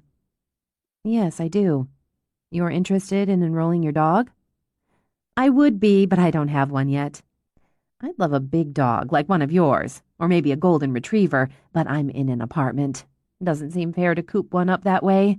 But once I get a place with a yard... She rose, offered a smile and her hand. I'm Katie Starr. I work for... U.S. Report, Fiona finished, in a tone that went cool. You're wasting your time here. I just need a few minutes. I'm doing a follow-up, actually a series of stories on RSK2 and... Is that what you're calling him? It revolted her on every level. Red Scarf Killer 2, like a movie sequel? Starr traded in her smile for a tough-eyed stare. We're taking it very seriously. This man has already killed 4 women in 2 states. Brutally, Miss Bristow, and with his latest victim, Annette Kelworth, that brutality escalated. I hope you're taking it seriously. Your hopes aren't my problem. My feelings aren't your business. You have to understand your feelings are relevant, Starr insisted. He's reprising the Perry murders, and as the only woman known to have escaped Perry, you must have some thoughts and feelings on what's happening now. Insight into the victims, into Perry, and RSK2. Will you confirm the FBI has interviewed you regarding these latest homicides? I'm not going to comment. I already made that clear to you. I understand you may have felt reluctant initially, Fiona, but surely now that the death total is up to 4, and these abductions and murders are heading north from California to Oregon, you must want to be heard. You must have something to say, to the families of the victims, to the public, even to the killer. I only want to give you a platform. What you want are headlines. Headlines draw attention. Attention needs to be paid. The facts need to get out. The victims need to be heard, and you're the only one who can speak. She might have believed that, Fiona considered, or at least part of it. But reality dictated that the attention focused on the killer with the catchy nickname. I have nothing to say to you, except you're trespassing on private property. Fiona. All calm and reason, Starr pushed on. We're women. This man is targeting women. Young, attractive women with their lives ahead of them. You know what it is to be that target, what it's like to be a victim of that kind of random violence. All I'm trying to do is get the story out. Get the information out so maybe his next target is more aware. And maybe she'll keep having her life ahead of her instead of ending up in a shallow grave. Something you know, can say, may be what helps her live. Maybe you mean that. You're only trying to help. Or maybe what you want is another front-page story with your byline. Maybe it's a little of both. She didn't know. She couldn't allow herself to care. But here's what I do know. You're giving him what he wants, attention. You published my name, where I live, what I do. And that helps no one except the man who's emulating Perry. I want you off my property, and I want you to stay off my property. I don't want to call the deputy who was just here to escort you off, but I will. Why was the deputy just here? Are you under police protection? Do the investigators have any reason to believe you may be a target? So much for facts and the public right to know, Fiona thought. What this one wanted at the base of it was dish. Miss Starr, I'm telling you to get off my property, and that's all I'm going to tell you. I'm going to write the story with or without your cooperation. There's interest in a book deal. I'm willing to compensate you for interviews. Exclusive interviews. That makes it easier, Fiona said, and pulled her phone out of her pocket. You've got 10 seconds to get in your car and get off my property. I will press charges. Believe it. Your choice. Star opened her car door. All pretense of the perky dog lover was stripped away. The pattern says he's chosen his next victim, or he's preparing to, scoping out the area for the right target. Ask yourself how you're going to feel when he racks up number 5. You can reach me through the paper when you change your mind. Hold your breath, Fiona thought. Please. She put it out of her mind. Her work, her life were more important than a persistent reporter hoping, Fiona imagined, to springboard a book deal off tragedy. She had her dogs to care for, her little garden to tend to, and a relationship to explore. Simon's toothbrush took up residence in her bathroom, his socks scattered messily in one of her drawers. They weren't living together, she reminded herself, but he was the first man since Greg who slept consistently in her bed, whose things mixed with hers under the same roof. He was the first man she wanted with her in the night when ghosts haunted her sleep. He was there, and she was grateful for it, when Tawny and his partner returned. You should go on to work, she told Simon when she recognized the car. I think I'll be safe in the hands of the feds. I'll stick around. All right. Why don't you let them in? I'll make some more coffee. You let them in. I'll make the coffee. She opened the door, holding it open to the morning air. It looked like rain heading in, she noted. That would save her from watering her pots and garden beds, and add a realistic element to the training classes she had on tap for the afternoon. Dogs and handlers couldn't pick just sunny days for a search. Good morning, she called out. You're getting an early start. Simon's making some fresh coffee. I could use some, Tawny told her. Why don't we go back, sit in the kitchen? Sure. Remembering Mance's aversion, she gestured the dogs out. Go play, she told them. I'm sorry I missed you the other day, she added, leading the way back. We'd planned to be back earlier, but we dragged our feet. If you want a place to go and unwind, it's the spot for it. Simon, you've met Agents Tawny and Mance. Yeah. Have a seat. I'll get the coffee. Simon left her to the pouring and doctoring. Anything new? We're pursuing the avenues, Mance told him. All of them. You didn't have to make another trip out here to tell her that. Simon. How are you, Fee? Tawny asked her. I'm all right. I'm reminded daily how many people I know on the island, as somebody drops by to see me, read, check in on me, several times a day. It reassures, even as it makes me itchy. We can still offer you a safe house, or we can work putting an agent here with you. Would it be you? He smiled a little. Not this time. She took a moment just to look out the window. Her pretty yard, she thought, with its tender spring gardens just starting to pop with color and shape, and all that bumping up against the tower of trees that climbed up the slopes and walked down again, offering countless paths to stroll, lovely surprises of wild lupin and dreamy blue cannas. Always so quiet and restful to her, so hers, season by season. The island, she thought, was her safe house. Emotionally, yes, but she absolutely believed in every practical sense as well.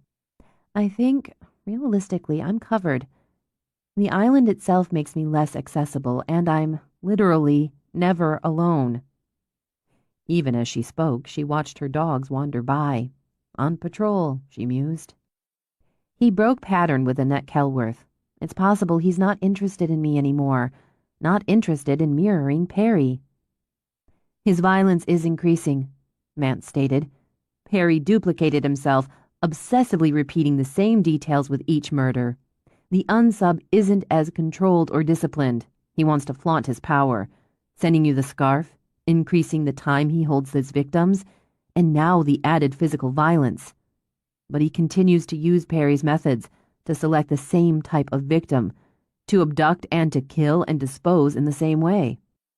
He's adapting his work, finding his own style. Sorry, Simon added, when he realized he'd spoken out loud. No, you're not wrong. Kelworth may have been an aberration, Tawny continued.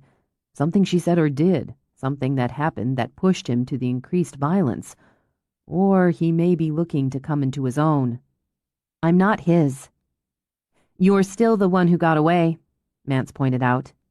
And if you're going to talk to the press, it keeps you front and center and makes you more of a challenge. Annoyed, Fiona turned from the window. I'm not talking to the press. Mance reached into her briefcase. This morning's edition. She laid the paper on the table, and the article's been picked up by a number of online venues and cable news crawls. Trail of the Red Scarf. I can't stop this. All I can do is not give interviews, refuse to cooperate. You're quoted, and your picture runs inside. But, surrounded by her 3 dogs, Mance read, outside her tiny woodland home on scenic and remote Orcas Island, where purple pansies tumble out of white pots and bright blue chairs sit on the front porch, Fiona Bristow presents a cool and competent demeanor. A tall, attractive redhead, slender in jeans and a stone-gray jacket, she seems to approach the subject of murder with the same practical, down-to-earth manner that has made her and her canine training school fixtures on the island. She was 20, the same age as Annette Kelworth, when she was abducted by Perry. Like Perry's other 12 female victims, Bristow was incapacitated by a stun gun, drugged, bound, gagged, and locked in the trunk of his car. There she was held for more than 18 hours. But unlike the others, Bristow managed to escape. In the dark, while Perry drove the night roads, Bristow sawed through the rope binding her with a penknife given to her by her fiancé, Officer Gregory Norwood. Bristow fought off Perry, disabling him, and used his own car to reach safety and alert authorities. Nearly a year later, still at large, Perry shot and killed Norwood and his canine partner, Kong, who lived long enough to attack and wound Perry. Perry was subsequently arrested when he lost control of his car in his attempt to escape. Despite her ordeal and her loss, Bristow testified against Perry, and that testimony played a major role in his conviction. Now, at 29, Bristow shows no visible scars from that experience. She remains single, living alone in her secluded home where she owns and operates her training school for dogs, and devotes much of her time to the canine search and rescue unit she formed on Orcas. The day is sunny and warm. The dogwood trees flanking the narrow bridge over the creek that bubbles across the property are in bloom, and the native red currant flames in the quiet morning. In the deep green woods where shafts of light shimmer through the towering firs, birds twitter. But a uniformed deputy drives his cruiser down her narrow drive. There can be little doubt Fiona Bristow remembers the dark and the fear. She would have been 13. She speaks of the movie sequel title this mimic of George Allen Perry has been given, and the headlines his brutality has generated. It's attention this man known as RSK2 seeks, she believes. While she, the lone survivor of the one who came before him, wants only the peace and the privacy of the life she has now, a life forever changed. I didn't give her an interview. Fiona shoved the paper aside. I didn't talk to her about all of this. But you did talk to her, Mance persisted. She showed up. Struggling with rage, Fiona barely resisted ripping the paper to shreds. I assumed she was here to ask about a class, and she let me assume that. She talked about the dogs, then she introduced herself. The minute she did, I told her to go. No comment, go away. She persisted. I did say he wanted attention. I was angry. Look what they're calling him. RSK2. So it gives him flash and mystery and importance. I said he wanted attention, and she was giving it to him. I shouldn't have said it. She looked at Tawny now. I know better. She pushed. You pushed back. And got just enough to run with it. I ordered her off the property. I even threatened to call Davy, Deputy Englewood, back. He'd just left because we both thought she'd come for class. She was here 5 minutes. 5 goddamn minutes. When? Simon demanded, and a quick chill skipped up her spine at the tone. A couple of days ago. I put it away. I made her go, and I honestly thought I hadn't given her anything. So I put it aside. She let out a breath. She's made him see me here with my dogs and my trees. The quiet life of a survivor. And she's made him see me there in the trunk of that car tied up in the dark, another victim who just got lucky. The one line, the one about attention, the way she's written it, That's me speaking to him, dismissing him. It's the sort of thing he might fixate on. I understand that. She glanced at the paper again, at the photo of her standing in front of her house, her hand on Newman's head, Peck and Bogart beside her. She must have taken this from her car. You'd think I posed for it. You shouldn't have any trouble getting a restraining order, Tawny told her. Discouraged, Fiona pressed her fingers to her eyes. She'll eat that up. I wouldn't bet against her adding column inches on me to that article. My pansies, my chairs, painting a damn picture because I wouldn't play ball. She'll only be more determined to write about me if I make her an issue. Maybe I played it wrong. Maybe I should have given her the interview the first time around, something dull and restrained. Then she'd have lost interest in me. You don't get it. Simon shook his head. He had his hands in his pockets, but Fiona knew there was nothing casual about it. Talk to her, don't, it doesn't matter. You're alive. You're always going to be part of it. You survived, but it's more than that. You weren't rescued. The cavalry didn't come charging up. You fought and escaped from a man who'd killed 12 other women, and who had eluded authorities for more than 2 years. As long as this bastard's strangling women with red scarves, you're news. He looked back at Mance. So don't look down your dismissive FBI nose at her over this. Until you catch the fucker, they'll use her for print, for ratings, to keep it churned up between murders, and you fucking well know it. Maybe you think we're just sitting on our hands, Mance began. Aaron? Tawny waved his partner off. You're right, he told Simon, about the media. Still, Fee, it's better for you to stick with a straight no comment. And you're right, he said to Fiona, that this kind of press will very likely pump up his interest in you. You need to continue all the precautions you're taking. And I'm going to ask you not to take on any new clients. God, look, I'm not trying to be difficult or stupid, but I have to make a living. I have... What else? Simon interrupted. Fiona rounded on him. Listen. Shut up. What else? He repeated. Okay. I want you to contact me every day, Tawny went on.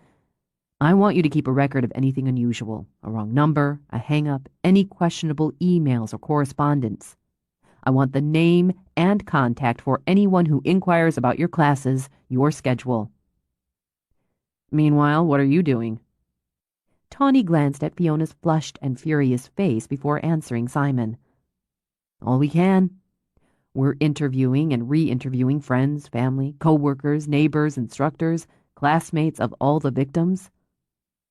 He spent time observing them. He has to have transportation. He's not invisible. Someone saw him and we'll find them.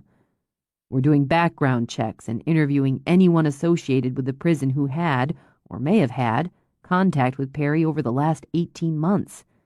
We have a team working the tip line 24 hours a day. Forensic experts are sifting through the dirt from every gravesite, looking for any trace evidence, a hair, a fiber. He paused. We've interviewed Perry and we'll do so again. Because he knows. I know him, Fee, and I know he wasn't pleased when I told him about the scarf that was sent to you. Not in his plans, not his style. Even less pleased when I let it slip, we'll say, that Annette Kelworth had been beaten and her face, in particular, severely damaged. He'll turn on this guy. He'll turn because I'll make him feel betrayed and disrespected. And that, you know, he won't tolerate. I appreciate you keeping me informed, coming here and making sure I understand the status and the situation. She held temper under clipped words and a brisk tone. I have a class starting very soon. I have to get ready. All right. Tawny laid a hand over hers in a gesture as fatherly as it was official. I want that call, Fee, every day. Yes. Could you leave that? She asked Mance when the agent started to refold the paper. It'll help remind me not to give even an inch. No problem. Mance rose. There'll be others now that this story hit. I'd start screening all my calls, and you'd be smart to post some no trespassing signs around your property. You can tell your clients you've had some trouble with hikers cutting through, and you're concerned for your dogs, she added before Fiona could speak. Yes, that's a good idea. I'll take care of it. She walked them out, then waited for Simon to join her on the porch. You want to give me grief for not mentioning the reporter? That's fine. But you have to get in line. I'm first. You already gave yourself grief on that. No. I mean, I have a few things to say to you, and I'm in a bind. You're pissed at me and pretty seriously, but you still stood up for me with Agent Mance. I'd say the standing up wasn't necessary, but that's ungracious. Besides, standing up for someone isn't ever necessary. It's just what you do for someone you care about or when somebody needs it. So I'm grateful for that, and I appreciate it. And at the same time, I'm so angry with you for just taking over the way you did, for pushing my opinion and wants aside, and making it clear you'd see to it I'd do what I was told. I'm clear on it, so I figured you and the Fed should be. She swung around. Don't think for 1 minute you can... You'd better shut it down, Fiona. His eyes flared hot, singed gold.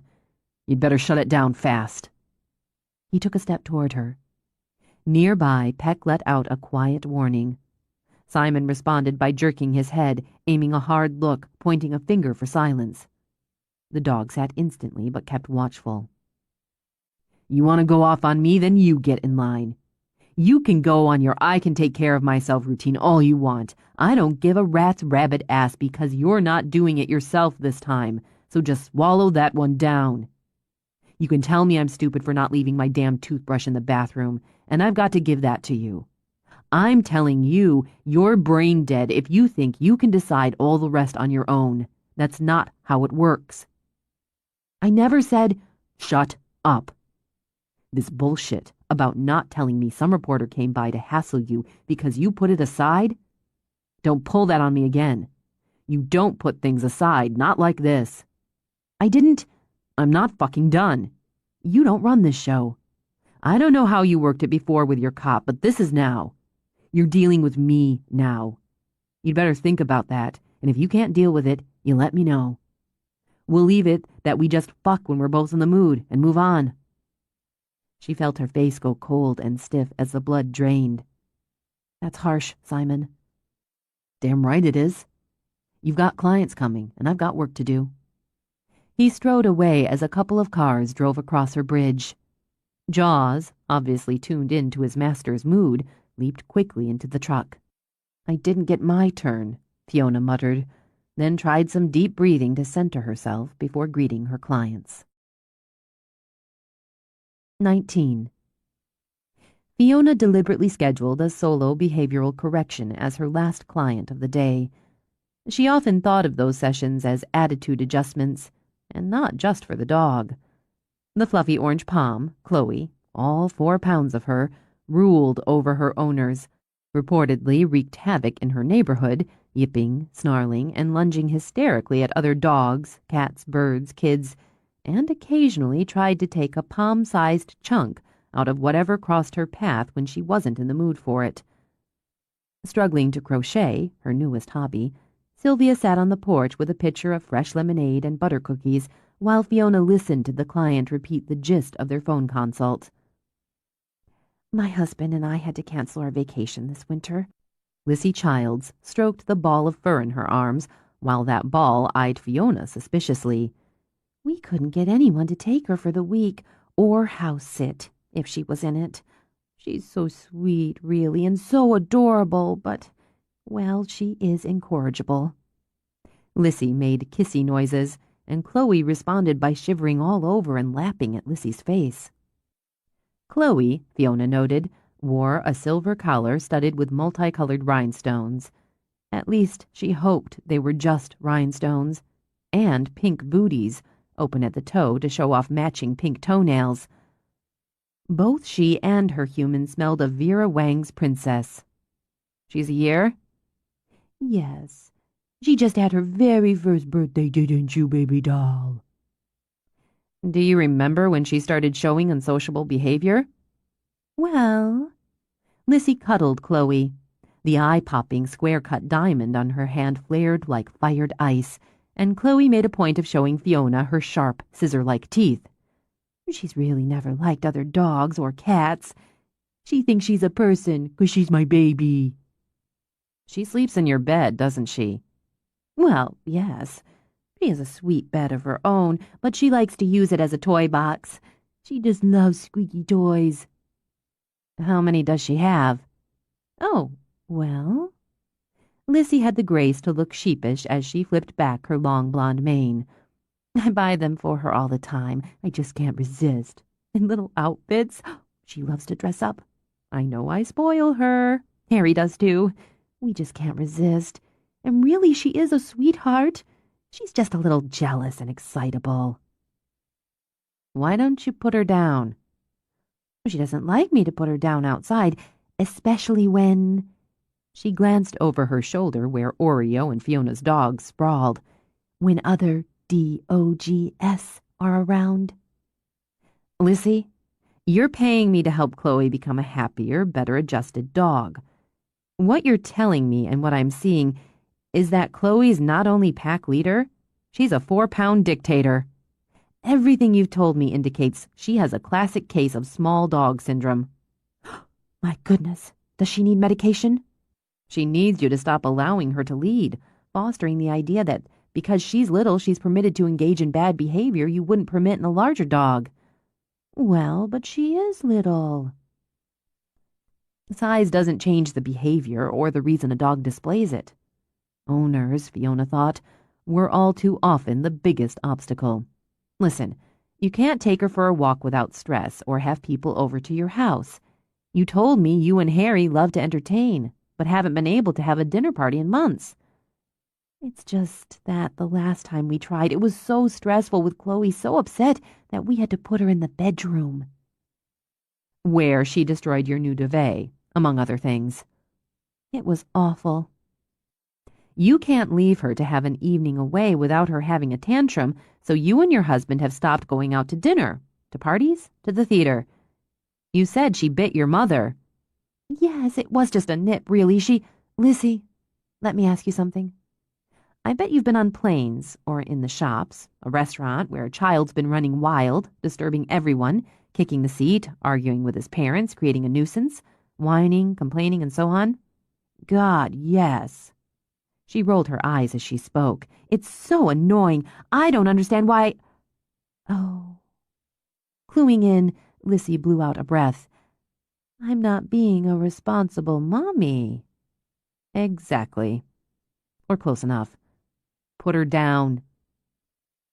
The minute Chloe's pink booties hit the ground, she leaped onto her hind legs, yipping, scrabbling at Lissy's lovely linen pants. Come on now, baby, don't. No, Fiona said. Don't give her that kind of attention when she's misbehaving. You need to dominate. Show her who's in charge. Stop that right now, Chloe, or no yummies on the way home. Not like that. First, stop thinking, but she's so little and cute. Stop thinking about her size and think of her as a misbehaving dog. Here, Fiona took the leash. Step away, she told Lissy, and positioned herself between them. Chloe yipped and snarled, attempted a quick lunge and nip. Stop. Voice firm, Fiona kept eye contact and shot a finger toward the dog. Chloe made grumbling sounds, but subsided. She's sulking, Lissy said with indulgence. If she was a lab or a German shepherd sitting there growling, would it be cute? Lissy cleared her throat. No, you're right. Spoiling her isn't making her happy. It's making her a bully, and bullies aren't happy. She began to walk the dog. Chloe struggled, trying to turn back to Lissy. Fiona simply shortened the leash, forcing Chloe to fall in line. Once she understands there's no reward, no affection shown for bad behavior, and that you're in charge, she'll stop and be happier. I don't want her to be a bully or unhappy. Honestly, that's why I'm here. I'm just terrible at discipline. Then get better, Fiona said flatly. She depends on you. When she's already excited and heading out of control, speak to her firmly, correct her quickly. Don't placate her in that high baby talk voice. That only increases her level of stress. She wants you to take control, and you'll all be happier once you do. For the next 10 minutes, Fiona worked with the dog, correcting and rewarding. She listens to you. because she understands I'm in charge and she respects that. Her behavior problems are a result of how she's been treated by the people around her, how she's come to believe she should be treated, and now demands to be treated. Spoiled. It's not the squeaky toys, the yummies, the outfits. Why not indulge yourselves there if it makes all of you happy? It goes back to allowing, even encouraging unacceptable behavior and giving her the controls. She goes on the attack with big dogs, right? All the time. And it was funny at first, you just had to laugh. Now it's gotten a little scary every time we take her for a walk. She does it because you've made her pack leader. She has to defend that position every time she comes in contact with another dog, human, animal. It stresses her out. Is that why she goes on those barking jags, because she's stressed? That, and because she's telling you what to do. People think of Poms as yappy dogs because their owners often allow them to become yappy dogs. Not yapping now, Fiona thought as she stopped and Chloe sat and watched her with those almond-shaped eyes. She's relaxed now. I want you to do the same thing with her. Walk her back and forth. Stay in control. Fiona led Chloe to Lissy, and the dog rose up to paw the air to scrabble at Lissy's legs. Lissy, Fiona said firmly. Okay, Chloe, stop. Mean it, Fiona ordered. Chloe, stop. Chloe sat, tipped her head from side to side, as if evaluating. Now walk her. Insist that she heel. She's not walking you. Fiona stepped back to watch. She was, she knew, training the human every bit as much as, possibly more than, the dog. Progress and a satisfied client would depend on the human's willingness to adhere to the training at home. She's listening. You're doing great. And both of you are relaxed, Fiona thought. I'm going to walk toward you. If she exhibits unacceptable behavior, I want you to correct. And don't tense up. You're walking your cute little dog. Your cute, polite, happy little dog. At Fiona's approach, Chloe barked and pulled on the leash. Fiona wasn't sure who was more surprised, Pom or Master, when Lissy hissed out a no-nonsense stop and brought Chloe to heel. Excellent. Again. She repeated until at her approach, Chloe simply continued to walk politely at Lissy's heel. Well done. Syl, would you mind? Syl's going to walk by now. Syl, stop and chat, okay? Sure. Sylvia strolled up, crossed paths. Nice to see you. Okay. Gosh. Lissy stopped, blinking when the pretty little Pom did the same without snarling or yipping. Look what she did. Isn't that great? What a pretty dog. Sylvia bent over to stroke Chloe's fluffy head. What a well-behaved dog. Good girl, Chloe. We're going to add Newman in, Fiona announced. Oh, my God. Lissy, don't tense up. Stay relaxed. Newman won't react to her until I allow it. You're in charge. She depends on you. Correct firmly, quickly, and as necessary. With Newman by her side, Fiona walked across Chloe's eye line. The Pom went ballistic. Correct, Fiona ordered. Firmly, Lissy. She added when her flustered client faltered. No, don't pick her up. Like this. Chloe, stop. Stop. Fiona repeated, making eye contact, pointing sharply. Chloe subsided with a few grumbles. Newman's no threat. Obviously, Fiona added as the lab sat placidly. You need to keep relaxed and remain in charge, and be firm when she's exhibiting unsocial behavior. He's so much bigger. She's scared. Yes, she's scared and she's stressed, and so are you. You have to relax. Let her relax. She'll see there's nothing to be afraid of. At Fiona's hand signal, Newman lay down, sighed a little. You said there was a park near you and several people take their dogs there. Yes, I stopped taking Chloe because she'd just get upset. It'd be nice to be able to take her so she could have playmates, make friends. Nobody likes her, Lissy whispered. It hurts her feelings. Nobody likes a bully, Lissy. But people, especially dog people, generally enjoy a well-behaved dog, and one as pretty and smart as Chloe could make a lot of friends. You'd like that for her? I really would. When's the last time you took her to the park? Oh gosh, it's been 3 or 4 months. There was this little incident. Really, she barely broke the skin. Barely. But Harry and I felt it best not to take her back. I think you can give it another try. Really? But take a look. Fiona held a finger up first. Don't overreact. Stay calm. Keep your voice calm. Lissy glanced down, then pressed her free hand to her mouth as she watched Chloe sniff curiously at Newman. She's checking him out, Fiona said. Her tail's wagging, her ears are up. She's not afraid. She's interested. Stay calm, she added, then signaled Newman. When he stood, Chloe retreated, then froze as he lowered his head to sniff her in turn. Her tail wagged again. He gave her a kiss. Newman likes pretty girls. She's making a friend. Lissy's eyes filled. It's silly. I know it's silly to get so emotional. No, it's not. Not a bit. You love her. She's never had a friend. It's my fault. Mostly, Fiona thought, but things were never quite that simple. Lissy, you brought her here because you love her and you want her to be happy. She has a friend now. How about we let her make a few more? Are you sure? Trust me. Lissy reached out, a bit dramatically, to clutch Fiona's hand. I really, really do. Correct if necessary. Otherwise, just relax and let her deal. Fiona called the dogs off the porch, one at a time, to give Chloe a chance to acclimate. There were a few corrections, some retreat and advance, but before long they had what Fiona thought of as a sniff and wag party going on.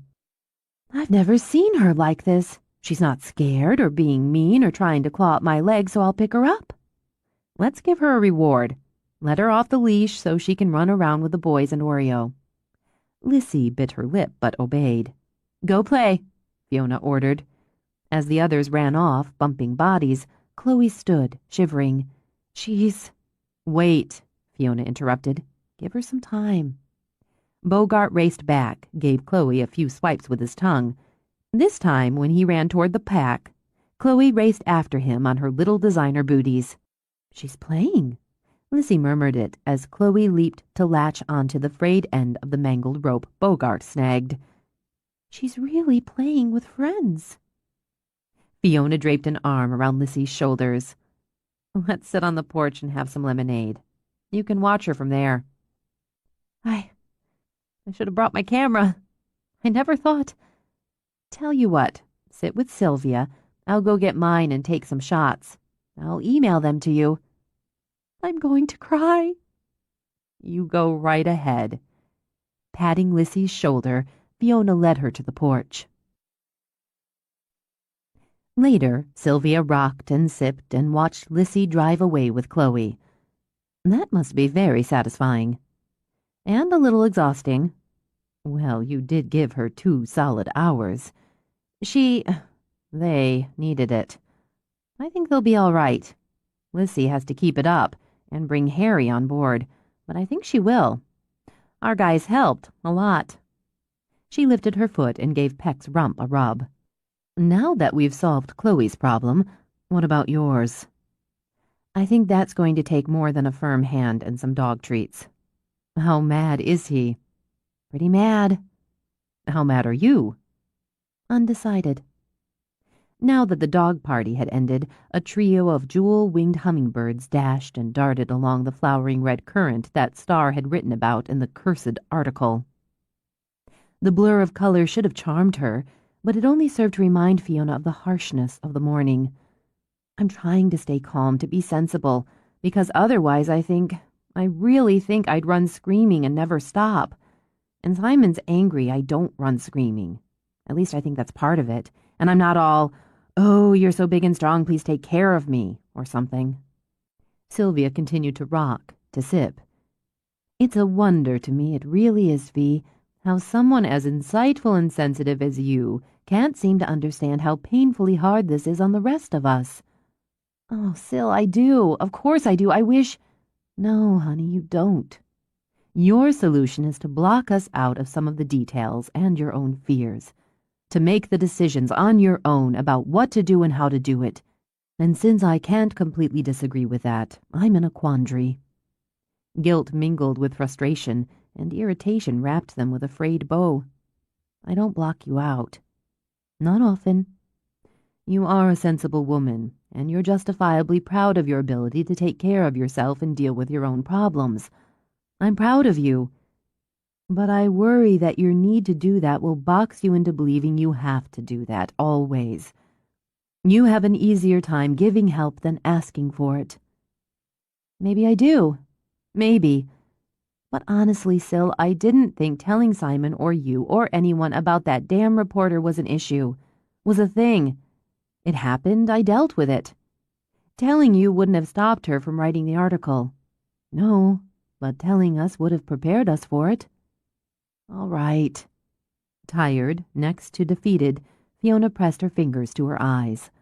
"All right. I don't want to upset you. God knows I don't want to add to your stress. I'd just like you to think about, to consider that it's time to really let those who care about you step in." "Okay. Tell me what you think I should do." "I'll tell you what I wish you could do. I wish you could pack up and go to Fiji until they catch this maniac. And I know you can't. Not just because it's not in your makeup, but because you have your home, your business, your bills, your life to deal with." "Yes, I do. It's maddening, Sil, because I feel like people don't really understand that. If I crawled in some cave, I could lose my business, my home, not to mention my self-confidence. I worked hard to build all of those. In my opinion, honey, people do understand that, but they wish you could dig into that cave.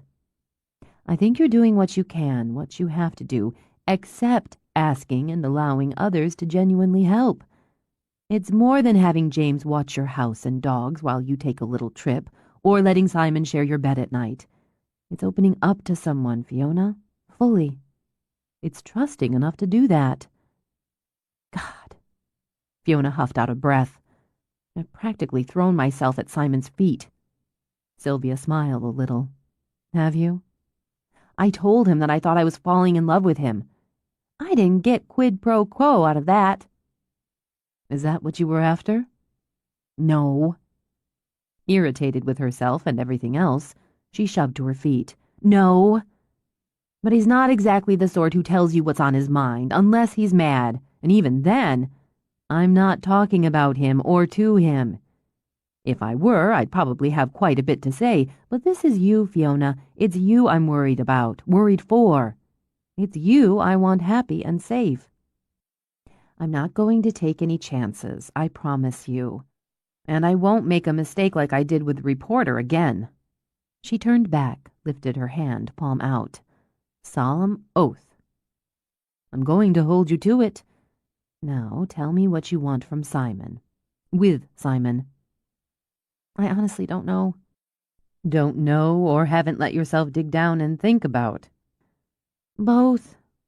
If things were just normal, if all of this wasn't hovering around the edges of my life, maybe I would dig down.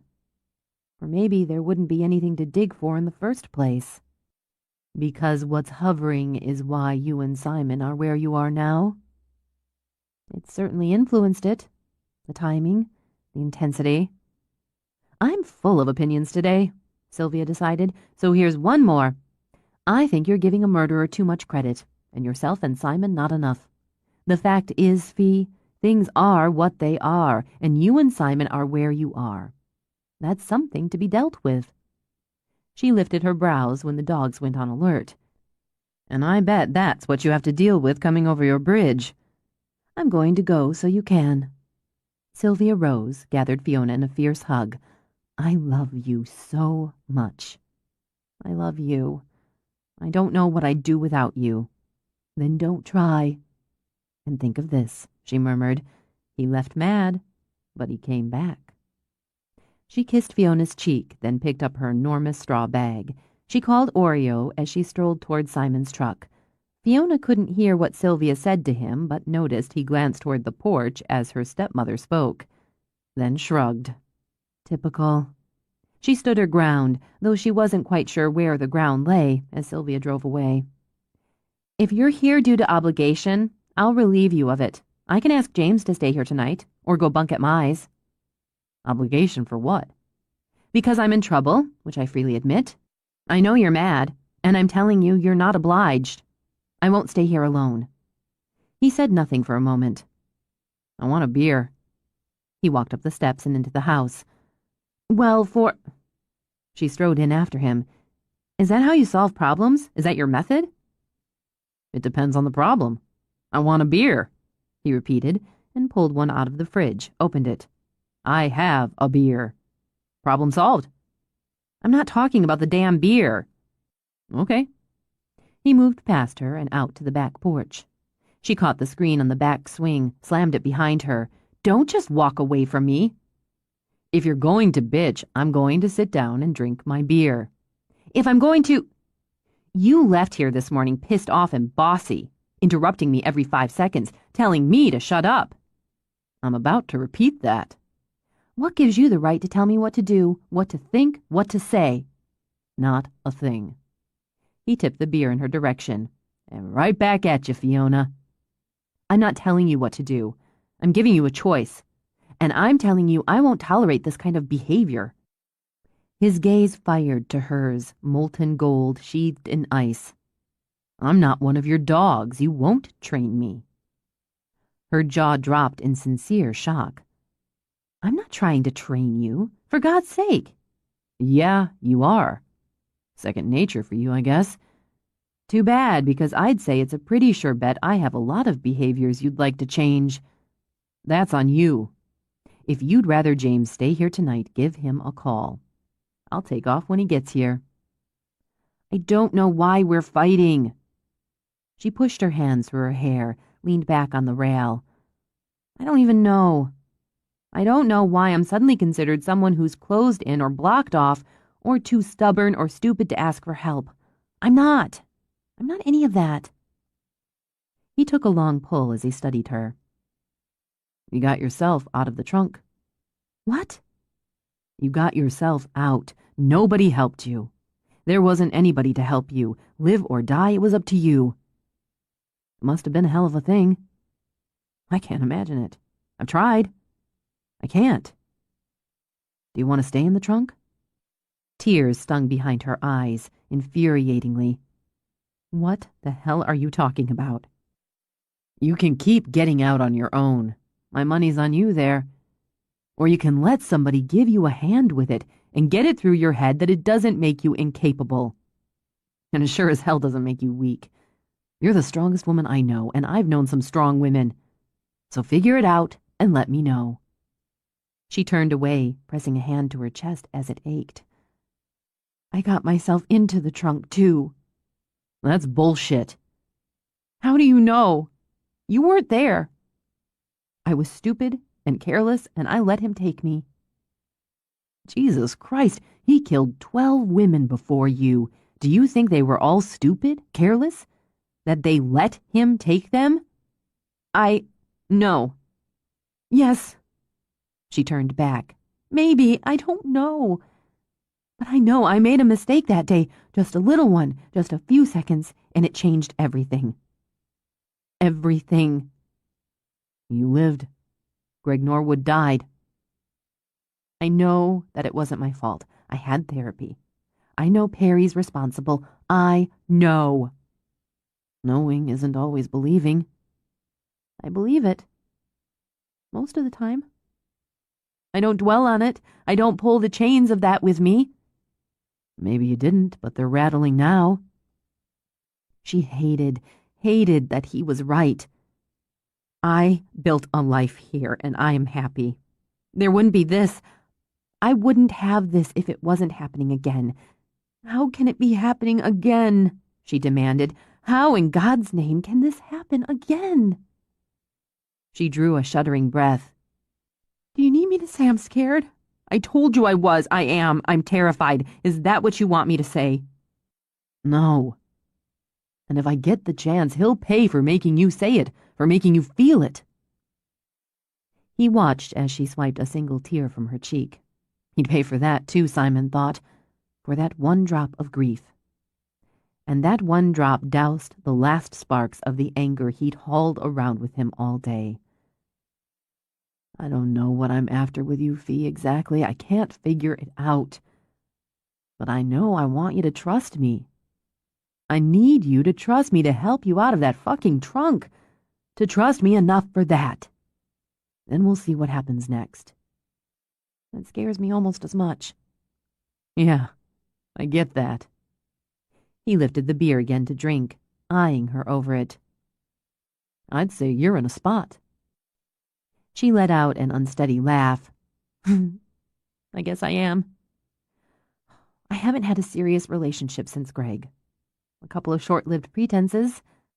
I can stand here now and look back and see very clearly they weren't fair to anyone involved. I wasn't dishonest, and the other party wasn't after any more than it was. But still, not fair. I didn't intend to have a serious relationship with you. I wanted the company, some conversation, the sex. I liked the idea of having an affair. Look at me, all grown up. Maybe that wasn't fair. I didn't have a problem with it. She smiled. Maybe not. But here we are, Simon, and it's pretty clear we're both after a little more than we bargained for. You want trust. I want what I guess is the next level of commitment. I think we're scaring each other. He stood up. I can take it. Can you? I want to try. He reached out, tucked her hair behind her ear. Let's see how we do. She moved in, sighed as she locked her arms around him. Okay, this is already better. Let's try something different. He stroked a hand down her hair. Let's go out to dinner. Out? I'll take you out to dinner. You could wear a dress. I could. You have them. I've seen them in your closet. She tilted her head back. I'd like to put on a dress and go out to dinner. Good. Don't take all night. I'm hungry. 15 minutes. Rising on her toes, she brushed his lips with hers. This is better. Even as she walked inside, the phone rang. Business line, 1 minute. Fiona Bristow. Immediately she reached for the pad, the pen. Yes, Sergeant Casper, how long? She wrote quickly, nodded as questions she didn't have to ask were answered. I'll contact the rest of the unit immediately. Yes, 5 handlers, 5 dogs. My Funaki will run our base as before. We'll meet you there. You still have my cell number? Yes, that's it. We'll leave within the hour. No problem. She hung up. I'm sorry. We've got 2 missing hikers in the Olympic National Forest. I've got to call the others. I've got to go. Okay, I'll go with you. You don't have any experience, she began, even as she speed-dialed Mai. Mai, we're on. She relayed the information quickly. Phone tree, she said to Simon, as she clicked off and began to move. Mai makes the next call. I'm going with you. 1, because you're not going alone. Once you start the search, it's just you and the dog, right? Yes, but... And 2, if you're going to train my dog to do what you're about to do, I want a better sense of it. I'm going. We won't get there before dark. If they haven't found them by then, we're going to start the search at night, and very likely spend the night in very rough conditions. What? Am I a pussy? Hardly. She opened her mouth to push back again, then realized what she was doing. Okay. I've got a spare pack. I have a list of everything you need to take. Most should be in there already. You take the list, make sure it's complete, and I'll need you to call Syl and ask her to keep an eye on the dogs we don't take. She pulled out her spare pack, tossed it to him. When we get there, I'm Alpha Dog. You have to deal with that. Your show, your rules. Where's the list? 20. A unit was precisely what they were, Simon observed. During the trip, the 6 members spoke in shorthand, acronyms, and the code tight friends or longtime co-workers often fell into. He did what came naturally to him. He sat back and observed. The change in James and Laurie's relationship was new enough they exchanged quick, secret glances, while the others shot them amused looks. He heard Chuck and Meg Green discussing weekend plans. Yard work topped the list, with the ease of well-marrieds. Fiona checked in with the cop named Casper regularly for status, adjusted ETA, and other relevant details. The small surprise, at least it struck him that way, was the addition of another cop, Sheriff Tyson, from San Juan Island. Something going on between him and the sexy vet, Simon concluded. Something newer than James and Laurie, and not quite defined. The evening air whipped by in quick, wet bites as Chuck piloted the boat across the chopping, white-tipped waters of the strait. The dogs seemed to enjoy it, sitting or sprawling, eyes glowing. If not for the fact that two people were lost, possibly injured, out in the dark, it might have been a pleasant evening ride. He ate one of the sandwiches Meg had provided and let his mind drift. If they took murder out of the equation, would he be here now, eating ham and cheese with spicy mustard on a Kaiser roll on a crowded boat that smelled of water and dog? He wasn't sure. Then he glanced toward Fiona. She sat, body swaying with the bump of the waves, her cell phone at her ear. The notebook she scrawled on, make that wrote on, Fiona didn't scrawl, he mused, on her lap, wind whipping the hasty braid she'd tied. That deceptively slender body tucked into rough pants, light jacket, scarred boots. Yeah, he'd be here. Damn it. Not his type. He could tell himself that 1,000 times and it didn't change a thing. She'd gotten under his skin, into his blood. Gotten somewhere. He was half dazzled, half irritated by her, a strange and dangerous combination. He kept waiting for it to pass. No luck there. Maybe, once things were settled, he'd take a break, go visit his family for a week. In his experience, absence didn't make the heart grow fonder. It generally blurred the edges of the fondness. While it was true nothing had blurred during her short trip away, this could be different. He'd be the one to go. Mai dropped down beside him. Are you ready for this? I guess I'll find out. My first search, I was scared to death and so excited. The training, the mock-up, the maneuvers, all essential, but the real thing is, well, the real thing. People are depending on you. Real people with feelings and families and fears. When Fee first talked to me about the unit, I thought, sure, that's something I could do. I had no idea how much it takes. Not just time, but physically, emotionally. You still do it. Once you're in, you're in. I can't imagine not doing it. You run the base. That's right. Coordinate the dogs and handlers, keep the logs, maintain contact, liaise with the other search teams, the cops or rangers. I don't have a search dog since I end up adopting special needs types, but I can work with one if they need me. Fee thinks your Jaws is hardwired for this kind of work. So she says. He offered her a dip into his bag of chips. He picks up on the training. At least it looks like it to me. Mostly, I think he'd turn himself inside out if he thought it would make her happy. Dogs have that reaction to Fee. She's got a gift. She shifted a little so their knees bumped and her back was to Fiona. How's she doing, Simon? I try not to bring it up often. I know how she likes to keep things in their proper box. It was a perfect description, he thought. Dead on perfect. She's scared. That only makes her more determined to handle it. I sleep better knowing you're with her.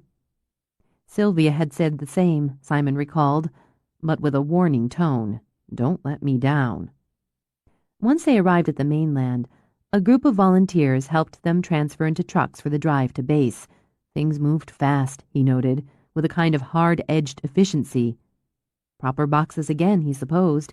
Everyone had a purpose, and everyone knew what it was. Fiona wedged between him and some guy named Bob and continued to work in her notebook as they sped or bumped along. What are you doing?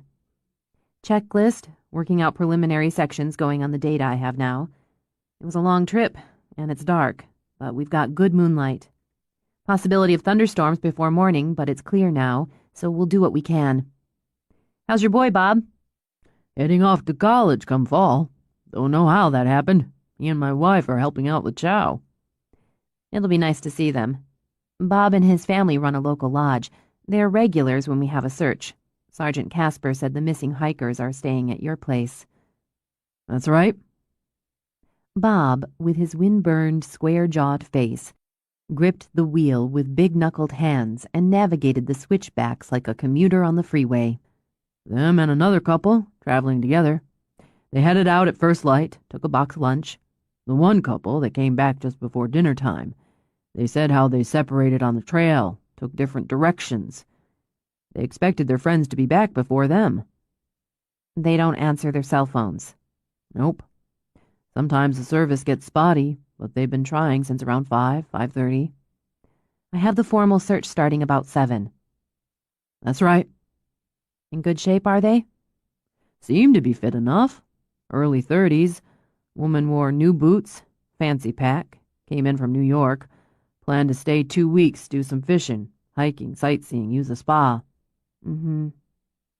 Simon spotted the lodge, a sprawling 2 stories, lit now like the 4th of July. Someone had put up a large tarp so it served as a makeshift chow hall, he supposed, with a long table loaded with food, coffee urns, cases of bottled water. Thanks for the lift, Bob. I'm looking forward to some of Jill's coffee. She got out behind Simon. Could you help with the dogs? They'll need to be watered. I need to coordinate with Sergeant Casper while Mai sets up base. No problem. She crossed to a uniformed cop with a generous belly and a weathered bulldog face. They shook hands, and when Mai joined them, he shook hers before gesturing. Mai walked briskly into the lodge. Fiona got herself a cup of coffee while she and Casper talked. Mai says this is your first. Tyson held out a hand to Simon. Ben Tyson. Yeah, I guess it's not yours, Sheriff. Keep it at Ben. Not the first, but I'm usually on that end. He jutted his chin toward Fiona and Casper as he and Simon herded the dogs toward a huge galvanized tub of water. Okay, what are they doing? Well, the sergeant's updating her, giving her whatever he's got. How many they've got out, what areas they've covered, timelines, PLS, the point last seen. Fee, she's good about making sure they have the right maps, but he'll fill her in on the topography. Roads, hills, water barriers, drainage, trail markers. All that's going to help her strategize the unit's search pattern. Mai says they were hiking with friends, so Fee'll talk to them too, before she briefs the unit. That's a lot of time talking.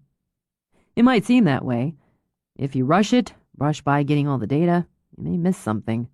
Better to take the time now, and it gives her time to get her feet under her, gauge the air. The air? Ben smiled. That's where it goes by me, to tell you the truth. Air pockets and scent cones and whatever the hell.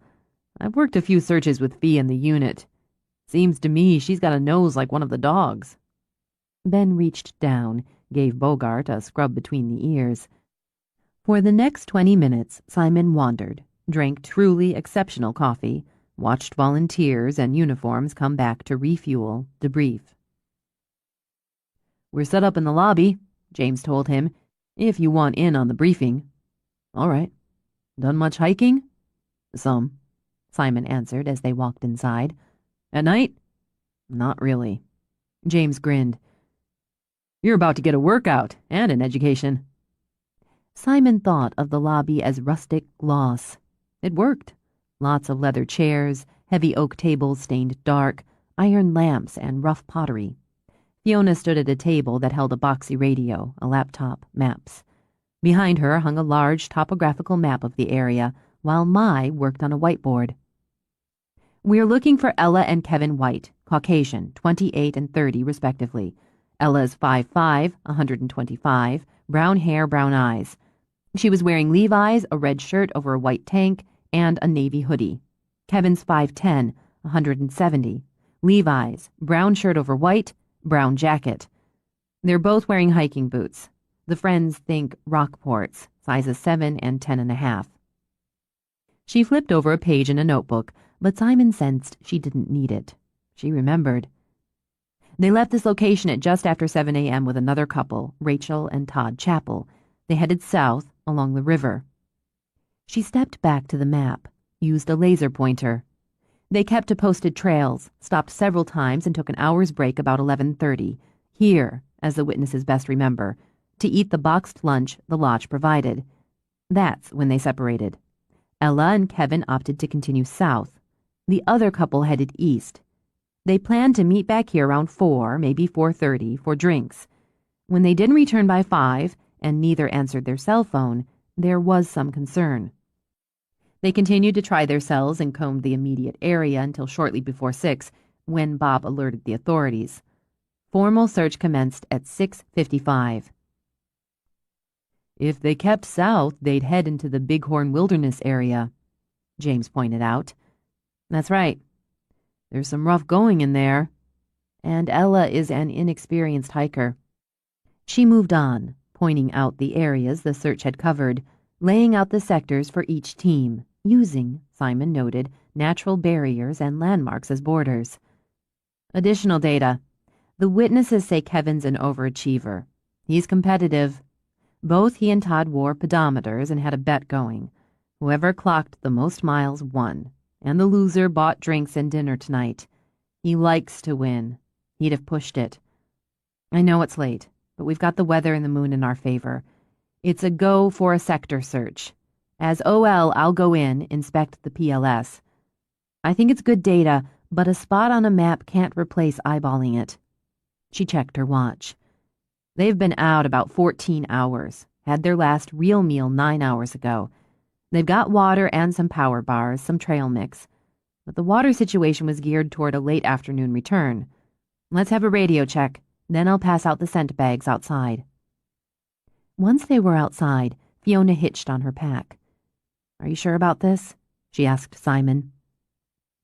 He scanned the dense primal dark of the surrounding forest. I'm sure you're not going in there alone. I don't mind the company, but it's a stretch to think a crazed killer heard about a couple of missing hikers and our unit's call-in, managed to get here, and is now lying in wait. Do you want to argue about it, or do you want to find these people? Oh, I can do both. She gave Bogart the scent. That's Ella. That's Ella. And Kevin. Here's Kevin. Let's go find them. Let's find Ella and Kevin.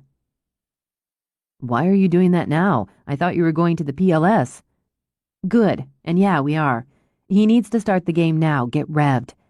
Maybe they got lost or turned around on the way back. Maybe one or both of them got hurt and just can't make it back in the dark. And sniffing socks is going to do the trick? She smiled, using her flashlight to add more illumination to the trail. You like cornflakes, right? Yeah.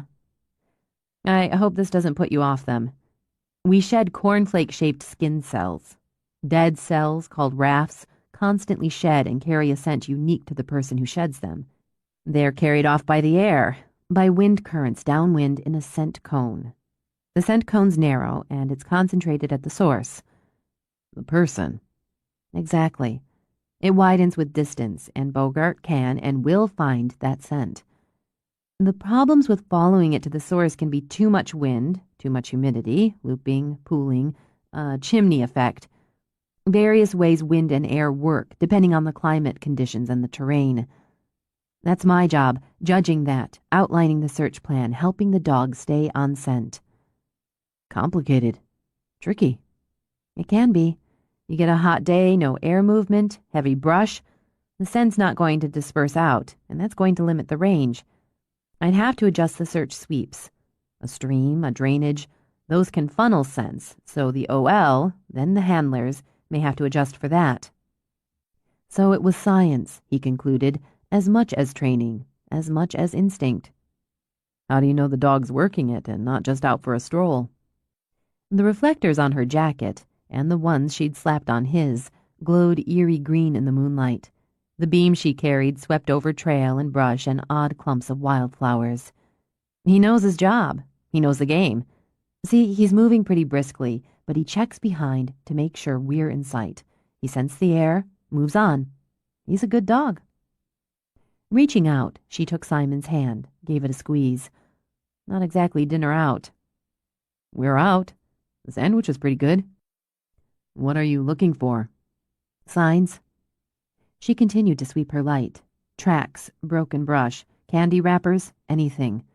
I don't have Bogart's nose, so I have to rely on my eyes. Like Gollum. Yes, my precious. But I think that was a lot of nose work, too. God, it's beautiful, isn't it? One of my favorite places in the world. And now, with the moon filtering through the canopy, all the shadows and sparkles, it's just amazing. Her light skimmed over gilded mushrooms, exotic jack-in-the-pulpit. One of these days, I'm going to find time to take a course in botany so I know more of what I'm looking at. Because you've got nothing but time on your hands. You can always squeeze out a little more for something you really want. Sylvia's taking up crocheting. He paused. Couldn't find the connection. Okay. I'm just saying you can always make time for something if you want it. I know the basics on flora and fauna, and I know what not to touch or eat when I'm out on a search like this. Or if I don't know, I don't touch it or eat it. Explain why we're hauling crappy hiking food in the packs. You won't care if it's crappy when you're hungry. Each time Bogart alerted, she stopped, marked the spot with tape. Everything they knew said the lost hikers had passed this way hours before, but the dog followed the trail. Knew his job, Simon concluded, just as Fiona claimed.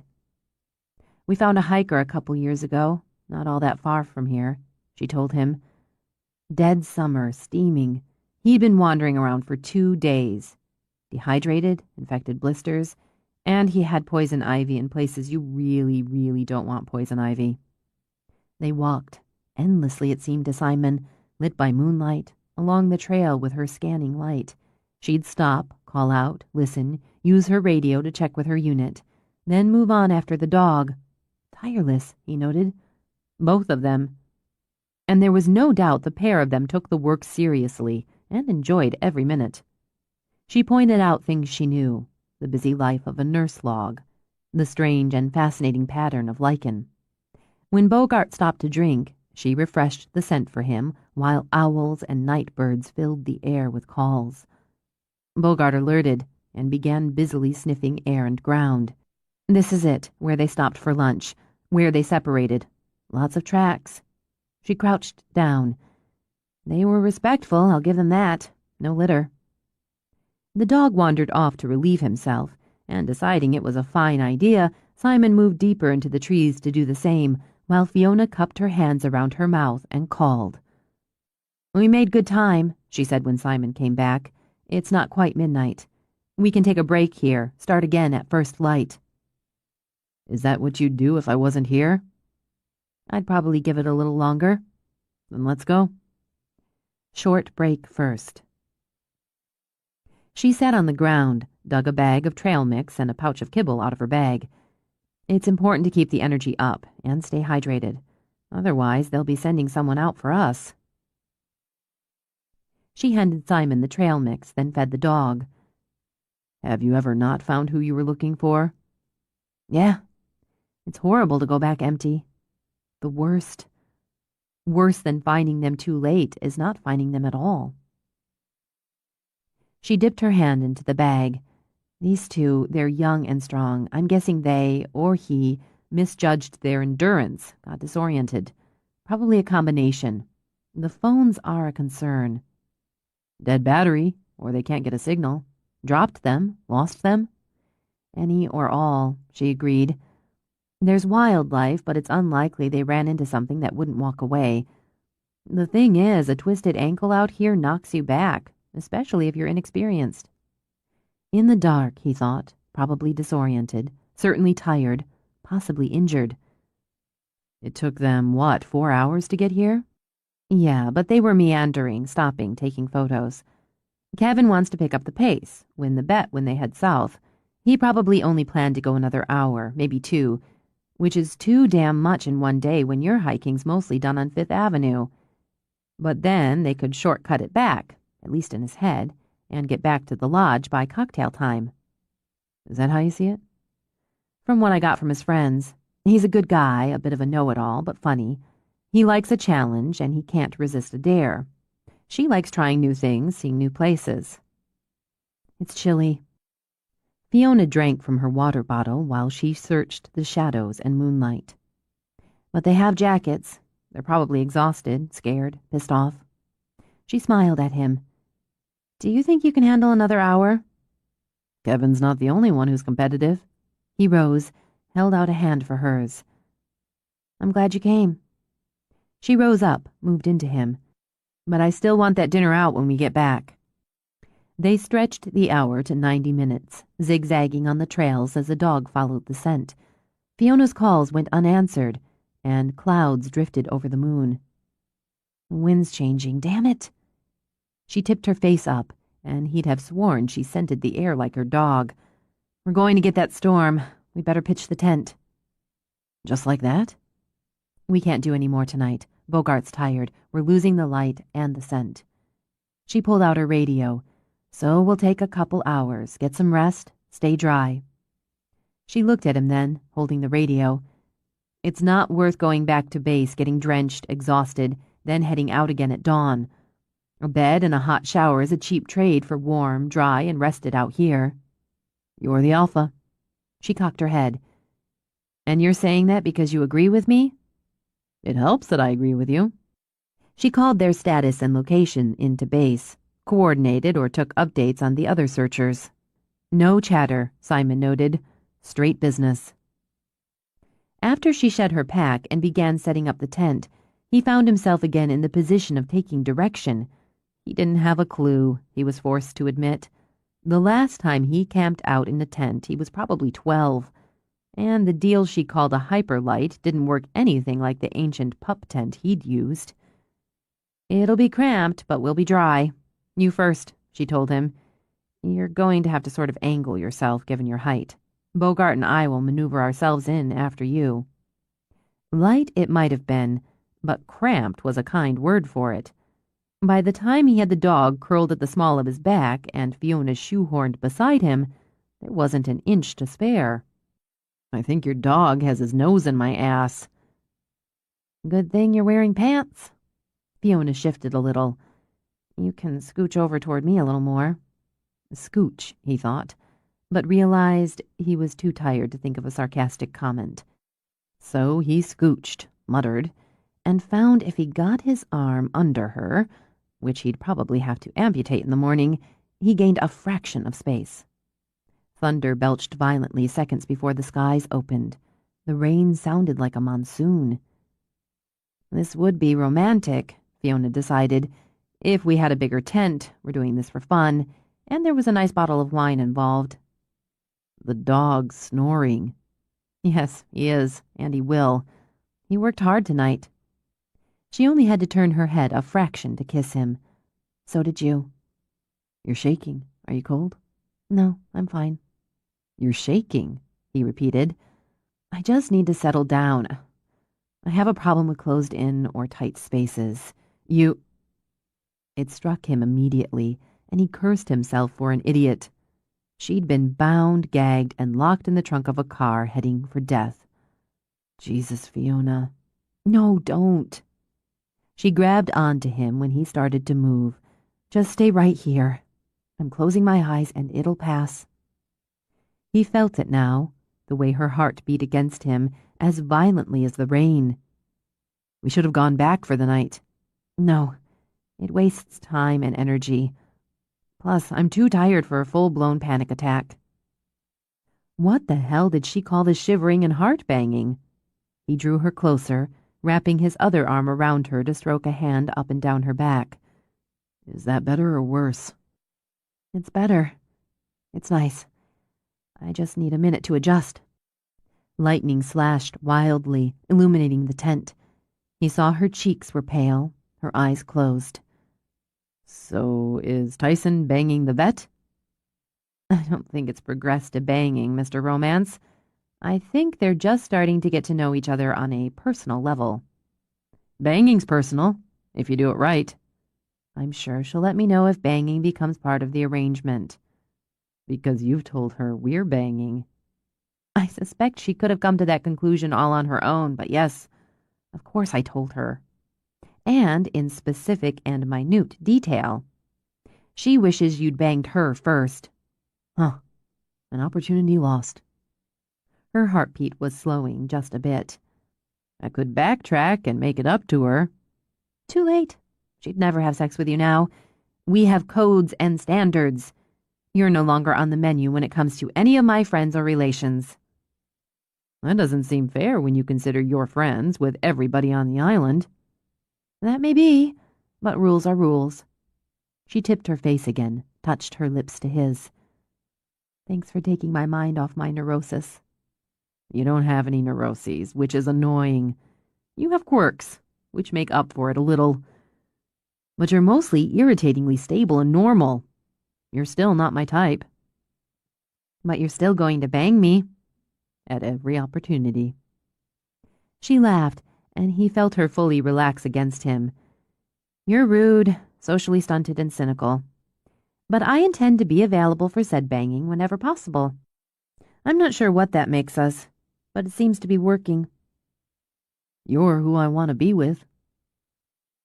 He wasn't sure why he'd said it. Maybe the forced intimacy of the tent, the rain beating its fists down on it, his concern for her even as her trembling ceased. Whatever the reason, he thought it was truth. That's the best thing you've ever said to me, she murmured. Even more, given the current circumstances. We're warm and we're dry, he pointed out. And they're not, he added, echoing her thoughts. No, they're not. It's going to be a terrible night for them. This time he turned his head and brushed his lips over her hair. Then we'd better find them in the morning. Part 3.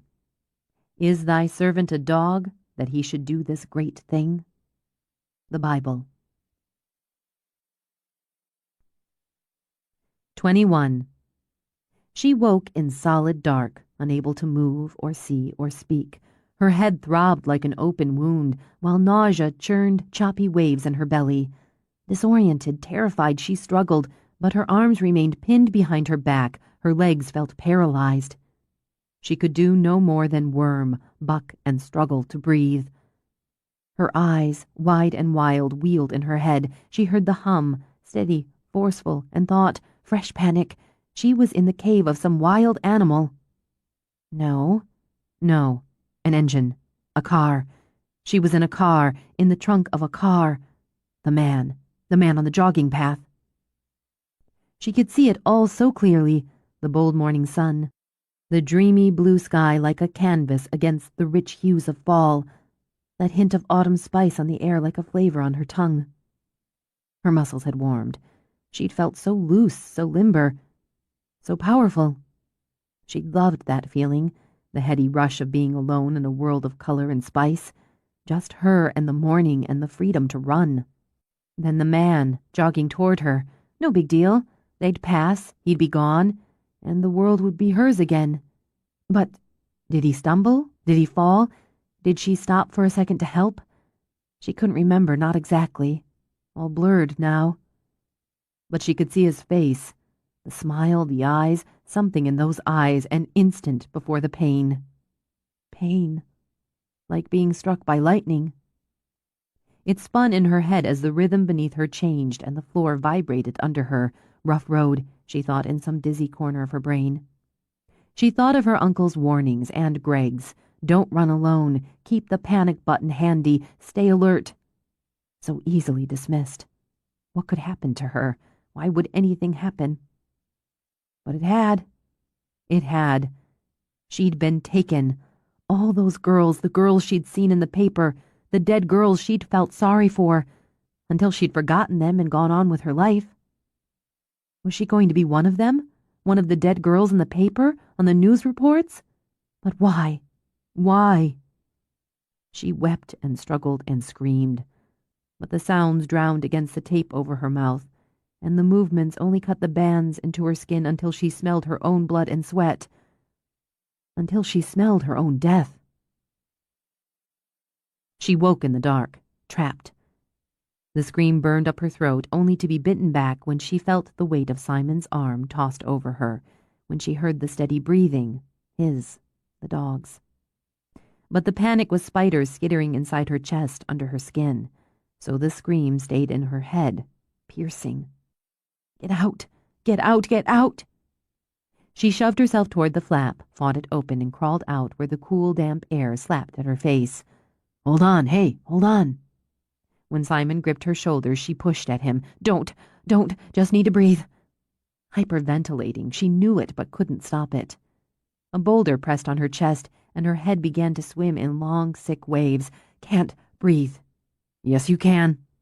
He tightened his grip, yanked her up to her knees, and gave her a quick, shocking shake. "Breathe. Look at me, Fiona. Right here. Breathe now." She sucked in air on a short, shaky gasp. "Let it out. Do what I tell you. Let it out. Take it in. Slow it down. Slow it the hell down."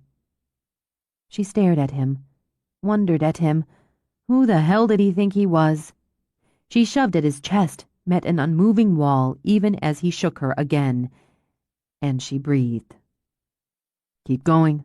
Bogart, sit. Just sit. In and out. Look at me. In and out. Better. That's better. Keep it up." He let her go. Focused on inhaling, exhaling, she sank back to sit on her heels as Bogart nudged his nose against her arm. "It's okay. I'm okay. Drink. Slow." Simon cupped her hands around a water bottle. "Slow." "I know. I've got it. I'm okay." She blew out a long breath first, then sipped carefully. "Thanks. Sorry. Whatever altogether." "Wow." She sipped again. "I guess I wasn't too tired for that panic attack after all. I had a flashback. It's been, God, a really long time since I had one. But I guess the circumstances were pretty fertile ground." Breathing steadier, she draped her arm around Bogart's neck. "You were mean," she said to Simon, "and exactly what I needed to snap me out before I passed out. You could give lessons." "You scared the fuck out of me. God damn it." Before she could speak, he held up a hand to stop her, then spun away to pace over the soggy ground. "God damn it, I'm not any good at this kind of thing." "Beg to differ." He whirled back. "I like you better tough." "Me too." Panic attacks and hyperventilating to the edge of unconsciousness are embarrassing moments. "It's not a damn joke." "No, it's reality. My reality." She swiped her arm over her clammy face. "Fortunately, it's not something I have to deal with regularly anymore." "Don't," he said when she started to rise. "You're white as a sheet. If you try standing by yourself, you'll fall on your face." He moved to her, took her hands to help her up. "You're not supposed to be pale and fragile," he said quietly. "You're bright and bold and strong." He pulled her close. "And this makes me want to kill him." "It's probably wrong, but God, I appreciate that. Still, Perry's worse off than dead." "That's a matter of opinion. But maybe beating him half to death would be more satisfying." His heart, she realized, beat harder and faster than her own. And that, she realized, was another kind of comfort. "Well, if you want violence, I broke his nose kicking him in the face when he opened the trunk." "Let me focus on that a minute." "It's good. Not complete, but not bad." She eased back. "Are we okay?" He stroked her cheek, his eyes intense on hers. "Are you?" "Yes, but I'm glad it's nearly dawn, because I'm not going back in that tent. If you could get my pack, I've got some bouillon cubes we can heat up." "Bouillon at dawn?" "Breakfast of champions, especially when you add a power bar." Better, she thought, so much better to focus on what came next than what had happened before. "Once we eat and break camp, I'll call into base for the status and a weather report." "Fine. Fiona? On the off chance I ever do this with you again, we're getting a bigger tent." "Bet your ass." The bouillon was bland, but it was warm. As far as her nutrition bars, or whatever the hell you called them, Simon vowed if he ever came out again, he'd bring Snickers. She broke camp as she did everything else, he noted, in an organized and precise fashion. Everything had to be put away exactly where it had come from.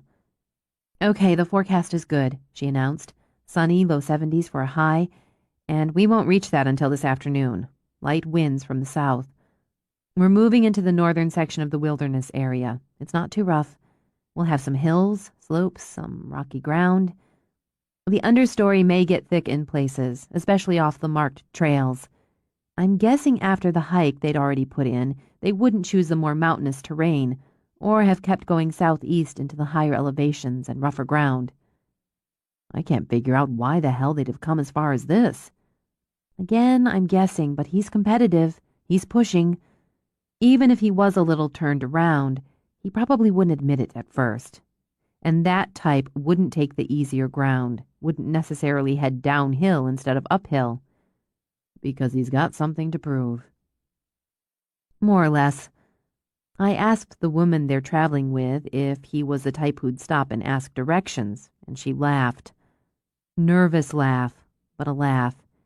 He'd drive to hell before he'd ask for directions. So you figure by the time he or they realized they were seriously screwed, it was just too late. A lot of space out here to get lost in. Which would he have done, he wondered, uphill or down, call for help or push on? He wasn't altogether sure, and hoped he wouldn't ever have to find out. And if you're not familiar with it, one fir or hemlock looks like the other hundreds. Anyway, we're expanding the search area. She glanced up. Do you want me to show you on the map? Do you plan on ditching me in the wilderness? Only if you piss me off. I'll take my chances. Then we saddle up. She shrugged on her pack, gave Bogart the scent, and juiced him up for the game. Watery sunlight sparkled on mists and filtered through to shine on leaves that shed their rainwater from the night's storm. Simon couldn't say what Bogart smelled, but for him, it was clean and damp and green. The ground roughened and rose, and still wildflowers, tiny stars of color, carved their way through cracks to bask or ranged themselves along skinny streams like waders about to dip their toes. A downed tree, hollowed out by weather, tooth and claw, had him crossing over. Do you see something? A bench, he muttered. Curve the seat just like that, back and arms, all out of one log. Carve a mushroom motif maybe on the base. He surfaced to see both her and Bogart waiting for him. Sorry. Bogart needed water anyway. She offered the bottle to Simon. I could use a bench. Not that one. Too solid, too hefty for you. It wouldn't suit me. Got it. Shaking her head, she checked in with base. Despite the strengthening sun, Fiona continued to use her flashlight, running the beam over brush and trail as the dog trotted along. He's picked it up. The rest did him good. Isn't the world basically a banquet of smells for a dog? How come he doesn't get distracted? Hey, a rabbit! Or whatever. Jaws'll chase a blowing leaf. It's training, practice, repetition. But basically, that's not the game. The game's to find the source of the scent I gave him. The game's moving off the trail, Simon pointed out. Yeah. She followed the dog, climbing the rough slope, maneuvering through brush. They made a mistake here. Bogart may not get distracted, but people do. They left the marked trail. Maybe they saw some deer or marmot or wanted to take a photo. Maybe they decided they'd try for a shortcut. There's a reason the trails are marked, but people veer off anyway. If the dog's right, so were you. Competitive Kevin would go up instead of down. Bogart slowed down for the humans as they negotiated the climb. Maybe they figured they'd get a cool view if they went up this way, but... Wait! Bogart, hold! She turned her light on a berry bush. He caught his jacket, she murmured, and gestured to a tiny triangle of brown cloth. Good dog! Good job, Bogart! Flag the find, will you? She asked Simon. I'm going to call this into base. She'd shown him how to mark the finds early on the search, when they'd come across tracks or other signs. Once he tied the flag, he gave Bogart water, took some for himself, while she shouted for Kevin and Ella. Nothing yet, but this understory sucks up the sound. It's warming up and the wind's still light, still good for us. He wants to go. He's got a good scent. Let's find Kevin and Ella. Go find. What's the longest you've ever been on a search? 4 days. It was brutal. 19-year-old boy, pissed off at his family, walked away from their campsite after they'd bedded down for the night, got lost, wandered in circles, and took a bad fall. High summer, heat, bugs, humidity. Meg and Zena found him. Unconscious, dehydrated, concussed. He's lucky he made it. Bogart zigzagged now, moving east, then west, turning back to the north. He's confused. No, Fiona corrected, watching Bogart's body language. They were. 10 minutes later, Simon spotted the cell phone, or what was left of it, in a huddle of rock. There. He quickened his pace to reach Bogart, who stood at alert. Good eye, Fiona said. It's cracked. She crouched to pull it out. Broken. Look here. Bandage wrappers on the ground. And this looks like blood. The rain didn't wash it all off in here. So one of them fell? Hit the rock, phone dropped, hit the rock? Maybe. Only a couple bandages, so that's a plus. She nodded as he took out a flag without her asking. Once again, she cupped her hands and shouted, Damn it! Damn it! How much farther would they go after this? I'll call it in. And eat something. He dug into her pack himself. Hey, you've got Milky Ways. That's right. Quick energy. And I ate that crap bar. Sit down for 5 minutes. Eat. Drink. We're close. I know it. He knows it. 5 minutes. She nodded and, sitting on the rocks, ate a candy bar while she talked to Mai. We're realigning the search. We've hit 2 finds and Lori hit 1 that indicates this direction. Air search will sweep this way. It's a red phone and I'm betting hers. Mai's going to check on that, but I don't see Kevin with a bright red phone. So that's probably her blood. Probably. He's nuts about her, according to the friends. Just nuts about her. She's hurt. He'd panic a little, or maybe a lot, considering. You panic, you make it worse most of the time. He could have called for help from right here. Fiona pulled out her cell. Nope, dead zone. That's why they call it the wilderness. He probably tried to find a signal, ended up more lost, more off any kind of trail. They headed out again. Bogart was deep into the game, Simon concluded, trotting ahead, sending what could only be impatient looks over his shoulder, as if to say, hurry the hell up. Lost, Fiona said half to herself. Scared now. Not an adventure anymore. One of them injured, even if it's minor.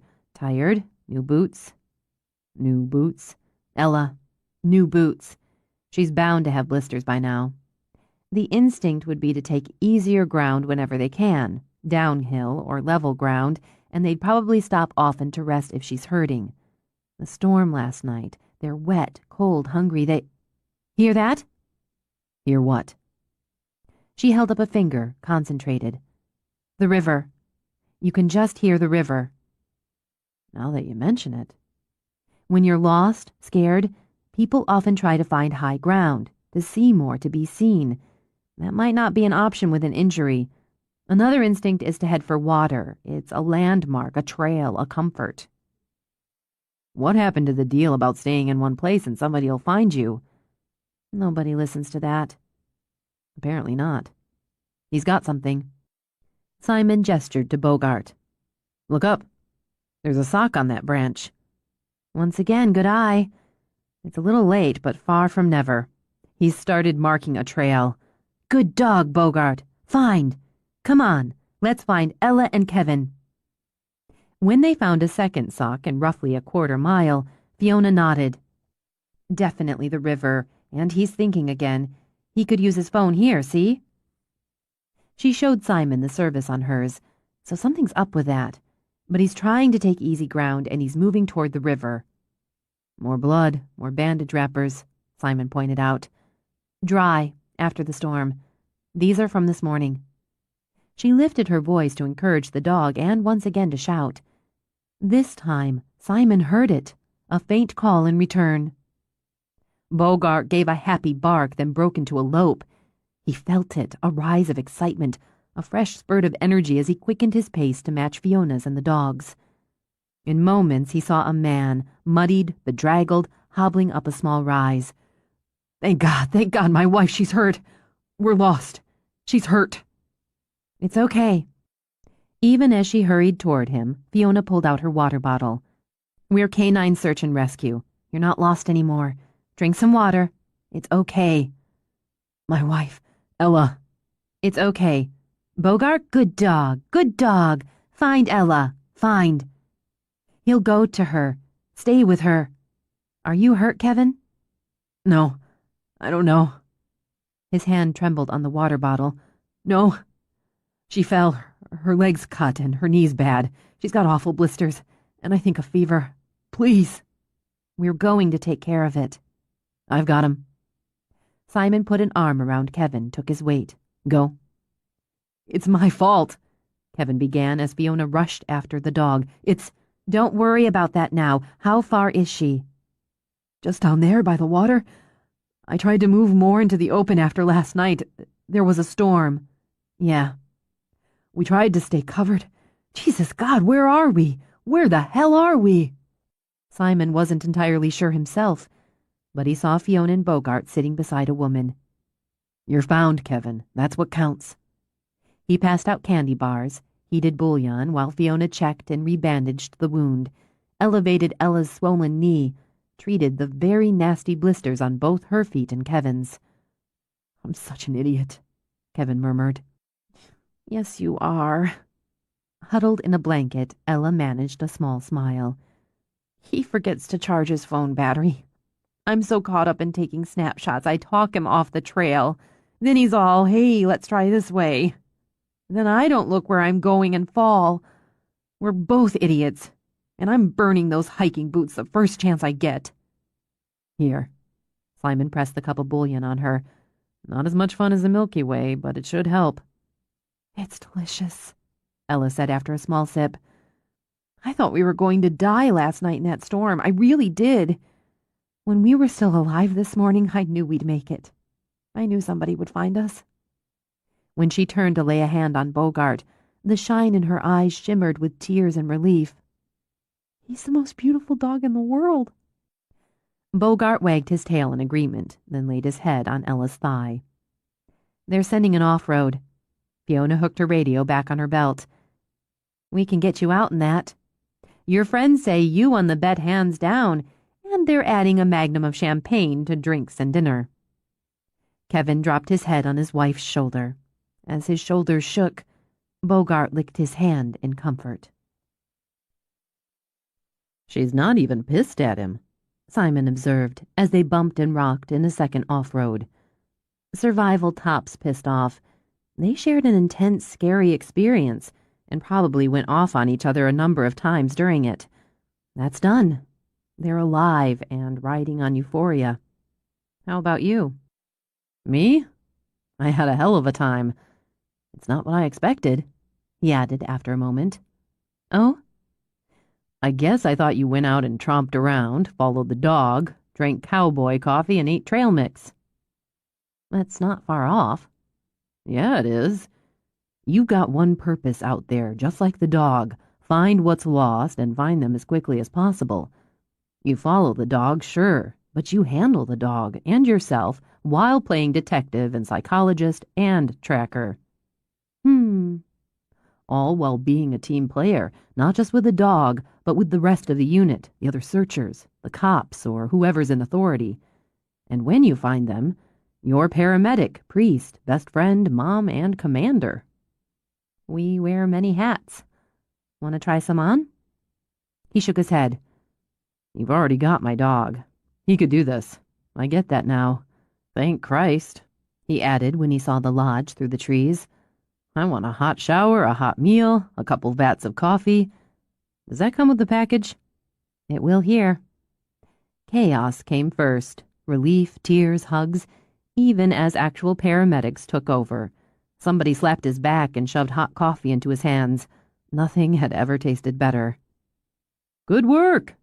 Chuck tossed him a donut every bit as good as the coffee. Hell of a job. There's room for you inside if you want a hot shower.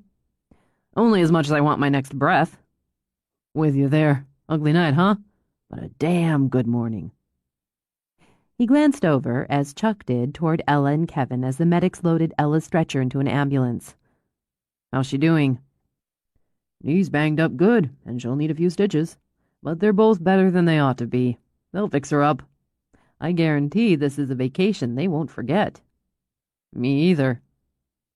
Nothing like a find, Chuck said, and did another quick fist pump. Well, go get that shower. Jill made up her spaghetti and meatballs, and you haven't lived till you've eaten her meatballs.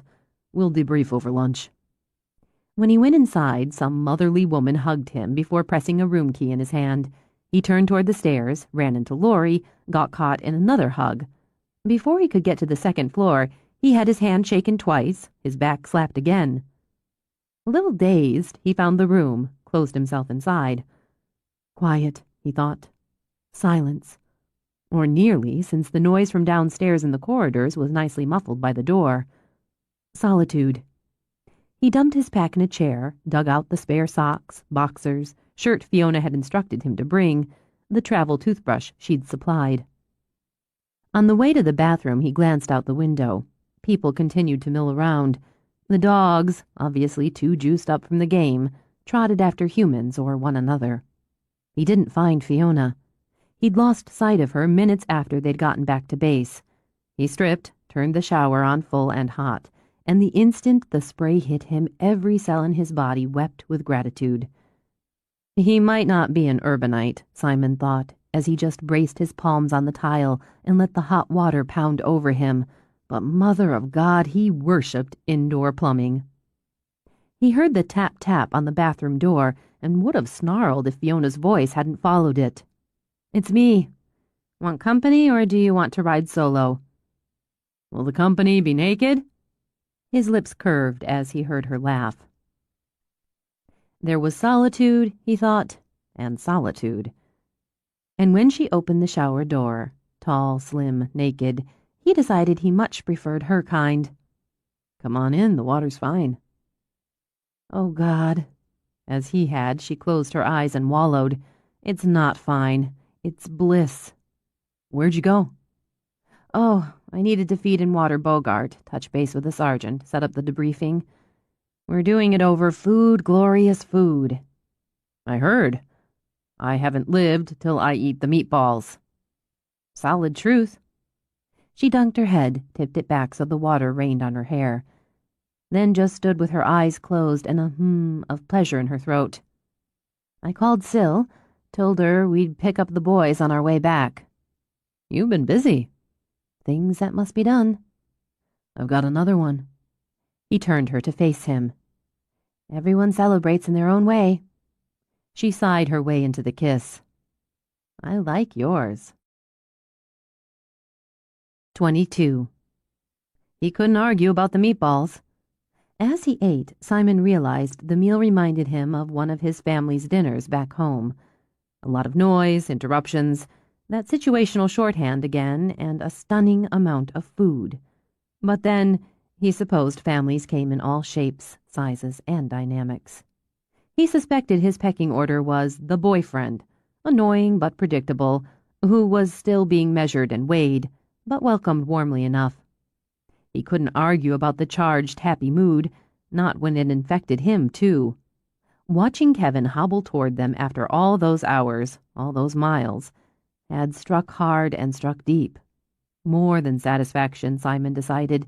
It had been like a revival, like a shot of a really good drug that settled into a sense of pride. Both Mai and Fiona took notes, and there was talk of documentation, logs, mission reports. He noticed in the playback Fiona deleted her panic attack. Anything you want to add, Simon? He glanced over at James. I think Fiona covered it. I was just along for the ride. Maybe, but you pulled your weight. He did okay, poor rookie, Fiona added. He's got endurance, a good sense of direction. He can read a map and a compass, and has a good eye. Some training? He could be ready when Jaws is. You're in if you want a shot, Chuck told him.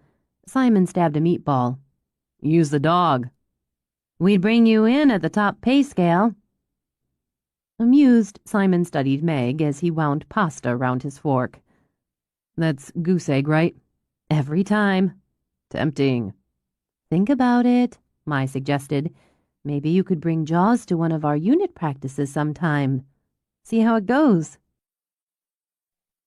The mood mellowed out on the trip back, with the dogs dozing in the boat. Lori and James did the same, their heads tipped together, while Mai and Tyson huddled in the stern, fingers linked. They drifted from unit to couples, Simon thought, sending a sidelong glance at Fiona, who sat beside him, reading over her notes. And it looked like he was one of them. Once they reached Orcas, there were more hugs. He'd never seen people so addicted to squeezing one another. He took the wheel for the drive home. "We got dinner out. Sort of," Fiona said. "I ate so much pasta I may not eat for days. Plus, as date nights go, it was unique." "You're never boring, Fiona." "Well, thank you. Too much going on in your life, in your head, to be boring." She smiled, flipped open her phone when it signaled. "Fiona Bristow." "Yeah, Todd. That's good." "I'm really glad to hear it." "We all are." "You don't have to. We got ours when Kevin and Ella got home safe." "Yes, absolutely. You take care." She closed the phone. 5 stitches and a knee brace for Ella. They hydrated both of them, treated the blisters, the scrapes. Short version, they're both going to be fine, and shortly on their way back to the lodge. They wanted to thank you. "Me?" "You were part of the team who found them. How does it feel?" He said nothing for a moment. "Pretty damn good." "Yeah, it really does." "You have to buy all your own equipment. The radios, tents, blankets, first aid, the whole shot." Not that he was thinking about joining up. "I saw you note down what we used. You have to replace it on your own nickel." "That's part of it. The radio was a gift, and boy did we need it. The parents of a kid we found bought it for us. Some want to pay us, but that's a dicey area. But if they want to pick up some blankets or supplies, we don't say no." "Give me the list. I'll replace the stuff. I was part of the team, wasn't I?" he asked when she frowned at him. "Yes, but you don't have to feel obligated to." "I don't volunteer to do things out of obligation." "That's true. I'll give you a list." They stopped off at Sylvia's, loaded up the dogs, which took twice as long as it might have due to desperate joy. He had to admit he'd missed his own idiot dog, and it felt damn good to be driving home with Fiona beside him and the back full of happy dogs. "You know what I want?" she asked him. "What?" "I want a long, tall glass of wine and a lazy hour in my custom-made porch rocker. Maybe you'd like to join me?" "I just might." When she reached over for his hand, he linked it with hers. "I feel good. Tired, happy, and just good all over. How about you guys, huh?" She shifted to look back, rub faces and bodies. "We feel so good. You can play while Simon and I drink wine until the sun goes down. That's what I think. We'll all be tired and happy and just good all over until—" "Fiona?" Distracted, she glanced over. The hard set of his face had that happy lift drooping into worry. "What? What is it?" She swiveled back as he slowed at her drive. The red scarf tied to the lifted flag on her mailbox fluttered in the fitful breeze. Her mind emptied, and for a moment she was back in the tight, airless dark. "Where's your gun? Fiona!" He whipped her name out and slashed her back. "In my pack." He reached in the back, shoved her pack into her lap. "Get it out. Lock the doors. Stay in the car and call the cops." "No." "What? Wait. Where are you going?" "To check out the house. He's not going to be there, but we don't take chances." "And you just walk out there unarmed, unprotected?" Like Greg, she thought. Just like Greg. If you get out, I get out. Cops first. Please. I couldn't take it a second time. I couldn't. She pulled out her phone, hit speed dial for the sheriff's office. "This is Fiona. Someone tied a red scarf to my mailbox." "No, I'm with Simon, at the end of the drive." "No. No." "Yes, all right. Okay." She drew a breath. "They're on their way. They want us to stay where we are. I know that's not what you want to do. I know it goes against the grain, against your instincts." She unzipped her pack, took out her gun. With steady hands, she checked the load, the safety. But if he is there, if he's waiting, he'd know that too. And maybe I'd be going to another funeral for a man I love.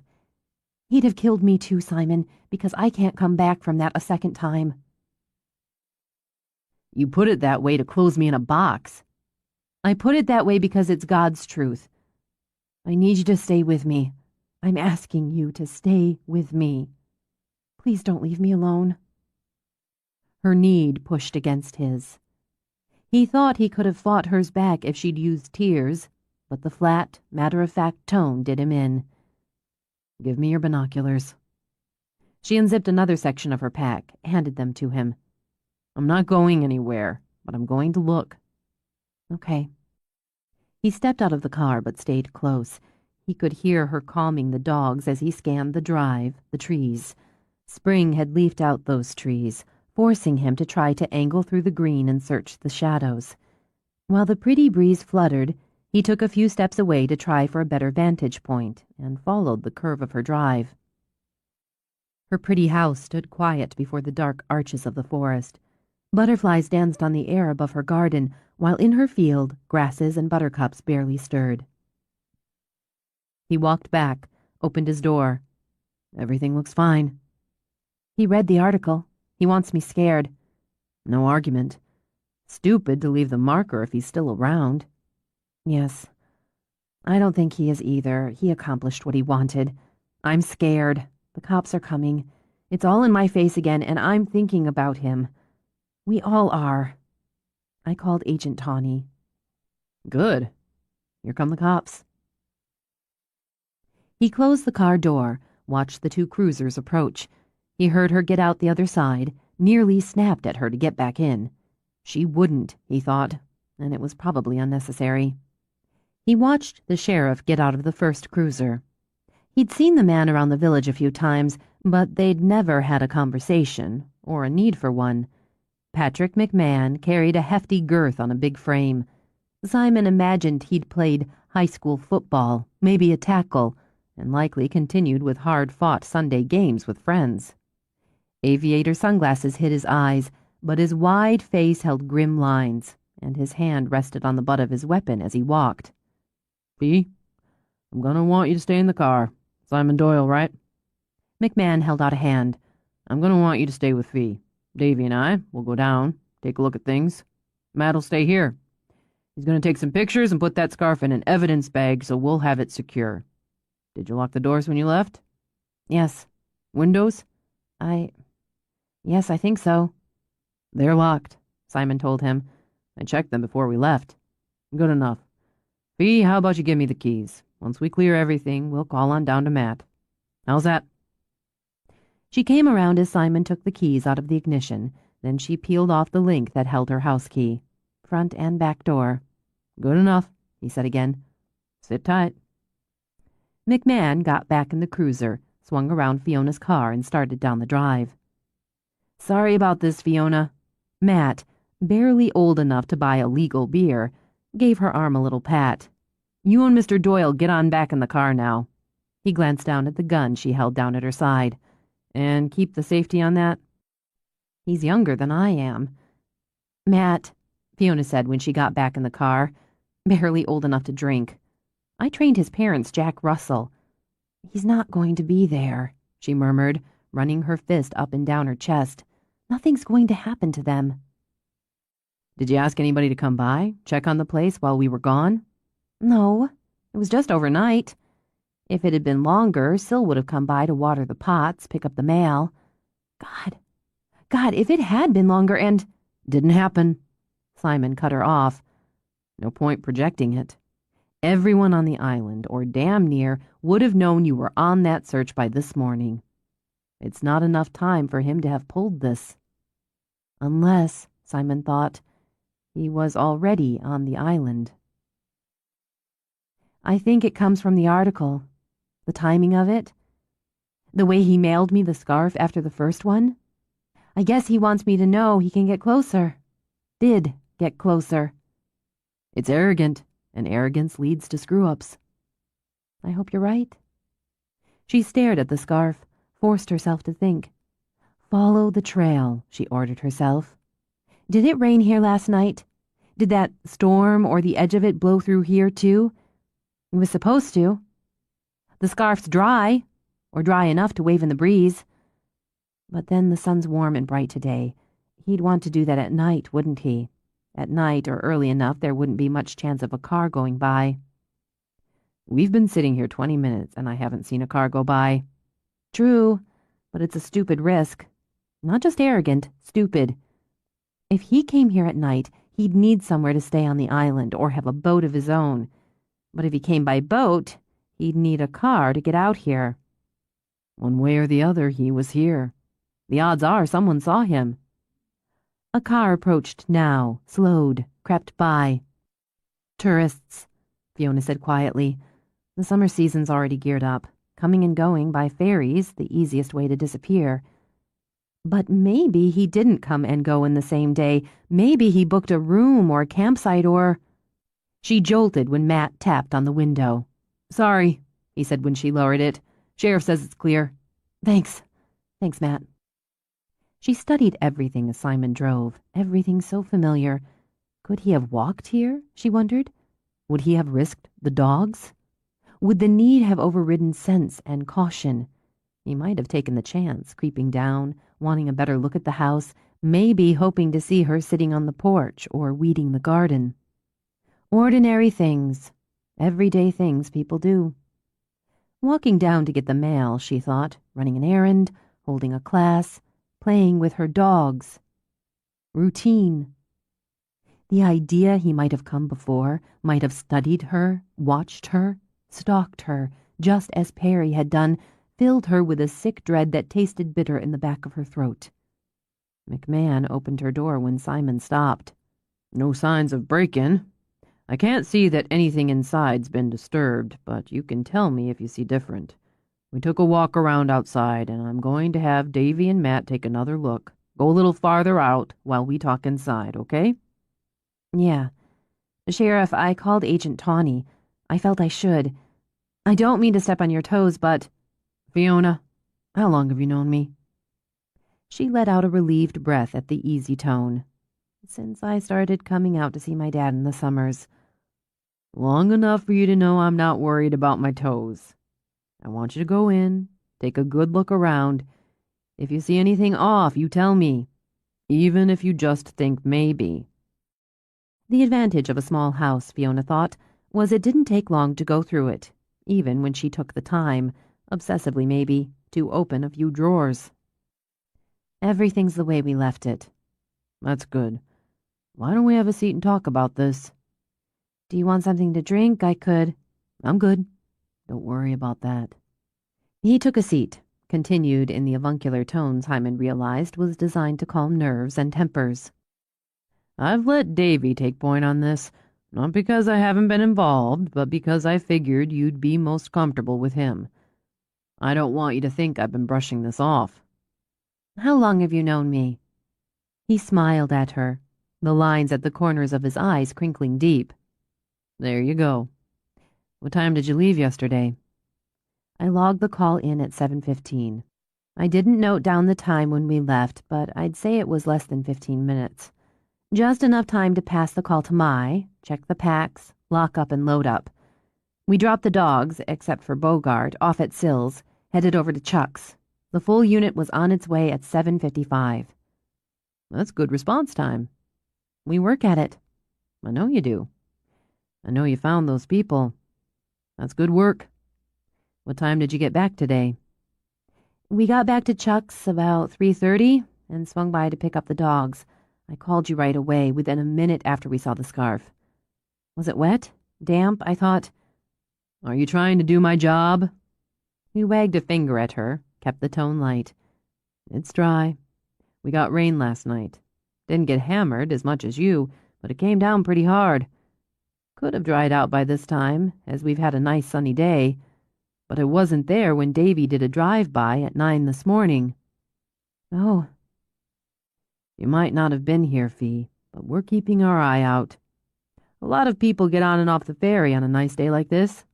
If I had to guess, I'd say he came over today, maybe did some driving around. Sometime between 9 this morning and 4:15 this afternoon, he tied that scarf out there. I say drive because you live a good piece out. I can't see him walking out this far, or hitching." "No," she murmured. "He needs a car." "A car with a trunk. I've got a couple people I can trust keeping an eye on the ferry, checking out the departures. If they see a man driving on by himself, they're going to get the license plate. The other thing we'll do is check with the hotels, the B&Bs, campgrounds, even the rental houses. But it's going to take some time. We'll check out any man traveling alone." "You're making me feel better," she murmured. "That's good. But I don't want you to take chance one, Fiona. I'm not just saying this as a sheriff, but as a friend of your father's and Sylvia's. I don't want you here alone. If here's where you want to be, somebody's here with you. I want your doors locked day and night," he added, and the warning edge to his gaze told Simon her habit of open, unlocked doors was no secret. "They will be. Word of honor." "Good enough. When you're on the road, I want your car windows up and your doors locked. I want you to carry your phone, and I want the name of every new client you take on, every one of them. If you get another call for a search, I want you to contact me or my office. I want to know where you're going and how to verify it." "She won't be staying here," Simon told him. "She's moving to my place, today. She'll pack up what she needs before you leave." "I can't just—" "That's a good idea." McMahon ignored Fiona, nodded at Simon. "It changes the pattern. I don't want her there alone either." "She won't be." "Excuse me?" Fiona held up both hands. "I'm not going to be difficult, and I'm not arguing about the need for precautions, but I can't just move out of my house, my place of business. I teach here and—" "We'll work it out. Pack." "What about my—" "Give us a minute, will you?" Simon asked McMahon. "No problem." He scraped back his chair. "I'll be right outside." "Do you know how infuriating it is when you continually interrupt me?" Fiona demanded. "Yeah, probably about the same level as when you continually argue with good sense." "I'm not doing that. But good sense has to coordinate with the practical side. I have 3 dogs. I have a business here. The equipment I need to run that business." Excuses, not reasons, he concluded, and he wasn't taking any bullshit. "You want practical? I'll give you practical. I have a bigger house and more room for those dogs. You can't be alone because I'm there. I work there. If he comes looking for you here, he won't find you. If you need the damn equipment, we'll move the damn equipment. Or I'll build new equipment. Do you think I can't build a fucking seesaw?" "It's not that. Or not just that." She held her hands out, then rubbed them over her face. "You haven't given me 5 seconds to think. You didn't even bother to ask." "I'm not asking. I'm telling you to go pack what you need. Consider it a change of pack leadership." "That's not amusing." "I'm not feeling funny. We'll get whatever equipment, whatever supplies we can today. We'll get the rest tomorrow. God damn it, Fiona, he was under a quarter mile from your house. You asked me to stay, to go against my instincts and what I wanted to do and stay with you back there. Now it's your turn." "I'm taking that 5 seconds to think." She spun away from him, fists jammed on her hips as she stalked to the window. Her place. Was that what was wrong with her? Her place here, the first solid building block of the new life she'd created. Now, instead of holding her ground, defending it, she'd be walking away. Could she be that stubborn, that foolish? "Time's up." "Oh, be quiet," she snapped at him. "I'm being driven out of my own home, so give me a damn minute to deal with it." "Fine. Take a minute, then get moving." She turned back. "You're a little pissed that you have, or feel you have, to do this. It's one thing for you to sleep here, another for me to essentially live in your home." "Okay, what's your point?" "No point. Just an observation. I have to make some calls. I can't just pack. I'll need to contact my clients, at least the ones coming tomorrow, and let them know I've moved the school. Temporarily," she added, as much for her benefit as his. James's number is 4 on my speed dial. If you call him, he'll come and help us move the outside equipment. Okay. And I'll need to have calls forwarded to your number from my house phone, for clients and in case we get a search call. I don't care. Yes, you do, she said wearily now. I appreciate what you're doing, especially because you're not altogether happy about doing it. I'd rather feel a little hemmed in than have anything happen to you. She let out a half laugh. You have no idea, you really don't, how sweet that is. I'll do my best not to hem you in too much. Go ahead and tell Sheriff McMahon you won. I'll start putting things together. He wasn't entirely sure what he'd won, as he'd now have 4 dogs and a woman under his feet. But he stepped outside. McMahon broke off a conversation with his deputies and crossed toward the porch as Simon walked down. She's packing. Good. We'll still come by here a couple times a day, check things out. When she's going back and forth to hold those classes of hers, she won't be. She'll do it at my place. I'm calling James so he can help me break down and move all that. Eyebrows lifted, McMahon looked over at the equipment. Better yet. Tell you what, Matt here's about to go off duty. He's young and got a strong back. He'll give you a hand. Won't take much time. Those are your chairs, right? They're hers now. Uh-huh. What I'm wondering is if you do porch gliders. My wife and I got an anniversary coming up next month. I've got a little shop, do some hairy homeowner stuff, a little this and that. Thought I might try my hand at a glider. I proposed to her on one. I found out pretty quick building one was above my pay grade. I can do that. Something with those nice wide arms would be good. And she's partial to red. Okay. Good enough. We'll talk about the details later. You go ahead. Get the tools to break what needs to be broken down. I'll get Matt started on what doesn't. He started back, stopped. Are you really making a sink out of a stump? Yes, I am. That's something I want to see. Matt! Haul some of this dog playground business into Simon's truck. He ended up calling James anyway, for the 3rd pair of hands and the 2nd truck. And with James came Lori, and with James and Lori came Kobe. Simon's initial annoyance with having so many people and animals swarming around gave way to the realization that sometimes people didn't get in the way, but helped make a necessary and tedious job go smoother. It wasn't a matter of a couple of suitcases worth of clothes, not when it was Fiona. It was suitcases, dog beds, dog food, toys, leashes, meds, dishes, grooming equipment, and that didn't begin to factor in platforms, the seesaw, the slide, the tunnel. Or her files. And Jesus, the woman had files. Her laptop, her packs, her maps, the perishables in her refrigerator. The flower beds and vegetable garden are on a soaker hose, she said, when he objected to hauling over her flower pots. So they'll be fine. But these need regular watering. Besides, we'll enjoy them. And besides, Simon, you asked for it.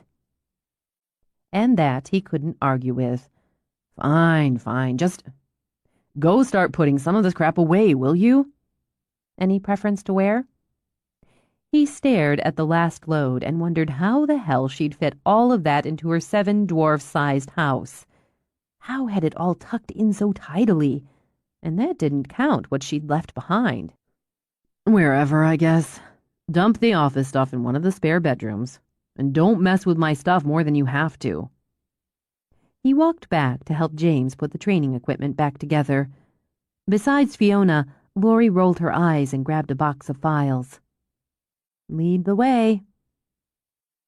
I'm not entirely sure of it, but I guess we'll take this first load upstairs, find the best spot. As they started in, Lori glanced around. Nice, really nice. A lot of space and light and interesting furniture. What there is of it. Messy, she added as she started up the steps, but really nice. Probably 3 or 4 times as much space as I have. Fiona glanced inside a room, frowned at the weight machine, gym equipment, tangle of clothes, unpacked boxes. She tried another. A stack of paint cans, some brushes, rollers, pans, tools, sawhorses. Okay, I guess this'll work. I'm going to need my desk and chair. I didn't think of that. She winced a little at the dust on the floor, the film on the window. It is messy, she murmured. And I know what you're thinking. Messy makes me twitchy. She set down her box of office supplies, turned a circle. I'll live with it. And him, she thought. For now. 23. She opted to set up her office space first, which in this case meant cleaning the space first. She'd live with Messy. It wasn't her house. But temporary live-in lover or not, she wouldn't work in dust and disorder. While Lori and James set out to get her desk and chair, and lamp and desk clock, she hunted down cleaning supplies. And, as Simon apparently believed in only the barest of basics, called Lori to add a list from her own supplies. How, she wondered, did anyone, especially anyone with a dog, live without a Swiffer? Working with what she had, she cleaned several months of dust from the windows, the floor, the woodwork, and discovered what she'd assumed was a second closet but was actually a bathroom. One, she thought with a long huff of breath, that surely hadn't been cleaned since he'd moved in. Fortunately, its primary purpose seemed to be gathering more dust. She was on her hands and knees scrubbing the floor when he came in. "What are you doing?" "Planning my next trip to Rome." "What does it look like I'm doing? I'm cleaning this bathroom." "Why?" That you would have to ask explains so much. She sat back on her heels. "I may, at some point, have to pee. I find this occurs with some regularity on any given day. I prefer, call me fussy, to engage in this activity in sanitary surroundings." He stuck his hands in his pockets, leaned on the jamb. "I haven't been using this room, or this John, yet." "Really? I'd never have guessed." He glanced around the now dust-free bedroom where paint cans stood in stacks tidily beside sawhorses, rollers, pans, and brushes on neatly folded tarps. "You're setting up in here?" "Is that a problem?" "Not for me." "Did you wash the floor out here?" "Damp mopped." "Let me point out, as someone who works with wood, you should take better care of your floors. You need some Murphys at least." "I've got some. Somewhere. Maybe." She was making him twitchy. "I've been busy." "Understood." "You're not going to go around cleaning everything, are you?" She swiped a hand over her forehead. "Let me give you my solemn oath on that. But I am going to work in here. I need a clean, ordered space to work. I'll keep the door closed so it doesn't shock your sensibilities." "Now you're being bitchy." Because she heard the amusement in his tone, she smiled back. "Yes, I am. Move back so I can finish this. I appreciate what you're doing, Simon." "Uh-huh." "I do. And I know it disrupts your space, your routine, your privacy." "Shut up." "I just want to thank—" "Shut up," he repeated. "You matter. That's it. I've got something to do." She sat back on her heels when he strode out. "Shut up. You matter. That's it." Honestly, she mused, coming from him, that was practically a poem by Shelley.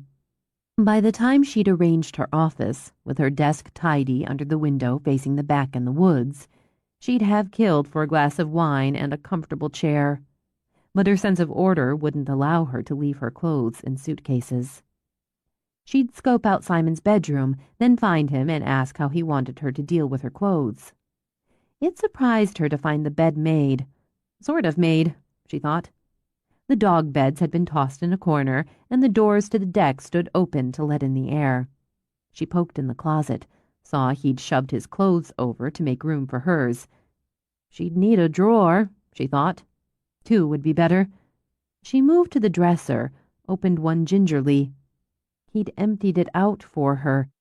He was 1 step ahead of her, she thought, then cocked her head, sniffed. Lemon? Curious, she crossed to the bathroom, then just leaned on the door frame. She recognized a freshly cleaned bathroom, the scent of citrus, the gleam of porcelain, the rich sheen of brushed nickel. The towels hung in an orderly fashion on rods melted her heart. He'd probably cursed with every swipe, she mused. But, well, she mattered. And that was it. She put away her clothes, stowed her toiletries, then went down to find him. He stood in the kitchen, looking out the back door at the training equipment. "Some of that should be replaced," he said without looking around. "That platform's crap." "You're probably right. Did James and Lori go?" "Yeah. She put stuff in the fridge and wherever. Said to tell you she'd call you tomorrow. I offered them a beer," he added almost defensively, "but they rain-checked." "I imagine they're tired after all this." "Yeah. I want a beer and the beach." "That sounds perfect. Go ahead. I've just a couple things, and I'll come down." He walked over, opened the fridge for his beer. "Don't clean anything." She lifted her hand. "Solemn oath." "Right. I'll leave Newman. Take the rest." She nodded. She couldn't be alone, she thought. Not even here.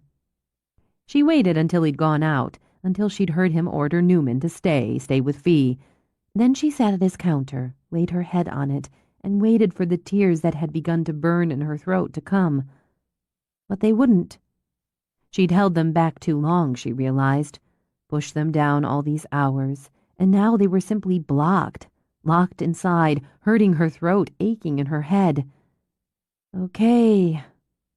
She breathed the word out, rose. Rather than a beer, she chose a bottle of water. Better, she thought. Cleaner. She stepped outside where the faithful Newman waited. "Let's take a walk." He bounded over immediately, doing a full-body wag as he rubbed against her. "I know, new place. It's nice, isn't it? Lots of room. We'll be okay here for a while. We'll figure it all out." Her eye instinctively picked up spots that needed flowers, a good location for a kitchen garden. Not hers to play with, she reminded herself. Still, it could use more color, more outdoor seating. I'm surprised he hasn't thought of it. He's the artist. She paused as they came to the drop leading down to the beach. But then there's this. It's pretty fabulous. The charm of crooked steps led down to the narrow beach and opened to the dreamy spread of water. Stars winked on, adding to the sense of peace, of privacy. Simon walked along with the 3 dogs sniffing sand and shale and surf. He'd missed this, she thought, his solo walks in the twilight where the land met the water, missed the quiet, the subtle whoosh of the surf at the end of the day. But he'd stepped away from that to be with her. Whatever happened around them, between them, she wouldn't forget that. As she stood looking down, he pulled bright yellow tennis balls from a bag he'd hooked on his belt. He heaved them 1, 2, 3 into the water, and the dogs charged and leaped. They'd smell amazing, she thought, as she watched them swim toward the bobbing yellow balls. Even as she thought it, she heard Simon's laugh rise up, over the subtle whoosh of the surf, over the quiet, and the sound of it chased away the demons. Look at them, she thought. Look how wonderful they are, how perfect they are. My guys. Beside her, Newman quivered. What the hell? 4 smelly dogs isn't any worse than 3. Go play. He charged down the crooked steps, joy in the speed, in the challenging bark. Simon tossed a 4th ball in the air, caught it, then winged it into the water. Without breaking stride, Newman sprinted in, and Fiona ran down to join the game. In his motel room near the Seattle airport, Francis X. Eckel read the most recent message from Perry and sipped his evening whiskey on the rocks. He didn't care for the tone. No, he didn't care for the tone at all. Words like disappointed, control, focus, unnecessary popped out of the text and grated against his pride, his ego. Boring, he thought, and crumpled the paper into a ball. Boring, scolding, and annoying. Perry needed to remember just who was in prison and who wasn't. That was the problem with teachers. And he should know, because before he evolved, he'd been a teacher himself. Boring, scolding, and annoying. But no more. Now he had the power of life and death in his hands. He lifted one, studied it, smiled at it. He breathed fear at his whim, dispensed pain, eked out hope, then crushed it. He saw all of that in their eyes, all the fear, the pain, the hope, and finally, the surrender. Perry had never felt this rush of power and knowledge. If he had, truly had, he wouldn't constantly preach caution and control, or, as he liked to call it, the clean kill. Annette had been the most satisfying kill to date. And why? Because of the sound his fists made when they pounded into her flesh, cracked against bone. Because he'd felt every blow even as she did. Because there had been blood, the sight of it, the smell of it. He'd been able to watch, to study the way the bruises gathered, the way they rose up to stain the skin, and to enjoy the different tones, slap or punch. They'd gotten to know each other, hadn't they? Taking the time for that, sharing pain, made the kills so much more intimate, so much more real. Thinking about it now, he realized Perry's work had been bloodless, clinical, even detached.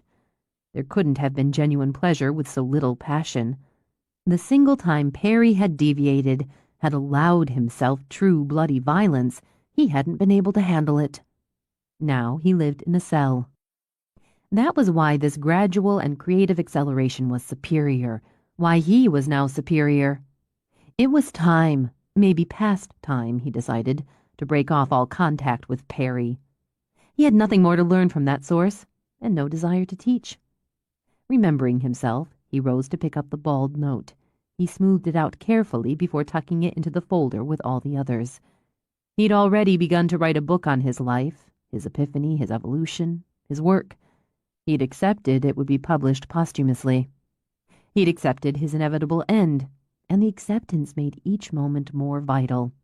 Not prison. No, never prison.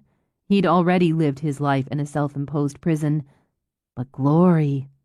In the end, the inevitable end, he would have glory. For now, he would simply be a shadow, slipping in and out of the light, unnamed and unknown, or known only by those he chose, those who crossed from life to death with his face caught in their eyes. He'd already selected the next. Another change, he thought, another stage of his evolution. And while he studied her, tracked her like a wolf tracks a rabbit, he could speculate on how it would be between them. The irony was exquisite, and he knew, already knew it would add to the thrill. Then, before much longer, there would be Fiona. He took out the newspaper, unfolded it, smoothed his hands over her face. He'd fulfill his obligation to Perry with her, and his debt would be paid in full. She would be the last to wear the red scarf. That was fitting, he decided. She'd be the highlight of this stage of the work, his crescendo, he thought, with a final homage to Perry. He was sure already he'd enjoy her most of all. She'd know more pain, more fear than all the others before he was done. Oh, how people would talk when he took her, when he ended her life. They'd talk of little else. They'd talk and they'd tremble over the man who killed the Perry survivor. RSK2. Reading the term made him shake his head, made him chuckle, made him preen. After Fiona lay in the shallow grave he'd force her to dig herself, RSK2 would be no more. He would become someone else, something else. Find another symbol as he embarked on the next stage of his work. In a way, he thought, and took another sip of whiskey, Fiona would be the end of him and the beginning. Mance hung up the phone and knocked a fist on her desk. I think I've got something. Tawny glanced away from his monitor. What? Verifying residence and employment on prison personnel and outside agencies. There's a Francis X. Eckel, teaches at College Place, English Studies, Creative Writing. He did 4 stints of instruction at the prison in the past 2.5 years. He didn't go back to work after the winter break. Mailed in a resignation, citing a family emergency. Did you check it out? He doesn't actually have a family. Not a traditional deal. He bumped around in the foster system from the time he was 4. He didn't leave any forwarding information at the school. Both the numbers listed for home and cell have been disconnected. Let's get more information. Find his caseworkers, some data on his foster homes. No criminal? Not a whiff. No sibs, no spouse, no kids. Though her voice stayed cool, the light of the hunter sparked in her eyes. Perry signed in for all 4 of his classes at the prison. I ran a check on Eccles' credit cards. Nothing since January. Not a single charge. But he hasn't canceled them either. That's off. Yeah, that's off. He could be dead. This one's talking to my gut, Tawny. Look, I know you want to try to get out and connect with Bristow today or tomorrow, but I think we need to check this out. Talk to people who know him face to face. All right. Let's check his bank accounts. See if you can get more background. An English teacher? Untenured. Single, lives alone, 42 years old. The administrator I talked to said Eckel just sort of drifted along, did his job, didn't make waves. He couldn't name any particular friends either. And it's a small school, Tawny. That light sparked in Tawny's eyes, too. Make the calls. I'll put in for the travel. Simon covered the nearly finished wine cabinet with a tarp. It made him feel a little foolish, but he didn't want Fiona to see it or ask him about it. Maybe he didn't want to think too deeply about the fact that he was making it for her, just because she wanted one. It had been weird enough waking up and knowing she was there. Not in bed, of course, he mused, as he added a 3rd coat of Polly to his stump and burl wood sink. If the sun was up, so was Fiona. But she'd been there in his place, his space. His bathroom smelled of her, just as his kitchen smelled of the coffee she'd brewed while he'd still been in bed. And the weird thing? He was okay with it. He'd even been okay, after a moment of puzzlement, when he'd opened a drawer for a spoon and found his flatware organized into type. He'd thought, glancing around, the kitchen was tidier, but since he wasn't sure exactly how he'd left it, that was just a maybe. By the time he'd been ready to start work, she'd fed the dogs, taken them through a quick training session, showered, dressed, and watered her flower pots. He heard the cars for her first session and had deliberately angled himself on the shop porch so he could check out who got out. He'd modulated the volume on his music so he could hear her if she called out, and that was a sacrifice. But he remained undisturbed and alone throughout her morning classes. Even Jaws had deserted him, which was fine. Better than fine. He didn't have to worry about getting stray dog hair in the Polly, or ignoring sticks or balls dropped, and that pleading look for playtime. He'd gotten more templates cut out, several pieces glued up and clamped, and now, at what the shop clock said was still just shy of noon, he was giving his sink another coat that brought out the rich grain of the wood, deepened the tones. He caught the movement out of the corner of his eye and paused to watch her and the dog approach. Keep them back, will you? This is wet. One shake and they'll have hair all over it. Sit. Stay. I just thought I'd see if you want a sandwich or... She stopped, stared, and he had the great satisfaction of seeing her mouth literally drop open. Oh my God, is that the stump? That's my stump? My stump. It's amazing. Instinct had her fingers reaching out to touch. He slapped them back. Ouch. Okay, sorry, it's wet. It's upside down. That's how it works. Of course. Sliding her hands in her back pockets to keep them from the reach slap, Fiona circled the sink. The roots form the base, holder, whatever it is for the bowl, so it looks like something that grew in a magic forest. Who knew tree roots could look so amazing? Well, you did. But the bowl. What's the bowl? Burlwood. I found it months back. It needed the right base. The color's so beautiful, like glass syrup. It's just beautiful, Simon. I knew it would be interesting, but I didn't know it would be beautiful. Gushy praise over his work invariably made him itchy. But oddly with her, with that dazzled delight on her face, he felt only satisfaction. It's not finished. What will you do with it when it is?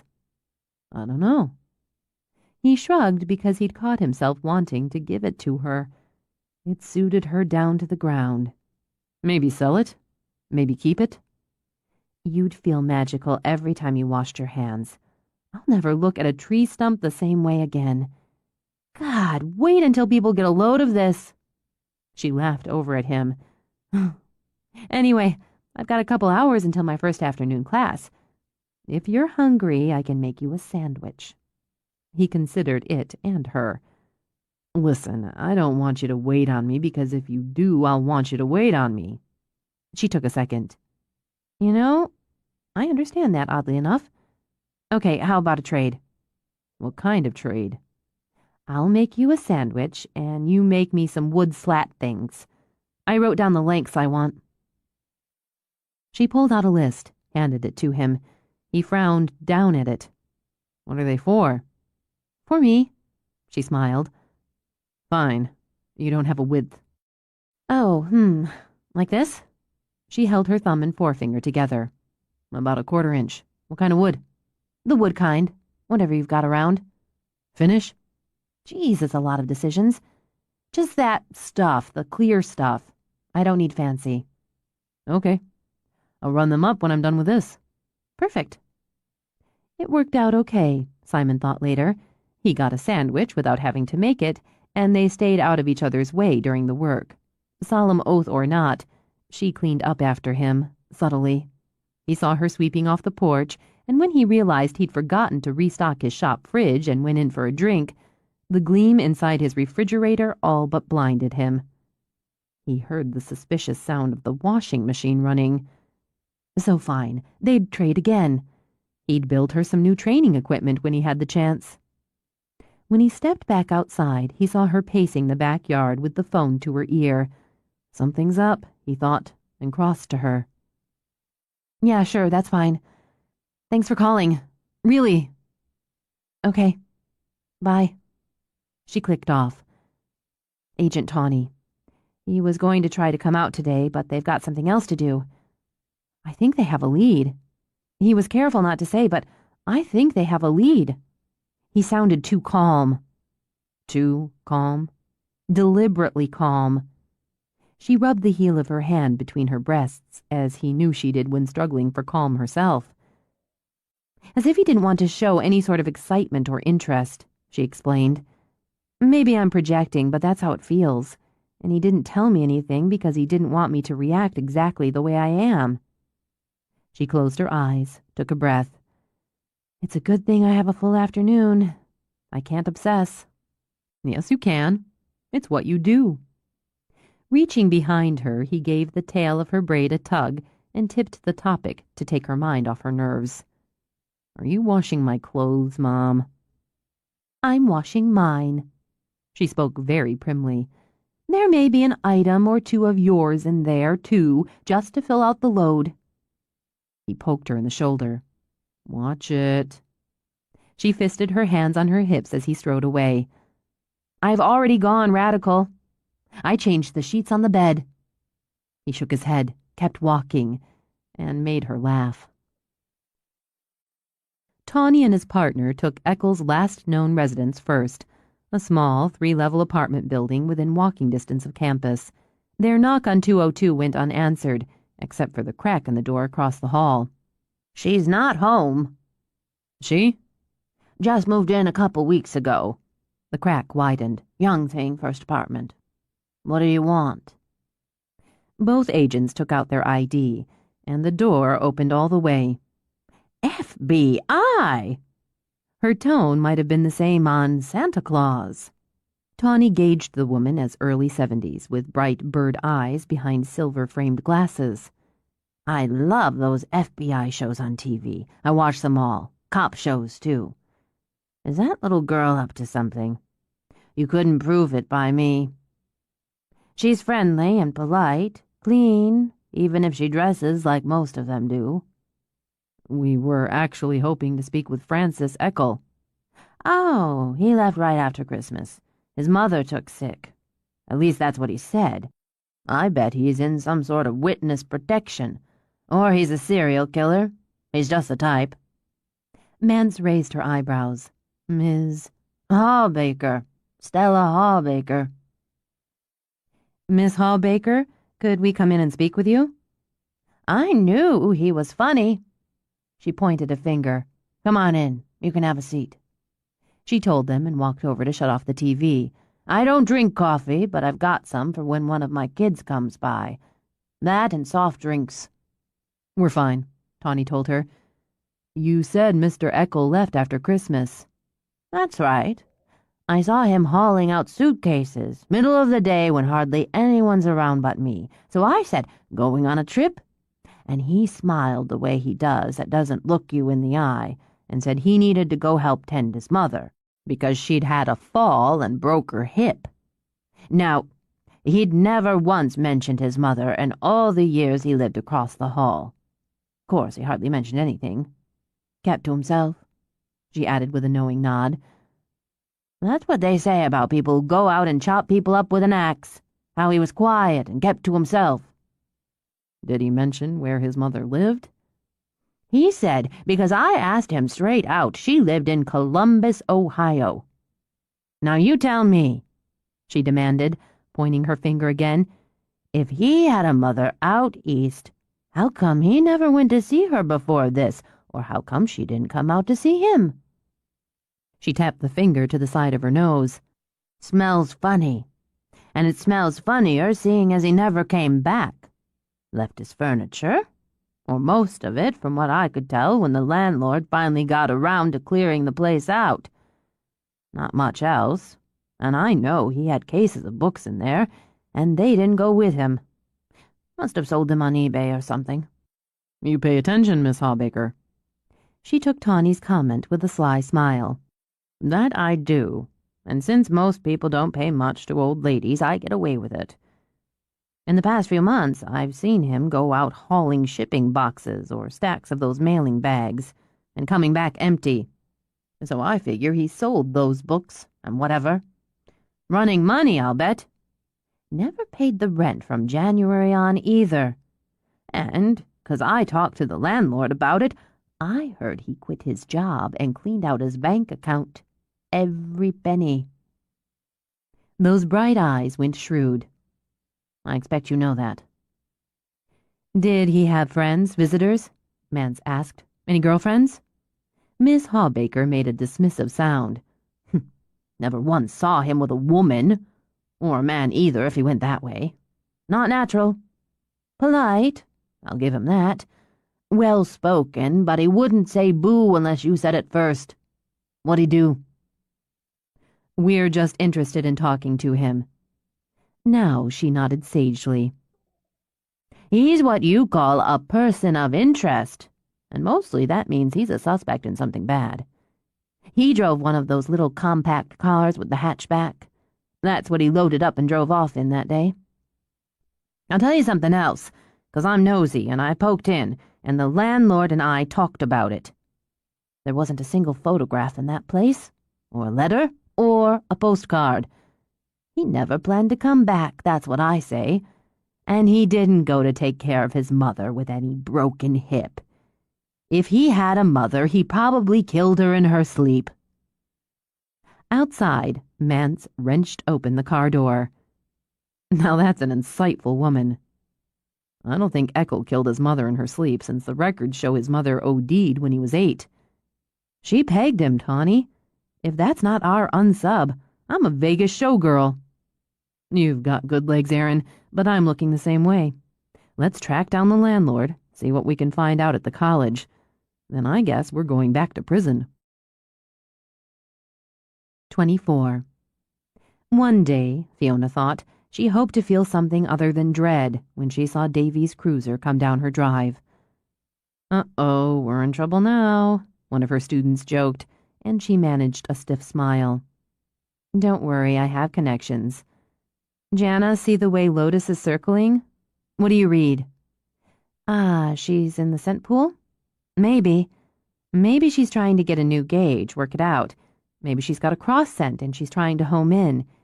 You need to work it out too. Work with her, help her focus. Watch her tail, her hackles, listen to her breathing.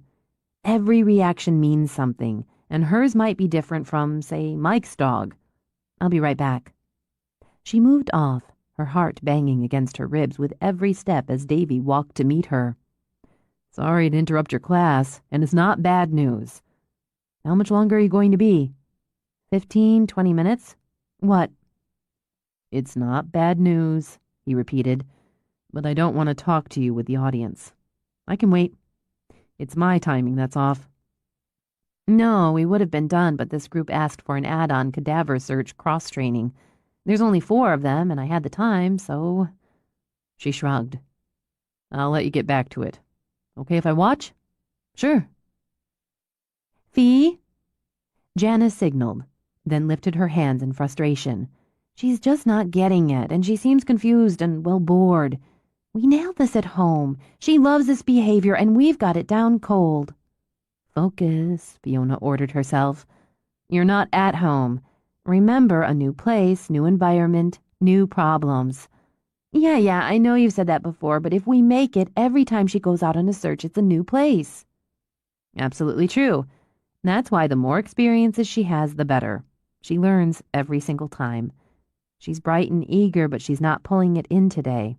And she feels your frustration, too. First thing, relax." Do the same yourself, Fiona thought, and glanced back to where Davy stood watching. Go back to where she started to circle and lose interest.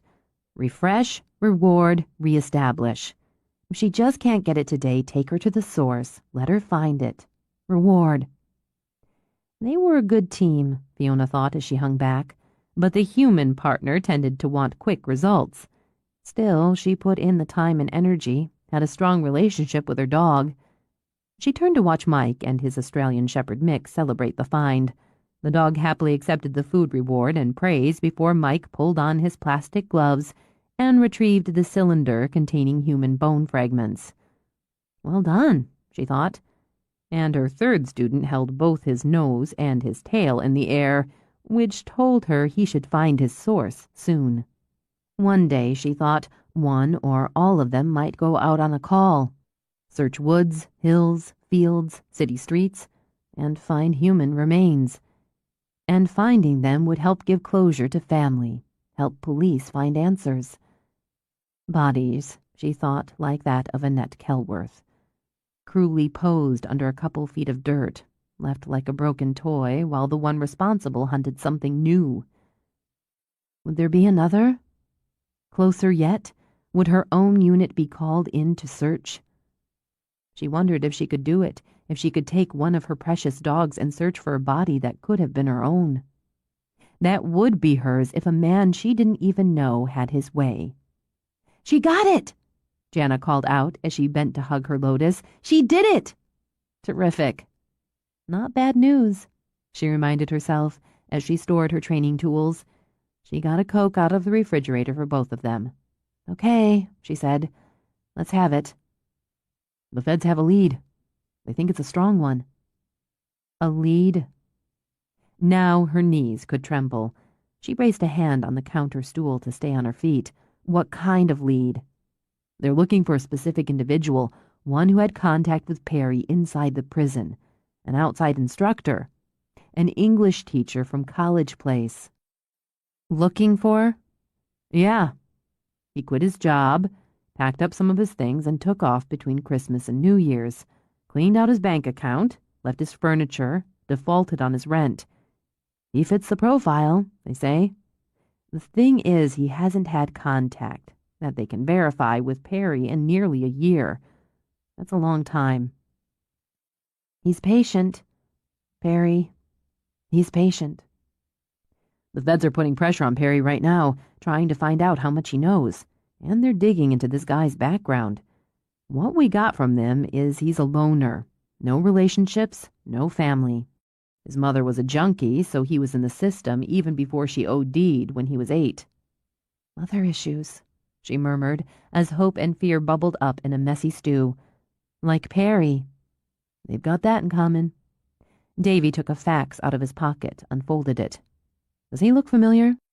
She studied the facsimile photo, the ordinary face, the trim professorial beard, the ever so slightly shaggy hair.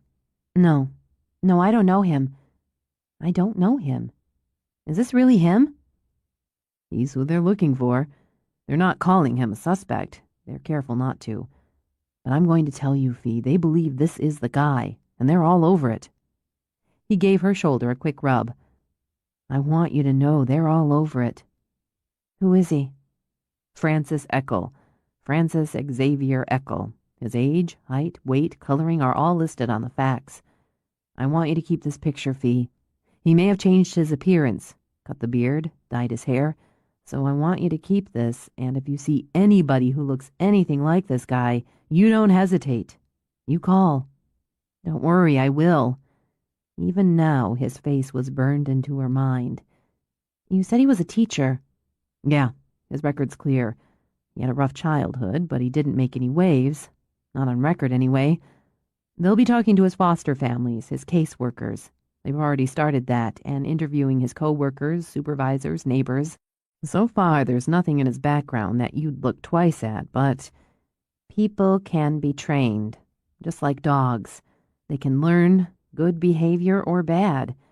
It just depends on the motivation and methods. They're going to get him, Fee. Davy put his hands on her shoulders, gave them a squeeze when their eyes met. You believe that? Because she needed to believe it, she rushed over to Simon's shop. He stood at the lathe, music blaring, tool humming as he hollowed and smoothed the pale wood in his hands. A bowl, she realized, one of those lovely ones he made with a sheen and texture like silk and a thickness that seemed hardly more than tissue. She watched how he turned and angled, trying to figure out the method to help keep herself still. He switched off the machine. I know you're over there breathing my air. Sorry. Why don't you have any of those? You need one about twice that size for your kitchen counter for seasonal fruit. He'd pulled off his ear protectors and goggles and simply stood. Is that what you came in here to tell me? And looked down as Jaws dropped a scrap of wood at his feet. See what you started? I'll take them out for a game before my next class. Simon? She held up the facts. His body language changed. Alerted, she thought. Do they have him? She shook her head. But they're looking and Davy said, they think... I have to sit down. Go outside in the air. I can't feel my legs. With a half laugh, she stumbled out, dropped down onto the shop porch. Seconds later, he came out with a bottle of water. Let me have that. He shoved the water at her, snatched the facts. Who is this motherfucker? Nobody. Mr. Average Joe, except not really. Where's the rope? Go get the rope. All 4 dogs stopped poking with noses and bodies and shot off. That'll take a few minutes. Davy came to tell me what the FBI told them. His name's Francis Xavier Eckel, she began. He continued to study the photo as he listened. When the dogs came back, the crafty Newman the winner, Simon took the rope. Go play, he ordered, and heaved it hard and long. Don't they check people out before they let them work at a prison? Yes, of course. I guess, she added after a moment. The point is, there wasn't anything there. Not that they found so far, but he had contact with Perry, and now he's changed his behavior drastically. They probably know more now, more than they told the sheriff's office, or more than Davy could tell me. I'm looking at this because Tawny cleared it, because he wants me to look at it. Teaching at a small college, Simon speculated, looking at long-legged co-eds all day who probably don't look back. It's still a big leap from ordinary to Perry copycat. Not so big if the predilection was there all along, if the drive was in place but he never knew how to engage it, or didn't have the nerve. She'd trained dogs like that, hadn't she? Recognizing or finding hidden potentials, exploiting suppressed drives, or channeling overt ones, systematically altering learned behavior. You talked about the importance of motivation before, she pointed out, and you were right. It's possible Perry found the right motivation, the right game, the right reward. Trained his replacement. He taught there 4 times, she added, and Perry signed up for all the classes. He's a chameleon. Perry, he acclimates. He's acclimating in prison, doing his time, keeping his head down, cooperating. So he becomes, in a way, ordinary again. And they don't pay as much attention? Simon shrugged. Maybe. He's a student of observation. It's how he picked his victims and how he blended so well for so long. He probably stalked and discarded dozens of women before the ones he abducted, watching them, judging their behavior, their personality type. Moving on if they didn't fit his needs well enough. That, and calculating the risk factors. Maybe this one's too passive and not enough of a challenge, or this one's too chaotic and difficult to pin down. She rubbed her hand between her breasts, on her thigh, couldn't keep it still. He knows what to look for in people. It's how he killed so many, how he traveled and engaged others so easily. I understand that. I can usually tell if a dog will respond to advanced training, if the dog and the handler will forge a team, or if they're better off strictly as a family pet. You can see the potential if you know where and how to look, and you can begin molding that potential. Perry knows where and how to look. Maybe she just needed to believe it, Simon thought, but she was damn convincing.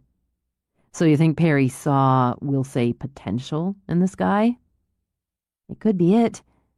It could be this Eckel approached Perry. Nobody's really above flattery when it comes to their work, and killing was Perry's work. But if either of those happened, if these two made that connection, Perry would know how to begin the mold. And, Simon, I think, if this is how it went, that the payment for that training, that molding, is me. She looked back at the photo. He'd kill me to repay Perry for recognizing and grooming his potential. Perry's dog, Simon concluded, who'd want to please his handler. Perry's never going to collect on that IOU. He should have come for me first. They both made a mistake there. I was relaxed, I felt safe, and I would have been an easier target at that point. Instead, they wanted me to live with the fear. That was stupid. He saw it happen, saw the nerves funnel into a steady anger and steely confidence. I've lived with fear before, and I'm older and smarter and stronger than I was then.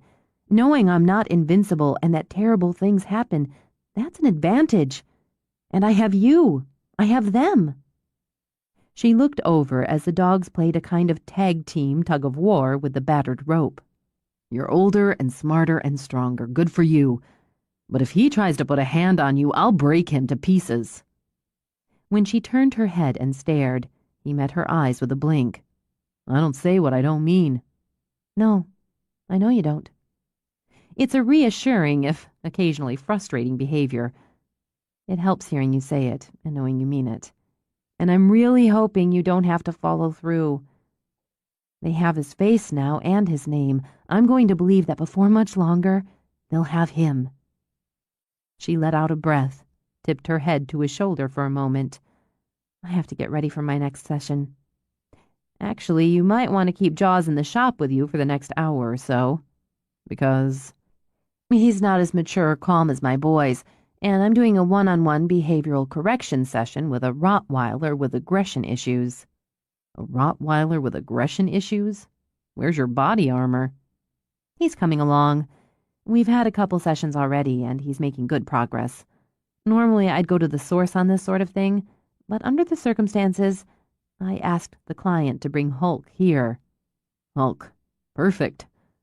Are you carrying your gun? Stop it. This is what I do, she reminded him. Or one of the things I do. If you get bit, it's going to piss me off. Hang on a minute. He got up, walked inside. She considered if they kept going down the path they were on now, he'd probably get pissed eventually. She'd rarely been nipped, but it did happen once in a while. He came out with a box. Those slats you wanted. Oh, great. Thanks.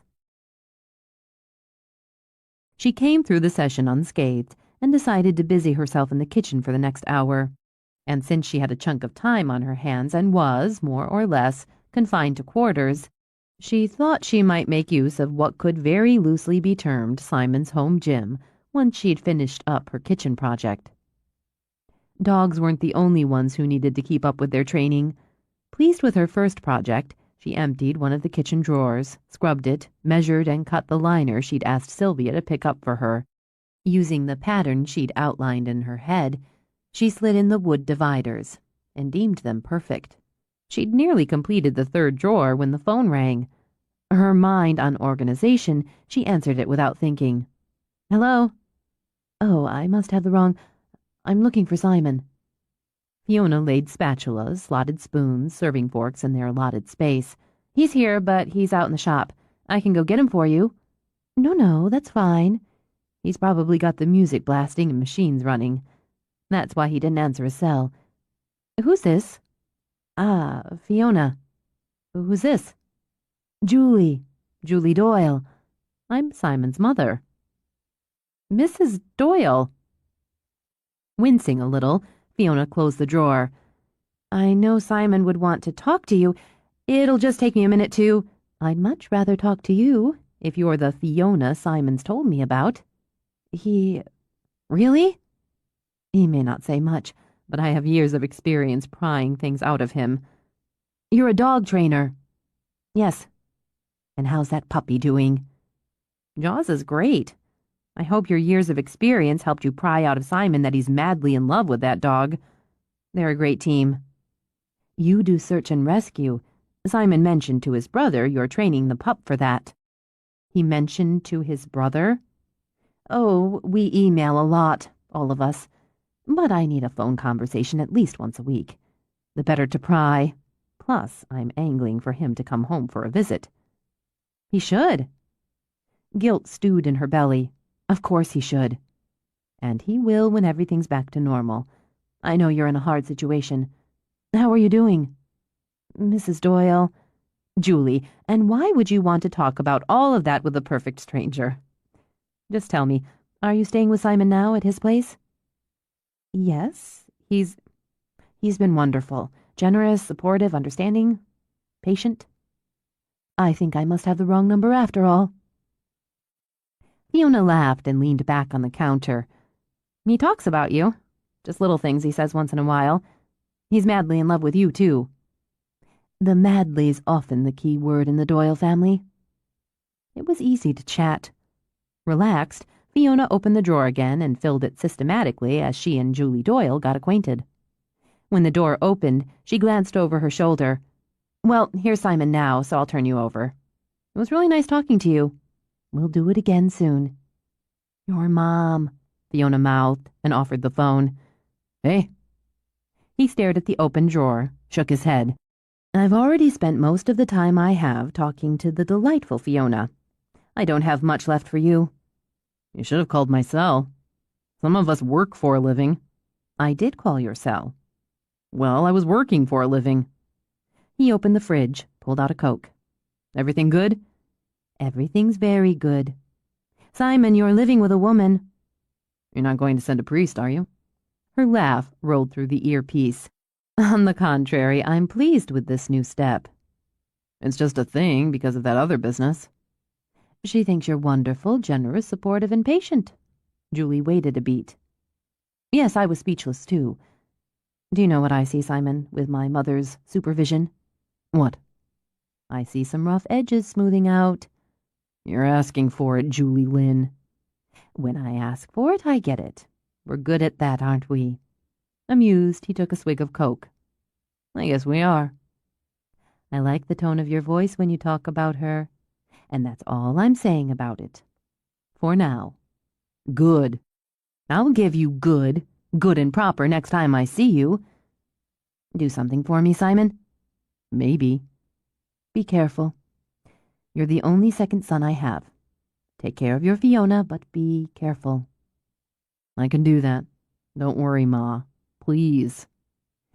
Now that's a useless request for a mother. I have to go. I have more important things to do than talk to you." "Same goes." "You were always a difficult child. I love you." "I love you too. Same to Dad. Bye." He hung up, took another swig of Coke. "You're organizing my kitchen drawers." "Yes." You're free to disorganize them at your whim and will. But doing this keeps me sane. And you made the clever dividers. Uh-huh. I enjoyed talking to your mother. I like the way you sound when you talk to her. Brow creasing, he lowered the bottle. What is this? What's what? Nothing. Never mind. Turn around. Why? I want to see if the Rottweiler bit you in the ass. He did not bite me in the ass or anywhere else. I'll check it out later. He pulled open a drawer at random. Jesus, Fiona, you lined them. I'm so ashamed. Let me point out, neither of us actually cooks, so what's the point of having lined, divided, organized kitchen drawers? To be able to find things, whether or not you use them. And what's the point of having all these things in the first place if you don't cook? I wouldn't have all this junk if my mother didn't. Never mind that either. I can jumble everything up again if it makes you feel better. I'm thinking about it. And she grinned at him, quick and fun. I'm going to do the cabinets, too. You can just consider it my little hobby. That doesn't mean I'm going to put things back where you think they belong. See, look how well we understand each other. You're sneaky, and don't think I don't know it. I grew up with sneaky. I got that impression. That's the problem. You're not like her, but you are. How about if I tell you I also understand you're not really stewing about me organizing the kitchen drawers, but trying to gauge whether this is a prelude to me trying to organize your life?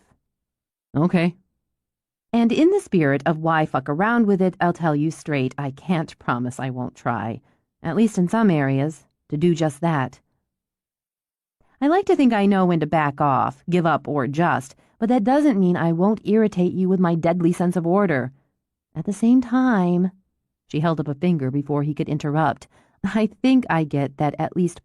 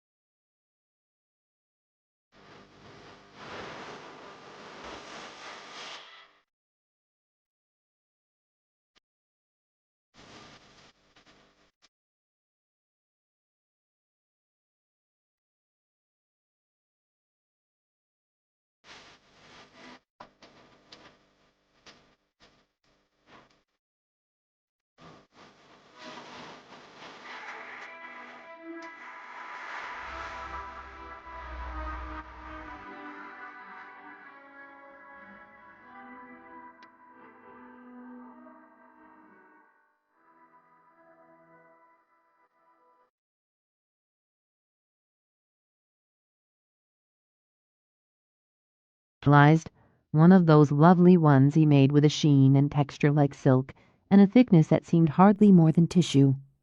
She watched how he turned and angled, trying to figure out the method to help keep herself still. He switched off the machine. I know you're over there breathing my air. Sorry. Why don't you have any of those? You need one about twice that size for your kitchen counter for seasonal fruit. He'd pulled off his ear protectors and goggles and simply stood. Is that what you came in here to tell me? And looked down as Jaws dropped a scrap of wood at his feet. See what you started? I'll take them out for a game before my next class. Simon? She held up the facts. His body language changed. Alerted, she thought. Do they have him? She shook her head. But they're looking and Davy said, they think... I have to sit down. Go outside in the air. I can't feel my legs. With a half laugh, she stumbled out, dropped down onto the shop porch. Seconds later, he came out with a bottle of water. Let me have that. He shoved the water at her, snatched the facts. Who is this motherfucker? Nobody. Mr. Average Joe, except not really. Where's the rope? Go get the rope. All 4 dogs stopped poking with noses and bodies and shot off. That'll take a few minutes. Davy came to tell me what the FBI told them. His name's Francis Xavier Eckel, she began. He continued to study the photo as he listened. When the dogs came back, the crafty Newman the winner, Simon took the rope. Go play, he ordered, and heaved it hard and long. Don't they check people out before they let them work at a prison? Yes, of course. I guess, she added after a moment. The point is, there wasn't anything there. Not that they found so far. But he had contact with Perry, and now he's changed his behavior drastically. They probably know more now. More than they told the sheriff's office, or more than Davy could tell me. I'm looking at this because Tawny cleared it, because he wants me to look at it. Teaching at a small college, Simon speculated, looking at long-legged co-eds all day who probably don't look back. It's still a big leap from ordinary to Perry copycat. Not so big if the predilection was there all along, if the drive was in place but he never knew how to engage it, or didn't have the nerve. She'd trained dogs like that, hadn't she? Recognizing or finding hidden potentials, exploiting suppressed drives, or channeling overt ones, systematically altering learned behavior. You talked about the importance of motivation before, she pointed out, and you were right. It's possible Perry found the right motivation, the right game, the right reward. Trained his replacement. He taught there 4 times, she added, and Perry signed up for all the classes. He's a chameleon. Perry, he acclimates. He's acclimating in prison, doing his time, keeping his head down, cooperating.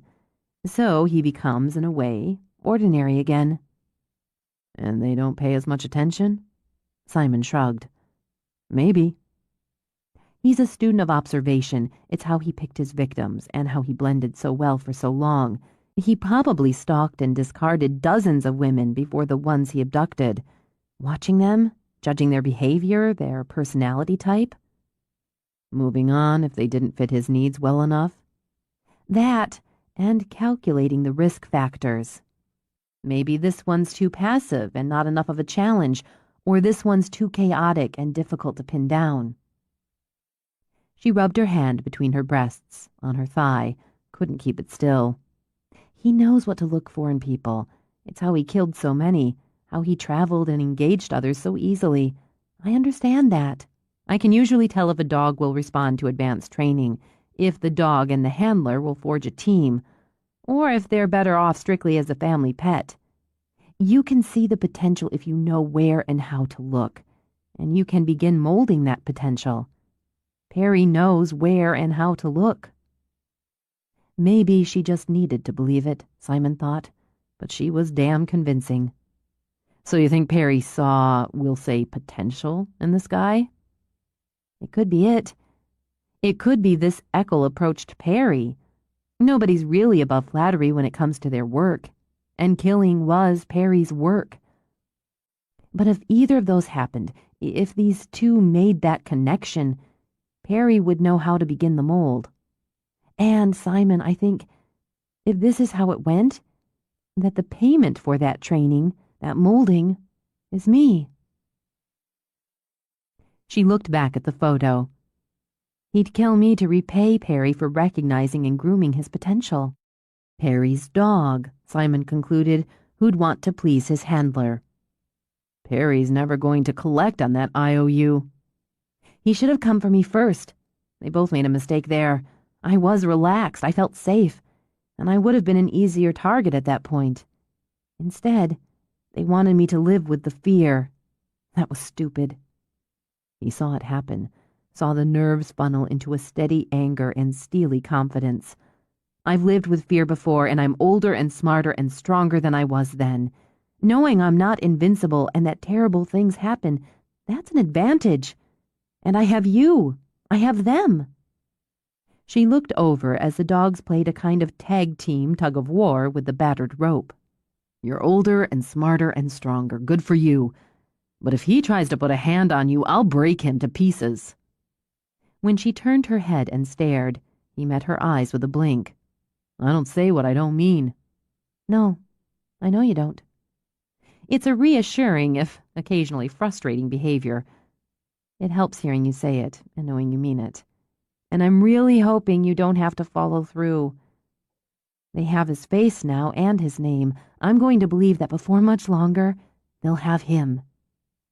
She let out a breath, tipped her head to his shoulder for a moment. I have to get ready for my next session.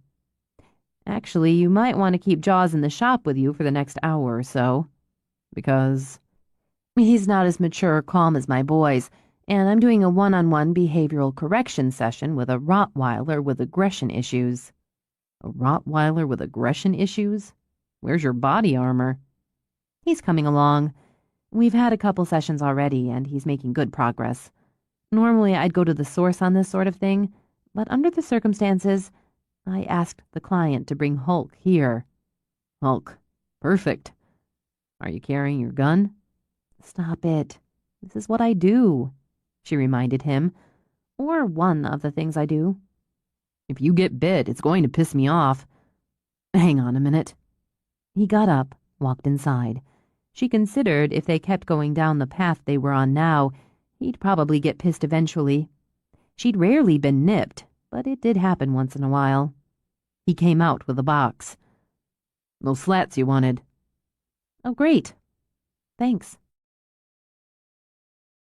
She came through the session unscathed and decided to busy herself in the kitchen for the next hour.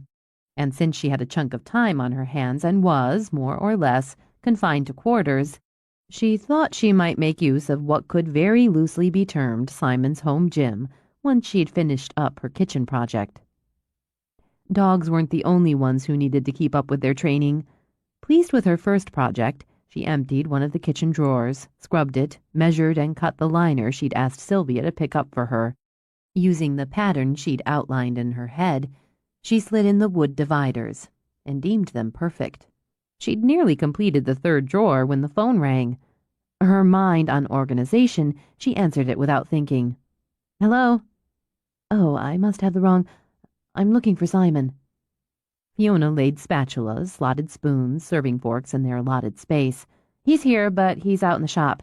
I can go get him for you. No, that's fine. He's probably got the music blasting and machines running. That's why he didn't answer his cell. Who's this? Ah, Fiona. Who's this? Julie Doyle. I'm Simon's mother. Mrs. Doyle. Wincing a little, Fiona closed the drawer. I know Simon would want to talk to you. It'll just take me a minute to... I'd much rather talk to you, if you're the Fiona Simon's told me about. He... Really? He may not say much, but I have years of experience prying things out of him. You're a dog trainer. Yes. And how's that puppy doing? Jaws is great. I hope your years of experience helped you pry out of Simon that he's madly in love with that dog. They're a great team. You do search and rescue. Simon mentioned to his brother you're training the pup for that. He mentioned to his brother? Oh, we email a lot, all of us. But I need a phone conversation at least once a week. The better to pry. Plus, I'm angling for him to come home for a visit. He should. Guilt stewed in her belly. Of course he should. And he will when everything's back to normal. I know you're in a hard situation. How are you doing? Mrs. Doyle. Julie, and why would you want to talk about all of that with a perfect stranger? Just tell me, are you staying with Simon now at his place? Yes, he's been wonderful. Generous, supportive, understanding, patient. I think I must have the wrong number after all. Fiona laughed and leaned back on the counter. He talks about you. Just little things he says once in a while. He's madly in love with you, too. The madly's often the key word in the Doyle family. It was easy to chat. Relaxed, Fiona opened the drawer again and filled it systematically as she and Julie Doyle got acquainted. When the door opened, she glanced over her shoulder. Well, here's Simon now, so I'll turn you over. It was really nice talking to you. We'll do it again soon. Your mom, Fiona mouthed and offered the phone. Hey. He stared at the open drawer, shook his head.